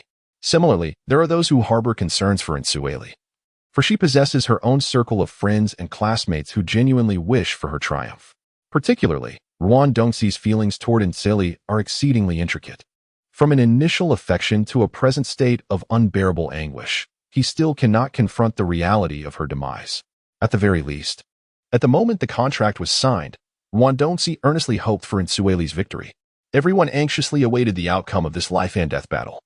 Yet who could have anticipated that such a crucial contest would be utilized by Tang Mo to test her psychic armor? Why has she not emerged yet? Taizhan fretfully raked his fingers through his hair. In that instant, a faint crackling sound finally resonated from the impenetrable domain.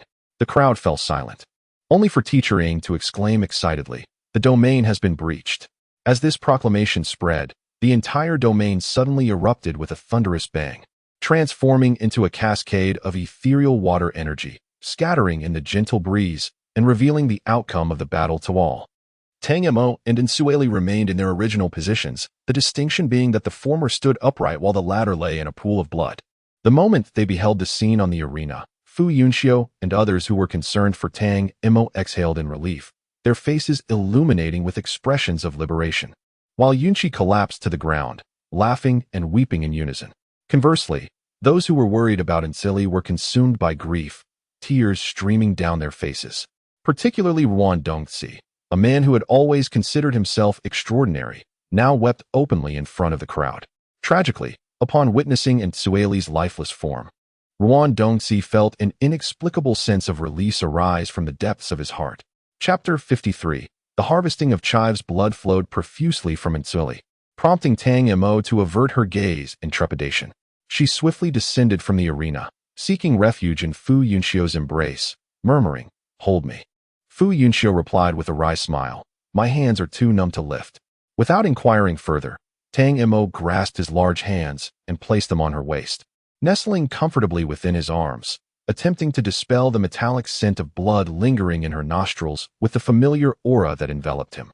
After a considerable pause, Fu Yunxiu gradually regained some sensation in his limbs, tightening his hold on her, feeling as though he had reclaimed something precious. Teacher Ying sighed in acquiescence. The students in the courtyard exhibited little reaction to the slightly gruesome scene. Having been raised in the Jialan realm, many had witnessed similar occurrences, even if they had not personally engaged in them. Moreover, the senior students had frequently undertaken assassination missions within the academy, and while their targets were deemed deserving, the aftermath bore no distinction from that of an ordinary person. The competition returned to an astonishing normalcy. No sooner had the cleanup crew exited the stage than a young man leaped onto the platform, explicitly challenging Tang Mo. The crowd erupted in disapproval, after all. She was a girl who had just survived a life-and-death struggle, and it seemed rather inappropriate for a man to issue a challenge at such a moment. Though outwardly scornful, some secretly acknowledged the swiftness of the young man's decision. Tang Mo had just endured an exhausting battle, depleting her physical and mental energies, rendering her a more vulnerable opponent. Fu Yunxiu, filled with concern, held Tang Missouri close, casting a cold gaze at the challenger on the stage, who, feeling guilty, averted his eyes. Tang Mo nuzzled against his shoulder and softly reassured him, "There's no need to worry. I'm in excellent form." Fu Yunxiu naturally did not decline her request. As Tang Mo ascended the arena, the young man opposite her offered an apologetic smile. However, he showed no mercy in his attacks. The outcome was swift and decisive. He was unceremoniously sent flying by a series of stacked wind attribute runes. As a 7th-tier senior, his stance was undeniably stable. Yet Tang Mo cleverly baited him into leaping into the air, where control was inherently difficult. With a gust of wind, he was propelled off the stage and into the inner courtyard. Throughout this, Tang Mo waved cheerfully, exuding an air of nonchalance as if to say, "No need to see me off." The onlookers were left speechless. It became evident that the previous life-and-death battle had not left the so-called freak entirely unscathed, though the impact was negligible. Thoughts of seizing an opportunity? Not a chance. Tang Mo descended from the arena, and Fu Yunxiu had not only prepared snacks, but also set up a portable table and chairs, typically used for outdoor camping. She found it slightly excessive. He gently urged her into a chair, where a spread of candies and preserved fruits awaited, accompanied by a refreshing tea to cleanse the palate. Tang Mo was momentarily taken aback. Had she truly been gone for such a short duration? Was this level of promptness even necessary? Fu Yunxiu, with tender affection, encouraged her to eat, adding, "If this isn't enough, I have more in my space." Tang Mo stared at him wide-eyed. How could she possibly eat? Her earlier remarks were merely an attempt to divert Fu Yunxiu's attention from the grim business of the life-and-death battle. With a forced chuckle, she picked up a piece of dried fruit, nibbling on it slowly. Just as Fu Yunxiu was about to speak, someone on the stage called out to challenge him, igniting a spark of irritation within him.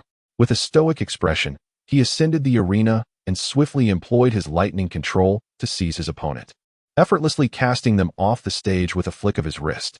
Without a moment's pause, he turned and descended, as if merely taking a leisurely stroll. The onlookers were astonished. Could he not show them a modicum of respect? His previous performance on the platform had been quite different.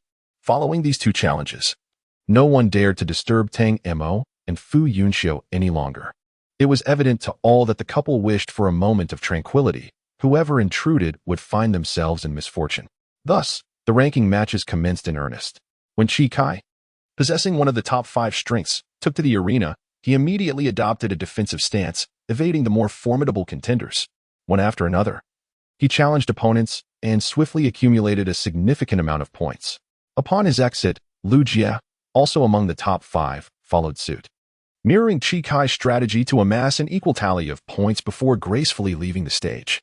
Next came Feng Qi, Mo Shui, Yin Huang, and even Wang Ziyan, all employing the same approach. After a lengthy respite, Tang Mo finally felt a twinge of appetite, remarking as she ate, "They are harvesting chives, one batch after another." The chives nearby whispered, "They are already quite aware of their roles, but must you voice it so loudly?" After Wang Ziyan stepped down, the arena remained vacant for an extended period, leaving everyone somewhat disheartened. They recognized the disparity between themselves and the elite students. Yet they had not anticipated such a vast chasm. It was akin to the difference between carnivorous and herbivorous beasts. At that moment, Tang Mo suddenly stood up, stretching her limbs. Fu Yunxiu raised an eyebrow. "You aren't contemplating a challenge against me, are you?" Tang Mo chuckled and shook her head, saying, "First challenge your relatives, and then you can line up behind." Fu Yunxiu was momentarily taken aback before realizing whom she was referring to, and he couldn't help but feel a mix of amusement and exasperation. After all, she was a young lady. Constantly associating her with him could lead to misunderstandings. Tang Mo promptly nodded, acknowledging the concern for the girl's reputation. She stepped forward and patted Fu Yunxiu's shoulder, saying, "All right, I will be more mindful in the future. You truly are attentive." As Fu Yunxiu watched Tang Mo leap onto the stage, his mind was filled with questions. Is that what I meant? I was merely worried about others misunderstanding me. Upon her arrival on stage, the crowd gasped once more, fearing she had come to exploit them, only to hear her loudly declare, "Ling Hu Xiao, I challenge you." Everyone was momentarily stunned. Even Ling Hu Xiao herself was taken aback, wondering when she had caught the attention of someone so unorthodox. Surprisingly, the feeling of being singled out for a challenge by such an eccentric brought her a sense of thrill. Ling Hu Xiao narrowed her eyes and confidently approached the stage, stating, "Perfect timing. I too wish to experience the unique prowess of a genius." Tang Mo smiled and nodded, saying, "I have recently developed a keen interest in the combat techniques of weapon masters. I would be grateful for your guidance, Senior Ling Hu." Ling Hu Xiao raised an eyebrow, perplexed. As she thought, "Isn't Tang Mo a talisman master? What does she mean by being interested in weapon masters?" In the next instant, understanding dawned upon her. A flurry of flying daggers erupted from Tang Mo's forehead, swirling around her like butterflies, dancing gracefully in the air. Ling Hu Xiao was taken aback, realizing that Tang Mo's notion of interest was to attempt it herself. For an eccentric, it seems there are no boundaries to professional disciplines. Chapter 54. Meaningless as the sole individual in the hearts of many capable of rivaling Wang Ziyan, Ling Hu Xiao's prowess is indisputable, which is one of the reasons Tang Mo chose to challenge her. The greater the strength, the more one can exhibit the allure of a weapons master. Ling Hu Xiao retrieved her iron fan from her waist. This was her telekinetic weapon. With a casual flick, she unfurled it and tossed it into the air, where it began to spin gracefully. The sharp blades of the fan glimmered with a cold light under the sun, exuding an intimidating aura. Tang Mo regarded the iron fan thoughtfully, and in the next moment, she gently waved her hand, sending a flurry of flying daggers hurtling towards Ling Hu Xiao. She aimed to secure victory through swiftness and a comprehensive assault. Although Tang Mo had previously employed this strategy effectively against Insui, rendering her too fearful to show her face, it proved to be ineffective against Ling Huxiao. Without even shifting her stance, Ling Huxiao transformed the iron fan into 9 delicate, gossamer-like daggers, effortlessly deflecting all incoming attacks. With a smile, she remarked, "It seems you truly do not understand the combat style of a weapons master." Tang Mo humbly nodded and said, "Please enlighten me." Ling Huxiao found herself growing fond of Tang Mo, endowed with talent and strength. She remained unpretentious and even willing to seek guidance. Such a person is worthy of friendship. Thus, Ling Huxiao generously stated, "Watch closely." Under Ling Huxiao's control, the gossamer daggers morphed into rapidly spinning drill bits, momentarily dissolving into a blooming flower, circular flying wheels, and dual-headed scissors, among other astonishing forms. Not only Tang Mo, but the onlookers were also captivated, marveling at the extraordinary wonders of a psychic weapons master. Ling Hu smiled and said, "Psychic weapons are the most crucial companions for weapon masters, as all their attacks are predicated upon the form of these weapons." He smirked slightly, remaining silent, yet inwardly mused that even the exceptional cannot disregard the barriers of profession, particularly for a technical vocation such as that of a weapon master. Ultimately, Tang Mo opted to engage in battle using talisman formations. Upon witnessing this, the previously furrowed brow of the Saint of Flying Flowers relaxed somewhat. A genius is deemed so because of their remarkable prowess in a specific domain, far surpassing the ordinary. However, when they venture beyond their familiar territory to explore other realms, they often realize they are not so different from the average individual, perhaps even inferior. In the eyes of the Saint of Flying Flowers, Tang Mo's attempt to wield a weapon seemed utterly nonsensical, a squandering of her talent, which she found utterly perplexing. It appeared necessary for her to have a serious conversation with her disciple. While the saint was deep in thought, the battle on the arena escalated to a fever pitch. Ling Hu was exceptionally formidable, possessing unparalleled combat awareness, secret techniques, and combat experience that ranked him among the elite of his peers. Yet, had Tang Mo chosen to employ her psychic armor, the contest would have concluded in mere moments, with her emerging victorious in a resplendent manner. However, as this armor was her trump card, it would not be revealed lightly, especially not for the sake of a school competition. Would Tang Mo lose without her psychic armor? Not at all. She would simply find victory more arduous. After all, while facing Ling Hu's relentless onslaught, she must also conserve her strength to inscribe the talisman formations. In truth, Ling Hu was astonished that Tang Mo could withstand his continuous attacks even while distracted. It is essential to understand that among practitioners of the same rank, the spiritual cultivator possesses a combat prowess that surpasses that of the martial artist.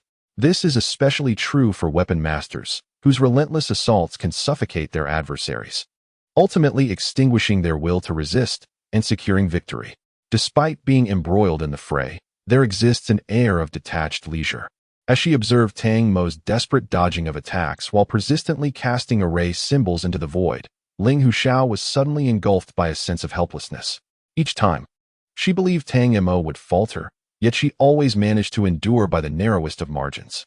This very margin became the fulcrum upon which Tang Mo turned the tide of battle. Ling Huxiao maintained a smile on her face, yet a twinge of melancholy lingered in her heart. In comparison to genuine prodigies, she felt woefully inadequate.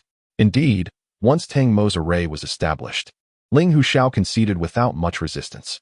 On the arena, array formations serve as a veritable cheat. Given the limited space, a single array can almost entirely dominate the battlefield, placing any opponent within its range of attack, no matter their movements. At this juncture, the array master merely needs to observe quietly from a corner, awaiting the conclusion of the contest. However, constructing an array on the arena demands one withstand the fervent assaults from opponents during the initial phase of inscribing the symbols. As the use of jade symbols is prohibited, only on-site writing is permitted. Yet, how many array masters can achieve the level of Tang Mo? Merely the distraction of multitasking has already barred a significant number of array masters from entering the fray. Before departing the stage, Ling Huxiao suddenly inquired, "Is this your utmost strength?" Tang Mo tilted her head and smiled, offering no reply. Ling Huxiao ceased her inquiries, surmising that it was unlikely, for the sacred domain was not easily breached, even if it were merely a disposable inferior product. Perhaps it was also due to the fact that the domain's controller was utterly inept. Subsequently, Tang Mo continued her relentless pursuit of competitors. adhering to the rules that dictated she must confront each challenger individually to amass sufficient points as she aimed for a position among the top 3. Indeed, should all proceed as anticipated, Tang Mo, having triumphed over Ling Xiao, was poised to contend for the foremost rank against Wan Qixian. Before departing the stage, Tang Mo issued a challenge to Feng Qi, a renowned weapon master ranked among the top 10. Feng Qi wielded telekinetic weaponry in the form of a bow and arrows, his combat style starkly contrasting that of Ling Xiao. Upon release, Feng Qi's arrows would begin to split, transforming a single attack into multiple projectiles, and with the bow's assistance, the velocity of his arrows surpassed that of typical telekinetic weapons, rendering them nearly impossible to evade. In essence, Feng Qi's assaults were characterized by swiftness and surprise. After engaging with both weapon masters, Tang Mo acquired fresh insights regarding her own telekinetic weaponry, resulting in abundant gains that brought a satisfied smile to her eyes. However, seated in the judges' panel, the Saint of Flying Flowers pressed her lips together tightly. Could it be that Tang Mo truly aspired to become a weapon master? Such a notion was inconceivable. She would not permit such a development. Having already obtained the universal talisman, Tang Mo could not afford to squander time on futile pursuits. In the next moment, the Saint of Flying Flowers abruptly rose, whispering to Director Chiu that she was unwell before departing, no longer wishing to witness the ensuing battles, deeming them unnecessary. Chapter 55. A change of players. After Tang Mo stepped down, Fu Yunxiu took his place. Following tradition, he harvested a batch of leeks before challenging Yin Huang, a fellow martial artist who wielded a spear and possessed the fire attribute. Yin Huang was widely recognized as one of the top 3 fighters, at least prior to Tang Mo's emergence. Now, that status was uncertain. Fu Yunxiu unsheathed his blood shadow spear, observing his opponent. Yin Huang was a tall young man with striking red hair and eyes, his physique similar to Fu Yunxiu's. Yet his spear was notably longer than the blood shadow spear. Fu Yunxiu mused, "Well, this is rather unexpected. I had envisioned Yin Huang as a hot-tempered brute, quick to resort to violence at the slightest provocation. Yet, he appears to be an inquisitive and somewhat loquacious youth instead. Previously, he fought with such decisiveness. How could he possess such contrasting facets? Perhaps one must experience the thunder attribute firsthand to truly understand," Fu Yunxiu remarked with a smile. Yin Huang nodded in agreement, clearly intrigued. In the next moment, he brandished his spear, summoning a scorching fire serpent that erupted from the ground, twisting upwards and coiling around him, flames blazing along the spear's length. At a glance, he resembled a deity of fire descending from the heavens.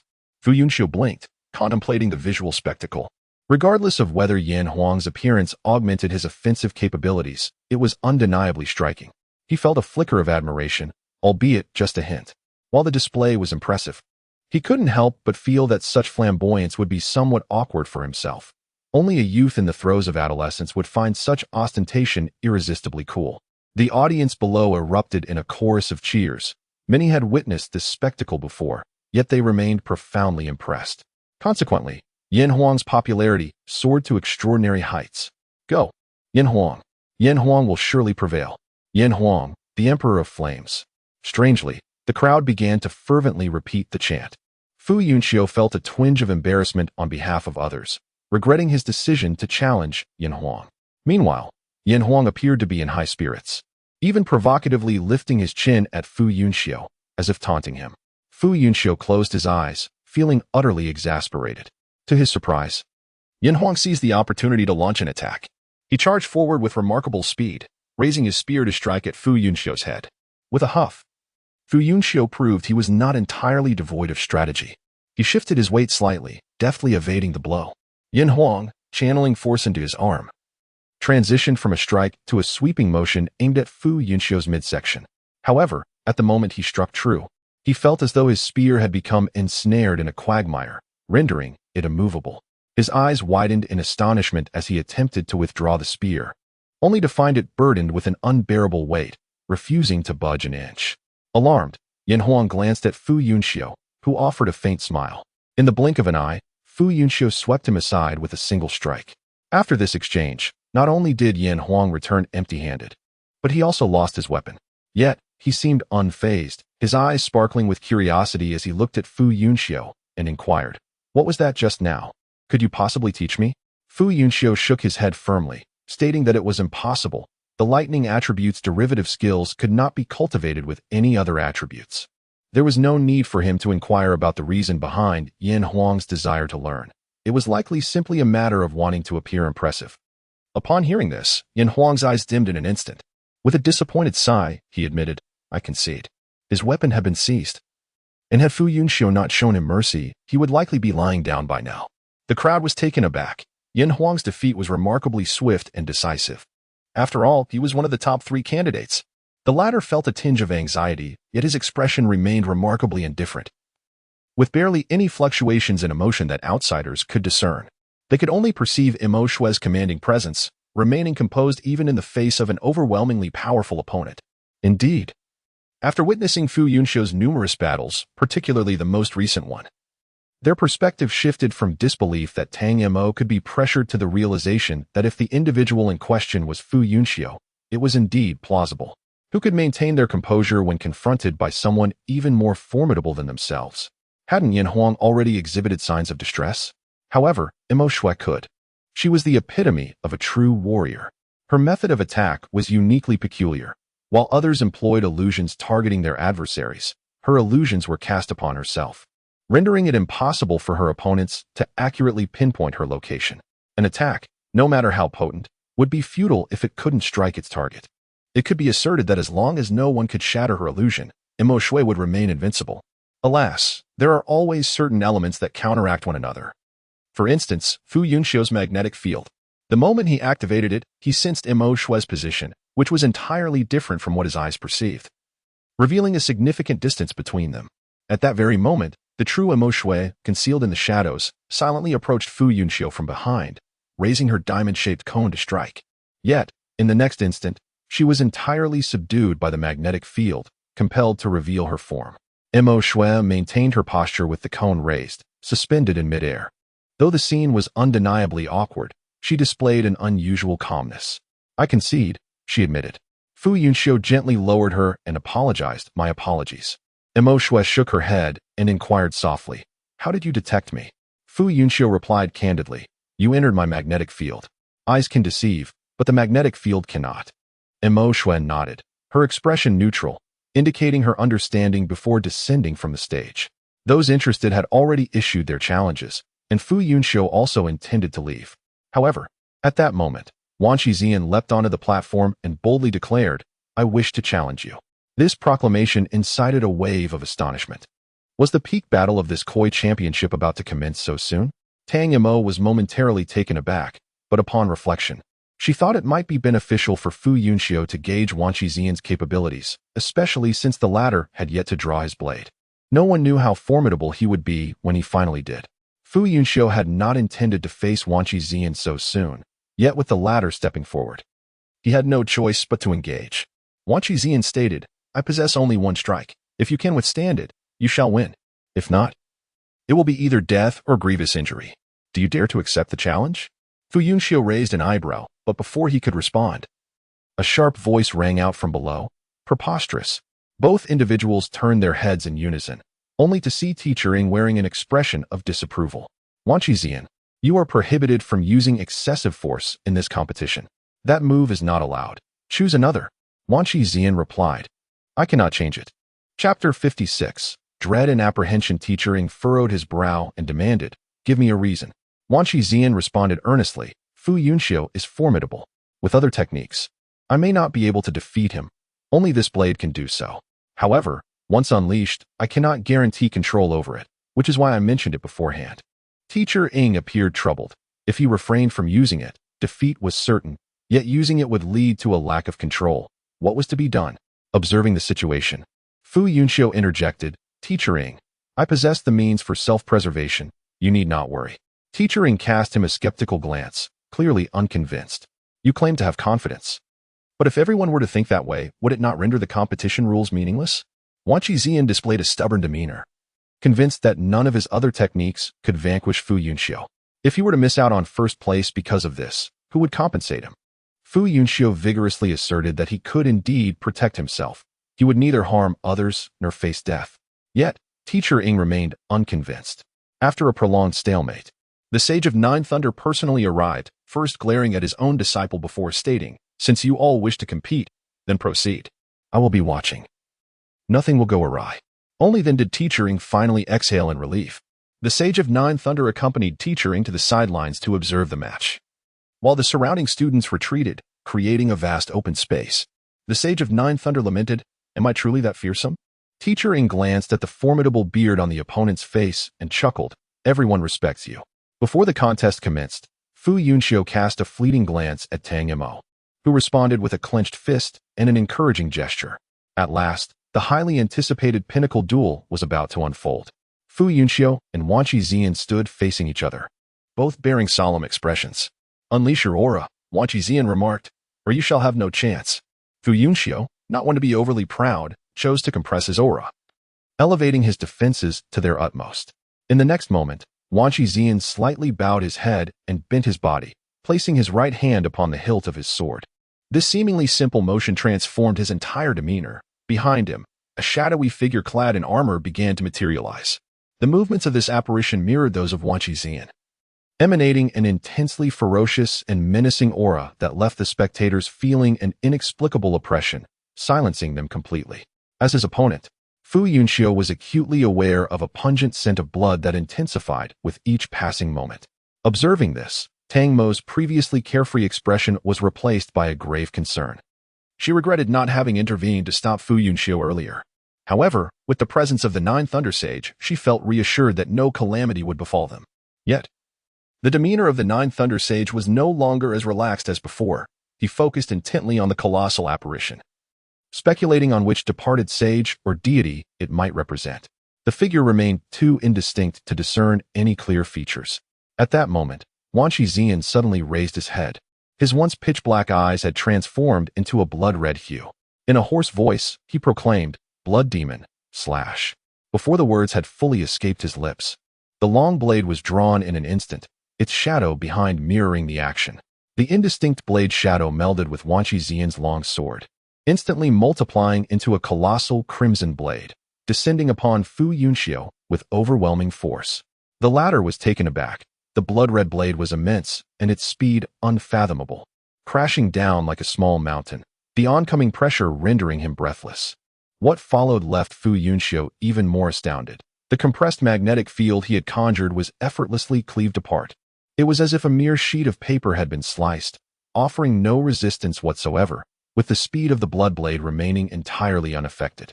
Fu Yunxiu stood in a daze. After mastering the thunder magnetic field, he had felt invincible, as if he could easily surmount any challenge.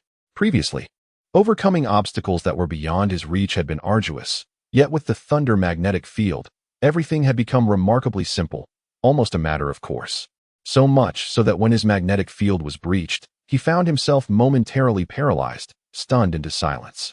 Gazing at Zhu Lei's retreating figure, he was engulfed in confusion, murmuring, "Master, isn't the thunder magnetic field the ultimate power? Why was it so effortlessly shattered? What purpose does my cultivation serve now? How can I protect those I hold dear?" Zhu Lei, maintaining a poised grip on the blood blade, spoke with solemnity. In this world, there are countless martial artists, many of whom share the same attributes and cultivation levels. Yet, why do some possess greater strength than others? Fu Yunxiu's mind had come to a standstill. He could only follow Zhu Lei's line of inquiry with a simple question: why? Different individuals possess varying interpretations of spiritual power, and these diverse understandings give rise to distinct applications, which is what warriors refer to as secret techniques. Zhu Lei remarked, "Although you have grasped the principles of thunder magnetism, you fail to comprehend its essence. Your so-called cultivation merely schemes the surface of this profound concept. This is the fundamental reason for your defeat today." Upon hearing this, Fu Yunxiu felt as though a thunderclap had struck his mind. Indeed, he did not truly understand thunder magnetism. His mastery was merely a consequence of fortunate accidents. His perception had been clouded by the formidable power before him, causing him to forget that the most crucial aspect for a warrior is their foundation. He believed himself to be formidable, yet in the eyes of those genuinely striving for the pinnacle of martial arts, he appeared as nothing more than an ostentatious charlatan, utterly insignificant. In that moment, Fu Yunxiu experienced a profound awakening. The overwhelming force of thunder magnetism had dazzled him, and had it not been for this encounter, he would surely have paid a heavy price for his current negligence. At this juncture, he resolved to comprehend the essence and application of thunder magnetism. He aimed to master this power completely, from the inside out.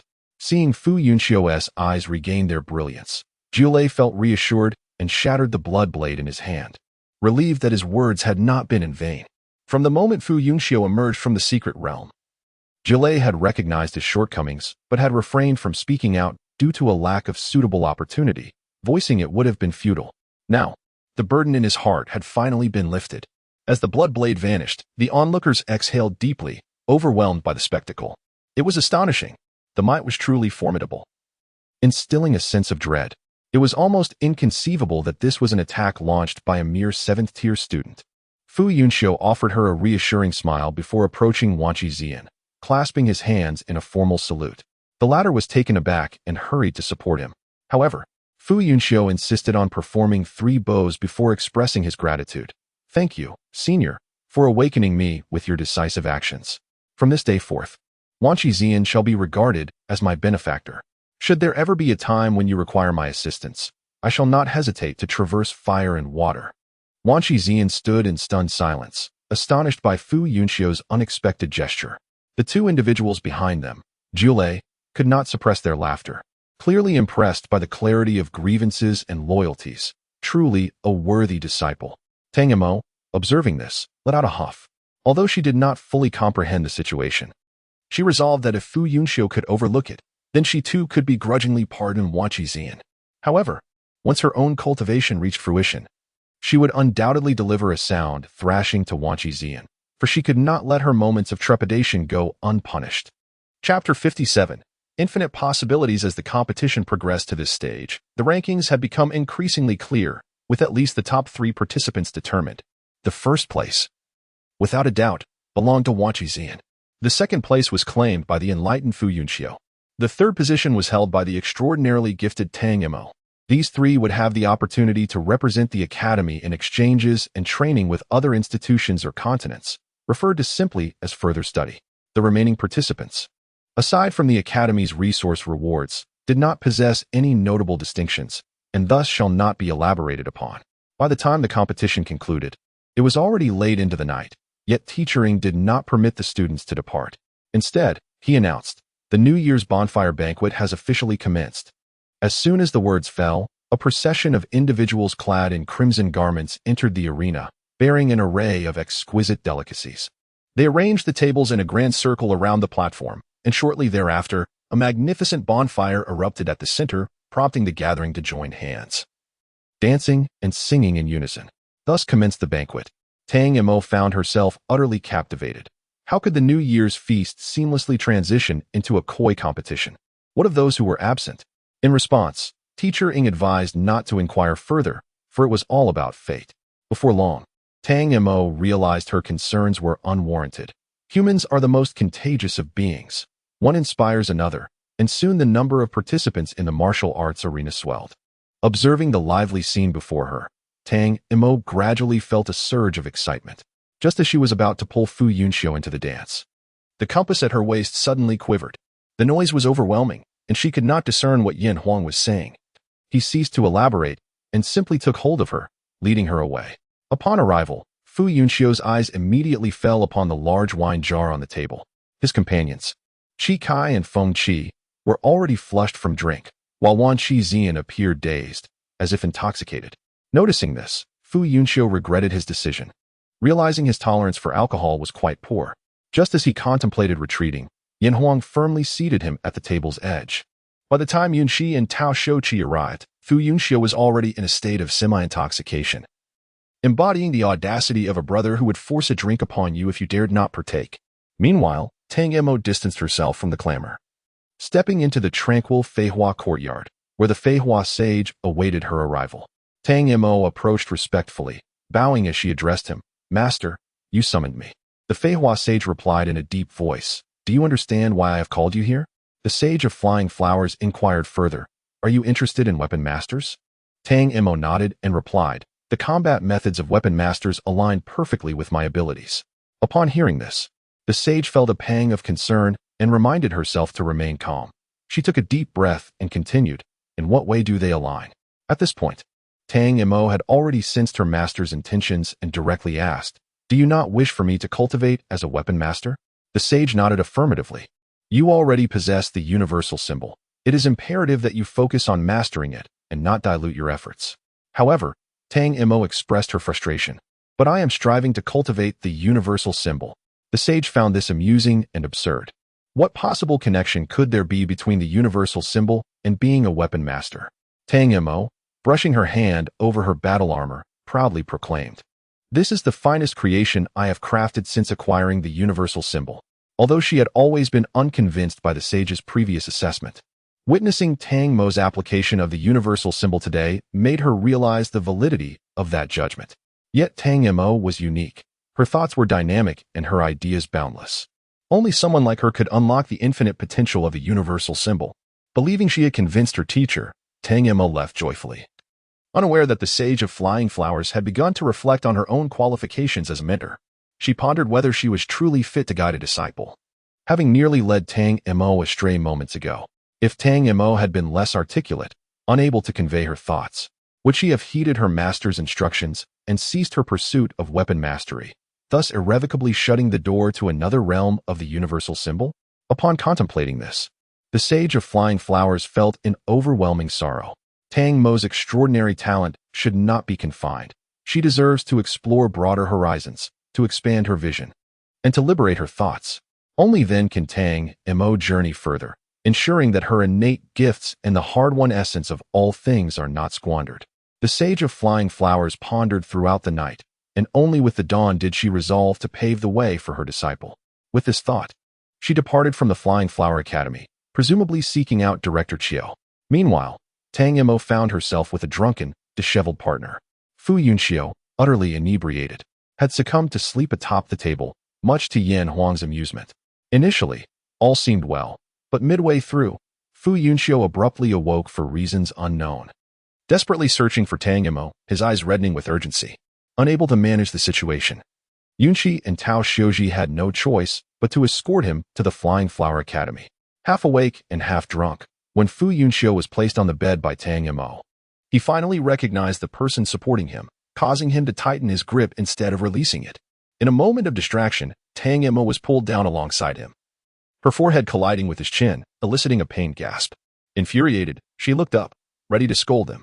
However, Fu Yunxiu cupped her face, slurring, "How is our Mo so beautiful? You've only grown more stunning over the years." Tang Mo sighed, deciding against arguing with the drunken fool. Just as she softened her expression, the drunken man suddenly tilted his head and planted a kiss upon her lips.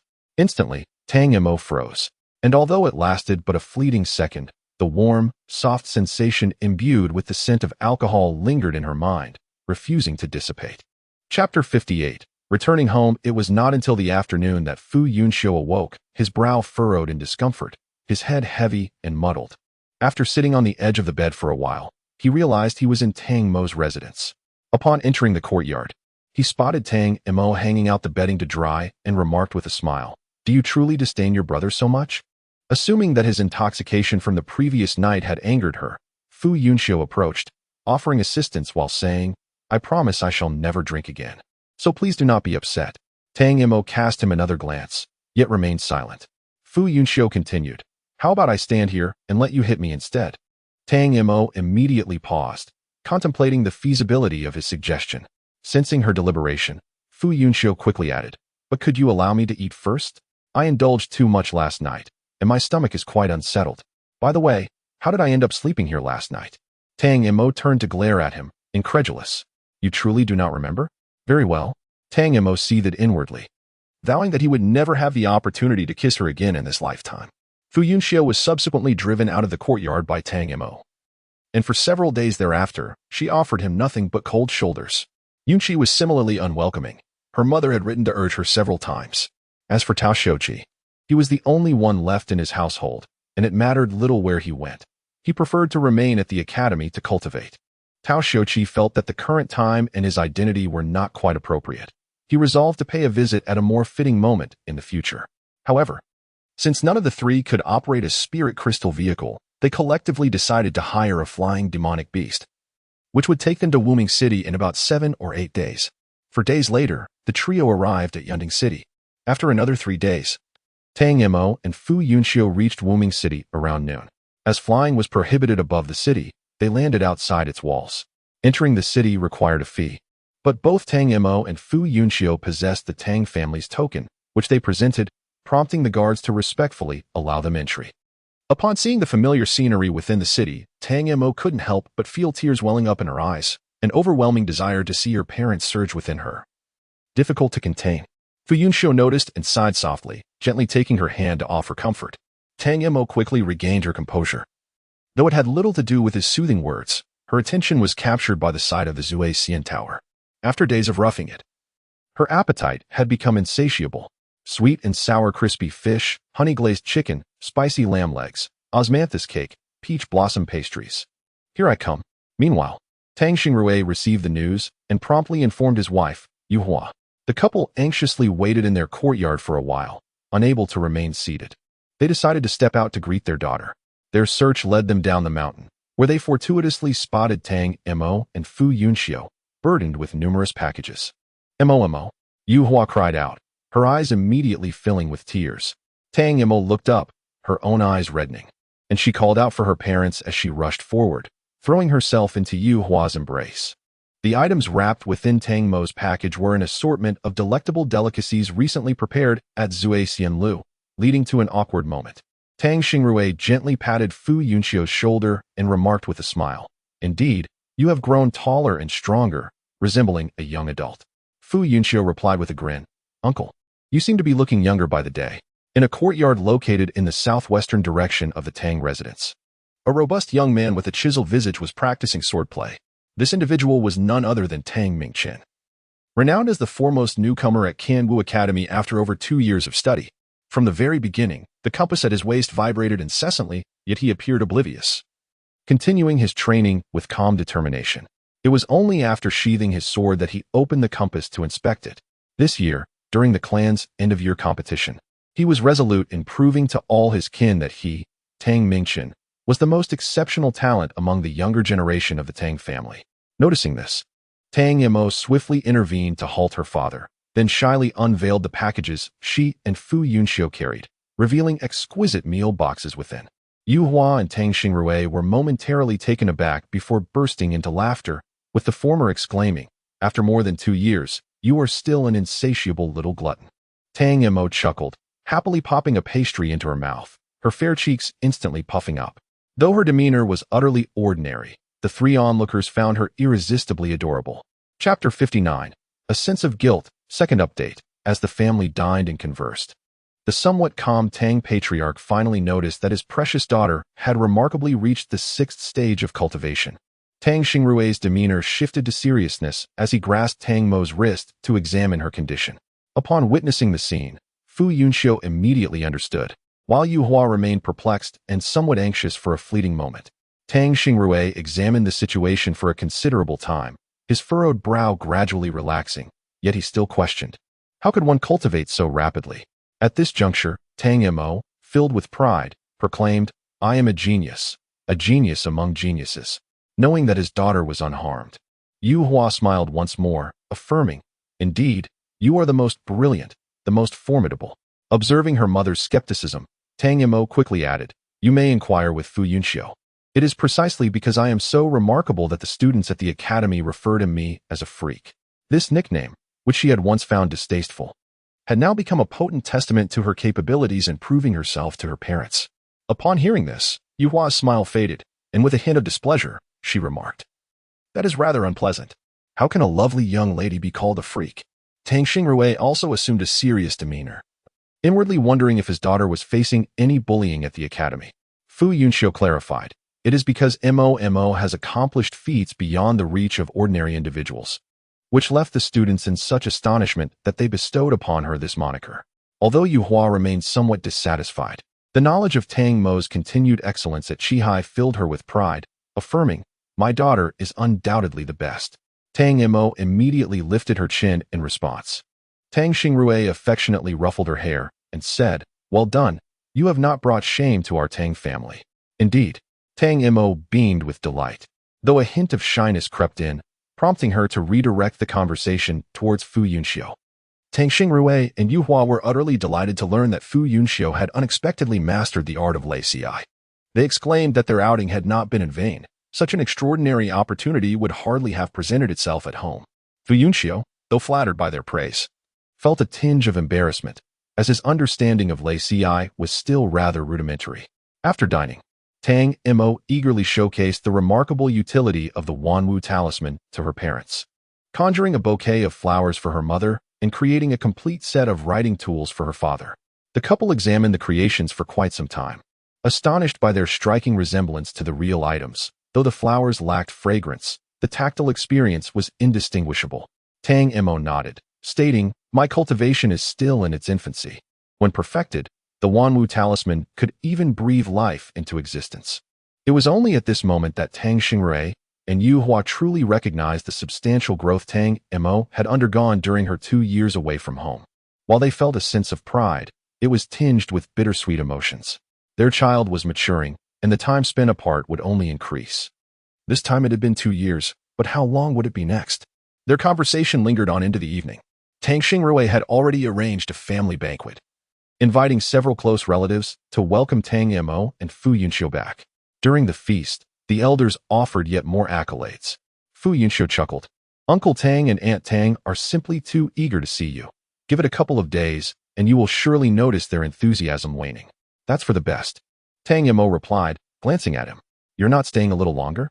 Fu Yunxiu raised an eyebrow, teasingly asking, "Are you reluctant to see me go?" Tang Mo rolled her eyes and quickened her pace, playfully warning, "You'd better leave quietly, lest you disturb my sleep. Otherwise, there will be consequences." The following morning, Fu Yunxiu departed early, intentionally refraining from disturbing Tang Mo, leaving only a message on the compass. Upon waking, she indulged in meals, and after satiating her hunger, she sprawled around, exerting no effort except for her mind. In essence, it could be summed up in 2 words: sheer comfort. However, having grown accustomed to a life of intense cultivation over the past 2 years, it was too long before Tang Mo felt an unsettling dissonance within her. Sleep eluded her, and meals lost their flavor. It was as though another entity resided within her, incessantly reminding her, "Tang Mo, you haven't cultivated in days. Do you truly believe you can surpass Fu Yunxiu, or even rival Ma Qizian? A few compliments from others have inflated your ego to think you are the best in the world? Have you forgotten how you've spent the last 2 years? Can one ascend 2 levels merely by idly consuming and waiting for death? Tang Mo, is it wrong for me to cultivate?" When Yu Hua visited her, he was taken aback to find her crafting talismans, inquiring, "Have you come to realize something?" Tang Mo, perplexed, responded, "Realize what?" "The year-end clan competition," Yu Hua replied. "If that's not the reason, what prompted your sudden return to cultivation? Were you not planning to relax for a few days?" With a wistful sigh, Tang Mo confessed that the absence of cultivation instilled a sense of guilt within her. The idyllic life she envisioned had, indeed, slipped away irretrievably. Yu Hua couldn't suppress a chuckle, affectionately ruffling her hair as he said, "In that case, prepare earnestly for the clan competition. As far as I know, the younger generation is eagerly waiting to trample you down." Tang Mo scoffed disdainfully, retorting, "What dreams are they weaving in broad daylight?" Gazing at Tang Mo's haughty expression, Yu Hua could not suppress the maternal affection swelling within her, gently cupping her daughter's face and playfully kneading it for a while. "How could my daughter be so adorable?" Tang Mo smiled, her eyes crescent-shaped, relishing the intimate moment with her family. Soon, the new year arrived. The Tang family celebrations were devoid of any novelty. Daytime clan competitions, evening banquets, and the following morning, ancestral worship. Thus, the new year was deemed complete. The clan competitions served to assess the prowess of the younger generation while also enlivening the festivities. With no fixed rules, anyone could step up and challenge whomever they wished. And all participants received a modest red envelope as a token of good fortune. Before Tang Mo's arrival, the youth eagerly scrambled onto the stage, the atmosphere buzzing with excitement. Whispers filled the air regarding Tang Mo's anticipated entrance, her potential strength, and whether anyone would dare to challenge her. However, when Tang Mo eventually appeared, the previously boisterous challengers fell silent, for they realized they could not discern the depths of her cultivation. How could this be? Had Tang Mo truly breached the 6th tier? Or was she in possession of a treasure that concealed her true abilities? At that moment, Tang Mo gracefully leaped onto the arena, surveying the crowd with a smile. I have heard that many wish to challenge me. Come forth. Today I shall grant you this opportunity. Should you lose, simply leave your red envelope behind as a tribute to our elders, she declared. A wave of astonishment swept through the crowd. What did she mean? It sounded as though she was certain of her victory. They were incredulous. Surely among so many, no one could possibly defeat Tang Mo. Chapter 60. A bit familiar, it has become evident that they possess no capable fighters among them. As they watched the pile of red envelopes in Tang Mo's hand grow ever thicker, a sense of frustration enveloped the crowd, prompting them to scan their surroundings for assistance. Upon hearing the words, they nearly choked in disbelief. It was nearly noon when you arrived, and yet here you are, already taking a nap. You might as well not get out of bed at all. Tang Mingchen has arrived. Brother Mingchen is here? Splendid. Let us see how Tang Mo continues her arrogance now. Tang Mingchen has always been the perennial second, and relying on him for a turnaround is akin to preparing a few more red envelopes for the occasion. At the entrance of the fighting arena, a small team led by Tang Mingchen marched in with great fervor. Among those accompanying him was the ever-energetic Tang Yu. Before they even approached, she exclaimed, "During this festive season, don't you think your actions are rather excessive, Tang Mo?" Tang Mo tilted her head in confusion. Excessive? In what way have I gone overboard? I have been quite diligent today. At this, Tang Mo chuckled. Firstly, while there are indeed numerous matters in this world that should be addressed, rest assured, they will not involve you and your group at this moment. Secondly, the red envelopes are a result of those who challenged me and lost. There is no room for negotiation. Lastly, if you struggle to articulate this logic, I suggest you return to the clan school for a few years. Perhaps you might find a way to redeem yourself. You are merely quibbling. Tang Yu's face flushed crimson with indignation. The clan school is meant for the enlightenment of younger members, filled with 5- and 6-year-old children. Are you implying that my intelligence is less than that of a child? Tang Mo shrugged, adopting an air of indifference, as if to say that she would not engage with the intellectually challenged. As Tang Yu was on the verge of losing her composure, pointing at Tang Mo to issue a challenge, Tang Mingchen finally spoke up. Enough. He turned to Tang Mo and remarked, "It has been over 2 years since we last met, and you have indeed become more eloquent. Yet, I wonder how your prowess measures up." With a smile, Tang Mo replied, "I assure you, my abilities far surpass yours." Is that so? Tang Mingchen chuckled lightly. Then I would like to seek your guidance. Let us make a wager. Should I emerge victorious, you shall return the red envelopes to everyone. Conversely, if I lose, I will provide you with an equivalent amount of Jialan coins. What say you? Tang Mo sighed.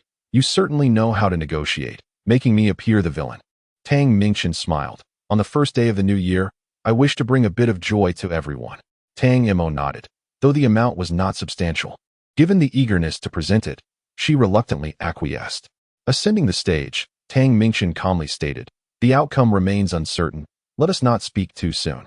Naturally, some were displeased with Tang Mingchen's demeanor, exuding an air of superiority, and thus rallied in support of Tang Mo, especially those who had already harbored favorable sentiments towards her. In a moment, the momentum on both sides appeared remarkably balanced.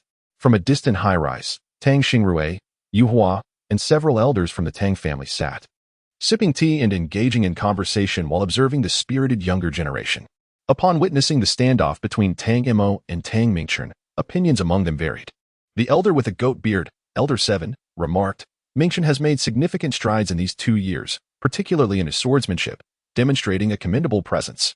Although he remains at the 5th tier, challenging opponents beyond that threshold is certainly within his capabilities." Tang Xingrui nodded, acknowledging that Tang Mingchen indeed showed great promise.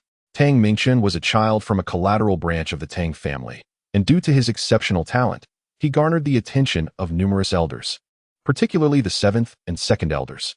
After all, they did not hesitate to send their own granddaughter off to be someone else's shadow. The primary motivation behind courting this young man from a side branch was the fact that the direct line of the Tang family had traditionally been singular in succession. Yet, in this generation, they were blessed with a daughter. Moreover, Yu Hua had cultivated a friendship with the lady of the Fu family, and Tang Mo had grown up alongside Fu Yunxiu. Should the two unite in marriage, what would become of the Tang family? Thus, they brought forth Tang Mingchen to compete with Tang Mo for the position of heir, yet this effort bore little fruit. The elders had lamented on multiple occasions that Tang Mo's talent was astonishing. Had she been a boy, she would undoubtedly have been the most exemplary heir for the Tang family. Alas, with supporters of Tang Mingchen, there were also those who favored Tang Mo. led by the Grand Elder and several others who argued that collateral branches should not take the helm of the Tang family. Although Tang Mo was a girl, her talent was exceptionally high. As long as she remained unmarried or did not take a husband, the Tang family would surely ascend to greater heights under her leadership. After more than 2 years apart, it was astonishing to discover that Mo had reached the 6th level. Such a pace of cultivation was truly unprecedented. The wise Grand Elder, with his hair as white as snow yet a youthful visage, remarked that Mo's talent was something he had never encountered in his lifetime. Tang Xingrui chuckled, genuinely astonished. He had initially feared she might be overexerting herself and had conducted a thorough examination, only to find no issues whatsoever. Later, upon hearing her recount her experiences at the academy, he felt a mix of concern and pride. Yuhua remarked, "Indeed, Mo has matured and understands the necessity of diligent cultivation, unlike her childhood days of sporadic effort." The Grand Elder, feeling a wave of satisfaction, nodded repeatedly with a smile. "It is good to see her striving for progress. I was once concerned about her laziness and how she might fare as the future clan leader, but now I can rest easy." However, the 2nd Elder and the 7th Elder were less than pleased. What does this imply? Was she not serious before yet still secured first place in the monthly clan competition? Is this a veiled criticism of someone's innate talent? As the conversation unfolded, the two combatants on the stage had already engaged in battle. Tang Mo blinked and remarked, "This sounds somewhat familiar." Tang Mingchen interjected, "I am not entirely proficient with this move. I struggle to control its power. If you fear injury and wish to decline, that is perfectly acceptable." Tang Mo gasped, "You are even more adept." Taking a deep breath, Tang Mingchen plunged his sword into the ground, summoning a multitude of golden spiritual energies that coalesced into flying swords surrounding him. In an instant, these swords formed a colossal metallic dragon, coiling around his body and hovering above his head. The spectators below gasped in awe, utterly captivated by the sight of the metallic dragon. Tang Yu shouted with enthusiasm, "Brother Mingchen, you will surely prevail. You are the strongest of the younger generation in the Tang family." Tang Miao Miao and others joined in the fervent cheers, as if they could already envision Tang Mingchen's triumph. Yet, Tang Mo felt a twinge of disappointment. She did not expect Tang Mingchen to rival Wan Qizian. If he truly could, she would have simply conceded and exited the stage. However, the similarity of their statements had raised her expectations considerably. Surely, he could not fall short by such a margin. And yet, this was the result? This was it. A dragon no larger than a bucket? Can such a creature truly be deemed a dragon? It resembles a colossal serpent more closely. Chapter 61. Affirming identity and truth. Tang Mingchen stands out remarkably among his peers. Yet Tang Mo, having encountered individuals of far greater prowess, ones whom she greatly admires, naturally regards Tang Mingchen with disdain. Moreover, the disparity in power between Tang Mingchen and Wan Qizian is 2 tiers, thus it is only natural that he falls short. What irks Tang Mo the most is his excessive bravado, which she finds intolerable. With a roll of her eyes, her patience thoroughly exhausted, she felt a stirring within her. A pair of hands, as white as jade, emerged from her brow, followed by armored arms and a head adorned with a mask and helmet. Witnessing this, the crowd could not suppress their astonishment. What was Tang Mo attempting? Was that entity emerging from her brow human or something else? As the spectators murmured among themselves, Tang Mo's transformation reached its conclusion. The diminutive figure that had escaped her consciousness instantly multiplied in size, transforming into a towering giant standing behind Tang Mo. The onlookers gaped at the armored giant, rendered speechless by shock. Without question, in terms of size and presence alone, Tang Mingchen had suffered a decisive defeat. In comparison, his dragon appeared more akin to a mere serpent. Tang Xingrui was equally taken aback, yet in a bid to maintain the image of the clan leader, he feigned composure and remarked, "Indeed, it is the universal symbol. Mo is still becoming accustomed to it."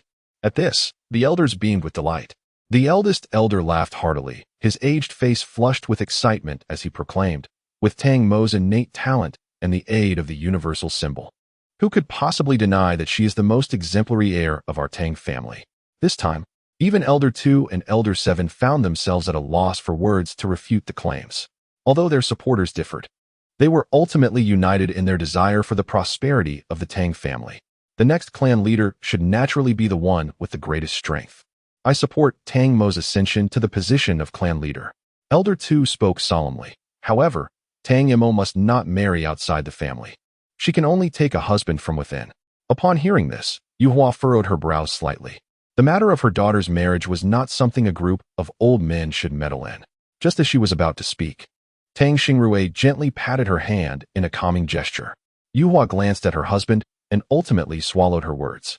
Elder Seven added, Tang Mo must have acquired the All Things talisman not long ago. While the armored giant appears formidable, apart from its hands, the rest is merely an illusion. The Grand Elder waved his hand dismissively. Tang Mo is only at the 6th level. She still has much to cultivate. Xingrui is also in the prime of his life. There is no need for haste. We must allow the child time to grow. The other elders nodded in agreement. At this point, Tang Mo's status as the heir had finally gained the recognition of the entire Tang family, solidifying her position. On the arena, witnessing the vast disparity in strength, a surge of impotent rage welled up within Tang Mingchen. Throughout his life, no matter how hard he trained, he could never catch up to Tang Mo. She always stood high above, effortlessly attaining everything she desired, while he could only watch her receding figure, devoid of any hope of surpassing her. Since the Tang family had Tang Mo, why was he even brought in from the collateral branch? He did not understand, nor was he willing to accept it. Therefore, today he must win. He had to prove himself. With a primal scream, Tang Mingchen drew his sword and swung it towards Tang Mo simultaneously. The metallic dragon let out a prolonged cry, diving towards Tang Mo, only to be intercepted mid-flight by an enormous hand. The metallic dragon roared and writhed, its scales erupting into a flurry of assaults, yet they vanished into the void, causing not the slightest ripple. The colossal hand of the armored giant gradually exerted its strength, and the dragon's cries grew increasingly mournful, culminating in a resounding explosion that scattered golden spiritual energy across the sky, utterly dissipating. Tang Mingchen's secret technique was disrupted, and as he was affected, a surge of blood rose from his abdomen, which he stubbornly suppressed. With a pallid complexion, he gazed at Tang Mo and offered a wretched smile. You have triumphed. I have always fallen short of your brilliance. Tang Mo furrowed her brow, unable to comprehend his sentiments. She remarked, why must you compare yourself to me? How many individuals in this Jialan realm can truly rival my abilities? Why subject yourself to such torment? At first glance, her words might seem egotistical, yet upon closer inspection of Tang Mo's expression, one would discern her sincerity. She genuinely believed that few could surpass her and was earnestly advising Tang Mingchen to reconsider his perspective. Tang Mingchen paused, momentarily taken aback, only to find himself laughing at his own absurdity. After 10 years of earnest rivalry, he discovered that others hardly regarded him, finding his endeavors perplexing. He could hardly articulate his feelings, only sensing the ridiculousness of it all. As Tang Mo waved her hand, dispersing the armored giant, she added, however, feeling pressure is not entirely detrimental. Had I not been here to serve as a target, you might not have developed such strength at your age. Tang Mingchen replied, should I thank you for that? The esteemed elders atop the grand edifice could hardly suppress their amusement in the presence of so many witnesses. How could Tang Mo dare to sing her own praises so brazenly? Yet, Tang Xingrui extolled, a warrior must possess the audacity to proclaim, who else but I? It is this very mindset that fosters continual advancement.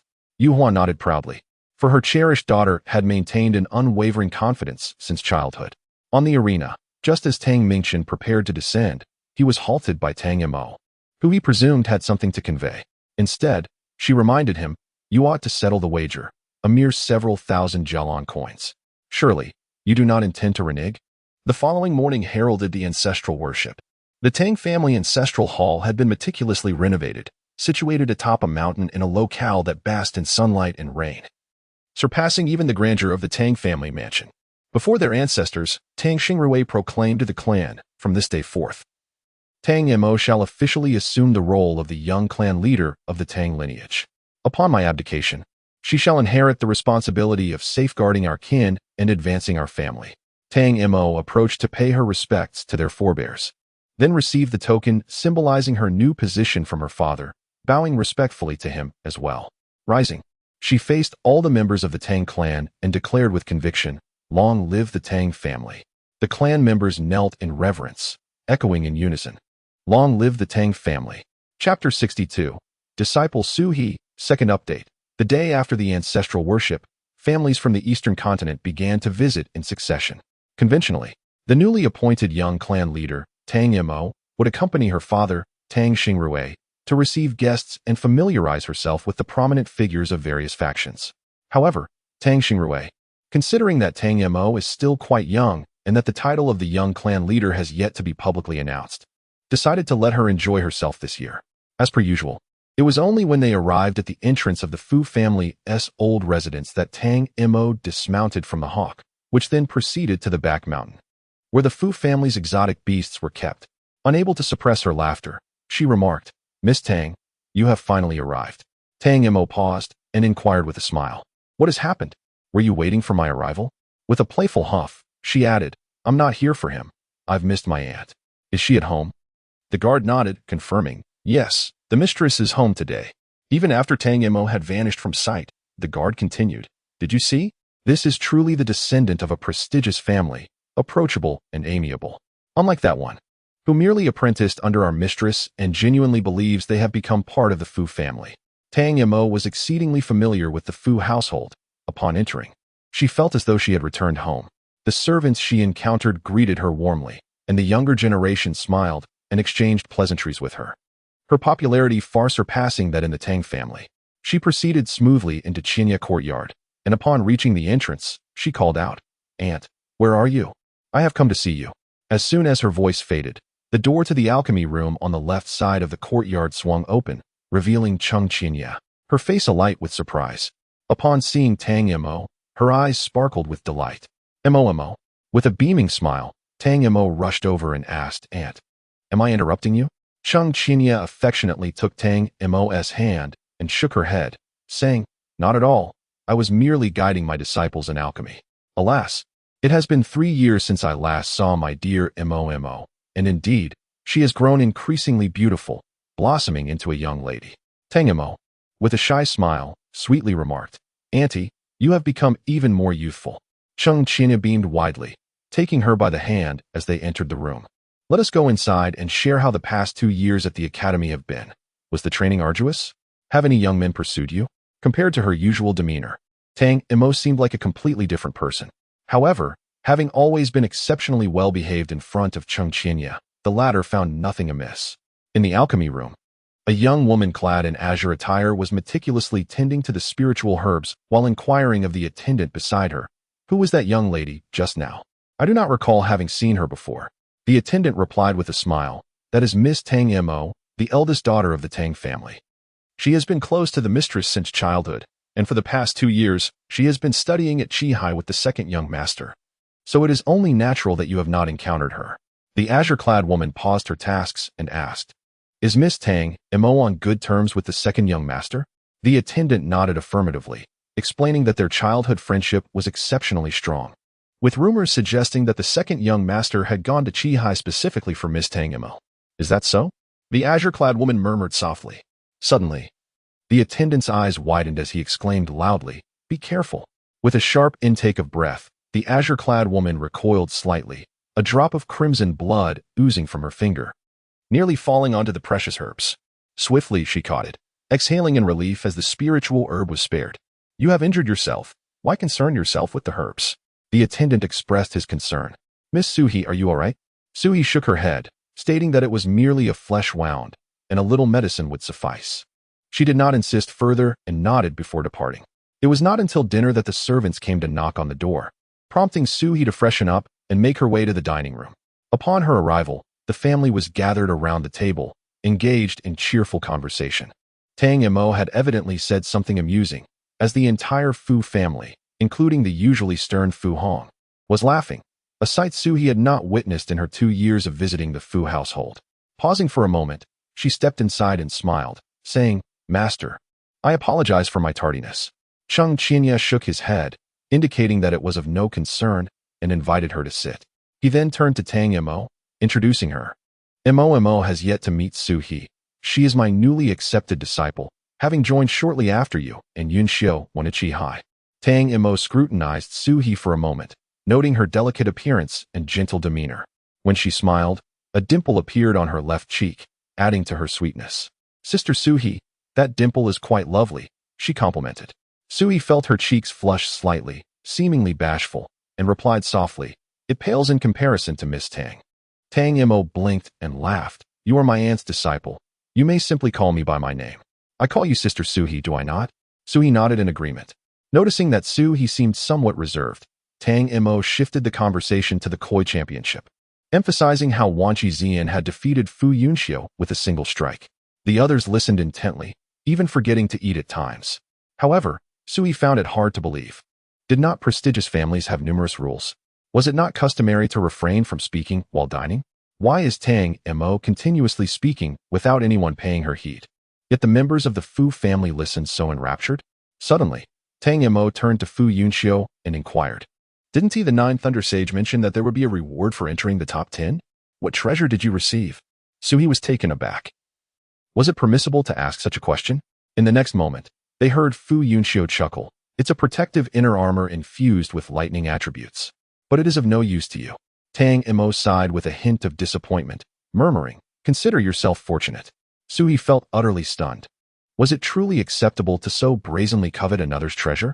Upon glancing at Cheng Qinya and Fu Hong, she was astonished to see the three of them wearing remarkably similar smiles. Fu Yunxi even remarked, "Just a couple of days ago, I acquired a piece of inner armor. I shall fetch it for you to examine. Should you fancy it, I would be glad to gift it to you." Instantly, Tang Mo's face lit up with joy as she sweetly replied, "Thank you, Brother Fu." Chapter 63. Something feels amiss following the delightful banquet. The group moved to the tea room to savor tea and engage in conversation.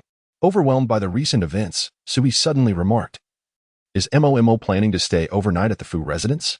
Why not stay in my courtyard instead? We could chat more at night." Tang Mo smiled brightly and replied, "No need, Sister Suhi. I'm not accustomed to staying in someone else's quarters." Cheng Qinya chimed in. Mo has her own room in Yinshou's courtyard. She has lived there since childhood, and everything inside is familiar to her. If she were to switch to another room, she might struggle to sleep. To think that Tang Mo had her own room at the Fu residence. How many days could she possibly stay there in a year? That they would allocate a room specifically for her, and moreover, in Fu Yunxiu's courtyard. Suppressing the discomfort within her heart, Suhi managed to display a perfectly measured surprise. This situation seemed rather inappropriate, considering that both Yunxiu and Mo were unmarried. If word got out, it could lead to unwarranted gossip. Fu Yunxiu's expression turned icy, questioning who would dare to speak ill. Suhi hastily clarified, "That is not what I meant." She turned her gaze to Cheng Qianyi and continued, "Although Yunxiu is indifferent, Mo is a girl." And Cheng Qianyi nodded, interrupting her. "You make a valid point." With a kind gaze directed towards Tang Mo and Fu Yunxiu, she smiled. They have grown up. It is indeed inappropriate for them to reside in the same courtyard. Tang Mo nestled beside Cheng Qianyi, linking her arm, and playfully declared, "I have grown accustomed to living here. Moreover, to me, Fu Yunxiu is the best sister." The group fell silent for a moment before bursting into hearty laughter. Only Fu Yunxiu gritted his teeth, exclaiming, "Tang Mo, are you seeking your own demise?" He rolled up his sleeves, pretending to strike. Seeing this, Tang Mo swiftly hid behind Cheng Qianyi, cheekily poking her head out to stick her tongue out at Fu Yunxiu. Ultimately, it was Fu Hong who decisively spoke. "Isn't there an empty plot of land next to Yunxiu's courtyard? Let us build a new residence for Mo there." Upon hearing this, Cheng Qianyi nodded vigorously, expressing her approval of the idea. Fu Yunxiu was equally enthusiastic, already discussing the interior design for the new courtyard.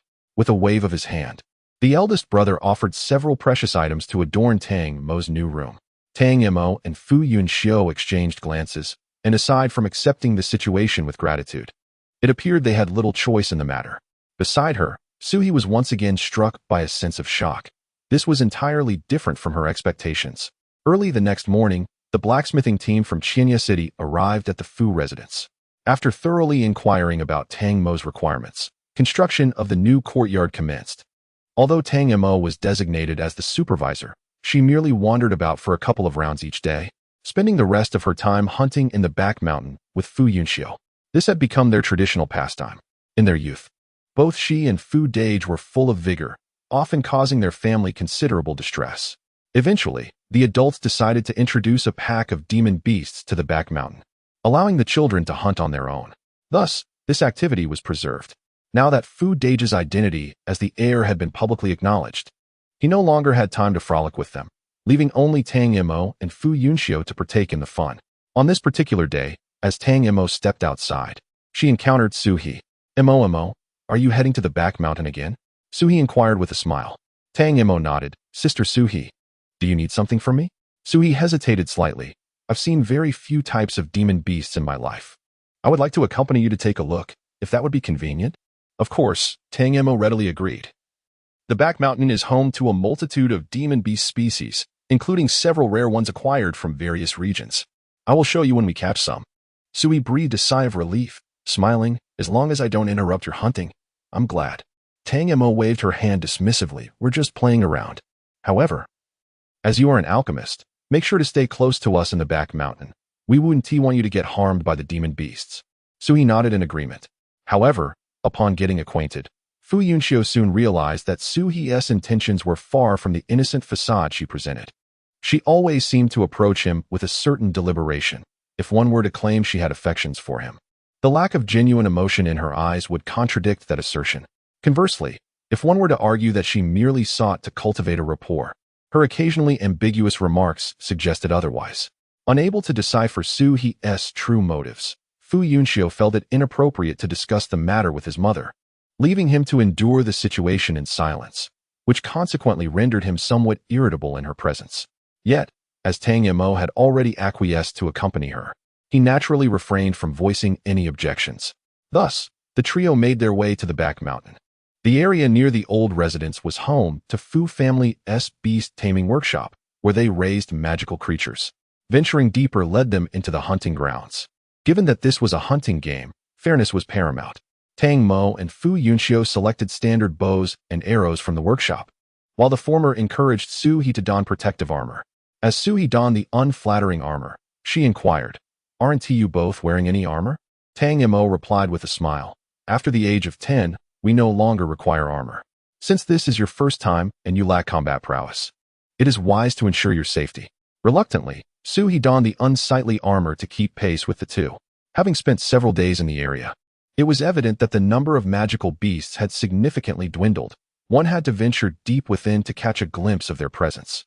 As they had entered rather late that day, Tang Mo inscribed 2 swift movement talismans and told Suhi, "We need to hasten our pace. Do not fear. I will guide you." With a bewildered nod, Suhi watched as the talisman in Tang Mo's hand swiftly enveloped her legs. In the next moment, her wrist was grasped, and she was pulled forward, a gust of wind rushing toward her, rendering her unable to keep her eyes open. Fortunately, they came to a halt shortly thereafter, allowing Suhi to finally open her mouth and take in deep breaths of air. Only then did Suhi realize that her hair was completely disheveled, her eyes bloodshot, and her complexion as pale as a ghost. All of which combined with her black armor created a rather chilling image. Fu Yunxiu cast a fleeting glance before turning away, fearing he could not suppress a laugh. Tang Mo, feeling awkward, inquired, "Sister Suhi, why didn't you use your spiritual power to shield your body? Isn't it common knowledge to employ protective energy during high-speed movement?" She refrained from warning her because she had witnessed Yunxi manage similarly without such disarray, despite having lesser strength than Suhi. Suhi, equally embarrassed, glanced at Fu Yunxiu and, seeing him turned away, let out a slight sigh of relief. While attempting to tidy her hair, she murmured, "I didn't have time to react before you left." Tang Mo could only sigh, suddenly feeling that bringing her along had been a mistake. "It's all right," Suhi continued. "I don't mean to blame you. Please don't take it to heart. Just take your time next time." Tang Mo responded, "I don't think it's my fault either." She blinked, suddenly realizing that something seemed off about Suhi. At that moment, a rustling sound emerged from the distant woods. Both Tang Mo and Fu Yunxiu instantly became alert, while Suhi fell silent. In a swift motion, a flash of white light surged toward them. Suhi's pupils constricted as she attempted to evade, but her body had become paralyzed. Tang Mo, standing beside her, pushed with all her might, causing Suhi to tilt just enough to narrowly escape the attack, only to tumble into the thicket, her meticulously arranged hair now in disarray, adorned with fallen leaves, resembling a wild creature. Tang Mo observed the situation but chose not to intervene. Instead, she maintained her composure and extended her hand to assist the fallen individual, inquiring with genuine concern, "Are you all right?" Suhi, still shaken, shook her head and asked, "What was that just now?" "It was a lightning snake," Tang Mo elucidated. "A type of lightning attribute beast, small in stature, yet incredibly swift. It tends to burrow into the bodies of its victims to consume their organs." Upon hearing this, Suhi felt an even greater surge of fear. Fu Yunxiu, upon hearing her explanation, cast a surprised glance at Tang Mo, who winked back at him, prompting a slight smile to surface on his face. He had suspected as much. Based on his understanding of Tang Mo, she would not typically provide such a detailed account that could incite further terror, revealing her intent was indeed deliberate. Turning his attention back, Fu Yunxiu resumed his impassive demeanor, stating, "Once a lightning snake has targeted its prey, it will not relent. We must exercise caution on the journey ahead." Suhi's face paled once more, yet her underlying anxieties remained unassuaged. She offered a stiff smile to Fu Yunxiu and said, "I feel a bit frightened. Could you stay close to me?" Fu Yunxiu raised an eyebrow, remarking, "Mo is quite formidable. She can protect you well. However," Suhi insisted, "your strength is greater. Being near you gives me a sense of security." "Are you certain?" Fu Yunxiu inquired. A spark of joy ignited within Suhi as she nodded vigorously. "Very well then," Fu Yunxiu replied, "you shall accompany me." He then addressed Tang Mo. "Shall we commence from this moment?" Tang Mo nodded. "It is getting late. Let us agree upon 2 hours for our meeting at the beast-taming workshop." No sooner had she spoken than her figure vanished.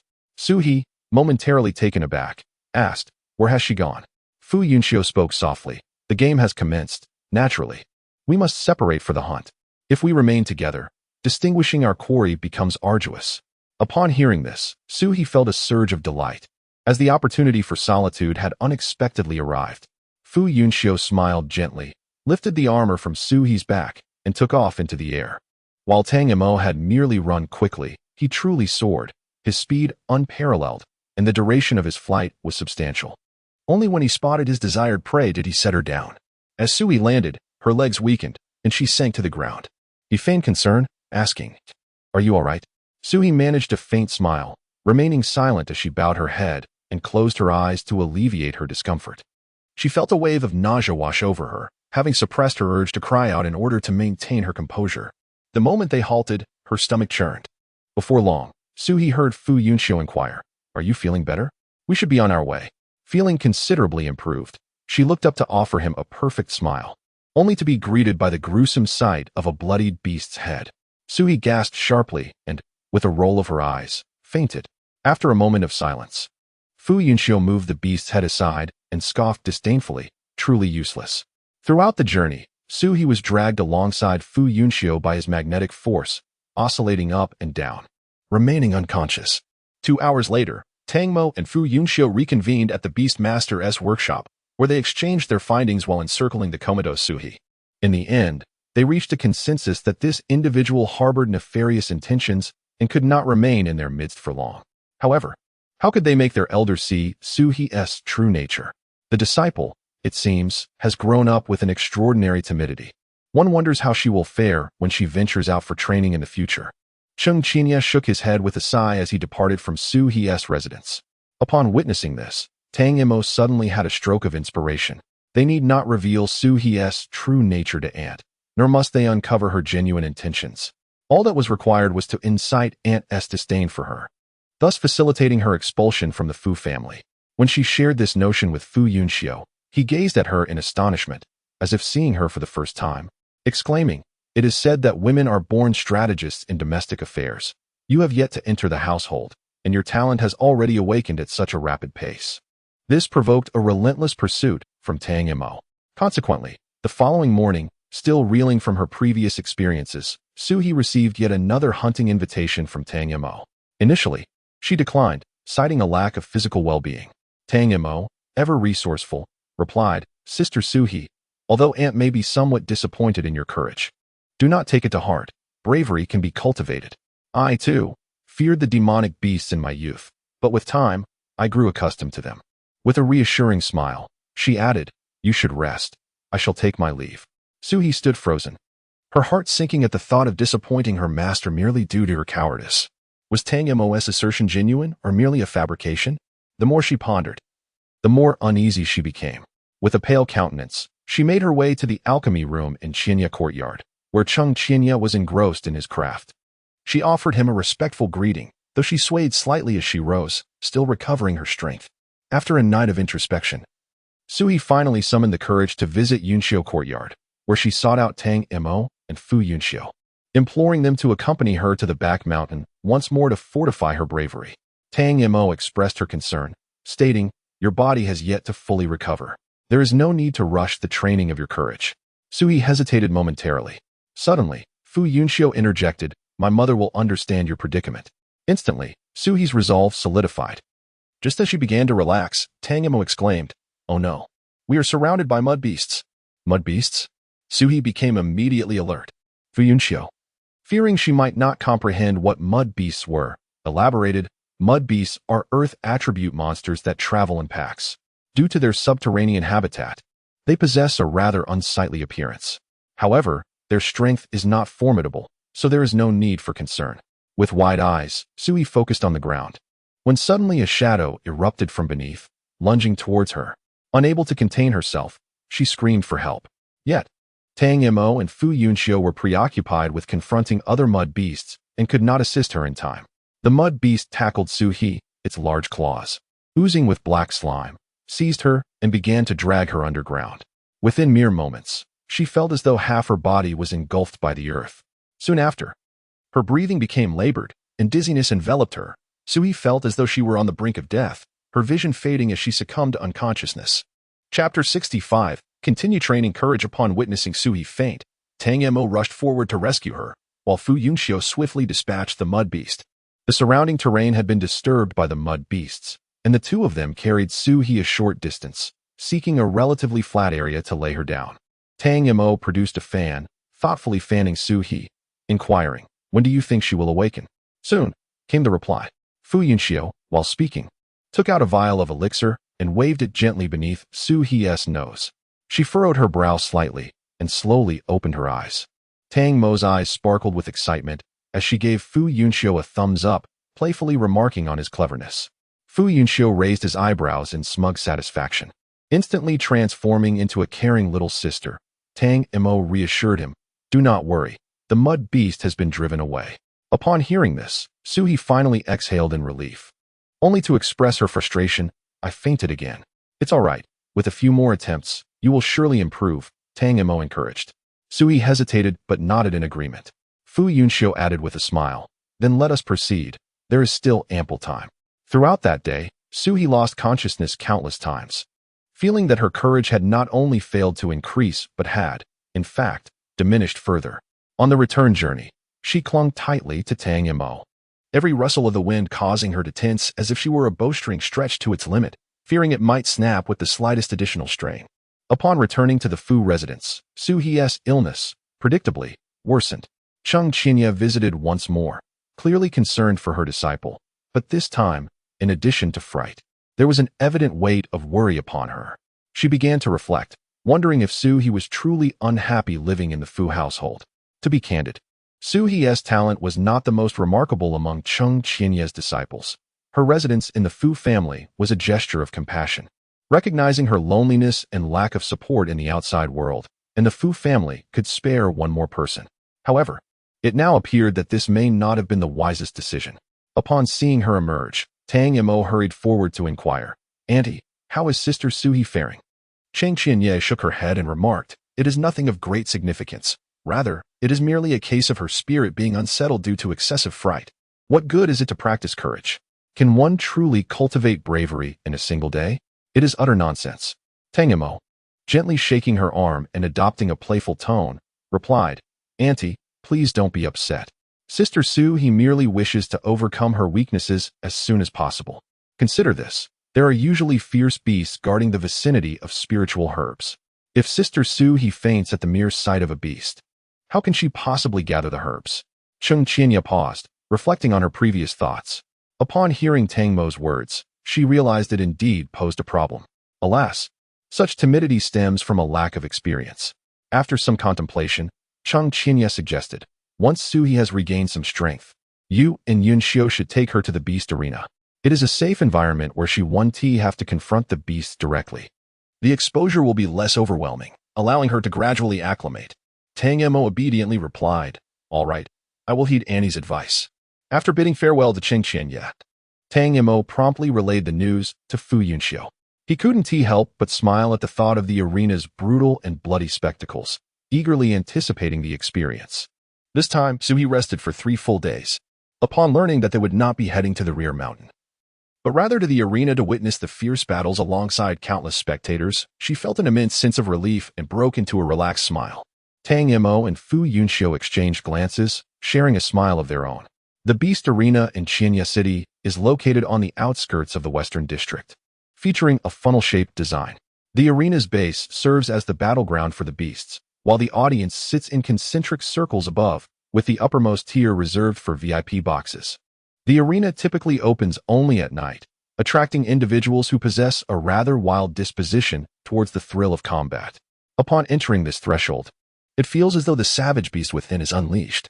The ordinarily composed and graceful gentlemen and ladies cast aside their restraint, reveling through the night in wild abandon, chanting for bloodshed and extolling violence. It is only at dawn, as they depart, that they don their civilized fades once more. Tang Mo had visited this place twice before, discreetly accompanying the Fu brothers on those occasions, and she harbored little affection for it. The atmosphere of the arena was excessively fervent, its contagion too potent. Even the most composed souls would succumb to madness, joining the cacophony of frenzied shouts and wagers. Indeed, the true profit of the arena did not stem from ticket sales, but from the gambling it orchestrated. Nearly every spectator partakes in the betting, and even those who typically abstain might place a modest wager, for the arena, as the house, would skim a portion of the stakes. Thus, regardless of which side emerges victorious, the arena remains the perennial victor. Upon entry, one is immediately greeted by the betting area, where Tang Mo, well acquainted with the surroundings, eagerly led Suhi to place their bets. The latter, bewildered, inquired, "Which one should we bet on?" Tang Mo, with a nonchalant air, replied, "Wager on whichever appeals to you. The strengths of the two beasts are fairly comparable." Suhi glanced at the 2 posters of the fantastical creatures affixed to the wall, momentarily at a loss, and ultimately followed Tang Mo's lead, placing 2 bets, each amounting to 100 Jialan coins. She felt a twinge of regret as she handed over the money. Fu Yunxiu, on the other hand, bet on a different beast, matching Tang Mo's enthusiasm with 10 wagers. Unable to contain herself, Suhi remarked, "Why are you both betting so much?" Tang Mo responded with a carefree smile, "10 wagers merely amount to 1,000 Jialan coins. Losing is of no consequence." Suhi opened her mouth to speak, but ultimately said nothing. The disparity in their upbringing rendered their perspectives distinctly different. She felt a mixture of disdain for their extravagance and an overwhelming envy, yearning for the day she too could indulge in such a lifestyle. Yet in reality, Tang Mo and Fu Yunxiu each had a formidable beast to wager upon. Regardless of the outcome, their losses would be minimal, and if the odds were favorable, they might even profit. This was the most prudent betting method for those who seldom frequented the Beast Arena. As they navigated through the throng of spectators, the trio arrived early enough to find ample seating in the front rows, and Tang Mo deliberately chose a spot with an excellent vantage point. In no time, the colossal arena was teeming with eager onlookers. Soon, the exhilarating beat of drums resonated, gradually intensifying and stirring the audience's fervor. With the final drum roll, the protagonists of the day made their entrance amidst a cacophony of cheers. One was the imposing earth attribute beast, the armored elephant, its tough skin adorned with short spines, capable of curling into a ball for both defense and offense. The other, the aerial monarch, the golden eagle, a metal attribute beast, possessed razor-sharp talons and a keen beak. Soaring swiftly through the air, its wings like blades, adept at ambushing prey from above. Before the duel commenced, Tang Mo reassured Suhi, "It may get a bit bloody, but fear not, you are perfectly safe." Suhi took a deep breath and nodded vigorously, determined not to faint this time, even from such a distance. However, shortly after the duel began, the golden eagle swooped down, soaring directly above the audience. Given their front row seats, it felt as if they could almost reach out and touch it. Suhi let out a terrified scream, drawing the attention of those around her, who paused for a moment before erupting into laughter. The spectators in the Colosseum are devoid of any sense of decorum. If they look down upon you, they will mock you without restraint. Suhi felt her face flush with embarrassment, overwhelmed by a sense of shame that made her wish to faint on the spot. After the laughter subsided, the crowd's attention was once again captivated by the 2 fierce beasts. Tang Mo offered a few words of consolation to Suhi, but soon turned her focus back to the duel, leaving her to endure her humiliation alone. Fu Yunxiu maintained an air of indifference, as though he were a stranger to Suhi. In her distress, she could only suppress her shame, disregard the onlookers, and compel herself to watch the battle unfold. The elephant-armored beast and the diamond eagle were indeed evenly matched. The initial attacks of the diamond eagle were thwarted by the elephant-armored beast's ironclad defenses. However, during a subsequent assault, the former managed to seize the latter's short spines, using momentum to flip the elephant-armored beast over. A gasp rippled through the audience as the most vulnerable part of the elephant-armored beast's belly was laid bare. The diamond eagle, sensing an opportunity for a lethal strike, let out a piercing cry filled with murderous intent as it swooped down. Just as its talons were about to descend, a long earthen spike suddenly emerged from the elephant-armored beast's abdomen, piercing the wing of the diamond eagle. A chilling cry echoed through the arena as the wounded eagle soared back into the sky, shedding feathers and blood in its wake. Fu Yunxiu remarked, "Humans have their own ways of survival, and so do the beasts. It is said that those beasts that reach the pinnacle of cultivation can transform into human forms. Some with noble lineage can even speak human language upon breaking through to the king level." Tang Mo nodded in agreement, reflecting, "Thus, one must never underestimate any creature in this world." Sui scoffed at this notion, realizing that such privileged young masters and ladies were oblivious to the hardships faced by the common folk. Indeed, there are far too many who are looked down upon in this world. The elephant beetle's strike failed to hit the vital spot of the steel eagle, instead inciting its ferocity. The steel eagle circled in the air, unleashing a fierce cry towards the ground. Subsequently, a surge of golden energy manifested as countless metallic feathers, which shot towards the elephant beetle. In response, the elephant beetle curled into a ball to withstand the assault. Observing this, the steel eagle followed the metallic feathers, once again toppling the elephant beetle. However, instead of ascending, it extended its talons and viciously clawed at the beetle's abdomen, causing blood to gush forth instantly. The elephant beetle let out a howl, stretching its neck and opening its jaws to viciously bite the steel eagle's neck. The latter, unwilling to yield, twisted its head to peck at the beetle's skull, but the skin atop its head was exceptionally tough. The steel eagle, left with no choice, resorted to clawing fiercely at the elephant beetle's abdomen once more. At that moment, Tang Mo glanced at Su He and inquired, "Which beast do you think will prevail?" Su He, her complexion somewhat pale, felt uneasy at the gruesome scene, particularly with such proximity. She was haunted by the sense that a beast might go berserk and charge at her, making her hesitant to look. Thus, she could only hazard a guess. The steel eagle, perhaps. However, Tang Mo shook her head, asserting, "The elephant beetle will triumph." Su He was indifferent to which beast would win. She merely wished to leave the vicinity as the stench of blood intensified, making her feel nauseous. Relying on its tough hide and flesh, the elephant beetle managed to sever the steel eagle's neck despite sustaining grievous wounds, emerging as the final victor, a Pyrrhic victory indeed. Tang Mo smiled brightly, saying, "What did I tell you?" She seized Su He's hand, exclaiming, "We won the bet. Let us go collect our winnings." "This is far too easy," Su He murmured softly.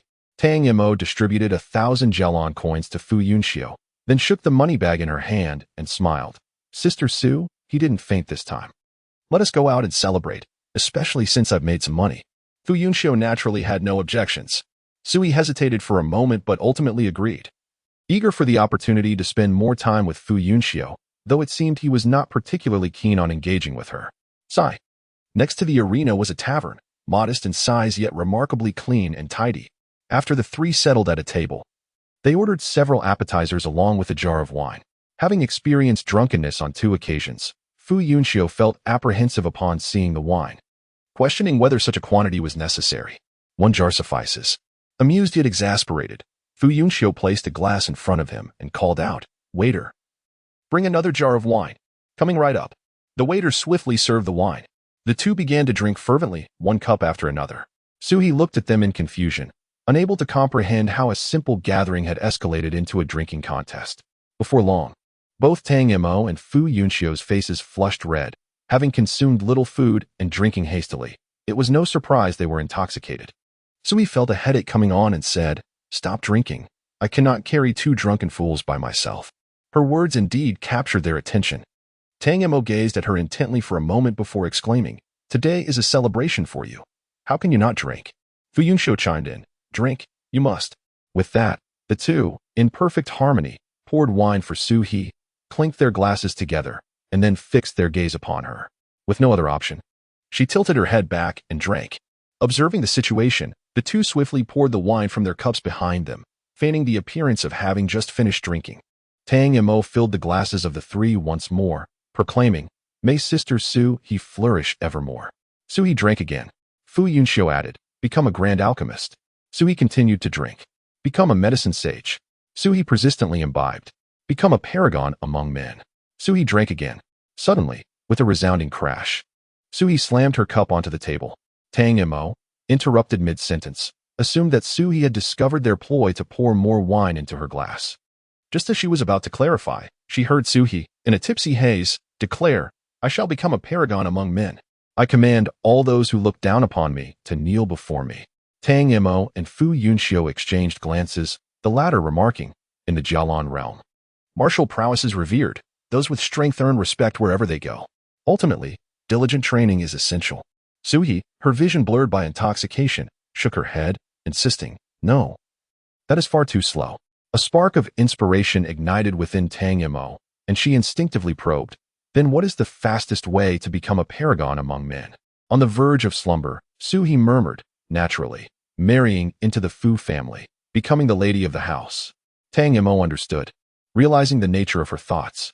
Fu Yunxiu scoffed and shook his head, "A foolish fantasy." Unable to contain herself, Tang Mo remarked, "It seems that there are women who wish to marry you not for your looks, but for the wealth and prestige that accompany you. Your fox-like charm falls short." She scrutinized him for a moment, affirming, "Indeed, you cannot outdrink me." Fu Yunxiu. Chapter 67. A turn of events in an instant. Her complexion paled further. It seemed she had uttered words better left unspoken. It was over. Meanwhile, Tang Mo and Fu Yunxiu shared all they knew about Su He with Cheng Qinya, who, upon hearing their revelations, let out a heavy sigh, merely acknowledging their words. After reuniting with her parents for a few days, Tang Mo began to discuss with Fu Yunxiu when they should set out. It was during this time that she received a message from the Flying Blossom Sage's compass. Kangwu Academy? The mere sight of this name plunged Tang Mo into despair. Why must they go to Kangwu Academy? Surely, this was for an exchange. If they chose to engage with the academy, it was evident that they could not venture to other continents. Fu Yunxiu also sent a message, stating that the Nine Thunder Sage had informed him they were to go to Kangwu Academy in half a month. It was as if Fu Yunxiu could perceive her thoughts from miles away, for soon he sent another message. "Once the academy exchange is concluded, we can travel outside. Let us first explore the eastern continent, and when our strength has increased, we can embark on a merchant ship to other continents." The timeline may be pushed back a bit, but without the presence of other teachers and seniors from the academy, we will have greater freedom, will we not? So, do not be disheartened. Fu Yunxiu always had a way of presenting comforting words as though they were part of a well-structured plan, detailing what to do first and what to do next, making it impossible not to agree and feel a sense of anticipation. His reassurance was far more compelling than a mere promise of "I will accompany you later." While the sentiment was similar, the level of sincerity was markedly different. Fu Yunxiu raised an eyebrow and smiled. "When have I ever gone back on my word to you?" Time passed swiftly, and before they knew it, the day to depart had arrived. As per usual, Fu Yunxiu arrived at the Tang residence to escort Tang Mo, and this time, they were the sole travelers. Tang Mo and Fu Yunxiu directly boarded the Falcon and journeyed to Kangwu City. Kangwu City is affiliated with Kangwu Academy, with its lord being an elder of the academy. Consequently, the proprietors of various shops, inns, and taverns within the city are predominantly teachers or students, both graduated and non-graduated, with very few outsiders. Upon their arrival, a young man rushed over from the city gate, casting a few glances at them, particularly scrutinizing Fu Yunxiu, before inquiring, "Are you the two students from Qihai Academy here for the exchange?" Tang Mo responded with a smile, asking, "Our teachers from Qihai should have arrived by now, right?"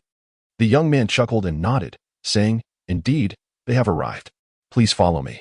Fu Yunxiu gave the falcon a pat, and with a loud cry, it soared towards Wuming City. The two smoothly entered Kangwu Academy, where they met Saint Nine Thunder, Saint Flying Flower, and Wan Qizian. They were accommodated in the reception area of the academy, a vast courtyard with countless rooms, yet only 5 of them were present. After a brief exchange of pleasantries, Tang Mo inquired with curiosity, "Has Huangming Academy sent anyone? Are they still on their way?" Huangming is one of the 3 major academies of the Eastern continent, exclusively enrolling talented young women, thus earning the moniker of a women's academy. Saint Flying Flower shook his head, stating, "Huangming has not dispatched anyone." Our presence here is merely a matter of convenience. Tang Mo's heart stirred, and she instinctively glanced at Fu Yunxiu, noticing his evident moment of shock. She then turned her gaze to Wan Qizian, who wore a blank expression devoid of any emotion. With no other option, she turned to her master and inquired, "What does on the way mean? Is Kangwu Academy not the destination?" The Flying Flower Sage smiled gently and replied, "Naturally, it is not."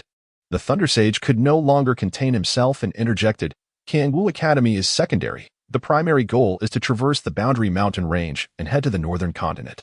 With her suspicions confirmed, Tang Mo could not help but cheer, leaping up in delight before once again, with a face full of astonishment, confirming, "Really? I didn't mishear. Did I?" The Flying Flower Sage nodded, affirming, "It is indeed true. I secured this opportunity after a lengthy discussion with Director Chiu. It cannot possibly be false." In contrast to the former's exuberance, Fu Yunxiu remained much more rational. He remarked, "I have heard that the danger of the Boundary Mountain Range ranks just below the inner sea. Typically, even powerful warriors only venture deep for treasure hunting. As for crossing, while a few sages have succeeded, the number is exceedingly scarce." He looked at his master and candidly stated, "Are we not being a bit reckless with just the four of us? If it were only the Thunder Sage and the Flying Flower Sage, the probability of safely crossing the mountains would be quite high. However, with the addition of the three younger ones, the level of danger escalated considerably." Faced with this doubt, the Thunder Sage was not angered. Rather, he felt a sense of pride and remarked, "As expected of my disciple, you are sufficiently rational and composed. However, the Academy has entrusted us with this mission for a reason." He took out a piece of beast skin and said, "This records the route across the broken Boundary Mountain Range, a path that has been verified numerous times by our esteemed predecessors. In addition to this, there is also me." Upon hearing these words, Fu Yunxiu felt a profound sense of reassurance. For him, it mattered little. As a man, he believed there were few places he could not venture. However, Tang Mo was a different matter. He could not bear the thought of her being in danger. After a considerable pause, Tang Mo calmed herself and inquired, "What about the seniors from the Dragon Transformation list? Are they not accompanying us to the northern continent?" To her astonishment, it turned out they were not merely heading to the northern continent. Tang Mo was utterly shocked. Having traversed this route, they had only left the southern continent unexplored, having circled a significant portion of the Jialan realm. The anticipation was simply overwhelming. Chapter 68. Beneath the Broken Boundary Mountains, Shelving Notice. The following day, under the auspices of Kangwu Academy, the exchange competition commenced. As the 6th-tier representative of Qihai Academy, Tang Mo challenged the foremost 6th-tier student of Kangwu Academy. A victory that was, of course, beyond doubt. The Saint of Flying Blossoms was genuinely concerned that his disciples might recklessly challenge 7th-tier students, for if that were to happen, it would not be an exchange, but a disruption. Fu Yunxiu and Wan Qizian, both 7th-tier, engaged in several matches against Kangwu Academy's 7th-tier students. While they certainly emerged victorious, they did so without excessive dominance, allowing for a balanced exchange that afforded Kangwu Academy a modicum of dignity. In summary, the entire event unfolded in an atmosphere of remarkable harmony and camaraderie, leaving all participants in high spirits, except, of course, for the students of Kangwu Academy who had lost their matches. Yet, no one seemed to care about their sentiments. Amidst the throng, Tang Mingchun observed with a cold smile. The fact that Kangwu Academy ranked last among the three great academies was not without reason. The students and faculty alike seemed to accept defeat as a foregone conclusion. As a martial artist, lacking a steadfast belief in victory, how could one expect to become a formidable force? Tang Mingchun turned away, realizing that in such an institution, not only would he fail to surpass Tang Mo, but he would be left increasingly behind. The only viable course was to expedite his training. Only by teetering on the brink of life and death could he achieve swifter growth. On the following day, St. Jiu Lei and St. Fei Hua each delivered a public lecture. The former focused on combat techniques, while the latter addressed the utilization of spiritual energy. Both sessions were met with overwhelming attendance, and every student who attended gleaned invaluable insights. Consequently, the planned exchange program was canceled. Another day passed, and the group bid farewell to the faculty and students of Kangwu Academy, embarking on their journey to the Duanjia mountain range. The mountains were not too distant from the academy, and with the aid of flying beasts, they would reach the foothills within 2 days. The Duanjia mountain range could be deemed a sanctuary for adventurers. Each year, countless thrill-seekers flocked there, though fewer than half emerged alive. Yet, it was precisely the perilous nature of the locale that ignited the conqueror's spirit within martial artists. Each individual harbored dreams of becoming the next formidable warrior to traverse the Duanjia mountain range. Due to the continuous influx of martial artists, a small village naturally formed at the mountain's base, predominantly consisting of inns and taverns. As day turned to night, the 5 travelers entered one of the village's inns. Within the lobby, several tables were occupied by diners who, upon hearing the sound of the door, instinctively turned to glance at the newcomer. Noticing a stranger among them, they bowed their heads and resumed their meals. Fu Yunxiu made his way directly to the counter and requested 5 of your finest rooms, and also prepare a meal for 1 more. The innkeeper, beaming with a warm smile, replied, our best accommodations are the A-class rooms, but we have only 3 left. Would you consider 2 B-class rooms instead? Fu Yunxiu acquiesced, reasoning that it mattered little whether the stay was in luxury or simplicity, as he would only be there for a single night. The inn, modest in size, had limited seating in the lobby, and at that moment, only a vacant table in the corner remained. The group settled in, patiently awaiting their meal. Just then, the inn's door swung open once more, admitting 2 robust men. One was bare-chested, his body marred by scars, several of which were dangerously close to vital points. His demeanor exuded an unmistakable aura of menace, indicative of a life spent teetering on the brink of mortality. As soon as they entered, patrons greeted them boisterously, inviting them to join in a drink. The newcomers accepted without hesitation, sitting down to down a bowl of liquor. One of the diners inquired, I've heard there's a royal tomb on the mountain. Since you've just come down, can you shed light on the veracity of this rumor? The skepticism among the table was palpable, with another adding, are there places you dare not venture? The scarred man let out a scoff and replied, my friend, don't flatter me. The true expanse of the Duanjia mountain range is unknown to all. While some have managed to traverse it, linking the 2 continents to the northeast, that constitutes merely 1 route.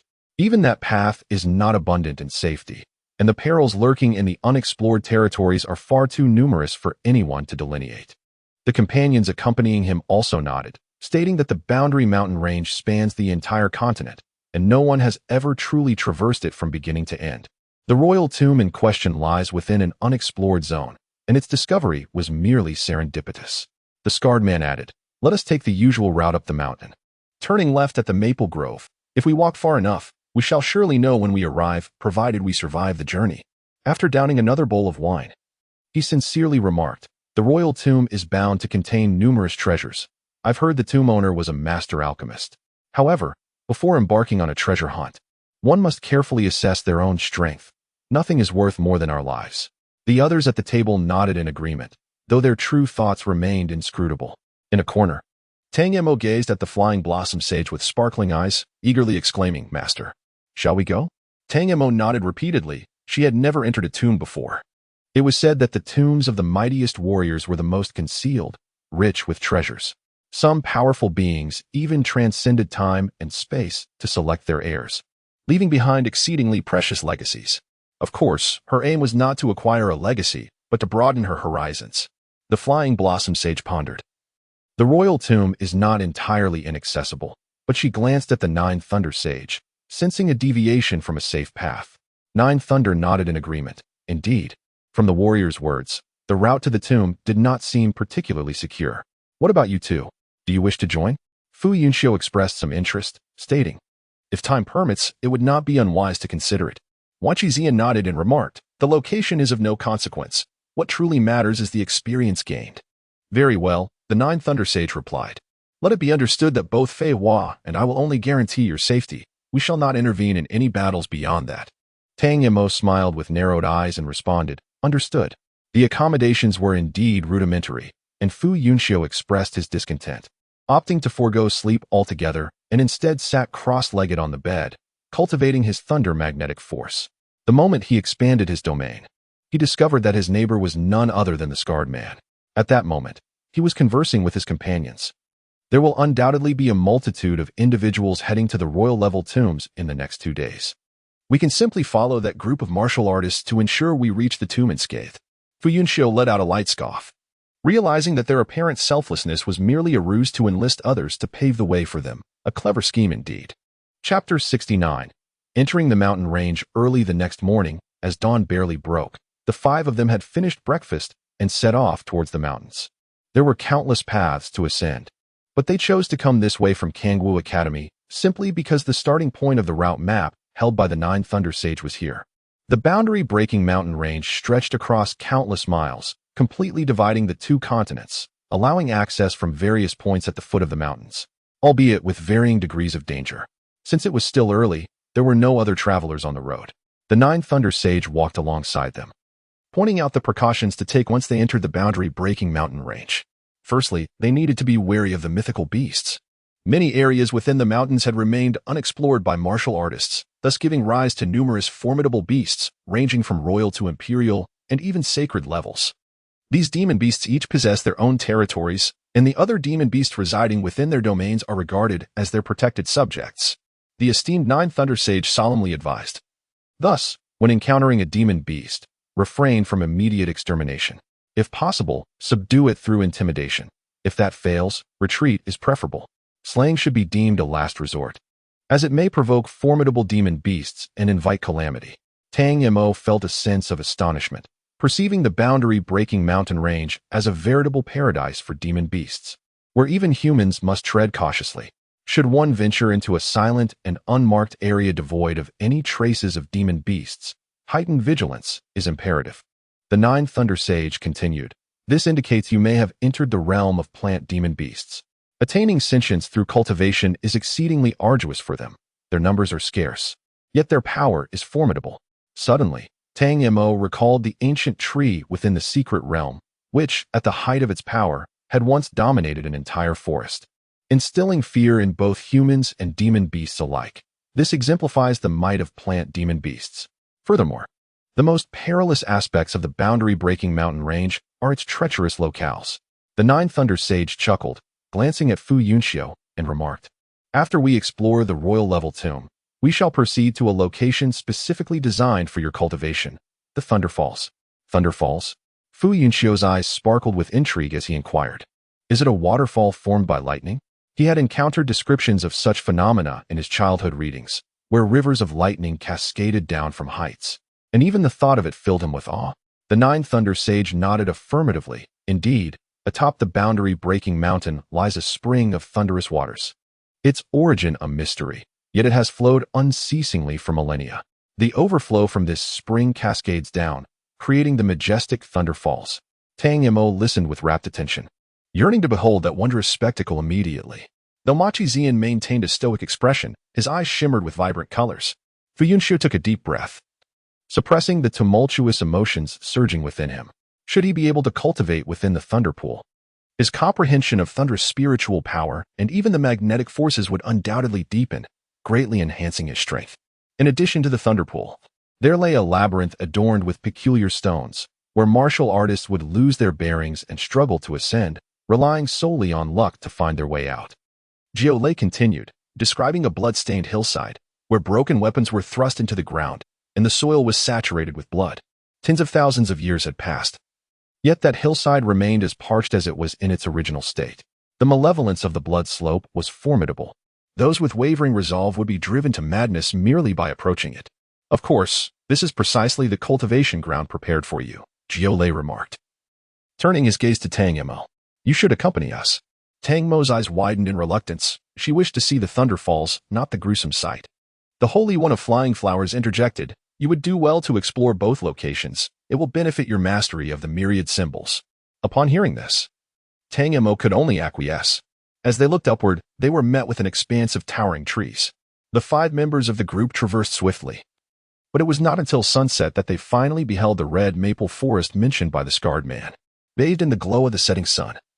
The maple forest resembled a fiery sea within the woods, beautiful and resplendent, yet tinged with an aura of danger. The group halted at the forest's edge, and Jiao Lei furrowed his brow, remarking, "This maple forest feels unsettling. It is too eerily quiet." Tang Mo speculated, could it possibly be a plant monster? Jiao Lei nodded in agreement. It is quite possible. What should we do? Tang Mo inquired. Must we traverse this maple forest? Fu Yunxiu replied, it should not be necessary. He recounted a conversation he had overheard between the scarred man and his companions, adding, the implication was to steer clear of this maple forest and proceed left into the mountains. Tang Mo glanced back, noting that there had been no indication of anyone following them thus far. Fu Yunxiu chuckled. Our pace is swift, so they naturally cannot keep up. But that does not hold true for others. Tang Mo displayed a hint of sympathy. Having determined their path, the group no longer lingered and ventured into the mountains under the cover of night. Despite the frequent appearance of monsters after dark, it was an issue they would inevitably face. They could not expect to traverse the mountains in a single day, and thus, entering at night was of little concern. To speak candidly, the nighttime forest was indeed somewhat terrifying, far removed from the open expanse of the secret realm. The forest was alive with the glinting eyes of beasts, instilling an involuntary sense of dread. Although Tang Mo was accustomed to hunting monsters in the woods during the day, encountering them at night was an entirely new experience, one that filled her with trepidation. Unconsciously, she edged closer to Fu Yunxiu, who chuckled softly and grasped her hand before her anxiety could escalate. Instantly, Tang Mo felt a surge of security, as her curiosity completely overshadowed her fear. What kind of beast is that with the red eyes on the left? She asked. Fu Yunxiu replied, it is a winged beast, one that sleeps during the day and hunts at night. Their eyes were unaccustomed to brightness. During the day, they appeared blind. Yet at night, they could see with remarkable clarity. Tang Mo nodded. She had encountered descriptions of this beast in her readings, human-like in form, adorned with wings, and equipped with sharp claws. It favored hanging upside down in damp caves for slumber. What is that yellow-eyed creature over there? Fu Yunxiu turned his head to glance, a hint of disbelief gracing his expression.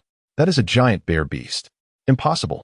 Tang Mo's face reflected skepticism, her expression clearly conveying disbelief. The bear beast was so large.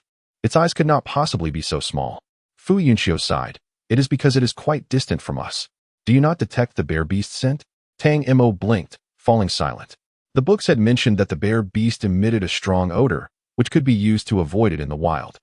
She recalled the text she had read. It was merely her first encounter that had left her momentarily unresponsive. Yet, how did Fu Yunxiu know all this so well? Chapter 70. A bit excessive, second update seeking recommendations, Tang Mo directly inquired. Fu Yunxiu turned to her, stating, because my eyes can see. Upon closer inspection, Tang Mo noticed flickers of lightning within the depths of his eyes, illuminating them with a brilliance akin to stars in the night sky, captivating and enchanting. Unconsciously, she leaned in closer, wishing to perceive more clearly. Ahem. Fu Yunxiu awkwardly turned his head away, his heartbeat in disarray. The forest was fraught with tension. They needed to remain vigilant. Jiulei hinted, it would be wise to spread out. Otherwise, a sudden assault from the beast could easily claim 2 lives. In an instant, Tang Mo and Fu Yunxiu distanced themselves from each other. With an impassive expression, Wan Shixian turned his head slightly, yet could not suppress the smile that glimmered in his eyes, soon followed by a pang of sorrow. Despite the fact that they had all embarked on this journey together, he felt an inexplicable sense of solitude. The flying flower sage let out a cold snort and moved ahead, preferring to avoid any sight of the others. The ensuing journey was enveloped in silence. The beasts of the wild seemed accustomed to the presence of humans, remaining vigilant yet refraining from any aggressive actions. For the time being, both parties coexisted in an uneasy peace. As night fell and the surrounding creatures grew increasingly agitated, Jiulei commanded everyone to halt and make camp. Tang Mo retrieved a palm-sized square box from her spatial storage and tossed it onto the ground. The box automatically unfolded, transforming into a small metallic abode. It featured doors and windows, exuding a certain elegance. Though modest in size, it was more than adequate for a single occupant. Yet, its paramount virtue was the safety it provided. Tang Mo nodded in satisfaction, and upon turning, she noticed several pairs of eyes fixated on her quaint dwelling, including that of Fu Yunxiu. It seemed rather unfair for her to enjoy such comforts alone. Fu Yunxiu chuckled. I knew you must have brought spares. Do share them with us. Tang Mo found herself unable to argue against this, and thus produced several more small boxes, distributing them among her companions. They cast the boxes onto the ground, and in an instant, the small abodes coalesced into a semicircle. Both Jiulei and Flying Flower had lived long lives, spending their youth braving the elements, as their master had taught them. Only now did they realize that one could indeed find comfort even in the wilderness. In addition to the small houses, Tang Mo had also brought luminous stones, foldable tables and chairs, teapots and cups, simple bedding, and an assortment of indispensable snacks. As she laid out the complete setup, it resembled less of an expedition and more of an elegant picnic. The Sage of Flying Flowers was amused, inquiring, What do you intend to do in the face of danger with those items? The Nine Thunder, intrigued by this matter, sighed. The conveniences of today are truly remarkable, unlike in our time. This was swiftly followed by Tang Mo, Fu Yunxiu, and Wan Qizian, who were compelled to endure a nostalgic speech filled with reflections on past hardships. Subsequently, the Nine Thunder sage, still yearning for more discourse, sought to change the topic. Fu Yunxiu cleared his throat and suggested, "Master, after a long day of travel, it would be prudent to rest first. We can continue our conversation when dawn breaks." Wan Qizian, unusually displaying a hint of impatience, hurriedly retreated to his quarters to meditate. The Nine Thunder sensed a hint of disdain directed towards him. Fu Yunxiu settled himself amidst several small dwellings, closing his eyes in a meditative state, yet his attention remained keenly focused on his surroundings. Initially, all seemed normal. Although demonic beasts roamed nearby, they refrained from making any rash attacks, merely observing warily before retreating. Despite the absence of an imposing presence from the Nine Thunder and Flying Flowers, the beasts, inherently sensitive to strength, instinctively recognized that these humans were not to be trifled with.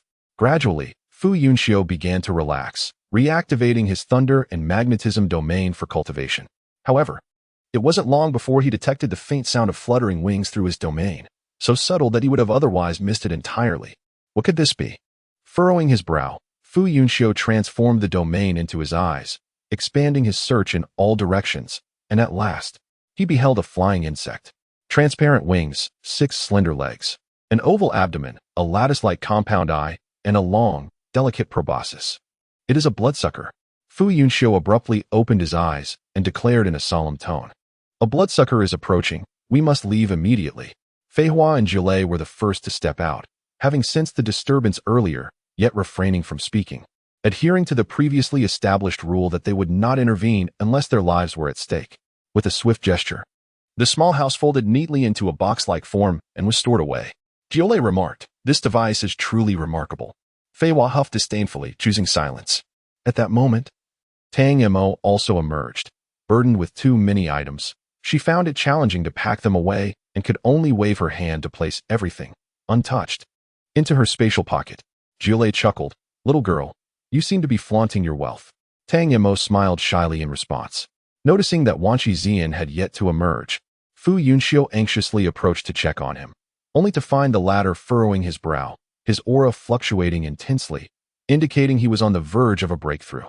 In his focus on the distant commotion, Fu Yunxiu had inadvertently overlooked those around him. Jilei, too, was taken aback. This was unexpected, as he had sensed nothing amiss. At that moment, Tang Mo whispered, The house provides a certain degree of isolation and protection, allowing one to cultivate freely in the wild. No wonder. The fluctuations associated with cultivating spiritual energy are typically present, yet the commotion during a breakthrough is more pronounced. However, with the house's shielding, Jilei assumed he was merely engaged in regular cultivation.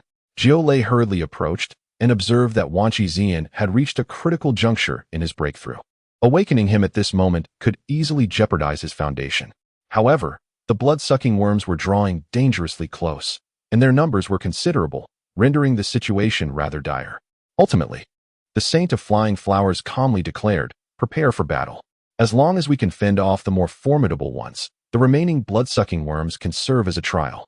With them watching over us, we should encounter no significant issues." Without a moment's hesitation, Tang Mo unleashed her telekinetic armor, enveloping herself completely. "Blood-sucking worms? Let us see how you intend to feed." Fu Yunxiu similarly released a magnetic thunder domain, transforming the forces within into repulsion, ensuring that not a single blood-sucking worm could approach him. Jilei and the Saint of Flying Flowers realized that their concerns might have been somewhat excessive. Chapter 71. Battle with the blood-sucking worms. The blood-sucking worms only emerged at night, often in swarms, each roughly the size of a human head, subsisting on the blood of various creatures, not limited to humans, as they were also foes of beastkind. Their reproductive rate was alarmingly rapid. For every group exterminated, another would inevitably arise.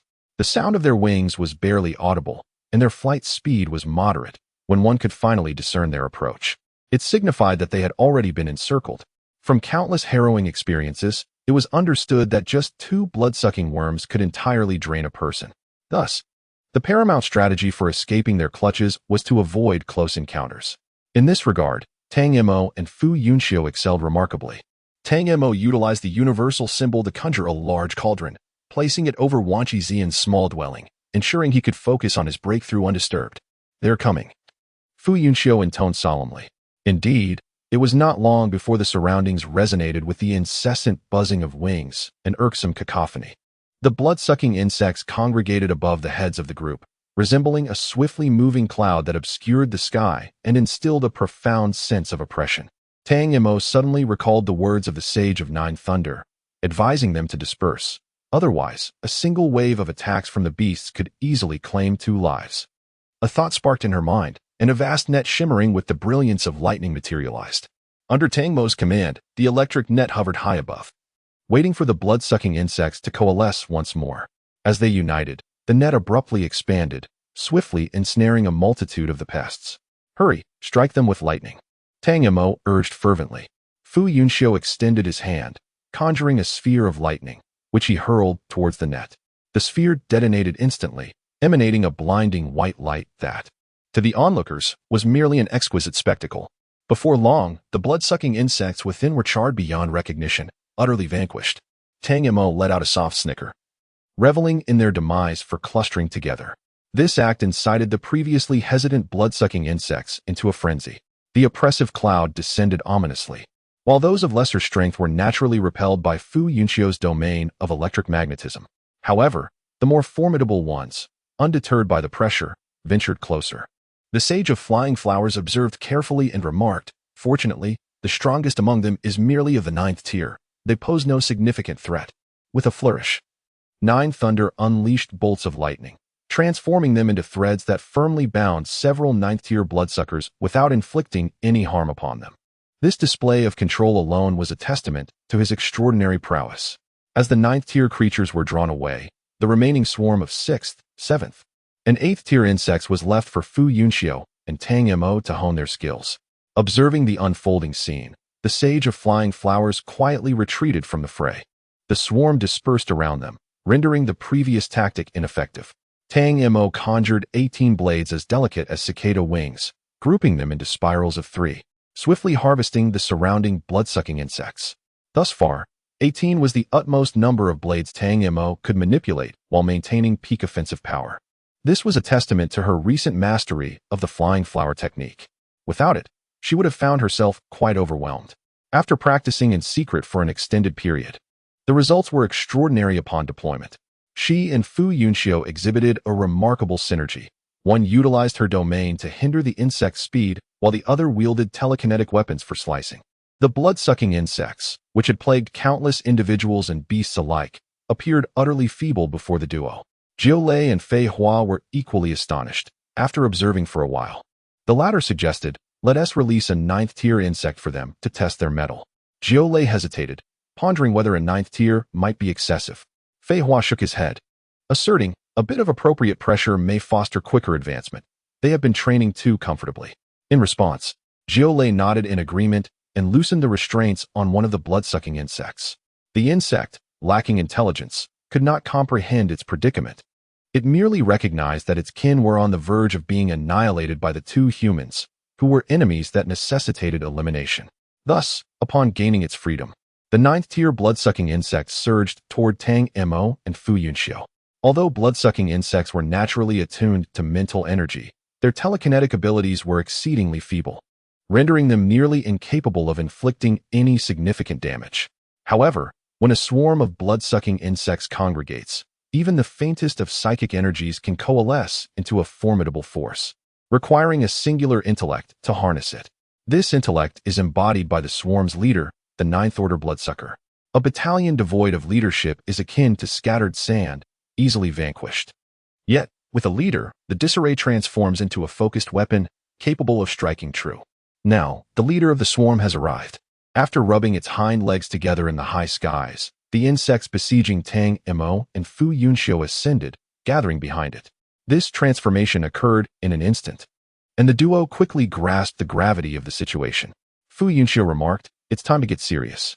Tang Mo inhaled deeply, unable to restrain herself from commenting, "The longer I observe this creature, the more repulsive it becomes." Fu Yunxiu chuckled softly, "Then let us resolve this swiftly." No sooner had he spoken than arcs of lightning surged within the electromagnetic domain, transmuting it into a realm of thunder. Yet, within this tempest, Tang Mo did not feel oppressed. Rather, she sensed the surrounding lightning energy was gentle, almost protective. The ninth order bloodsucker rubbed its hind legs once more, and the swarm fell silent for a brief moment before resuming their frenzied flight. Tang Mo shielded her ears with psychic armor and solemnly declared, "It's a psychic attack." Psychic assaults come in many forms, and this particular one, a rare mental onslaught, directly targets the sea of consciousness, posing a significant challenge for most martial artists to withstand effectively. Observing Fu Yunxiu, it was evident that his eyes were bloodshot, his breathing labored, and the electromagnetic domain flickered in and out of existence, teetering on the brink of collapse. Tang Mo swiftly conjured a pair of ear protectors with her telekinetic abilities, placing them over her ears. Although the effect was limited, it at least stabilized the realm of thunder and magnetism. Observing this, she let out a sigh of relief and turned her gaze skyward. The swarm of insects moved in perfect unison, reminiscent of a well-trained army.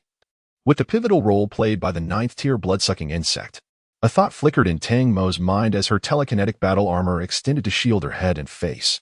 She then materialized a 3-meter-long great sword from her hand, her form slightly bending, and in the next moment, she vanished from her spot.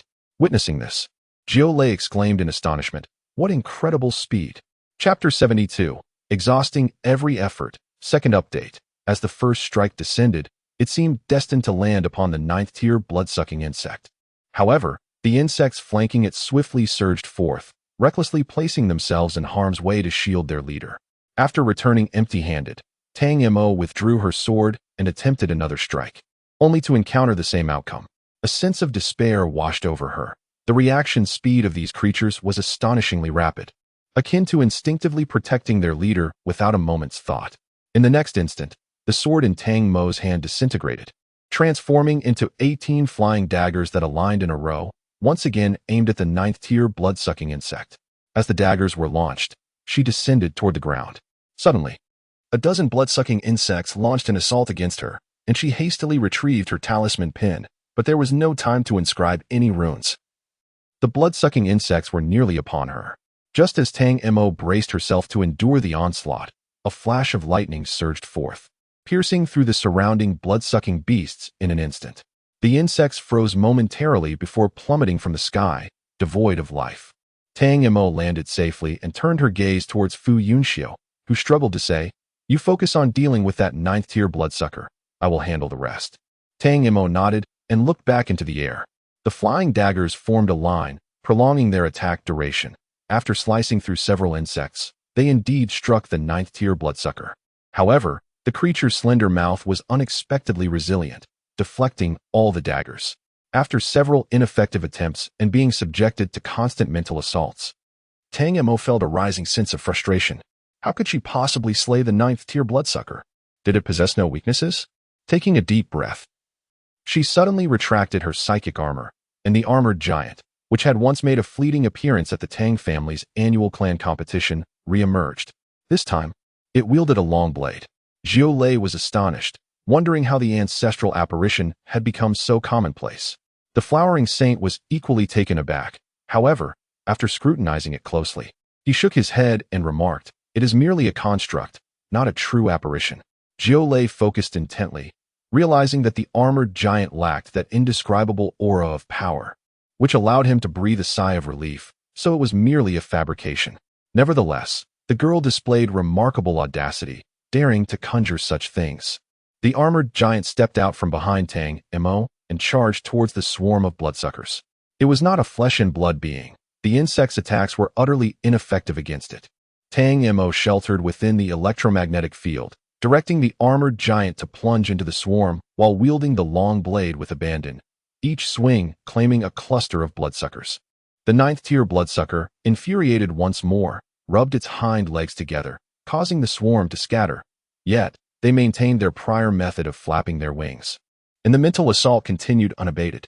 With a narrowed gaze, Tang Mo resolved that since she could not vanquish the ninth-tier blood-sucking insect, she would first cripple its hind legs, rendering it incapable of issuing commands. In comparison to the armored giant, the insect was indeed diminutive.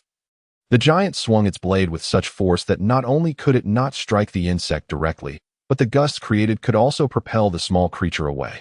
Ultimately, the issue lay in the speed of the attack. Had the slashing motion surpassed the speed of the wind, the blade would have reached its target before the breeze could even stir, and the insect would have met its demise long ago. Tang Mo sighed inwardly, lamenting her inadequacies in martial training during each battle. The armored giant sheathed its sword and attempted to crush the insect with its colossal palm. Yet the insect exhibited remarkable agility in flight, leading to a stalemate between the two. Simultaneously, a relentless swarm of insects assailed Fu Yunxiu's domain, which he struggled to maintain. After a moment of contemplation, Tang Mo conjured two slender flying daggers, stealthily merging them into the giant's enormous hand. At the precise moment the ninth-tier insect evaded another strike from the palm, the daggers shot forth. Startled, the insect could not fully evade due to their rapid approach and instinctively turned its head to shield itself. However, this reflexive action left its abdomen and hind legs completely exposed to the dagger's assault. With unwavering focus, Tang Mo directed the daggers, channeling all her strength toward the insect's hind legs. In a moment of urgency, she commanded the armored giant to draw its sword and thrust it toward the flying daggers. The insect's attention had been significantly diverted by the daggers targeting its hind limbs, and by the time it sought to leverage its escape, it was already too late. The tip of the blade precisely struck the flying knife, and with a soft crack, a slender leg of a worm fell from the air. Simultaneously, the surrounding blood-sucking insects grew silent once more, soon replaced by a cacophony of disordered buzzing. The mental assault was lifted. Tang Mo's face lit up with delight as she glanced at Fu Yunxiu, who bore an expression of profound relief and offered her a reassuring smile. However, his countenance soon turned serious, and with arms outstretched, he made an upward motion. Instantly, countless bolts of lightning surged forth, relentlessly bombarding the swarm of insects. In the blink of an eye, the entire forest was illuminated, and as the brilliance of the lightning faded, the blood-sucking insects vanished as well. Tang Mo was left in a state of astonishment. Fu Yunxiu, however, wore a pale visage and let out a cold snort, visibly straining to remain standing. A clear indication of the immense spiritual energy expended in that previous strike. Tang Mo clicked her tongue. It was often said that lightning attribute warriors had a temperamental disposition, a notion she had yet to fully comprehend until today. The principle of inflicting self-damage to harm the enemy was indeed a testament to his considerable ire. She crafted a refreshing talisman for him, and after its absorption, Fu Yunxiu's complexion improved somewhat. With the battle concluded, Zhu effortlessly crushed the several ninth-tier blood-sucking insects he had been holding before joining Tang Mo and the flying flowers. Observing this, Tang Mo couldn't help but pout. After exerting considerable effort to sever a single leg of the insect, he had casually crushed several with a mere gesture. Who was he trying to provoke? At that moment, she recalled the severed leg of the leading insect and hastily inquired, "What about the one in charge?" Fu Yunxiu replied with a hint of exasperation, "Of course, it fled. Would it rather await its demise?" Tang Mo sighed, conceding that at least it had been her first ninth-tier opponent. If it chose to flee, so be it. Fu Yunxiu, feeling somewhat guilty, could only assure her, there won't be a next time. After this battle, Tang Mo experienced a moment of reflection, nodding humbly in acknowledgement. It was indeed time for her to reassess her combat strategies. The Flying Blossom Sage remained silent, ever since their conversation at the Flying Blossom Academy. She had resolved to refrain from interfering in Tang Mo's training, content to serve as a guardian instead. Chapter 73, The Stone Gate Array as Dawn Broke. The night had been truly exhilarating. Tang Mo disdainfully surveyed the ground littered with the remains of insects, using her telekinetic abilities to clear a clean space. She then produced a few folding chairs and settled down with her two instructors. Fu Yunxiu practically slumped into his chair, resting his eyes for a moment, before suddenly retrieving a thunder attribute spirit crystal to absorb its energy. The arid state of his dantian and meridians was instantly revitalized by the surge of thunder's spiritual power, bringing him such comfort that he nearly gasped in delight. Seeing this, Zhu ground his teeth in disapproval, thinking of the extravagance. It was not until the sun fully rose that Wan Qi Xian's aura surged dramatically, with golden spiritual energy boiling forth, rushing toward him. After a brief moment, the spiritual energy settled into a steady flow, and shortly thereafter, Wan Qi Xian emerged. "Tang Mo, are you serious about stepping back?" Wan Qi Xian leaned forward, his expression impassive as he replied, "I detest insects. He paused momentarily before inquiring. Last night, were we attacked by blood-sucking insects? Tang Mo rolled her eyes and nodded. He laboriously approached the group, bowing slightly as he expressed his gratitude. Thank you, esteemed teachers, and thank you to my fellow students for your protection. Had it not been for their defense against the blood-sucking insects, he would likely have been left in a dire state. Upon hearing this, Tang Mo's expression softened slightly, relieved to find someone who appreciated their efforts, not in vain after a night of labor. Jiolei chuckled, remarking that he ought to extend his gratitude to Tang Mo and Yun Xiu, for they were the true mainstays. Wan Shixian bowed once more in thanks to the two of them. Fu Yunxiu smiled, saying, Senior, there's no need for such formality. Friends should naturally look out for one another. Today it's you, but perhaps next time it will be me. Wan Shixian gazed at him earnestly, affirming, When that time comes, I will certainly ensure your safety. Fu Yunxiu paused in surprise, then laughed. Then I shall thank you in advance, Senior. Wan Shixian replied, As we are friends, you may simply call me Xian. Fu Yunxiu could not contain his laughter. Tang Mo also found it amusing, noting how much more agreeable he appeared than before. Wan Shixian stowed away the small house, and once Fu Yunxiu had absorbed the lightning crystal, the group resumed their journey. Before departing, Tang Mo glanced at the ground strewn with the carcasses of insects, lamenting, We have truly become a path of destruction. However, the flying flower sage shook his head, stating, This forest harbors more than just a single swarm of blood-sucking insects. In an instant, Tang Mo perked up, feeling reassured that they were all facing the same dangers, and silently offered her condolences, hoping for better fortune for those who would follow. Alas, she was indeed too kind-hearted. As they officially entered the unexplored territory, the hostility of the surrounding beasts became markedly pronounced. After half an hour of travel, they encountered 2 attacks, though merely feigned. With the assailant striking once and fleeing, it was indicative of the situation. The beasts were testing their strength, and should they exhibit even the slightest hint of fear or inadequacy, they would be met with an unrelenting slaughter. It was still daylight, but come nightfall, peril would undoubtedly lurk at every step. Most critically, the deeper one ventured, the more formidable the demonic beasts would become. It was rare to encounter even an 8th-tier beast, as the majority that roamed nearby were of the 9th tier. We must hasten our pace. Jiolei speculated that the royal-level tomb should not be far off. A royal-level alchemist would likely not venture into regions frequented by royal-level beasts, as that would be excessively perilous. The most probable location would be at the boundary between the territories of 9th tier and royal-level beasts. Fei Hua nodded in agreement, then unleashed her full aura, propelling herself and her 3 juniors at top speed. Tang Mo finally experienced what it meant to fly at a sacred level.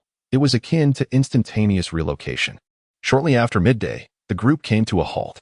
As Tang Mo focused her gaze, it became evident why the scarred man had mentioned that one would know they had arrived. The crowd was blocked at the entrance, unable to proceed.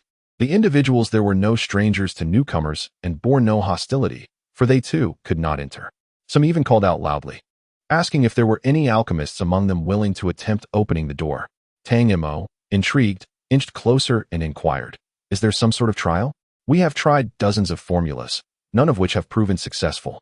Indeed, alchemists around here are hesitant to come, and those who do tend to look down upon the treasures within this tomb. It is quite challenging. You must have come with an elder. Perhaps they could give it a try? Tang Mo shook her head and approached the stone door, which opened outward. Embedded in the crack of the door was a golden elixir, surrounded by an intricate, almost ethereal formation. A flash of inspiration sparked in Tang Mo's mind. While she was unfamiliar with the elixir, the formation was within her realm of understanding. Unable to decipher the formula, she thought, why not dismantle the formation directly? However, she realized that although she could comprehend the formation, her own strength was insufficient to break it. At that moment, a martial artist who had been eagerly offering assistance inquired, Sister, what have you discerned? Tang Mo slowly turned to face the throng of martial artists and thought to herself, Here lies an opportunity to enlist some labor. With a playful smile, she declared, I know how to open the door, but I will need the cooperation of all you esteemed brothers and sisters. Naturally, the assembly was skeptical of a mere 6th-tier girl making such claims, especially when a group of 8th and 9th-tier experts found themselves at an impasse. In times of crisis, one often turns to familiar faces. Fu Yunxiu was the first to step forward, asking, How can we assist? Behind him stood Wan Shixian. Tang Mo, unreserved, replied, Let us first attack the door and see what happens. Without hesitation, The two unleashed their spiritual power in a combined assault. To their astonishment, the energy was absorbed by the stone door, revealing the full intricacies of the formation inscribed upon it. Tang Mo's eyes brightened as she scrutinized the patterns. But just as she began to grasp their significance, they dimmed and faded from view. Frowning, she persisted in her onslaught. Fu Yunxiu and Wan Qizian could only attack intermittently, ensuring that both stone doors remained illuminated. Tang Mo initially observed, but she soon realized that the patterns of the formation illuminated in a remarkably similar manner each time. Unconsciously, her fingers traced the formation diagram in the air. Among the crowd, there were those knowledgeable in formations. At first, they could comprehend the diagram Tang Mo was sketching, but as layers upon layers were added, it grew increasingly intricate, leaving them utterly bewildered. It was at this moment that everyone recognized the seriousness of the young girl's claim that she had a way to open the door. Unable to contain themselves, someone stepped forward and said, "Dear young brothers, why not take a moment to rest? With so many of us present, it is unreasonable to let you exert yourselves continuously." The others readily agreed. Thus, Fu Yunxiu and Wan Qizian were relieved from their task. Meanwhile, Tang Mo had become completely engrossed in the formation diagram, oblivious to the changes occurring around her. Chapter 74. The Disappearance of People, Second Update. It was not until evening that the intricate patterns of the formation were finally inscribed. Tang Mo furrowed her brow as she scrutinized the formation, occasionally adding a stroke or two while contemplating a solution to unravel it. Observing her intense focus, the crowd dared not interrupt, even lowering their voices, fearful of disturbing her and disrupting her train of thought. In the rear of the assembly, Jiolei could not help but exclaim, "Tang Mo's mastery of formations is quite remarkable." Fei Huan nodded in agreement, saying, "She initially pursued the path of talismans. One cannot excel in formations without dedicated study." After a brief pause, the saint of Fei Hua couldn't suppress a smile, adding, "However, Tang Mo's rate of growth has indeed surpassed my expectations." The formation on the stone door was a composite formation, although each was a 9th-tier formation. Their combination wielded the power of a king-level formation. Fortunately, Tang Mo did not need to completely decipher it. She merely had to create a breach in the formation. And once a flaw appeared, opening the door would pose no challenge. Until the moon reached its zenith, Tang Mo finally relaxed her furrowed brow and smiled, declaring, "We may prepare to enter." The crowd erupted in cheers, though not without a few naysayers. Tang Mo enlisted the assistance of 2 9th-tier warriors to activate the formation, after which they channeled their spiritual energy into various parts of the array under her direction. Before long, the inscriptions on the stone door shimmered and dissipated silently. The crowd cheered once more, gazing at Tang Mo with a hint of admiration. After all, what of the 6th tier? With understanding of the principles at play, even one of that rank could dismantle a 9th-tier formation. Having successfully breached one layer, Tang Mo's confidence surged, and she proceeded at an even swifter pace, dismantling 5 layers in total before exhaling deeply. Approaching the stone door, she reached out for the elixir. Observing her actions, the warriors behind her hastily cautioned, "Be careful. The array's attack is formidable." Previously, they had attempted to retrieve the elixir for examination, only to be repelled by the formation's fierce counterstrike, resulting in a 9th-tier warrior rolling on the ground in agony. Tang Mo hesitated, closing her eyes to reevaluate the formation's composition. When she opened them again, her gaze was resolute. She trusted her judgment and extended her hand once more towards the elixir. Just then, her wrist was seized by someone, who deftly yanked her backward, taking her place before the stone door. To her astonishment, it was Fu Yunxiu. In that instant, Tang Mo felt her heart leap to her throat. She had felt no fear in her own attempt, confident in her calculations. Yet, witnessing Fu Yunxiu's approach filled her with an inexplicable anxiety. Despite her repeated assurances that there was no real danger, she lifted her gaze to him, unable to restrain herself from asking, "Aren't you afraid?" Fu Yunxiu grasped her hand, placing the elixir within it, and spoke softly, "Naturally, I am afraid." He gazed into her eyes, his face adorned with a nonchalant smile, yet his words resonated with earnestness. "But I fear even more for your safety." Tang Mo clenched the elixir tightly, suppressing the tumult within her heart. Now was not the time. She lowered her gaze, no longer looking at Fu Yunxiu, but turned to address the crowd. "I shall take this elixir. Does anyone have any objections?" Naturally, there were none.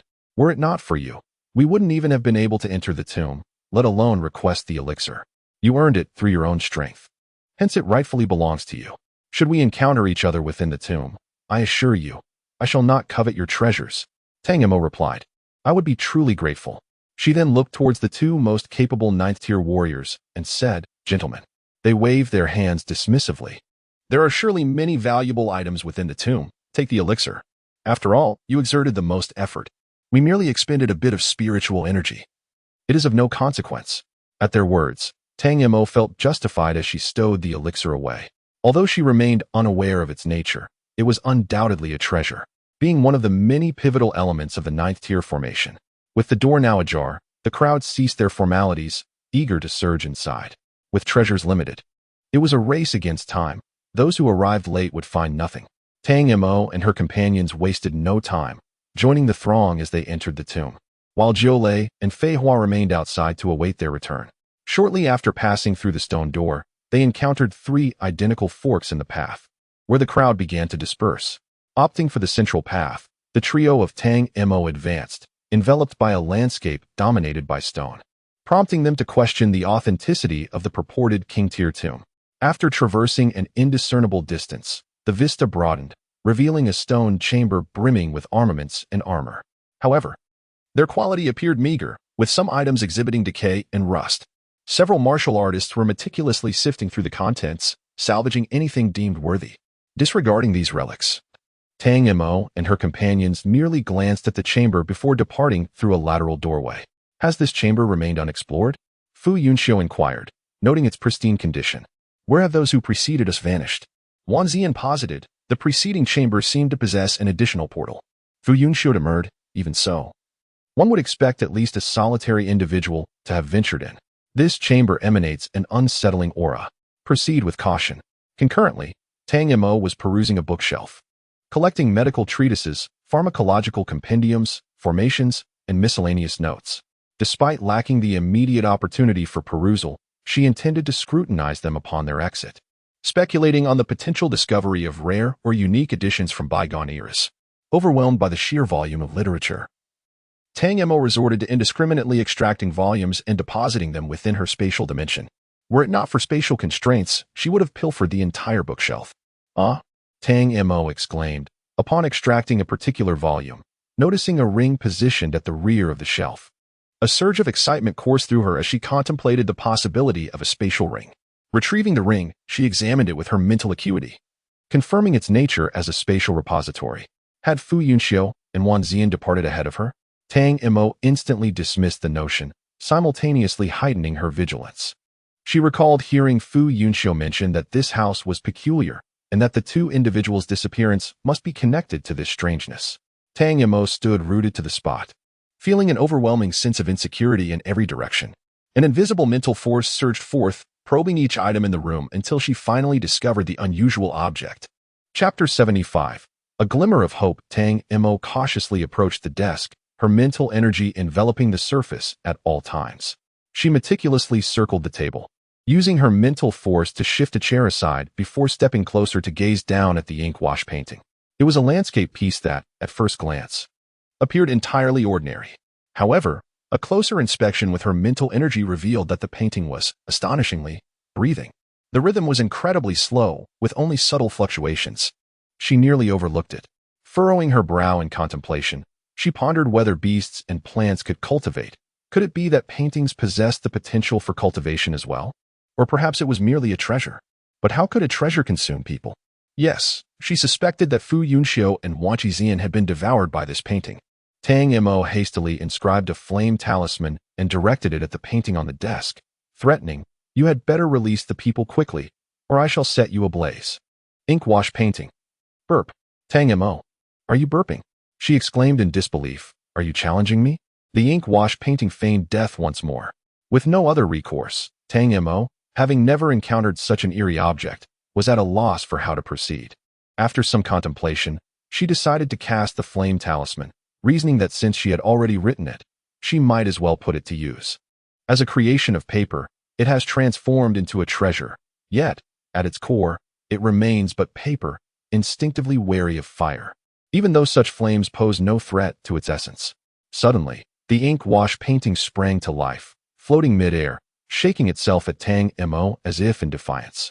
With a raised eyebrow, Tang Mo swiftly cast a fiery talisman, The ink painting adeptly evaded it, and in an instant, the landscape within the painting morphed into a vortex. Generating a tremendous pull, Tang Mo quickly grasped the table to steady herself, yet the painting seized the opportunity to close in. Upon contact, a wave of dizziness engulfed her, and she lost consciousness. In the study, the ink painting gracefully settled on the desk. Tang Mo was awakened by the sound of flowing water, her eyes fluttering open to reveal a gray-white sky. Sitting up, she surveyed her surroundings, which were devoid of color, reduced to shades of black, white, and gray. A black river, a white expanse of land, and grayish-white trees painted a rather monotonous scene. Was this the inner world of the ink painting? "Where are you, Fu Yunxiu?" Fu Yunxiu's voice echoed. "Stay put. Do not move." In less than half an hour, Tang Mo caught sight of Fu Yunxiu and Wan Qizian, accompanied by a group of indistinct figures. As they approached, her eyes widened in astonishment. "It's you. How have you transformed like this?" The man before her was one of the ninth-tier martial artists who had previously assisted her in breaking the formation. In such a short span, he had undergone a complete transformation, his legs now enveloped in a deep, inky blackness. He offered a rueful smile. "I began to be assimilated shortly after entering. Several individuals have already fully transformed into ink and merged with the river." Half a day? Tang Mo was taken aback. They had only just opened the door, and yet no time had seemingly passed. Fu Yunxiu clarified, "The flow of time within the painting is significantly swifter than that of the outside world." Tang Mo furrowed her brow and inquired, "How long have you been inside?" 2 hours, Fu Yunxiu replied. "This world is quite small, apart from us. There is only the scenery before us." Wan Qizian added, "We have exhausted all possible methods, yet we cannot find a way out." The martial artists who had previously been drawn in were now steeped in despair. The one who had been there the longest was reduced to nothing but a head. It was hard to fathom how they gradually accepted the reality of their impending demise, knowing they would leave no trace behind, only a foul pool of ink. Tang Mo surveyed her surroundings and asked, "Have you tried setting a fire?" Fu Yunxiu nodded, his eyes betraying an uncontainable sadness as he gazed at Tang Mo, his heart heavy with reluctance. Tang Mo's brow knitted in concern. It shouldn't be this way. In all of existence, even in the most perilous of situations, there must exist a sliver of hope. There is no place in this world where death is an absolute certainty. Moreover, this painting was merely a treasured artifact imbued with spiritual intelligence. "Where did you attempt to ignite the flames?" Tang Mo questioned. She directed her gaze towards the inky black river. "So, you have not tried setting fire there?" Fu Yunxiu was momentarily stunned, then quickly realized, indeed.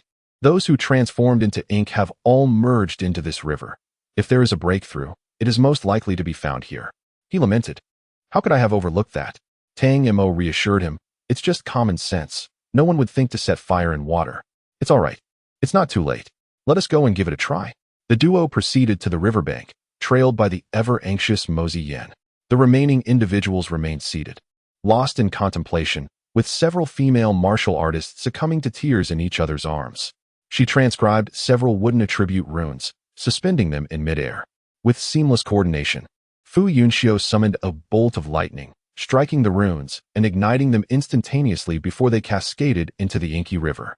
The trio held their breath, watching as the ardent flames tenaciously burned upon the water's surface, eventually succumbing to their natural end. A profound silence descended upon them as they fixed their gaze upon the river, each lost in their own thoughts. After a moment, Mo Ziyan inquired, "Could it be that the flames were too diminutive?" Tang Mo's spirits were reignited. "Let's try again," she declared in a deep voice. This time, she inscribed dozens of runes, supplementing them with over 10 superimposed runes to ensure a prolonged conflagration, wary of insufficient with spiritual energy. Fu Yunxiu once more employed lightning to ignite the runes, the soaring flames painting half the sky in crimson hues. Still dissatisfied with the intensity of the blaze, Tang Mo wielded a wood rune in her right hand and a wind rune in her left, continuously fueling the flames. At long last, the tranquility of the Black River was shattered. Towering waves surged across the river's surface, lunging towards the flames as if to extinguish them. However, upon contact, the waves themselves ignited, emitting dense plumes of black smoke. Witnessing this, a glimmer of delight sparkled in Tang Mo's eyes. "It's working." Fu Yunxiu's eyes flashed with brilliance. He unleashed his domain, unleashing a barrage of lightning bolts into the river, intensifying the inferno. At that moment, the entirety of the inkwash world stirred, contracting and expanding rhythmically. punctuated by occasional coughs and retching sounds, as if on the verge of disgorgement. Indeed, it was not long before the entire ink world contracted, and Tang Mo felt the oppressive force of the surrounding space. Suddenly, darkness enveloped her, and she fell from the air onto the floor of the study. Subsequently, those who had been consumed by the ink painting were regurgitated one by one. Even the warrior who had been assimilated to the point of retaining only his head was expelled, his body intact but feeling somewhat weakened, as if he had sustained a profound injury. Without a moment's respite, he hastily rose and ran toward the tomb's exit, valuing his life far above any treasure. A few others mirrored his choice, yet many remained behind. Such is the nature of the warrior's world. To pursue cultivation and coveted treasures, one must strive relentlessly, each step forward treading upon the bones of the fallen, either comrades or foes. Between life and death lies profound terror, allowing for a deeper understanding of the universe and a more meticulous grasp of oneself, enabling one to rectify deficiencies during cultivation, yielding greater results with lesser effort. The ink painting continued to expel its contents, yet it had no one left inside, merely coughing out black smoke in continuous bursts, even spewing sparks. It was evident that its inner world had been entirely ignited. A warrior lamented, "What a pity for such a treasure." In response, Tang Mo scoffed, "A treasure that requires lives to sustain is better left untouched." Reflecting on those who had been turned into ink, the warriors could not help but feel a chill. It was indeed best to incinerate such a malevolent entity. Fu Yunxiu and Wan Shixian were perfectly in sync. As soon as they were expelled, they sought a secluded corner to sit cross-legged and assess their condition, replenishing their vitality. This tomb was far more perilous than they had anticipated.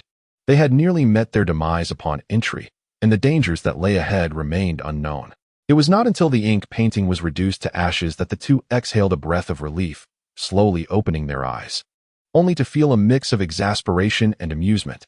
Tang Mo, astonishingly, had taken to lounging in a chair, nonchalantly snacking with her legs crossed, exhibiting a complete lack of awareness of the impending peril. Fu Yunxiu rose, irritation lacing his words. "How can you be so carefree? Is it too much to ask for a sense of survival?" Tang Mo, unfazed, tossed a piece of peach pastry into her mouth, mumbling, "I've been observing the surroundings, protecting you." She then waggled her finger, correcting him. "It is you who escaped death, not me. I entered solely to rescue you." Fu Yunxiu, "You have a point."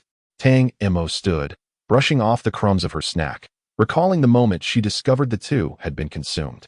She surveyed the group, noticing everyone else was meditating to regain their composure, and then she produced a ring, exclaiming, "Look, I found a storage ring." Fu Yunxiu raised an eyebrow, inquiring, "Is there treasure inside?" "Wait," Tang Mo replied, "I haven't opened it yet." She used her mental energy to dismantle the previous owner's spiritual mark, replacing it with her own, and then delved deeper with her power, finally uncovering the contents within.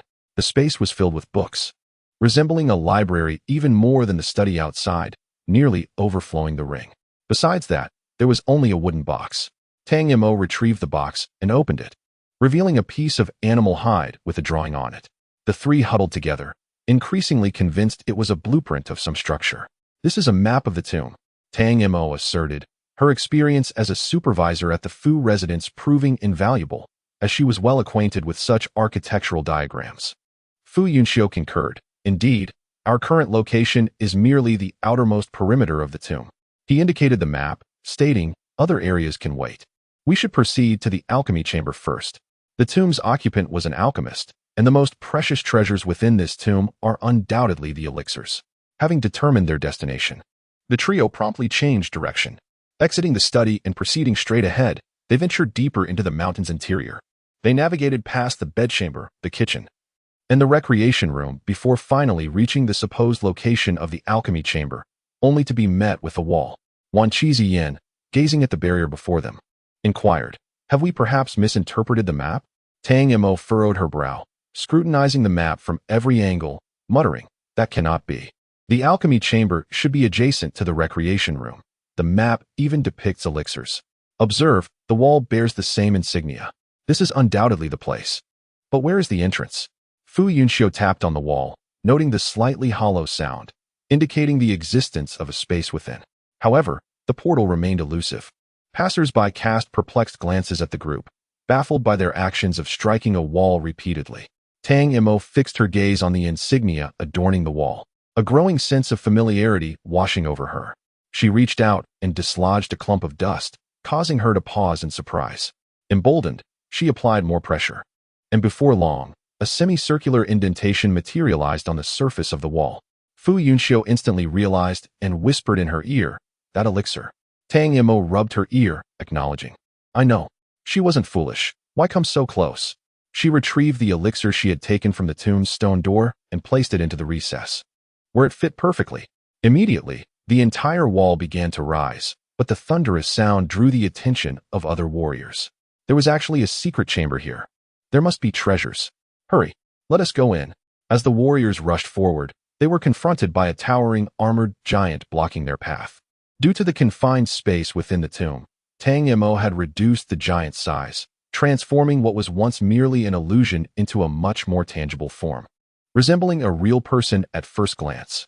The warriors were momentarily taken aback, believing the guardian of the tomb had awakened. Consequently, they halted, warily eyeing the armored giant. Seizing the opportunity, Tang Mo and her companions slipped into the alchemy chamber. The last to enter, Wan Shizian, cleverly retrieved the elixir, causing the ascending wall to halt abruptly and then begin to descend. The secret chamber's door was about to close. Everyone rushed. The warriors surged forward. The armored giant swung its weapon, leaving no one unscathed. Startled, the crowd hesitated, yet their desperation to enter the secret chamber compelled them to endure the assault. Why is it so weak? One individual quickly realized that this was not a guardian of the tomb at all, but rather an illusion conjured by the three who had entered earlier. They had been deceived. The expressions of the warriors who grasped the situation turned grim, as they realized that by the time they dealt with the armored giant, the door to the secret chamber would have long since closed. Meanwhile, the three individuals who entered the alchemy chamber were taken aback by the multitude of potion vials that filled the room. The chamber itself was expansive, nearly 10 meters in both length and width, with shelves affixed to 3 walls, rising almost 5 meters from the floor to the ceiling, each cubbyhole containing a vial. "Hold on," Fu Yunxiu cautioned. "Momo, please check if there's anything amiss." Tang Mo released her mental energy to envelop the entire alchemy chamber, meticulously inspecting it inch by inch. Finally, she expressed her discontent. "There's no danger, but half of the vials are empty." Fu Yunxiu sighed in relief, stepping forward to wrap his arm around her shoulders. Smiling, "Half is still a significant amount, my little money grubber." Wan Shizian added, "The quantity is not what matters. What is crucial is the grade of the potions. If we find even a few royal-grade elixirs, we would truly have struck gold." Upon hearing this, Tang Mo's enthusiasm surged, and with a flick of her wrist, she declared, "Collect the potions. Don't overlook the empty vials. Let us take them out and sell them for some coin." Chapter 77. The drama unfolds. 5 updates. Fu Yunxiu and Wan Shizian each tackled a wall, sorting the empty vials from those containing potions. Meanwhile, Tang Mo found herself at the center of the chamber, circling the crimson alchemical furnace several times without discerning its opening. Alas, having mingled with Yunxi for so long, I never thought to study her alchemical furnace, she mused. "Fu Yunxiu," Tang Mo called out, "how does one operate this furnace? After all, your aunt is a royal-grade alchemist. And as her nephew, you should have some knowledge of how these things work. Typically, the mechanism is either around the sides or atop the furnace." Fu Yunxiu approached her and inquired, "What do you need to study the alchemical furnace for?" Fu Yunxiu blinked, pondering whether it was appropriate to solely bestow gifts upon Yunxi. Tang Mo contemplated for a moment and suggested selecting a few bottles of elixirs to present to Tao Xiuqi, Lin Chang, Lin Nua, and also to Hua Jiyu. 4 bottles would suffice. Although she had yet to converse with Hua Jiyu, she had already mentally embraced this friendship. Fu Yunxiu chuckled and acquiesced. As he assumed the task of opening the furnace, he gently pressed a lever on the side and simultaneously rotated the lid, causing it to release. Tang Mo expressed her dissatisfaction, exclaiming, "There's even a hidden latch." Fu Yunxiu explained, "The furnace demands a high standard of sealing. The greater the seal, the less the medicinal properties dissipate." As the lid was lifted, a wave of captivating fragrance wafted forth. The two inhaled deeply in unison, instantly invigorated and enveloped in a profound sense of comfort. Tang Mo extended her mental energy into the furnace and retrieved a resplendent golden elixir. Holding it in her hands as she mused, "What kind of elixir is this? I wonder how long it has been stored in the furnace. Its aroma is exquisite." yet I am curious about its flavor. At that moment, Wan Shixian, drawn by the enticing scent, approached and naturally leaned in to observe the elixir in her hands. However, as he drew near, he caught a glimpse of Tang Mo's wary expression, which prompted her to swiftly raise her hand and pop the elixir into her mouth. As if to guard against any attempt at theft, Wan Shixian was taken aback. Fu Yunxiu's expression shifted dramatically. He quickly grasped Tang Mo's mouth, commanding, "Spit it out. Do you even comprehend what this is before you dare consume it?" Fu Yunxiu, clearly distressed, seized Tang Mo and insisted on exiting to seek their master. Tang Mo was on the verge of tears. I could hardly comprehend how I had consumed it. It was all due to its irresistible aroma. Then there was Wan Shixian, who startled me as he approached. Before I could react, I had already stuffed it into my mouth. Fu Yunxiu wore a serious expression, remaining silent. Wan Shixian rarely displayed remorse, murmuring an apology. Fu Yunxiu inhaled deeply and remarked, "It has nothing to do with you. It is Tang Mo's insatiable craving. Had she not entertained the thought of food, your attempts to startle her would have been in vain." As he spoke, he kicked the wall in frustration, exclaiming, "How on earth is this wretched thing supposed to rise?" In the next moment, Fu Yunxiu halted abruptly. The arm he had been gripping became rigid, losing its previous softness. In an instant, the world around him spun violently, and his heart felt as though it were about to explode, racked with excruciating pain. "It hurts so much." Tang Mo cried out, her voice filled with agony. Fu Yunxiu swiftly turned, his fox-like eyes wide with terror. He embraced Tang Mo tightly. Yet he found himself powerless to alleviate her suffering. At that moment, he even began to resent his past self for having opened the elixir furnace. For allowing Tang Mo to obtain that pill. Tang Mo felt an unbearable searing pain throughout her entire being, as if she were being roasted in flames. The sound of her flesh sizzling and cracking echoed in her ears. Overwhelmed, she broke into tears, simultaneously chastising Fu Yunxiu. "You still dare to scold me? On what grounds do you reprimand me when I feel as though I am dying? You pinched my face until it hurt. I did not consume it intentionally. Why did you have to pinch me? You accuse me of being greedy, yet you are the one who always snatches my food. You are the greediest of all. You continue to entice young maidens, and they all come to me with grievances. And Shui Li and Su He both seek trouble with me. I feel utterly wronged. Who are you to me, and why do they have the audacity to trouble me?" As Fu Yunxiu listened, a sense of unease began to creep in. That pill was likely not a poison.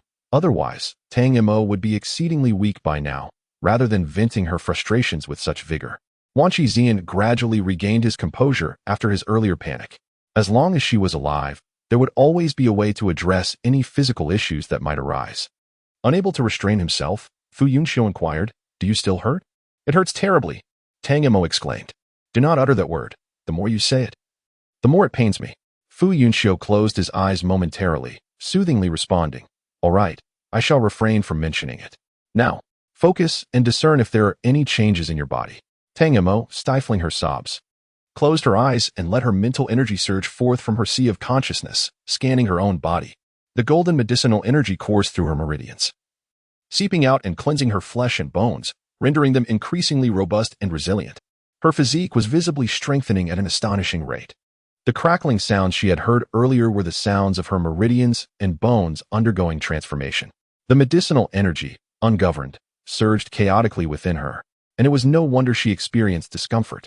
Seeing her complexion gradually improve, Fu Yunxiu, exhausted, sat beside her, his gaze fixed intently upon her, fearful of any further anomalies. Wan Shixian too breathed a sigh of relief. Thankfully, it was not a toxic pill. The effects resembled that of a body-forging elixir, albeit with an overwhelming potency that Tang Mo struggled to endure, hence her anguish. Fu Yunxiu nodded slightly, remaining silent, his body now devoid of strength, yearning only for emptiness. Seeing his pale complexion and drenched attire, Wan Shixian couldn't help but marvel at the profound bond between Fu Yunxiu and Tang Mo. He felt a twinge of envy, lamenting his own lack of siblings. After a prolonged moment, Fu Yunxiu finally mustered the strength to rise and don a fresh set of clothes. He then positioned himself beside Tang Mo, standing vigil like a fierce dragon safeguarding its sole treasure. After more than an hour had passed and all the elixirs were collected, Tang Mo, who had remained motionless until then, finally exhibited some reaction. Layers of dark impurities expelled from her body, soon transforming her into a clay-like figure. Fu Yunxiu leaned closer to inspect, relieved to find no unpleasant odor. Otherwise, it would have infuriated him upon her awakening.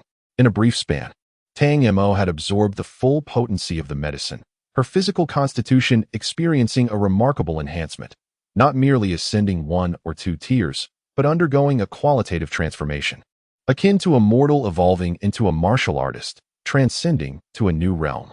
Concurrently, her consciousness expanded, and her mental prowess successfully broke through to the 7th tier, becoming more refined than ever, with the myriad symbols above her consciousness solidifying further. Filled with immense satisfaction, Tang Mo exhaled slowly and prepared to open her eyes, only to feel something pressing against her eyelids. Instinctively, she attempted to raise her hand to rub her eyes, but as soon as she moved, an unsettling sensation coursed through her. Channeling her mental energy to sweep across her body, she let out a piercing scream, more agonizing than when the elixir had surged through her meridians. What on earth is this? As Fu Yunxiu was about to console her, Tang Mo's mental energy surged, forcefully dispersing all the impurities, which landed all over Fu Yunxiu's face and body. Upon opening her eyes, Tang Mo immediately caught sight of the grimy Fu Yunxiu and disdainfully turned her head away. Fu Yunxiu remained silent. After a brief moment, both of them tidied themselves up and, with an unspoken understanding, chose to forget the earlier awkwardness. Wan Shixian inquired, "What effect did the pill you consumed have?" Tang Mo elaborated on the transformations she had experienced, concluding, "So far, everything seems positive, and the enhancement is substantial, though I am uncertain if any price must be paid." Fu Yunxiu pressed his lips together and said, "Once we exit, we should have our masters conduct a thorough examination." Aware of his concerns, Tang Mo playfully clasped his hand and gave it a gentle shake. In truth, during the moments of intense pain, she had already contemplated her last words. Fu Yunxiu must traverse the Jialan realm as the widow of Tang Mo, otherwise she would not rest in peace. Thankfully, she refrained from voicing this thought, for otherwise, not only would she be too embarrassed to face anyone, but she would also risk incurring his ire. Tang Mo stretched her limbs and moved to the center of the room, storing the alchemical furnace within her spatial realm.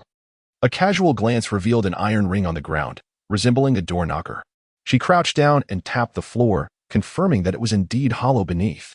Fu Yunxiu approached, astonished. "Is there a secret chamber as well? With such layers, there must be treasures within." Tang Mo's eyes sparkled with excitement, fully immersed in the thrill of treasure hunting. Wan Shixian glanced at it and remarked, "Let us clear the area first. The door is obstructed." Adjacent to them were a pair of alchemy platforms for the placement of medicinal herbs, appearing to be made of stone yet possessing extraordinary weight. Fu Yunxiu attempted to lift one, but it remained completely immobile. Likely a mineral or perhaps encasing rare metals within, he mused. Wan Zian also tried, shaking his head. "Too heavy. This piece must weigh at least 100,000 pounds. Fu Yunxiu suggested, "I'll attempt it with a magnetic field." He had not tested the load-bearing capacity of his magnetic field and was uncertain if he could lift it. "Wait," Tang Mo interjected suddenly, "allow me to try." Fu Yunxiu's heart stirred. He, too, wished to witness the extent of Tang Mo's strength after her transformation. Emboldened by their previous demonstrations, Tang Mo adopted a solemn demeanor. She inhaled deeply, grasped the edge of the alchemy platform with both hands, and heaved upward with force. With a resounding thud, the alchemy platform was overturned.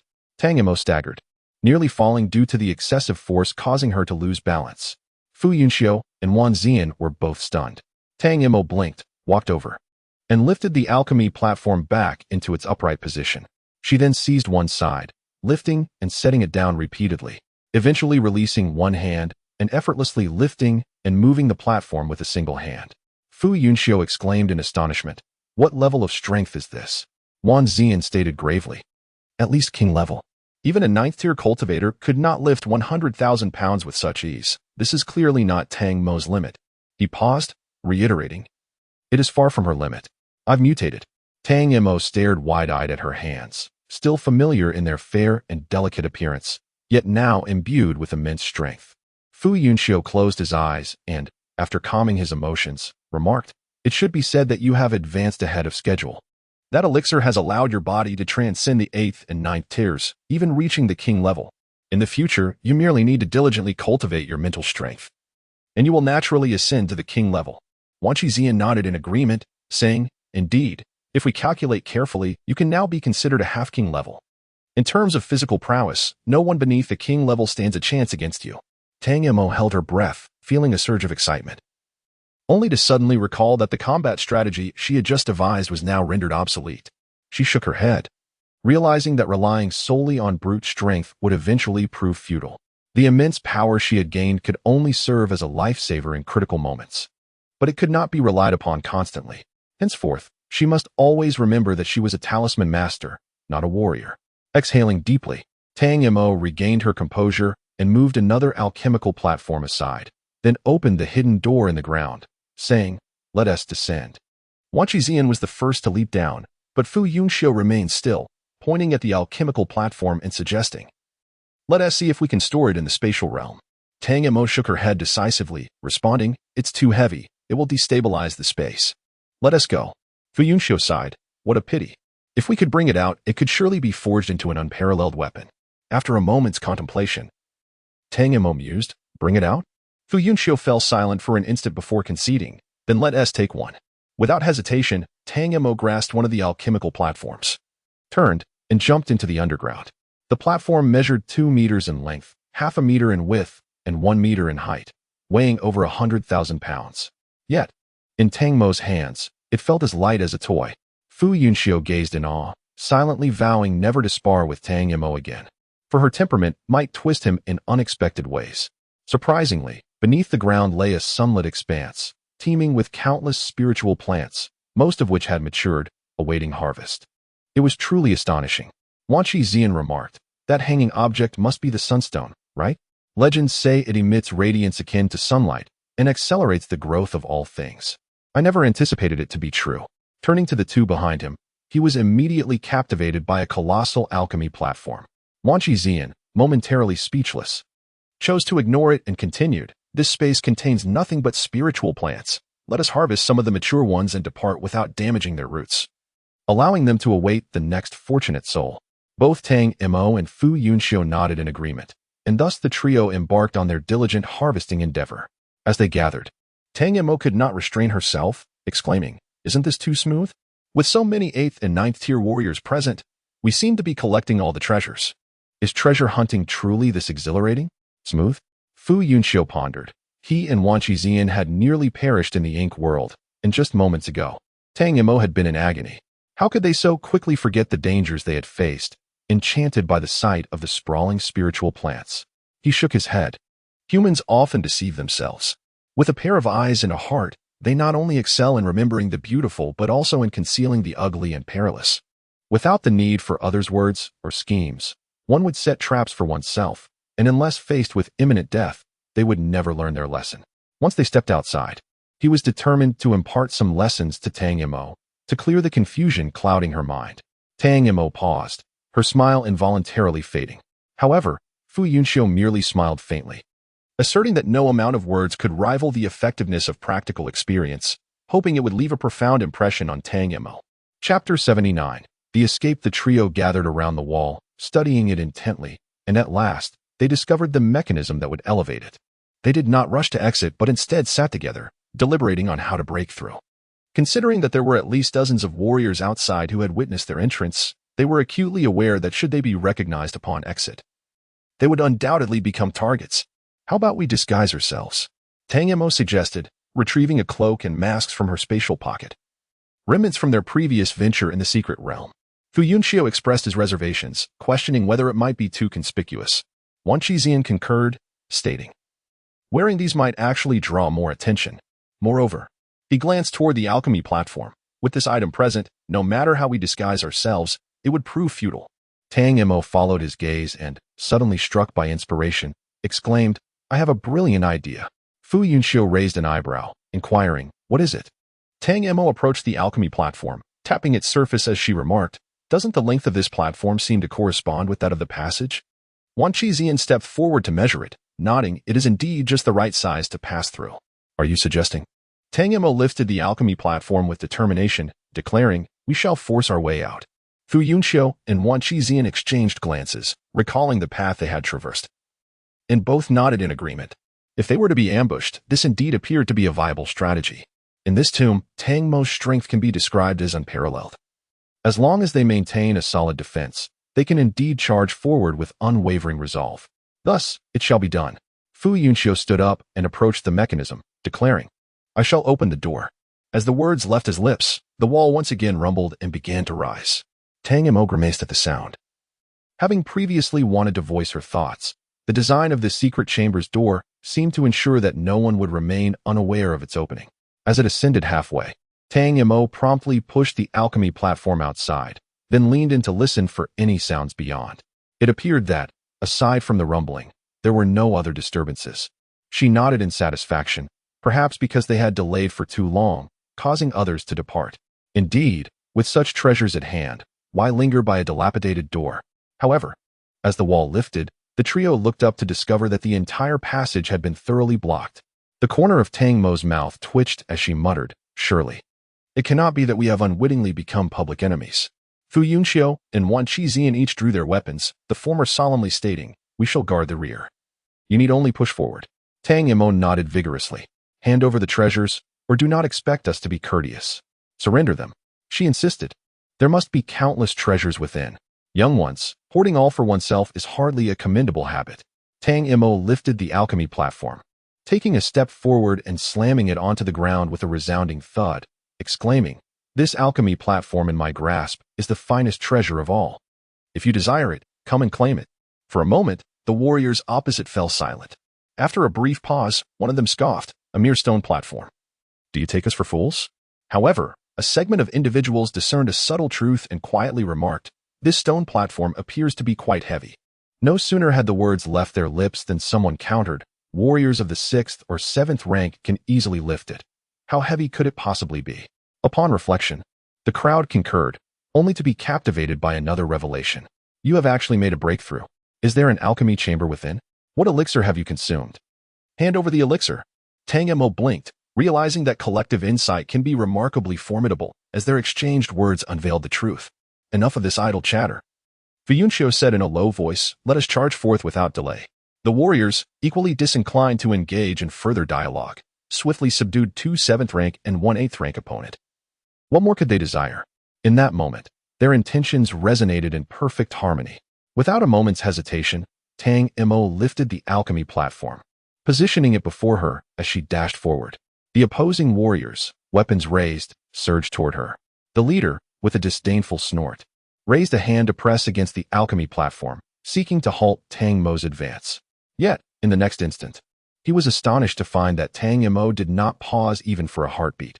She entirely disregarded him and continued to push forward, as if a mere insect had landed upon the stone platform, of no consequence at all.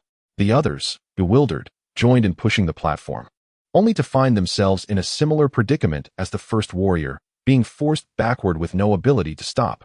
Meanwhile, Fu Yunxiu unleashed his thunder magnet domain, collaborating with Wan Qizian to obstruct the warriors attempting to flank them. However, the sheer number of adversaries proved overwhelming. They could not withstand the assault for long and urged Tang Mo to hasten her escape. Regrettably, plans are perpetually outpaced by unforeseen circumstances, especially when they are merely haphazard notions. Over there, Tang Mo accelerated, while Fu Yunxiu and Wan Qizian found themselves obstructed. In succinct terms, the trio's cohesive offensive strategy had been abruptly severed. Wan Qizian, cornered, unleashed a formidable attack, summoning the ethereal visage of his ancestor, brandishing a blood-red blade that cleaved through the martial artist standing in his path. Fu Yunxiu transformed the realm of magnetic lightning into a tempestuous sea of electricity, ensnaring the surrounding warriors, who were subsequently cast aside after enduring an electrifying ordeal. Recognizing the challenge posed by these two, the martial artists redirected their focus towards Tang Mo. She clicked her tongue, forcefully pushing aside those before her, and then pressed down on the stone platform, effortlessly subduing several individuals. Tang Mo dusted off her hands, turned to face the rear, and softly remarked, "I had intended to depart in a more amicable manner, but alas, your lack of gratitude is disheartening. Without my intervention, who knows how long you would have been left idly waiting at the entrance." As her words echoed, her psychic battle armor enveloped her once more, accompanied by a familiar staff. "Do not embellish your contributions. Who among us did not exert effort upon entering? Surrender the medicinal pills, and we shall permit your departure." Tang Mo found their audacity laughable. Prior to entering, they had pledged not to seize her treasures, yet here they were, a band of shameless pests. Gripping her staff tightly, she swiftly approached a martial artist, moving with such speed that he barely had time to react before she struck him with a single blow. The warrior had no opportunity to scream, succumbing to a torrent of blood as he crashed against the wall, rendered unconscious without uttering a sound. The remaining individuals, upon witnessing the scene, felt a jolt in their pupils, but before they could react, they followed in the footsteps of the former. Tang Mo, her anger still simmering, twirled the stick in her hand before slamming it onto the ground with a resounding clang. Instantly, the entire tomb trembled thrice. Those who were still attacking Fu Yunxiu and Wan Xian abruptly halted their actions, turning towards the sound, and silence enveloped the space. The area had been inexplicably cleared, leaving only Tang Mo standing amidst a circle of individuals whose fates remained uncertain. With a gaze as icy as winter, Tang Mo addressed the warriors, inquiring, "May we now take our leave, or do you wish to remain here?" The group of warriors stood silent as the grave. With a disdainful scoff, she remarked on their lack of gallantry. The warriors' expressions oscillated between ashen and pallid, yet they dared not move. Chapter 80. Journey to the Thunder Waterfall. Tang Mo effortlessly lifted the alchemy platform, causing the warriors beneath to scramble away in panic, fearing being crushed beneath it. Despite their strenuous efforts, they had been unable to budge the stone platform. Yet, with a single hand, Tang Mo could remove it, showcasing her immense strength. The warriors exchanged glances, pondering a singular question: who had incited them to attempt to rob Tang Mo? They urged the brave soul to step forward, assuring that no harm would come to him. When the three had entered, it was well past midnight, yet upon their exit, the sun was already high in the sky. Merely a day and a half had passed, yet it felt as though an eternity had elapsed. Zhou Lei and Fei Hua waited not far from the tomb, sheltered under the shade of trees. Upon their emergence, smiles illuminated their faces, especially when they noted Tang Mo's remarkable breakthrough to the 7th tier. The esteemed Fei Hua nodded in commendation, exclaiming, "Well done, your progress is commendable." Tang Mo chuckled softly, recounting the incident of consuming a mysterious pill. Upon hearing this, Fei Hua's expression shifted dramatically as she quickly grasped Tang Mo's wrist to assess her condition. After a thorough examination, she found no abnormalities, only noting that Tang Mo's physique was remarkably robust, comparable to that of a royal. Feeling a sense of relief, Fei Hua still harbored concerns and requested the Nine Thunder Saint to conduct another inspection, which yielded similar results. Nothing unusual. Upon hearing this, Fu Yunxiu finally exhaled, remarking with a smile, "It appears to indeed be a precious elixir." Tang Mo patted her chest in reassurance, saying, "Thank goodness." Fu Yunxiu pinched her cheek, playfully yet sternly, declaring, "If you dare to consume anything recklessly again, I shall confiscate all your snacks." Tang Mo gasped in surprise, shaking her head fervently, "I promise. I won't do it again. Absolutely no next time." The Saintess Fei Hua maintained a serious demeanor, instructing, "From now on, if you encounter anything unfamiliar, you must hand it over to Yunxiu for handling. You are not permitted to act recklessly." Tang Mo replied obediently, "Oh," feeling somewhat treated like a child. Nine Thunder shook his head and suggested, "It would be prudent to consult an apothecary for a thorough examination." "Should we descend the mountain now?" Fu Yunxiu inquired. Tang Mo quickly interjected, "There's no need. I know my body best. Truly, there is nothing wrong. If you remain unconvinced, we can have it checked once we reach the northern continent." The group regarded her with skepticism. Tang Mo thought to herself, "This is merely the first incident.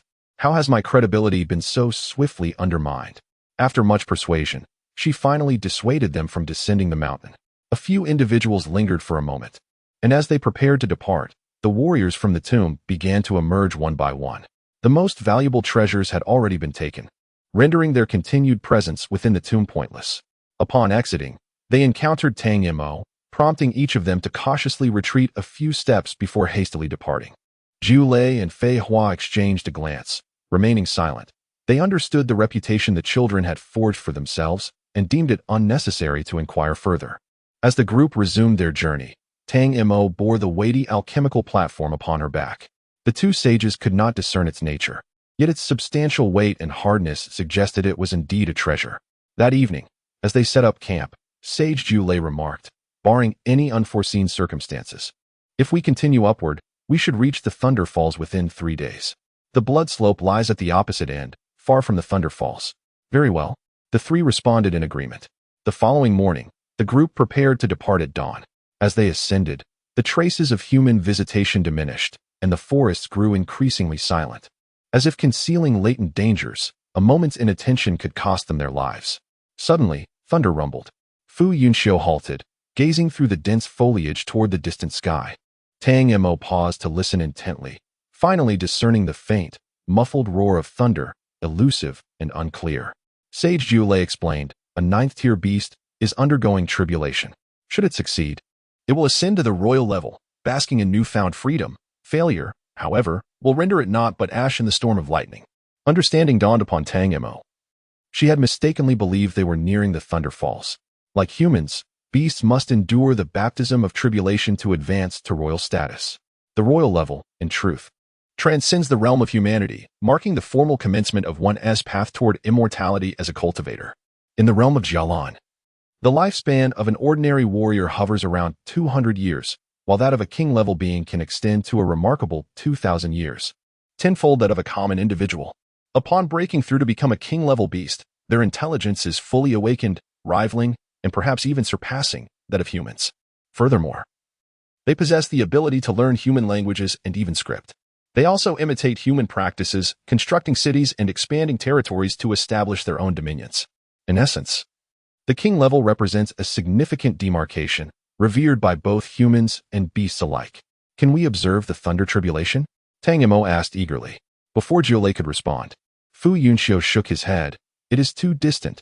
By the time we arrive, the thunderclouds will have dissipated. Being attuned to the fluctuations of thunder energy, he could sense the general location of the tribulation. Tang Mo let out a disappointed sigh.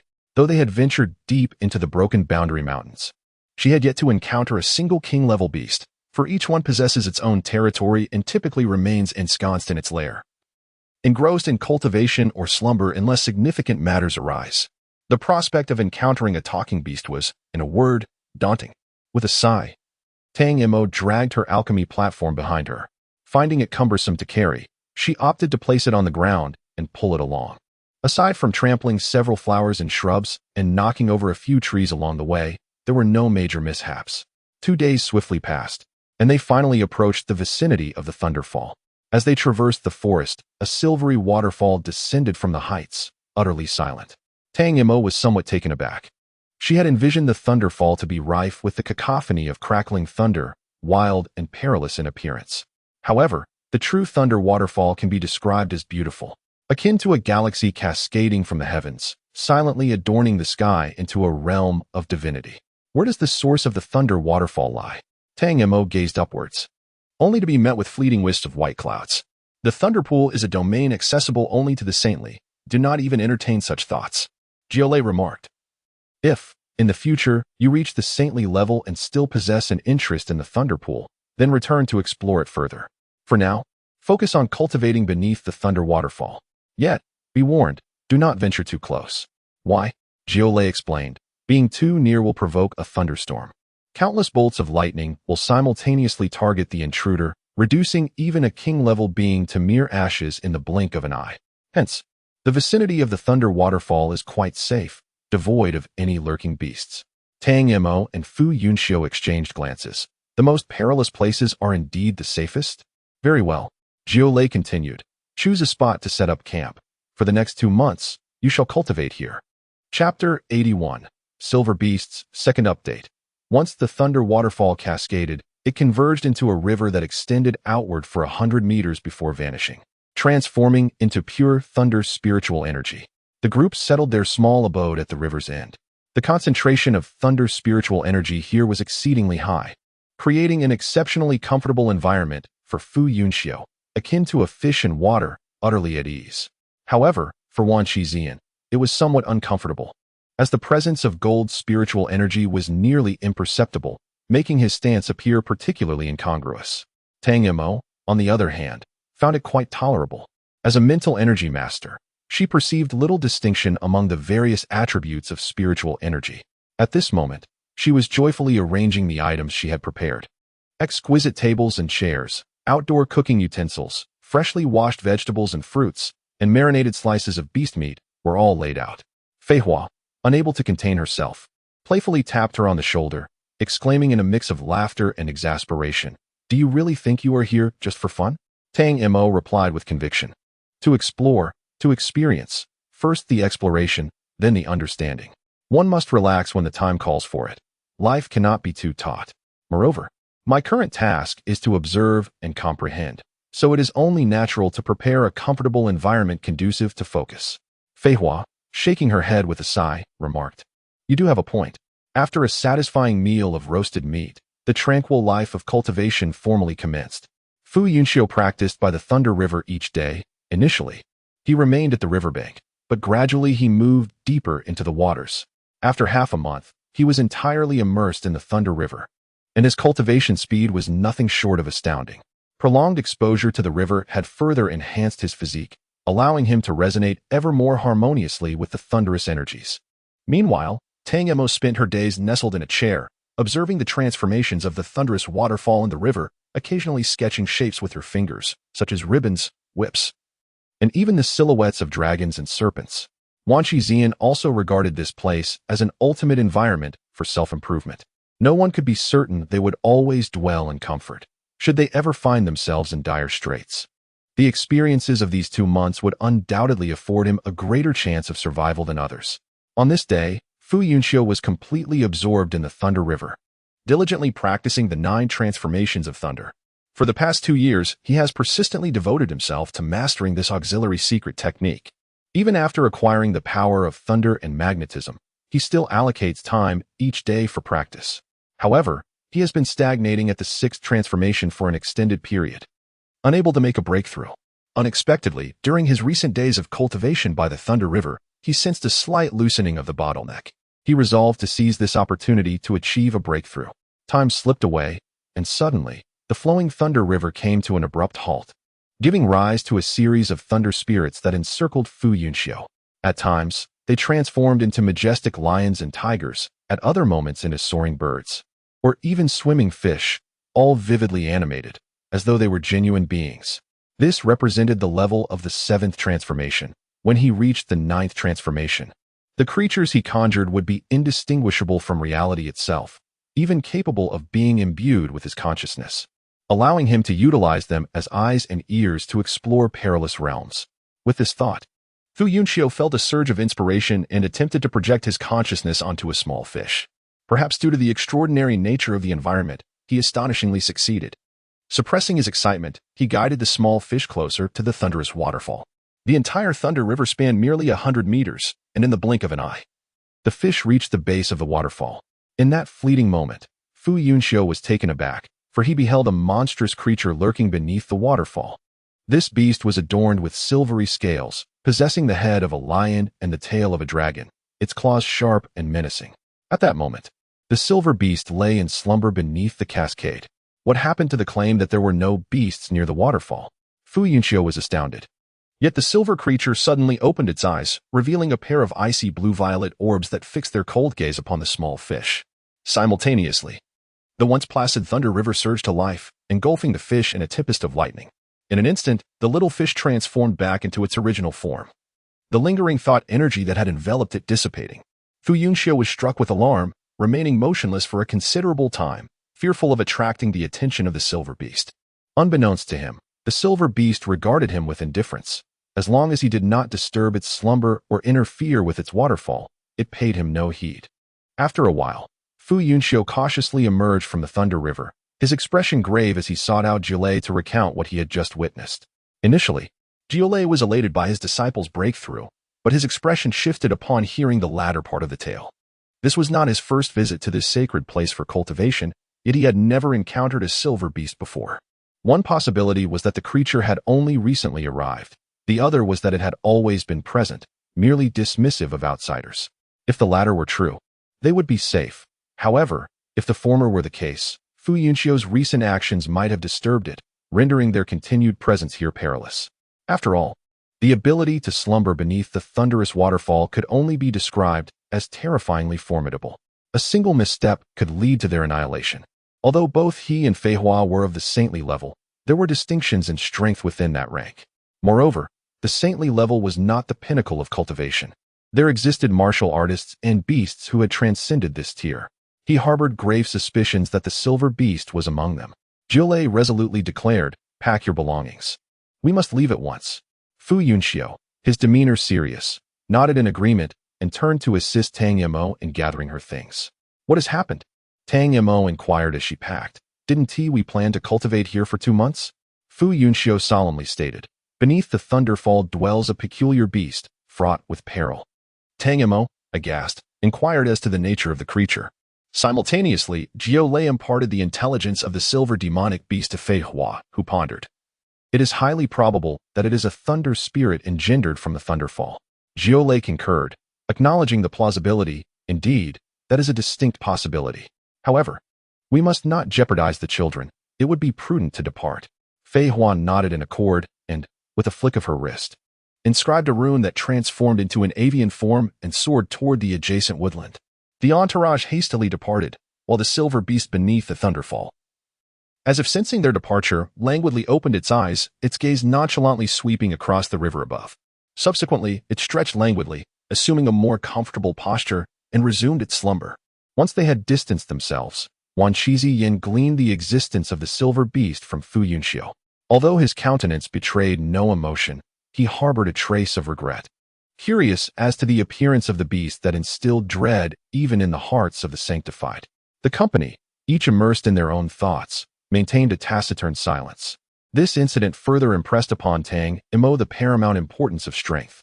Had she possessed the power to confront, or even surpass, the silver beast, she would not have been compelled to flee in haste. Instead, she would have captured the singular creature, indulging in its admiration and training. Even the notion of retaining it as a pet would not have been beyond consideration. All outcomes are contingent upon the disparity in strength. Tang Mo's gaze hardened with resolve.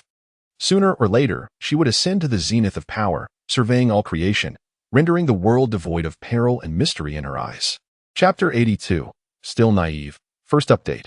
En route to the blood slope, Tang Mo, Fu Yunxiu, and Wan Shizi Yin bore witness, for the first time, to the clash between the king-tier demonic beast, the magic ape, and the two-headed serpent. Typically, when a demon beast ascends to the king rank, it exhibits a remarkable characteristic, gigantism. The two demon beasts tower like mountains, their every movement seemingly capable of shattering the heavens and the earth. Their overwhelming spiritual energy attacks instill a profound sense of despair, as if one is pitted against the very fabric of the universe. No arcane arts are necessary. Even the most mundane discharge of spiritual energy can instantaneously extinguish the lives of numerous ninth-tier warriors. In this moment, Jiu Lei seizes the opportunity to impart wisdom. Do not presume that a modicum of talent renders you exceptional. In the presence of true power, an unrefined genius is no different from an insignificant insect, easily extinguished with a mere flick of the wrist. Tang Mo gazes in a daze at the battlefield, where the combat zone of the two king-tier demon beasts is vast and teeming with countless other creatures, including many of the 8th and 9th tiers. Yet, before these colossal beings, they are rendered no more significant than 1st and 2nd tier beasts. The slightest ripple of their battle could obliterate them utterly, highlighting the insurmountable gap in power. In this moment, Tang Mo finally comprehends the brutal reality of cultivation, realizing the grim truth that all beneath the king rank are akin to mere insects. Is humanity also like this? She murmurs softly. The sage of flying blossoms glances at her and replies, "The struggles among humans are often more savage than those of the demon beasts. At times, a single treasure, a precious pill, or even a piece of information can cost a life. In the realm of cultivators, the most dispensable commodity is human life." Fu Yunxiu, too, is entranced by the spectacle of combat, his heart brimming with awe and aspiration. He dreams of one day wielding such power, of effortlessly commanding the elements, reshaping mountains and seas, and unwittingly altering the destinies of countless beings. This is the ambition that drives most warriors throughout their lives. However, Fu Yunxiu firmly believed that it would not be long before he could ascend to the king level, or even surpass it. Wan Shizian was equally taken aback. Though his expression remained impassive, his eyes sparkled with a celestial brilliance, filled with profound yearning. This battle ultimately concluded with the victory of the demon ape, which raised the corpse of the two-headed serpent and let out a triumphant roar, proclaiming its might. It then twisted off the serpent's head and extracted a verdant crystal, consuming it along with the serpent's gallbladder. Within mere breaths, the wounds sustained by the demon ape during the fierce combat began to heal rapidly, and its aura grew increasingly potent. "Is that the beast core?" Fu Yunxiu inquired.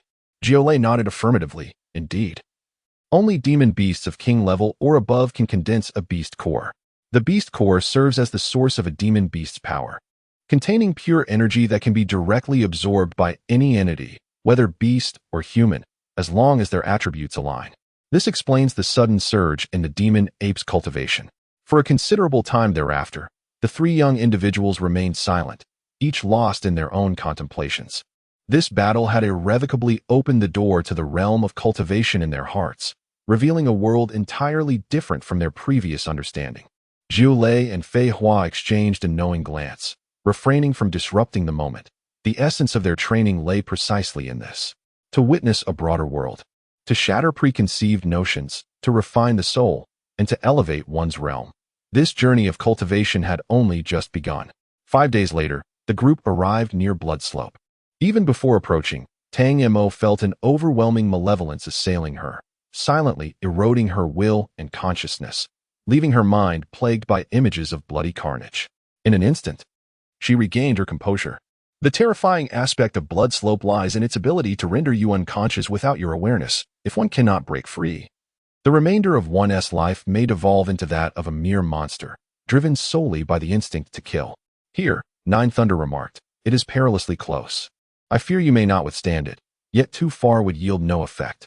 This distance is just right, perpetually shrouded in malevolent energy, yet not deep enough to ensnare you, allowing you to remain in a state of relentless honing. Tang Mo and the others nodded in agreement, then proceeded to construct a modest shelter and arrange their everyday necessities. As they busied themselves, a clear, youthful voice broke through. Who are you? What are you doing at my doorstep? Turning towards the source of the voice, they beheld a young girl, seemingly around 10 years of age. Clad in a skirt of animal hide, her tousled curls framing a delicate, cherubic face, accentuated by a hint of baby fat that evoked an irresistible urge to pinch her cheeks. Tang Mo frowned and inquired, "This is Blood Slope. Have you wandered to the wrong place? Where are your guardians?" Upon hearing this, the little girl's expression fell, and she lamented. "They left a letter this morning and departed, stating I should be independent. But I have yet to learn how to cook, and raw meat is simply unbearable." The group exchanged incredulous glances, each reflecting disbelief in the eyes of the others. Had this little girl been abandoned by her family upon arriving at the Boundary Mountains? What deep-seated grudge could compel them to deceive a young girl into feeding monstrous beasts? Tang Mo's heart swelled with compassion as she said, "Come here, dear. I have food for you." The little girl, her eyes brimming with tears, remained hesitant, watching Tang Mo warily. However, upon seeing her produce a generous platter of cooked meat, she could not suppress a swallow of longing. With a genial smile, Tang Mo cajoled, "Allow your dear sister to caress your cherubic cheeks, and this entire platter of meat shall be yours." The curly-haired tyke, allured by the proposition, questioned with hesitation, "Truly?" Tang Mo, adopting an air of solemn earnestness, raised 3 fingers and avowed, "I swear upon my honor." It was only then that the wavering child approached, lifting a plump, fleshy face and pleading, "But be gentle." Tang Mo extended her villainous hand, thoroughly relishing the pleasure of fondling the little one. Fu Yunxiu, observing the scene, felt an irrepressible urge, for he too possessed a fondness for adorable beings. Wan Zian, however, remained disinterested, merely glancing over before resuming the task of tidying the camp. From the moment of the curly-haired child's emergence, Jiu Lei and Fei Hua had been vigilantly observing her. Previously, the 2 venerable sages had failed to detect her approach, which was highly unusual. She possessed no spiritual energy. Fei Hua, the sage, erected a barrier to shield their surroundings and remarked to Jiu Lei, "Even with the most meager aptitude, a child of this age could not possibly possess absolutely no spiritual energy." Jiu Lei mused, "Nay, there exists another possibility. This little lass is likely a physical cultivator." Fei Hua paused, taken aback, before concurring, "Indeed, that is plausible. Judging by her attire, she has likely spent a considerable amount of time in the Broken Realm Mountains. Not just anyone can afford to wear such beast hide. Furthermore, the little lass stated earlier that this is her doorstep." Jiu Lei continued, "She must reside closer to the Blood Slope." Fei Hua nodded in agreement. "If that is the case, her strength must be considerable, or at least her family deems her capable of living alone in the Broken Realm Mountains without any concern." Jiu Lei glanced at the little girl who was happily indulging in her meal, and then at Tang Mo and Fu Yunxiu, who were treating her as an ordinary child. Shaking his head in disappointment, he remarked, still too naive.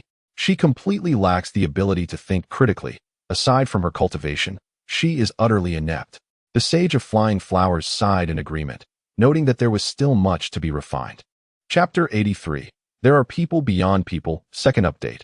Once the little curly-haired girl had eaten her fill, Julie approached with a smile and inquired, "Might you be so kind as to tell your grandfather your name?"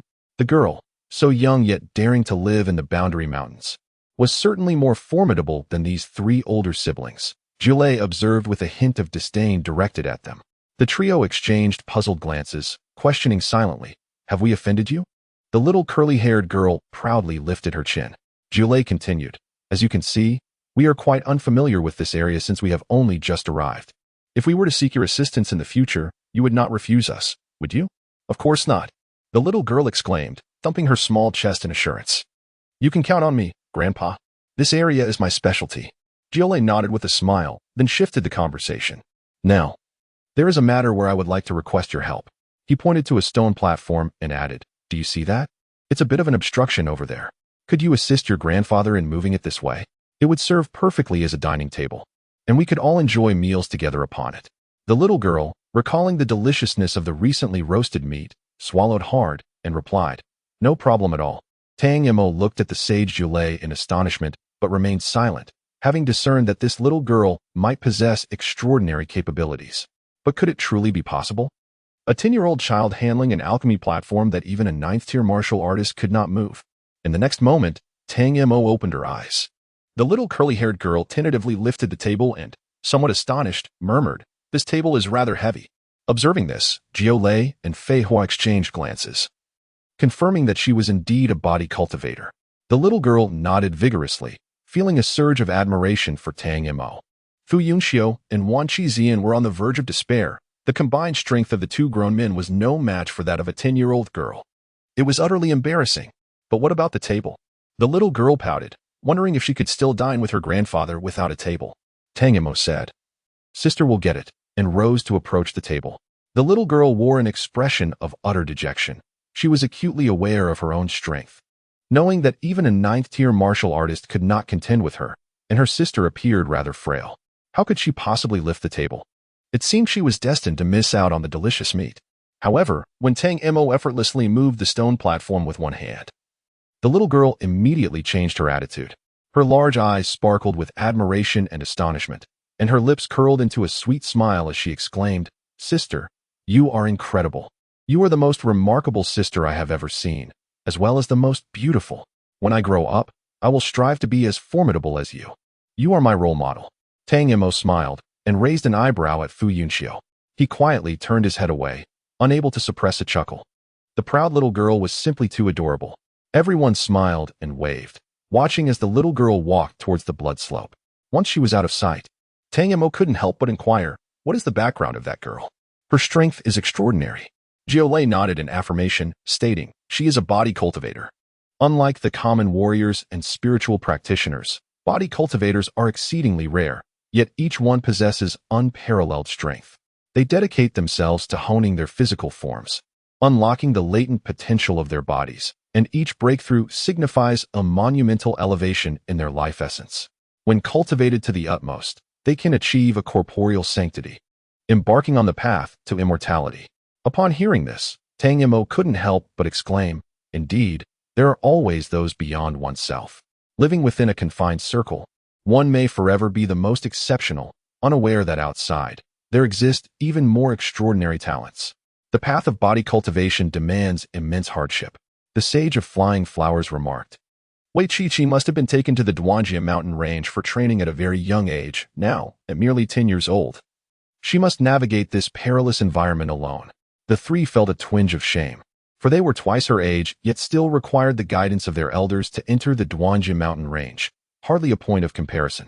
In that moment of despondency, Tang Mo rallied herself, declaring, "Our first objective is to reach little Curly's home." Fu Yunxiu smiled and said, "I shall be the first to arrive." Wan Qizian, unwilling to concede, added, "Then let us compete." The three exchanged glances, igniting a fervent spirit of rivalry within each other's eyes. Jiolei and Fei Hua could not help but smile with satisfaction. Only those with formidable inner strength can truly become powerful. Fortunately, These 3 children show great promise. Thus, a new round of training commenced. Tang Mo gradually approached the blood slope, halting at the very limit of her endurance, then sat cross-legged, cultivating while resisting the encroaching malevolence. At first, she found it nearly impossible to concentrate, expending all her energy to combat the malevolent aura. Fu Yunxiu was almost in sync with her. Surprisingly, Wan Shixian, during his cultivation, would release the ethereal semblance of his ancestors, not merely to adapt to the sinister energy, but to absorb it. In just a few days of practice, the malevolent aura emanating from the blood knife in the hands of his ancestral figure had doubled. Consequently, his pace of advancement was significantly ahead of the other 2. He also generously shared a wealth of experience in countering the malevolent aura. Tang Mo, being considerate, did not take advantage of the child without reciprocation. She gifted little Curly a set of protective talismans, a newly refined triad formation capable of countering 9th-tier adversaries, sufficient for at least 3 uses, which she spent several nights perfecting. However, little Curly's affections soon shifted from Tang Mo to Fu Yunxiu, for this brother could make her soar. It can only be said that no child can resist the allure of flight. After indulging in joyful play for a while, little Curly waved goodbye once more, exclaiming, "Brother and sister, do your best. I will wait for you ahead to defeat the monsters and claim prizes."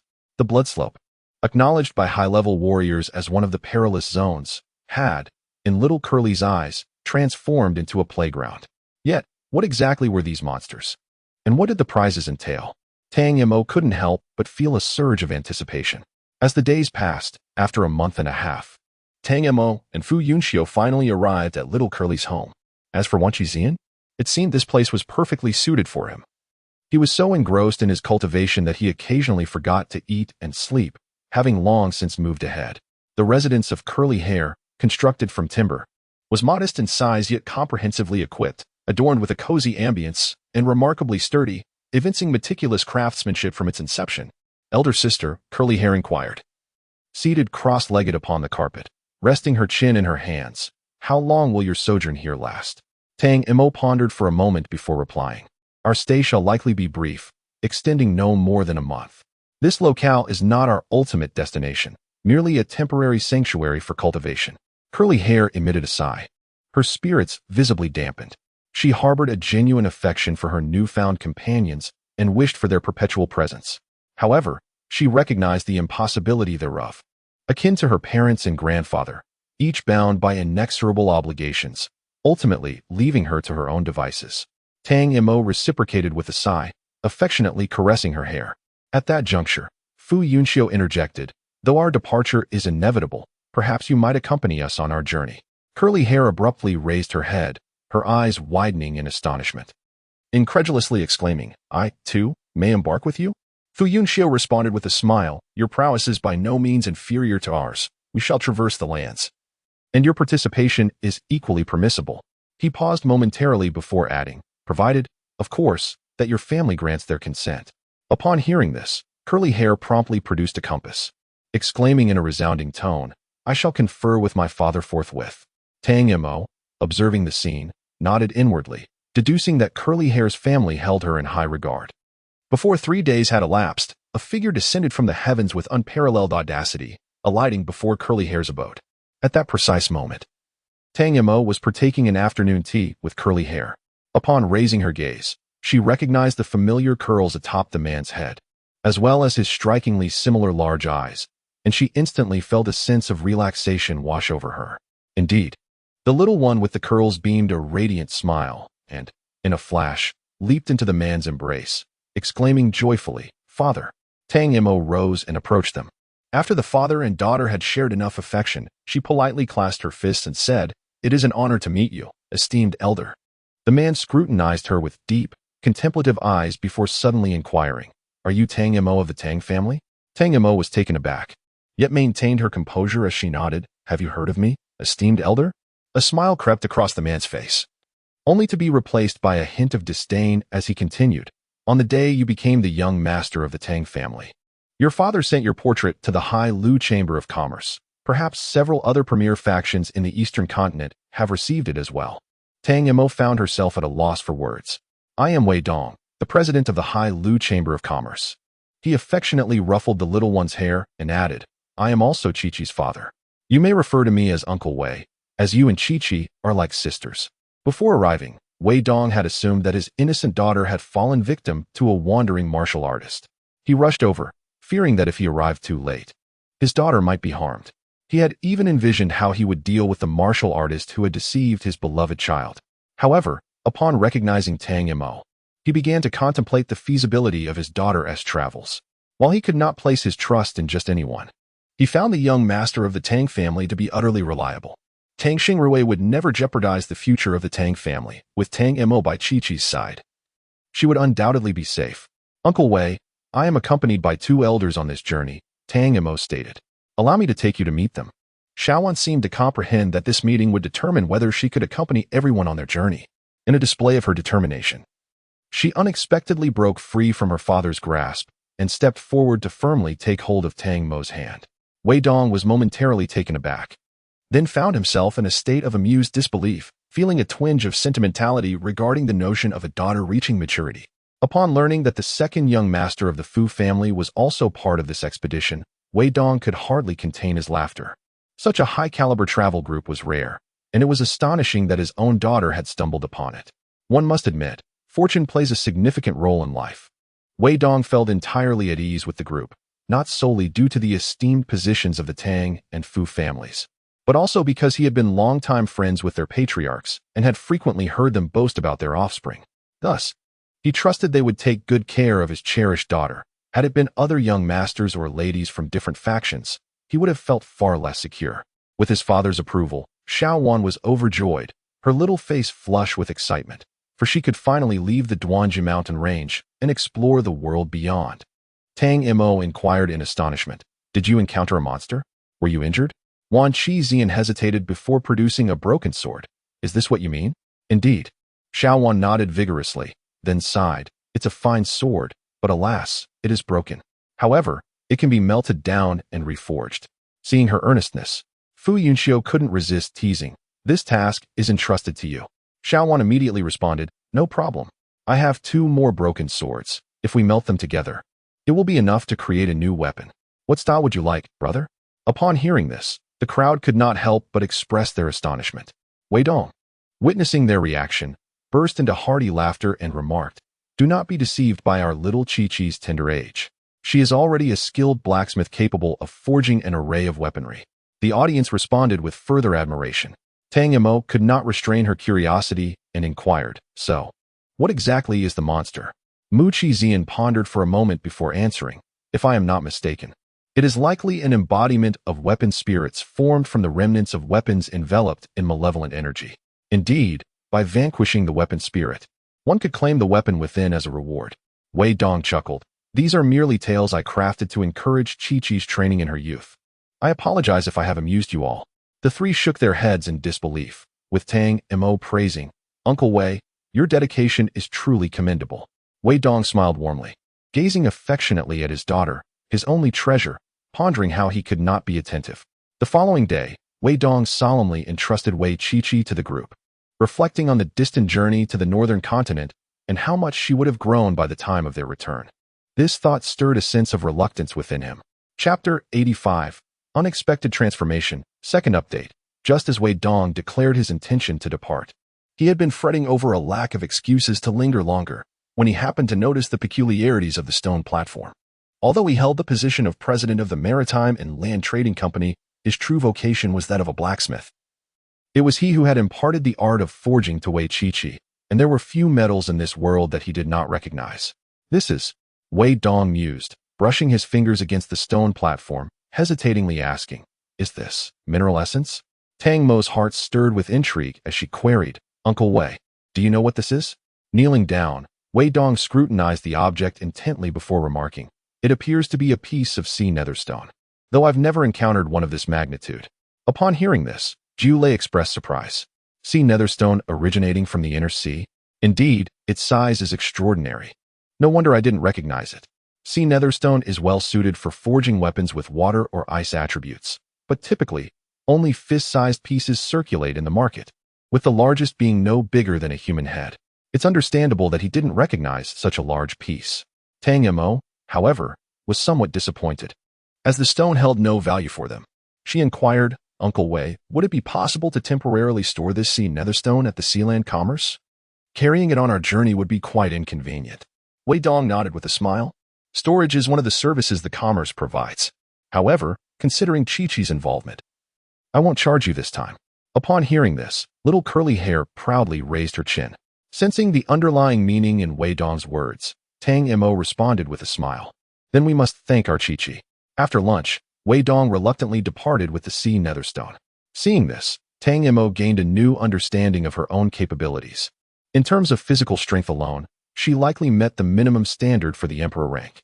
In the days that followed, one acquired 2 more incomplete weapons, which he, along with the broken sword from before, entrusted to little curly hair, requesting her to forge a long saber. Before commencing the forging, little curly hair showcased the weapons she had previously crafted, each of them exquisite. It was difficult to imagine that such weapons were the work of a child, which only heightened Wan's anticipation. Upon witnessing the unfolding events, Tang Mo and Fu Yunxiu felt an insatiable desire, prompting them to extend their daily training sessions. At long last, after a fortnight, Fu Yunxiu, satisfied, presented the battered weapon to the little curly-haired one, accompanied by the Blood Shadow Spear. He had no inclination for a new weapon but sought to enhance the Blood Shadow Spear, allowing it the potential to manifest a spirit. Initially, upon discovery, Tang Mo was engulfed in anxiety, for her sea of consciousness was of utmost importance. She meticulously endeavored to expel the malevolent energy, only to realize that it seemed to intertwine with her mental force. Unless she relinquished a portion of her mental energy, the malevolent essence could not be eradicated. It was not until a prolonged battle, during which she absorbed a significant amount of malevolent energy, that the myriad symbols, previously suspended in tranquility above her sea of consciousness, suddenly radiated brilliance, absorbing every trace of the malevolent energy. During the creation of these symbols, she had etched them countless times, thus every stroke was etched in her memory, revealing intricate patterns she had never before encountered. Was it the absorption of malevolent energy that catalyzed this evolution? Tang Mo pondered deeply before resolutely deciding to consciously absorb the malevolent energy. Indeed, those patterns became even more defined. With renewed determination, she engaged in combat with the weapon spirits, unleashing her full potential. As time elapsed, the patterns on the myriad symbols grew increasingly intricate, to the point where gazing upon them induced dizziness. A premonition arose within Tang Mo. It seemed she had inadvertently stumbled upon a significant transformation.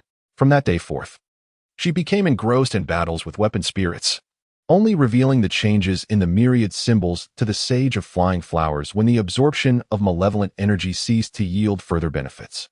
The latter was naturally incensed, but with the deed already done, remonstrations were futile. She merely instructed Tang Mo to manifest the transformation and observe the effects of the evolution. Tang Mo inhaled deeply, and the familiar armored giant emerged from her brow.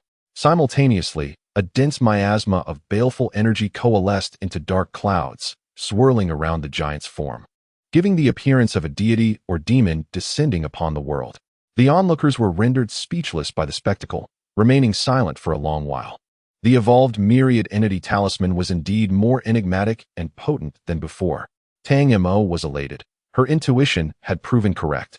Once the giant dissipated, Jiolei shook his head and lamented, "The younger generation is truly formidable." The flowery saintess found herself unable to utter any reproaches, instead cautioning, "You must remember that cultivation requires prudence. A single misstep could lead to eternal damnation." Tang Mo respectfully acknowledged her words, but secretly resolved that she would likely take the same risk again if a similar situation arose. The flowery saintess sighed, realizing that she was increasingly unable to control this disciple. Observing this, Fu Yunxiu smiled, genuinely pleased and delighted by Tang Mo's growth. Power equated to safety, and he would feel more at ease knowing she could protect herself if he were not by her side. Wan Zian harbored a desire to compete with Tang Mo, but he restrained himself, deeming the time not yet ripe. However, he knew that a confrontation between them was inevitable. As for Curly, she stared intently at Tang Mo's brow, wondering if her sister's storage space was embedded within her brain. Tang Mo, unaware of her thoughts, smiled at her and said, "Help your sister craft a few talisman pins." Due to the extended time required for forging weapons, their originally scheduled departure was postponed. It was not until 2 months later that the group packed their belongings and set off once more. Tang Mo initially believed that she and her companions were nearing the summit, yet it was not until 10 days later that they finally set foot on the peak, where they beheld the breathtaking vista of the other side of the mountain, a boundless expanse of pure white. The little curly-haired one, having lived in the forest all her life and never having encountered snow, gasped in awe at the sight of the world enveloped in white, exclaiming, "It's so beautiful."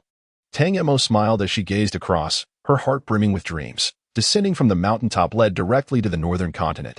Chapter 86. The crisis of ice and snow. The two sides of the broken boundary mountain range were strikingly different.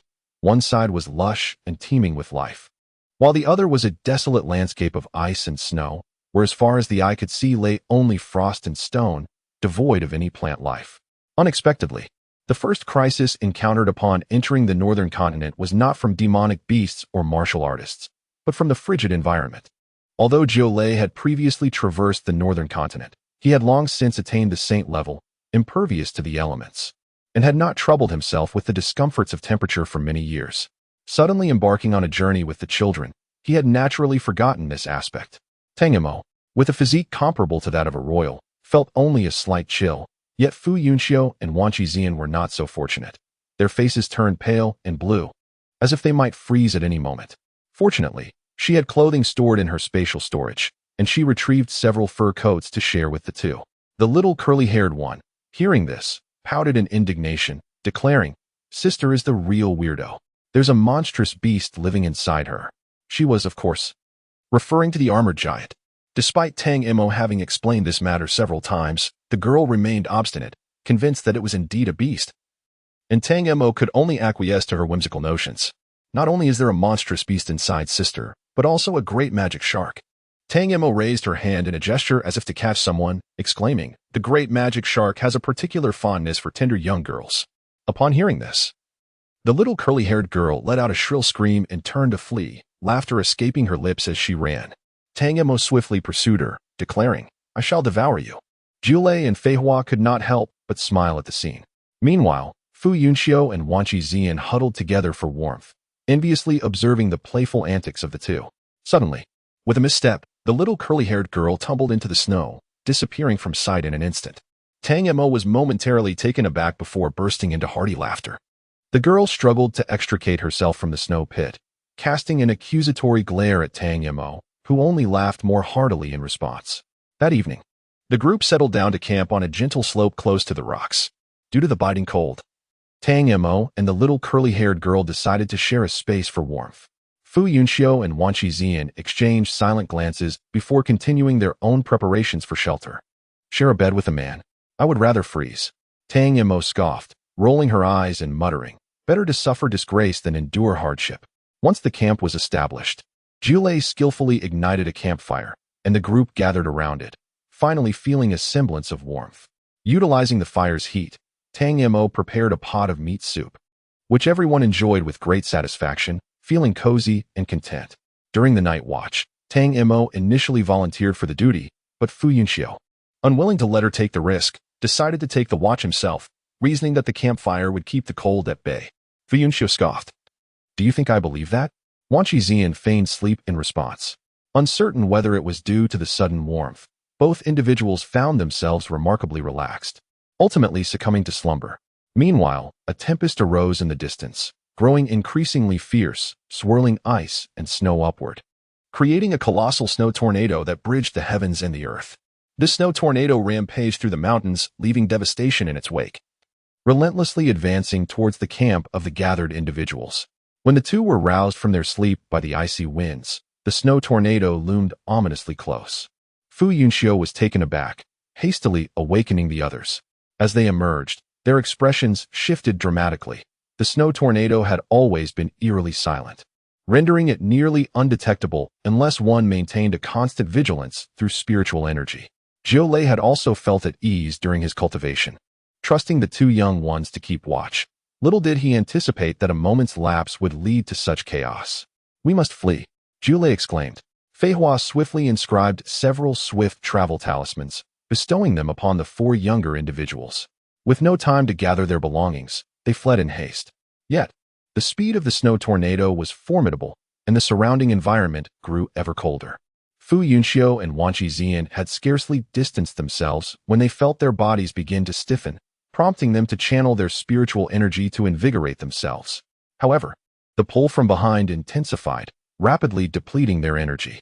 With a determined grit, Fu Yunxiu activated the thunder magnetic domain, pulling Tang Mo, the small-haired one, and Wan Qizian close to him. The trio clutched his arms tightly, striving to maintain their balance. Tang Mo swiftly produced a thunder crystal and pressed it into Fu Yunxiu's hand.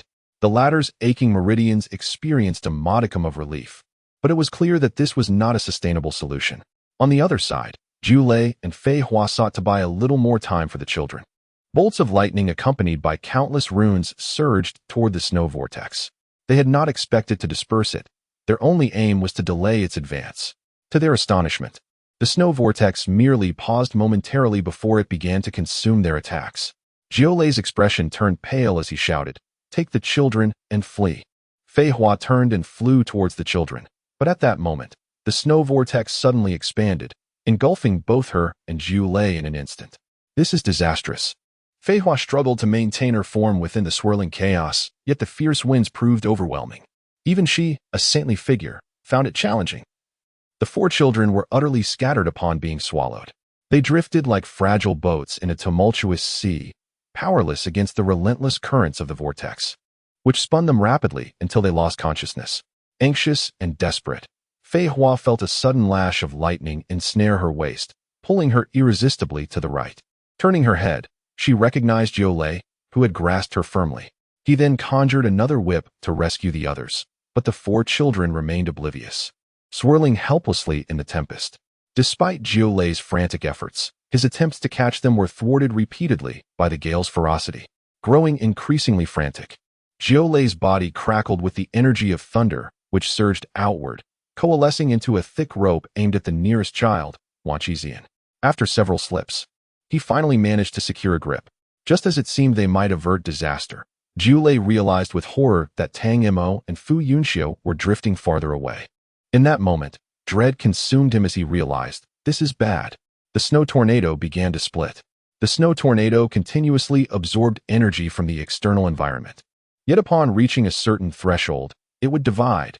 After this division, it might either dissipate or continue to grow. At this moment, the snow tornado had indeed started to split, and Tang Mo and Fu Yunxiu were evidently drawn into another snow tornado.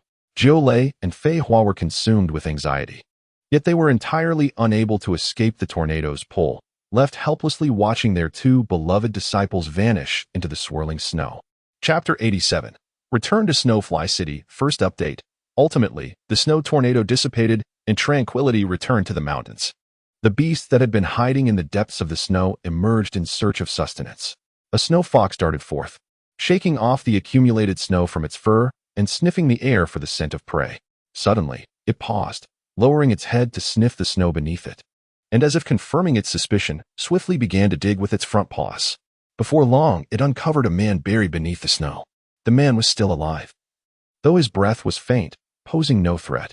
Just as the fox intended to end this prey's life and enjoy a hearty meal, a faint sound of air being pierced reached its ears. The snow fox perked up, leaping forward, but was struck in the hind leg by an arrow. In the next moment, a group of warriors clad in white cloaks and riding unicorns sped toward them, led by a young woman with rosy lips and a delicate complexion. She rode her unicorn over the hole dug by the snow fox, intent on capturing the creature. Yet, in that fleeting instant, an unforgettable, stunning visage seemed to flash before her eyes. The others responded in unison, accustomed to their young lady's whimsical impulses. Awakened by the biting frost, Tang Mo opened her eyes to a boundless expanse of white. After a moment of disorientation, she realized she was buried in snow. Remaining composed, she first examined her inner consciousness, finding everything in order. Slowly testing her limbs, she noted some soreness but no significant injuries. With a sigh of relief, Tang Mo unleashed her mental energy, displacing the snow that entombed her. Sitting up, she surveyed her surroundings, finding nothing but emptiness. Extending her mental reach, she detected no other presence. Observing the monotonous mountain range stretching in every direction, Tang Mo murmured, "This is less than ideal." She reached for the compass usually at her waist, only to find it missing. With a sigh, Tang Mo chose a direction that seemed to slope downwards and began to walk, hoping to encounter a beast that might guide her. As luck would have it, after walking for some time, she came across a hunting party instead. The party consisted of 5 individuals, 3 men and 2 women, riding a massive white bear-like beast. Tang Mo detected them from afar. Observing them from the shadows, she noted that the strongest among them was at the 9th level, while the remaining 4 were at the 8th level. Not particularly formidable, she reasoned that even if they were hostile, she could outrun them. With this in mind, Tang Mo walked towards the hunting party. The bear-like beast noticed her first, emitting a threatening roar. Tang Mo halted, raising her hands in a gesture of peace. Soon after, a man and a woman, bearing a striking resemblance to each other, dismounted the beast. They were likely siblings. Tang Mo chuckled softly. I apologize for the inconvenience. I encountered a snow tornado earlier and became separated from my companions. Upon waking, I found myself utterly disoriented. Could you kindly direct me on which path leads down the mountain? Upon hearing this, the 2 individuals exchanged incredulous glances, astonished that someone of the 7th tier could survive such a tempest. However, the disheveled appearance of the person before them suggested honesty. Tang Mo's face lit up with joy as she continued, No worries at all. I am truly grateful for your assistance. The 2 individuals who had descended earlier were indeed siblings, the elder brother, by Bing, and the younger sister, by Shui, both of whom were 8th tier martial artists and twins. The remaining trio comprised Gong Yu, a 9th tier weapons master, Shimu Yun, and Lin Yao, both 8th tier martial artists. All 5 hailed from prominent families in Flying Snow City and frequently ventured out to hunt, having encountered distressed individuals before. Lin Yao, possessing a gentle demeanor and clear eyes, noticed Tang Mo's disheveled state and graciously offered her a handkerchief, saying, Please, wipe your face. Tang Mo accepted it with a smile, expressing her gratitude as she meticulously cleaned her face, tidying her hair before lifting her gaze, which instantly captivated those around her. Lin Yao exclaimed, You are truly beautiful. Taken aback, Tang Mo pondered. Her family had often praised her for her cuteness, seldom commenting on her beauty. During her 2 years at school, her peers were mostly preoccupied with their training, rarely paying heed to appearances. Perhaps she had blossomed, transforming from an adorable girl into a stunning beauty. A hint of a smile flickered in her eyes as she observed Lin Yao, remarking, You are lovely as well, particularly your eyes. They seem to speak volumes. Lin Yao felt her cheeks flush. The phrase sounded like a courteous compliment exchanged out of obligation. However, Tang Mo first observed her earnestly and then specifically articulated the features that were beautiful, imparting a genuine sense of praise. Lin Yao was quite pleased, indeed. Others had remarked on her eyes being particularly expressive, but receiving acclaim from a beauty was far more delightful. Their conversation drew the attention of others, and upon seeing Tang Mo's visage, several individuals displayed astonishment, particularly 3 men who appeared somewhat entranced. Noticing this, Tang Mo mused to herself, Have I truly become more beautiful? Unbeknownst to her, her previous interactions had been limited to family or academy peers. Her family had watched her grow up, so they were intimately familiar with her appearance. Regardless of how lovely she became, they had grown accustomed to it. In the academy, her notorious reputation overshadowed her looks, as martial artists were primarily judged by their abilities. Additionally, with 2 to 3 years having passed, Tang Mo had indeed blossomed, albeit subtly, resulting in an increasingly captivating presence. Bai Shui glanced at Gong Yu, who was fixated on Tang Mo, feeling a twinge of annoyance, and remarked, Which family does Miss Tang belong to? It seems there are no prominent families with the surname Tang in Feishua City. The implication was clear. Tang Mo, a mere martial artist without power or influence, was in a completely different realm from them. Tang Mo responded, half seriously, I was brought here by a snowstorm. I don't even know how far I've traveled. Until recently, I had never even heard of Feishua City. Then where is your family located? Bai Shui pressed on, unwilling to relent. Tang Mo cast her a knowing glance. The girl's thoughts were all too transparent. With a slight smile, she deliberately replied, My father is the lord of Wuming City. Wuming City? Bai Shui frowned and remarked, I've never even heard of it. Could it be a fabrication? At this moment, even Shimu Yun could not help but interject, saying, Did you not hear what Miss Tang just stated? She too was unfamiliar with Feishua City. Could it be that we are all concocting tales? Perhaps the distance is simply too great. After all, the northern continent is the largest among the 4 continents. Bai Shui pouted and fell silent. Chapter 88. The Master has arrived, second update. Upon learning of Tang Mo's extraordinary lineage, the group's attitude towards her became increasingly amiable. Tang Mo revealed a sincere smile and said, "We must first locate our two mentors and companions. I am unfamiliar with the route, but my master surely knows the way." The group nodded in agreement, for there was no alternative. They appeared genuinely concerned for Tang Mo's well-being. Only Bai Shui continued to nitpick, questioning, "Given such a long journey, how did you manage to arrive here? It is common knowledge to be wary of snow tornadoes on the snow-capped mountains. How could you avoid them with elders in tow?" Upon hearing this, Tang Mo finally reined in her smile, her expression turning impassive as she gazed at Bai Shui and coldly retorted, "What do you mean by that, miss? Do you suspect that I am lying? We are complete strangers. Why would I deceive you?" Bai Shui snorted lightly and replied, "Perhaps you have taken a liking to our status and seek to attach yourself to us." Tang Mo raised an eyebrow and said, "Status? In my entire life. This is the first time someone has dared to speak of status in my presence." As she spoke, she shook her head and let out a light laugh, as if finding the situation amusing or perhaps simply ridiculous. For a moment, everyone fell silent. When Tang Mo smiled, she exuded a warm and approachable demeanor, making her exceedingly easy to get along with. Yet, when she lowered her countenance, an inherent air of nobility naturally emanated from her, accompanied by a sense of oppression that could only be cultivated by one who has long resided in a position of power. Observing this, the lingering doubts harbored by the crowd regarding Tang Mo dissipated entirely. Such an imposing presence could not be nurtured by an ordinary household. Bai Bing, witnessing the scene, let out a sigh and gently patted her sister, signaling her to refrain from provoking Tang Mo further. Bai Shui, unwilling to concede, pressed her lips together in frustration and glanced towards Gong Yu, only to find him smiling radiantly, addressing Tang Mo, "You are unfamiliar with this place, and being alone in Feishua City may pose risks. Why not stay with us? It would also facilitate our efforts in helping you find someone." Tang Mo hesitated, pondering whether it might be too intrusive. Gong Yu's eyes brightened, and he quickly assured, "Not at all, right?" As if fearing that Tang Mo might doubt his sincerity, he enlisted the others to join in his persuasion. Shimu Yun discerned his intentions, her gaze dimming slightly. Yet she nodded in agreement, affirming that it would not be an intrusion. Lin Yao, devoid of any convoluted thoughts, spoke plainly. "A woman staying outside for an extended period can easily attract unwanted attention. Why not come to my home?" Tang Mo narrowed her eyes, smiling gratefully as she replied, "Then I must trouble you, but I cannot impose without compensation." She produced a wooden box from her possession and handed it over, saying, "This is a talisman array I crafted myself, serving as payment for my stay." Lin Yao felt a stir of interest. As a talisman master, how could she not be intrigued by a talisman array? Had it been any other item, she would have declined, but for the talisman array. After a moment's hesitation, she accepted it, saying earnestly, "If you feel uncomfortable after moving in, please be sure to let me know." Tang Mo nodded, a smile gracing her lips. Lin Yao, her curiosity piqued, clutched the wooden box, her anticipation barely contained. She inquired in a hushed tone, "May I unveil its contents now?" Tang Mo paused momentarily, then responded affirmatively, "Indeed, it is yours to behold." Lin Yao smiled demurely and opened the box, revealing dozens of thumb-sized jade talismans.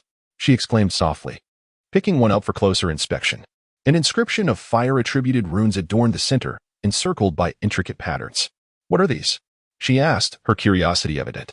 Tang Mo elucidated with a gentle smile. "This talisman array embodies a fire-attributed formation, primarily designed for offensive maneuvers. I have christened it the Fire Serpent Array. It comprises 49 runes, all of which must be interconnected to form the complete formation. The patterns serve to link the talismans." Bai Bing's interest was piqued. "Is this formation reusable?" she queried. "And what is its potency?" "It can be employed thrice," Tang Mo replied obligingly. "It is a 7th-order formation. While its area of effect is not extensive, it can readily contend with a score of 7th-order martial artists simultaneously." Upon hearing this, the other's eyes gleamed with renewed respect for Tang Mo. Shimu Yun inquired, "How long does it take you to produce a set of these formations?" Tang Mo responded with a smile, "A single day suffices." In actuality, since mastering the flying blossom hand technique, her speed in carving jade talismans had increased exponentially. She could now complete a set in a mere hour, making a day's work several times more productive. Even so, a collective gasp escaped the crowd. These creations surpassed the speed of the talismans crafted by the enchanters of Snowfall City. Not only were those enchanters notoriously slow, but their prices were exorbitantly steep. And their arrogance was boundless. often regarding others with disdain. At that moment, Gong Yu spoke, expressing his desire to order several sets of talisman arrays at market prices. After a brief pause, he added, "Perhaps you should consider residing at the Gong family estate?"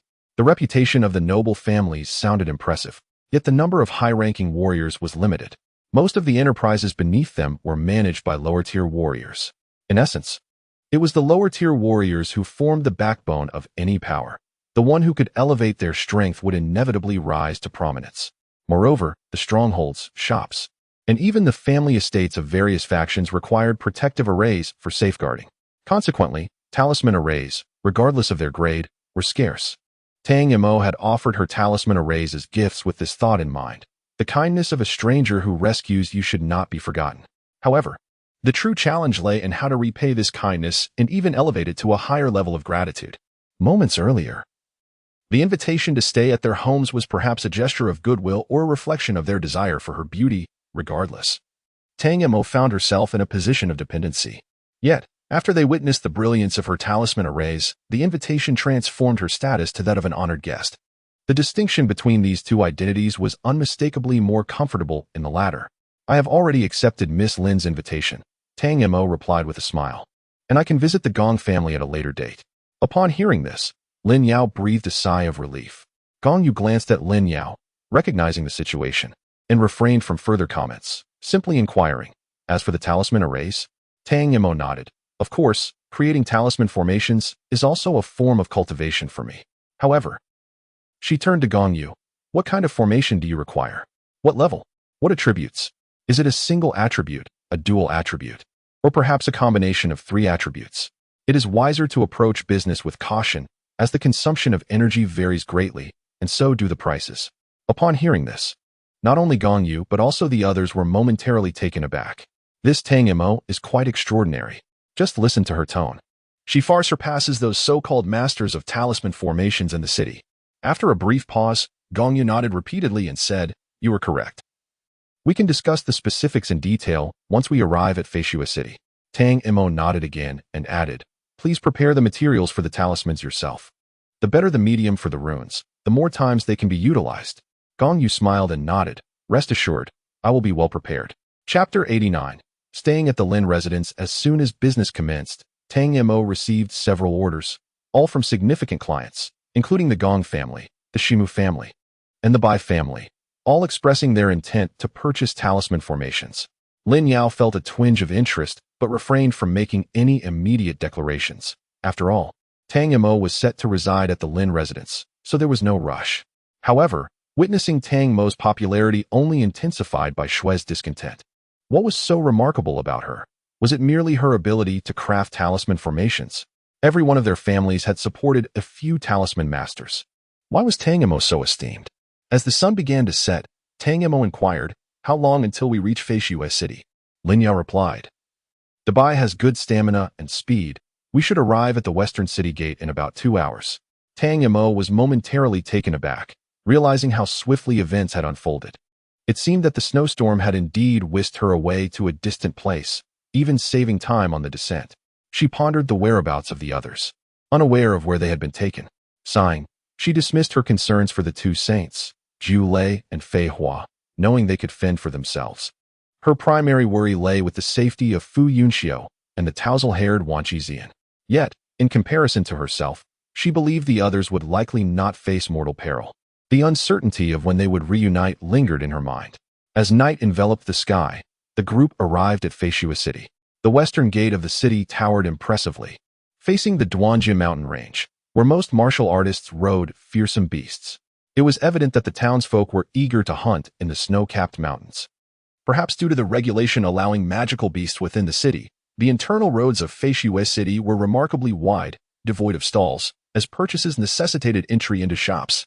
It might also be due to the extreme cold outside. Dabai carried the group towards the heart of Feishua City, with Gong Yu providing insights about various locales along the way. Tang Mo listened intently, particularly captivated by mentions of delectable eateries. As they passed through the city center, Gong Yu pointed to a resplendent courtyard, declaring, "There lies the Lord's residence. It is best to steer clear of the vicinity. For the young lady of the house possesses a domineering disposition and has an infatuation for handsome men." particularly those resembling charming seductresses. At this remark, Tang Mo's right eyelid twitched several times, an ominous premonition stirring within her. However, before she could contemplate further, she heard Gong Yu say, "You have arrived. Miss Tang, I shall seek you out tomorrow to discuss the matter of the talisman formations in greater detail." Shimu, Yunbai, and Bing bid farewell to Tang Mo and Lin Yao, saying, "See you tomorrow." The two descended from the great white creature and waved goodbye to a few individuals before proceeding into the Lin family residence. Bai Bing remained silent, while Bai Shui let out a cold snort. Displeased, Bai Shui remarked, "I simply think there is something amiss with her." Gong Yu coaxed, all right. Then you keep an eye on her for us. If anything seems off, do inform us." Bai Shui retorted defiantly, "I won't concern myself with you. You deserve to be deceived." With that, she abruptly leapt off the back of the great white creature. Gong Yu was taken aback for a moment, then shrugged helplessly at Bai Bing, who sighed and followed suit. Fortunately, they were not far from the Bai family. Shimu Yun glanced at the departing Bai siblings and inquired, "Do you still intend to pursue a union with the Bai family?" Gong Yu was momentarily at a loss for words. Instead, he patted the great white creature, which then rose and made its way toward the Shi residence. Shimu Yun refrained from pressing further, only receiving a casual remark upon reaching the entrance, "We'll see." He turned his gaze upward, observing Gong Yu's gentle smile as he nonchalantly stated, "It was never a definite matter. If I do not encounter someone I admire, then so be it. But if I do." The remainder of his thought remained unspoken, yet Shimu Yun comprehended. Meanwhile, Lin Yao escorted Tang Mo to the banquet hall. The head of the Lin family and his wife were already awaiting their arrival. Upon seeing the two enter, the couple first scrutinized their daughter, relieved to find her unharmed, before directing their attention to Tang Mo. The latter offered a slight smile and respectfully performed a gesture of greeting customary for juniors, acknowledging the two elders. The Lin family head nodded and said, "Please, take a seat." Lin Yao stepped forward and linked arms with her mother, softly recounting Tang Mo's unfortunate experience. A wave of compassion surged within Madame Lin, who then instructed, "Bring Miss Tang some hot soup. It's bitterly cold, and we mustn't let her fall ill." Turning to Tang Mo, she smiled and added, "Once you have refreshed yourself, please join us for a modest meal." After expressing her gratitude, Tang Mo obediently followed the servant.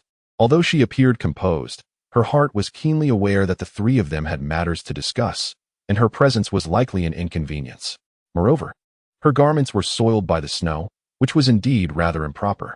Madame Lin, a master talisman maker, examined the jade talisman closely and soon exclaimed, "To create such a refined array at only the 7th tier speaks volumes of Tang Mo's exceptional talent." Lin Yao reflected for a moment and shared her insights about Tang Mo with her parents. Upon hearing this, the head of the Lin family remarked, "You must cultivate a good relationship with Tang Mo. Although Wuming City is quite distant from Feishua City, it is of little consequence to a sage. Those with profound backgrounds and formidable strength are best left unoffended whenever possible." Lin Yao nodded in agreement and then inquired, "What about the talisman array?" Madame Lin replied gently, "As it happens, the defensive array at the shop needs replacing. Let us entrust that task to Tang Mo." With a smile, Lin Yao responded, "I will heed Mother's advice." Meanwhile, Tang Mo enjoyed a rejuvenating hot bath, and as she rose, she used her mental energy to evaporate the moisture from her body. In her space, she selected a deep purple battle attire and donned it elegantly. Although combat might be infrequent within the city, she had grown accustomed to her battle attire, finding ordinary garments too cumbersome and lacking in agility. Securing the cuffs of her sleeves and donning knee-high boots, Tang Mo proceeded to the dining hall, guided by a servant. Having freshened up, Tang Mo presented a striking figure. The Lin family head and his wife, discerning individuals, immediately recognized the opulence of the girl's attire with a mere glance. That battle suit was no ordinary item. Moreover, Tang Mo had arrived empty-handed. Where had this outfit and the ornaments in her hair come from? They must have been stored within a spatial artifact. As the daughter of a city lord, possessing a spatial storage device while traveling was only natural. At this point, the Lin family head was convinced of Tang Mo's identity. His smile now carried a hint of sincerity. The city lords held a much higher position than that of a noble family. Had Tang Mo not encountered misfortune, they might not have had the opportunity to associate with someone of her stature. Chapter 90. What ailment in the dead of night? Within the heated chamber, Fu Yunxiu stirred awake. He warily surveyed his surroundings before sitting up and massaging his throbbing forehead. He recalled encountering a snow tornado and subsequently losing consciousness. It seemed he had been rescued. But what of Tang Mo and Xiao Wan Mao and Wan Zian? Had they been saved as well? At that moment, the door to the chamber opened, and a maiden dressed as a servant entered, carrying a bowl of warm broth. Upon seeing him awake, she showed no surprise, merely stating, "Young master, please have some broth. Your health is not seriously affected, merely a slight chill. A few days' stay in this heated chamber should restore you." Fu Yunxiu accepted the bowl of soup and inquired, "Who rescued me? Aside from myself, are there others?" Fu Yunxiu's heart sank as he reached for the compass, only to realize that not only had the compass vanished, but even his attire had been changed. Fortunately, the storage ring remained on his hand. "Where are my belongings?" he inquired in a low voice. Fu Yunxiu closed his eyes. With the compass lost, how was he to locate everyone? After a moment, he asked again, "Where's this place?" "This is the Lord's mansion of Feishua City." Fu Yunxiu fell silent, eager to find Tang Mo. Perhaps he could leverage the power of the Lord's mansion. The maid, noticing his distraction, quietly slipped away. The man's unknown origins and stern demeanor were rather intimidating. A pity for his extraordinarily handsome face. The maid pouted and made her way to the young lady's chamber, now that the person had awakened. She needed to inform her mistress. Mo Wuzhuang had already retired for the night, but upon hearing of the awakening, she rose and went to the warm pavilion. As Mo Wuzhuang entered, she was met with a pair of eyes that made her breath catch, her head spinning, with only the sound of her heart pounding in her ears, akin to a relentless drumbeat. At that moment, Mo Wuzhuang had but one thought. She must marry him. He was her destined partner. Fu Yunxiu turned to her, his brow slightly furrowed as he asked, "Did you save me?" To enter a strange man's chamber in the dead of night, clad only in her nightgown and cloak. What was this woman thinking? Fu Yunxiu nodded, performing a courteous bow. "Thank you for saving my life." Mississippi Mo Wuzhuang's face flushed deeper, and she softly inquired, "Then, might you offer yourself in return?" Fu Yunxiu was taken aback for a moment, then immediately shook his head in refusal. "I am already devoted to another." Upon hearing this, Mo Wuzhuang fell silent for a moment, murmuring, "Indeed, I do not yet know your name." Just as Fu Yunxiu was about to respond, Mo Wuzhuang abruptly turned and walked outside, suggesting, "Your body has yet to recover. It would be prudent to rest early. Any matters can be discussed tomorrow." Fu Yunxiu, feeling a surge of irritation, clicked his tongue. Shouldn't Tang Mo be in the same vicinity? Her physical prowess rivaled that of a king. Thus the danger she faced should be minimal. With this thought, his anxiety subsided somewhat. The following morning, the Lin family welcomed several familiar guests, who were taken aback to learn that they had come in search of Tang Mo. Nevertheless, the servants dutifully relayed the message to Wutong residents. However, the maidservants attending to Wutong residents wore expressions of distress, explaining, "Miss Tang has not yet awakened, and we dare not disturb her." It was evident that upon her arrival, Miss Tang had dined with the head of the household and his wife, and she had been assigned to the most opulent Wudong residence. One could easily deduce that she was indeed a distinguished guest. They could not risk interrupting the slumber of someone so esteemed. It appeared they intended to remain there until she awoke. The servants were left in astonishment. Who exactly was this Miss Tang? Tang Mo, meanwhile, slept soundly until the sun was high in the sky, awakening to a sensation of complete relaxation and vitality. Upon learning that Gong Yu and the others had been waiting for her for quite some time, she hurriedly freshened up and made her way to Qinshue Pavilion. Qinshue Pavilion was typically used by Lin Yao to entertain friends, and Gong Yu and his companions had spent the entire morning there, eagerly awaiting lunch. At last, when Tang Mo arrived, Gong Yu's eyes lit up, exclaiming, "Hurry, you've slept for so long. You must be famished."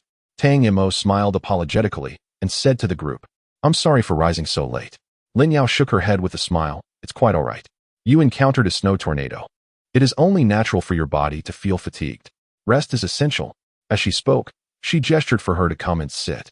Tang Mo walked over and settled beside her, facing Bai Shui, who glanced at her with a cold snort, then resumed her meal. Bai Bing shot a disapproving look at her younger sister. Unfazed, Tang Mo smiled lightly, thinking that there were many who disliked Bai Shui. What was she even in that regard? Shimu Yun placed a piece of roasted meat into Tang Mo's bowl, saying, "This is the meat of the snowbird. Incredibly tender and found only on the snow-capped mountains. Do give it a try." Tang Mo discreetly glanced at his chopsticks and noticed they were communal. So she smiled and expressed her gratitude before placing the meat in her mouth. Instantly, the delectable juices spread across her palate, igniting her taste buds. A surge of happiness rushed to her head. Without a moment to speak, she widened her eyes and gave Shimu Yun a thumbs up, exclaiming internally at how delicious it was. Shimu Yun chuckled. I knew you would enjoy it. Gongyu, with a hint of a smile, looked at Shimu Yun before turning to Tang Mo and saying, anyone who has tasted the snowbird becomes enamored with its flavor, which is why its meat cannot be purchased. You must hunt it yourself. This particular piece is our bounty from a few days ago. Tang Mo took another piece and nodded in understanding. Realizing why the people of Feishua City were so passionate about hunting, the roots of their enthusiasm lay here. Observing Tang Mo's absorption in her meal and her silence, the others did not perceive her as impolite. Instead, they found her genuine and endearing, even experiencing a surge in their own appetites inspired by her. They ceased their idle chatter and devoted themselves to the repast. With their hunger sated, the group finally broached the matter at hand. Lin Yao gestured towards a solitary pavilion outside, saying, you may conduct your discussion over there. Tang Mo cast a puzzled glance at him, wondering why he spoke with such suggestive overtones regarding a business discussion. It was as if he presumed she was yearning for a private rendezvous with him, which she found absurd.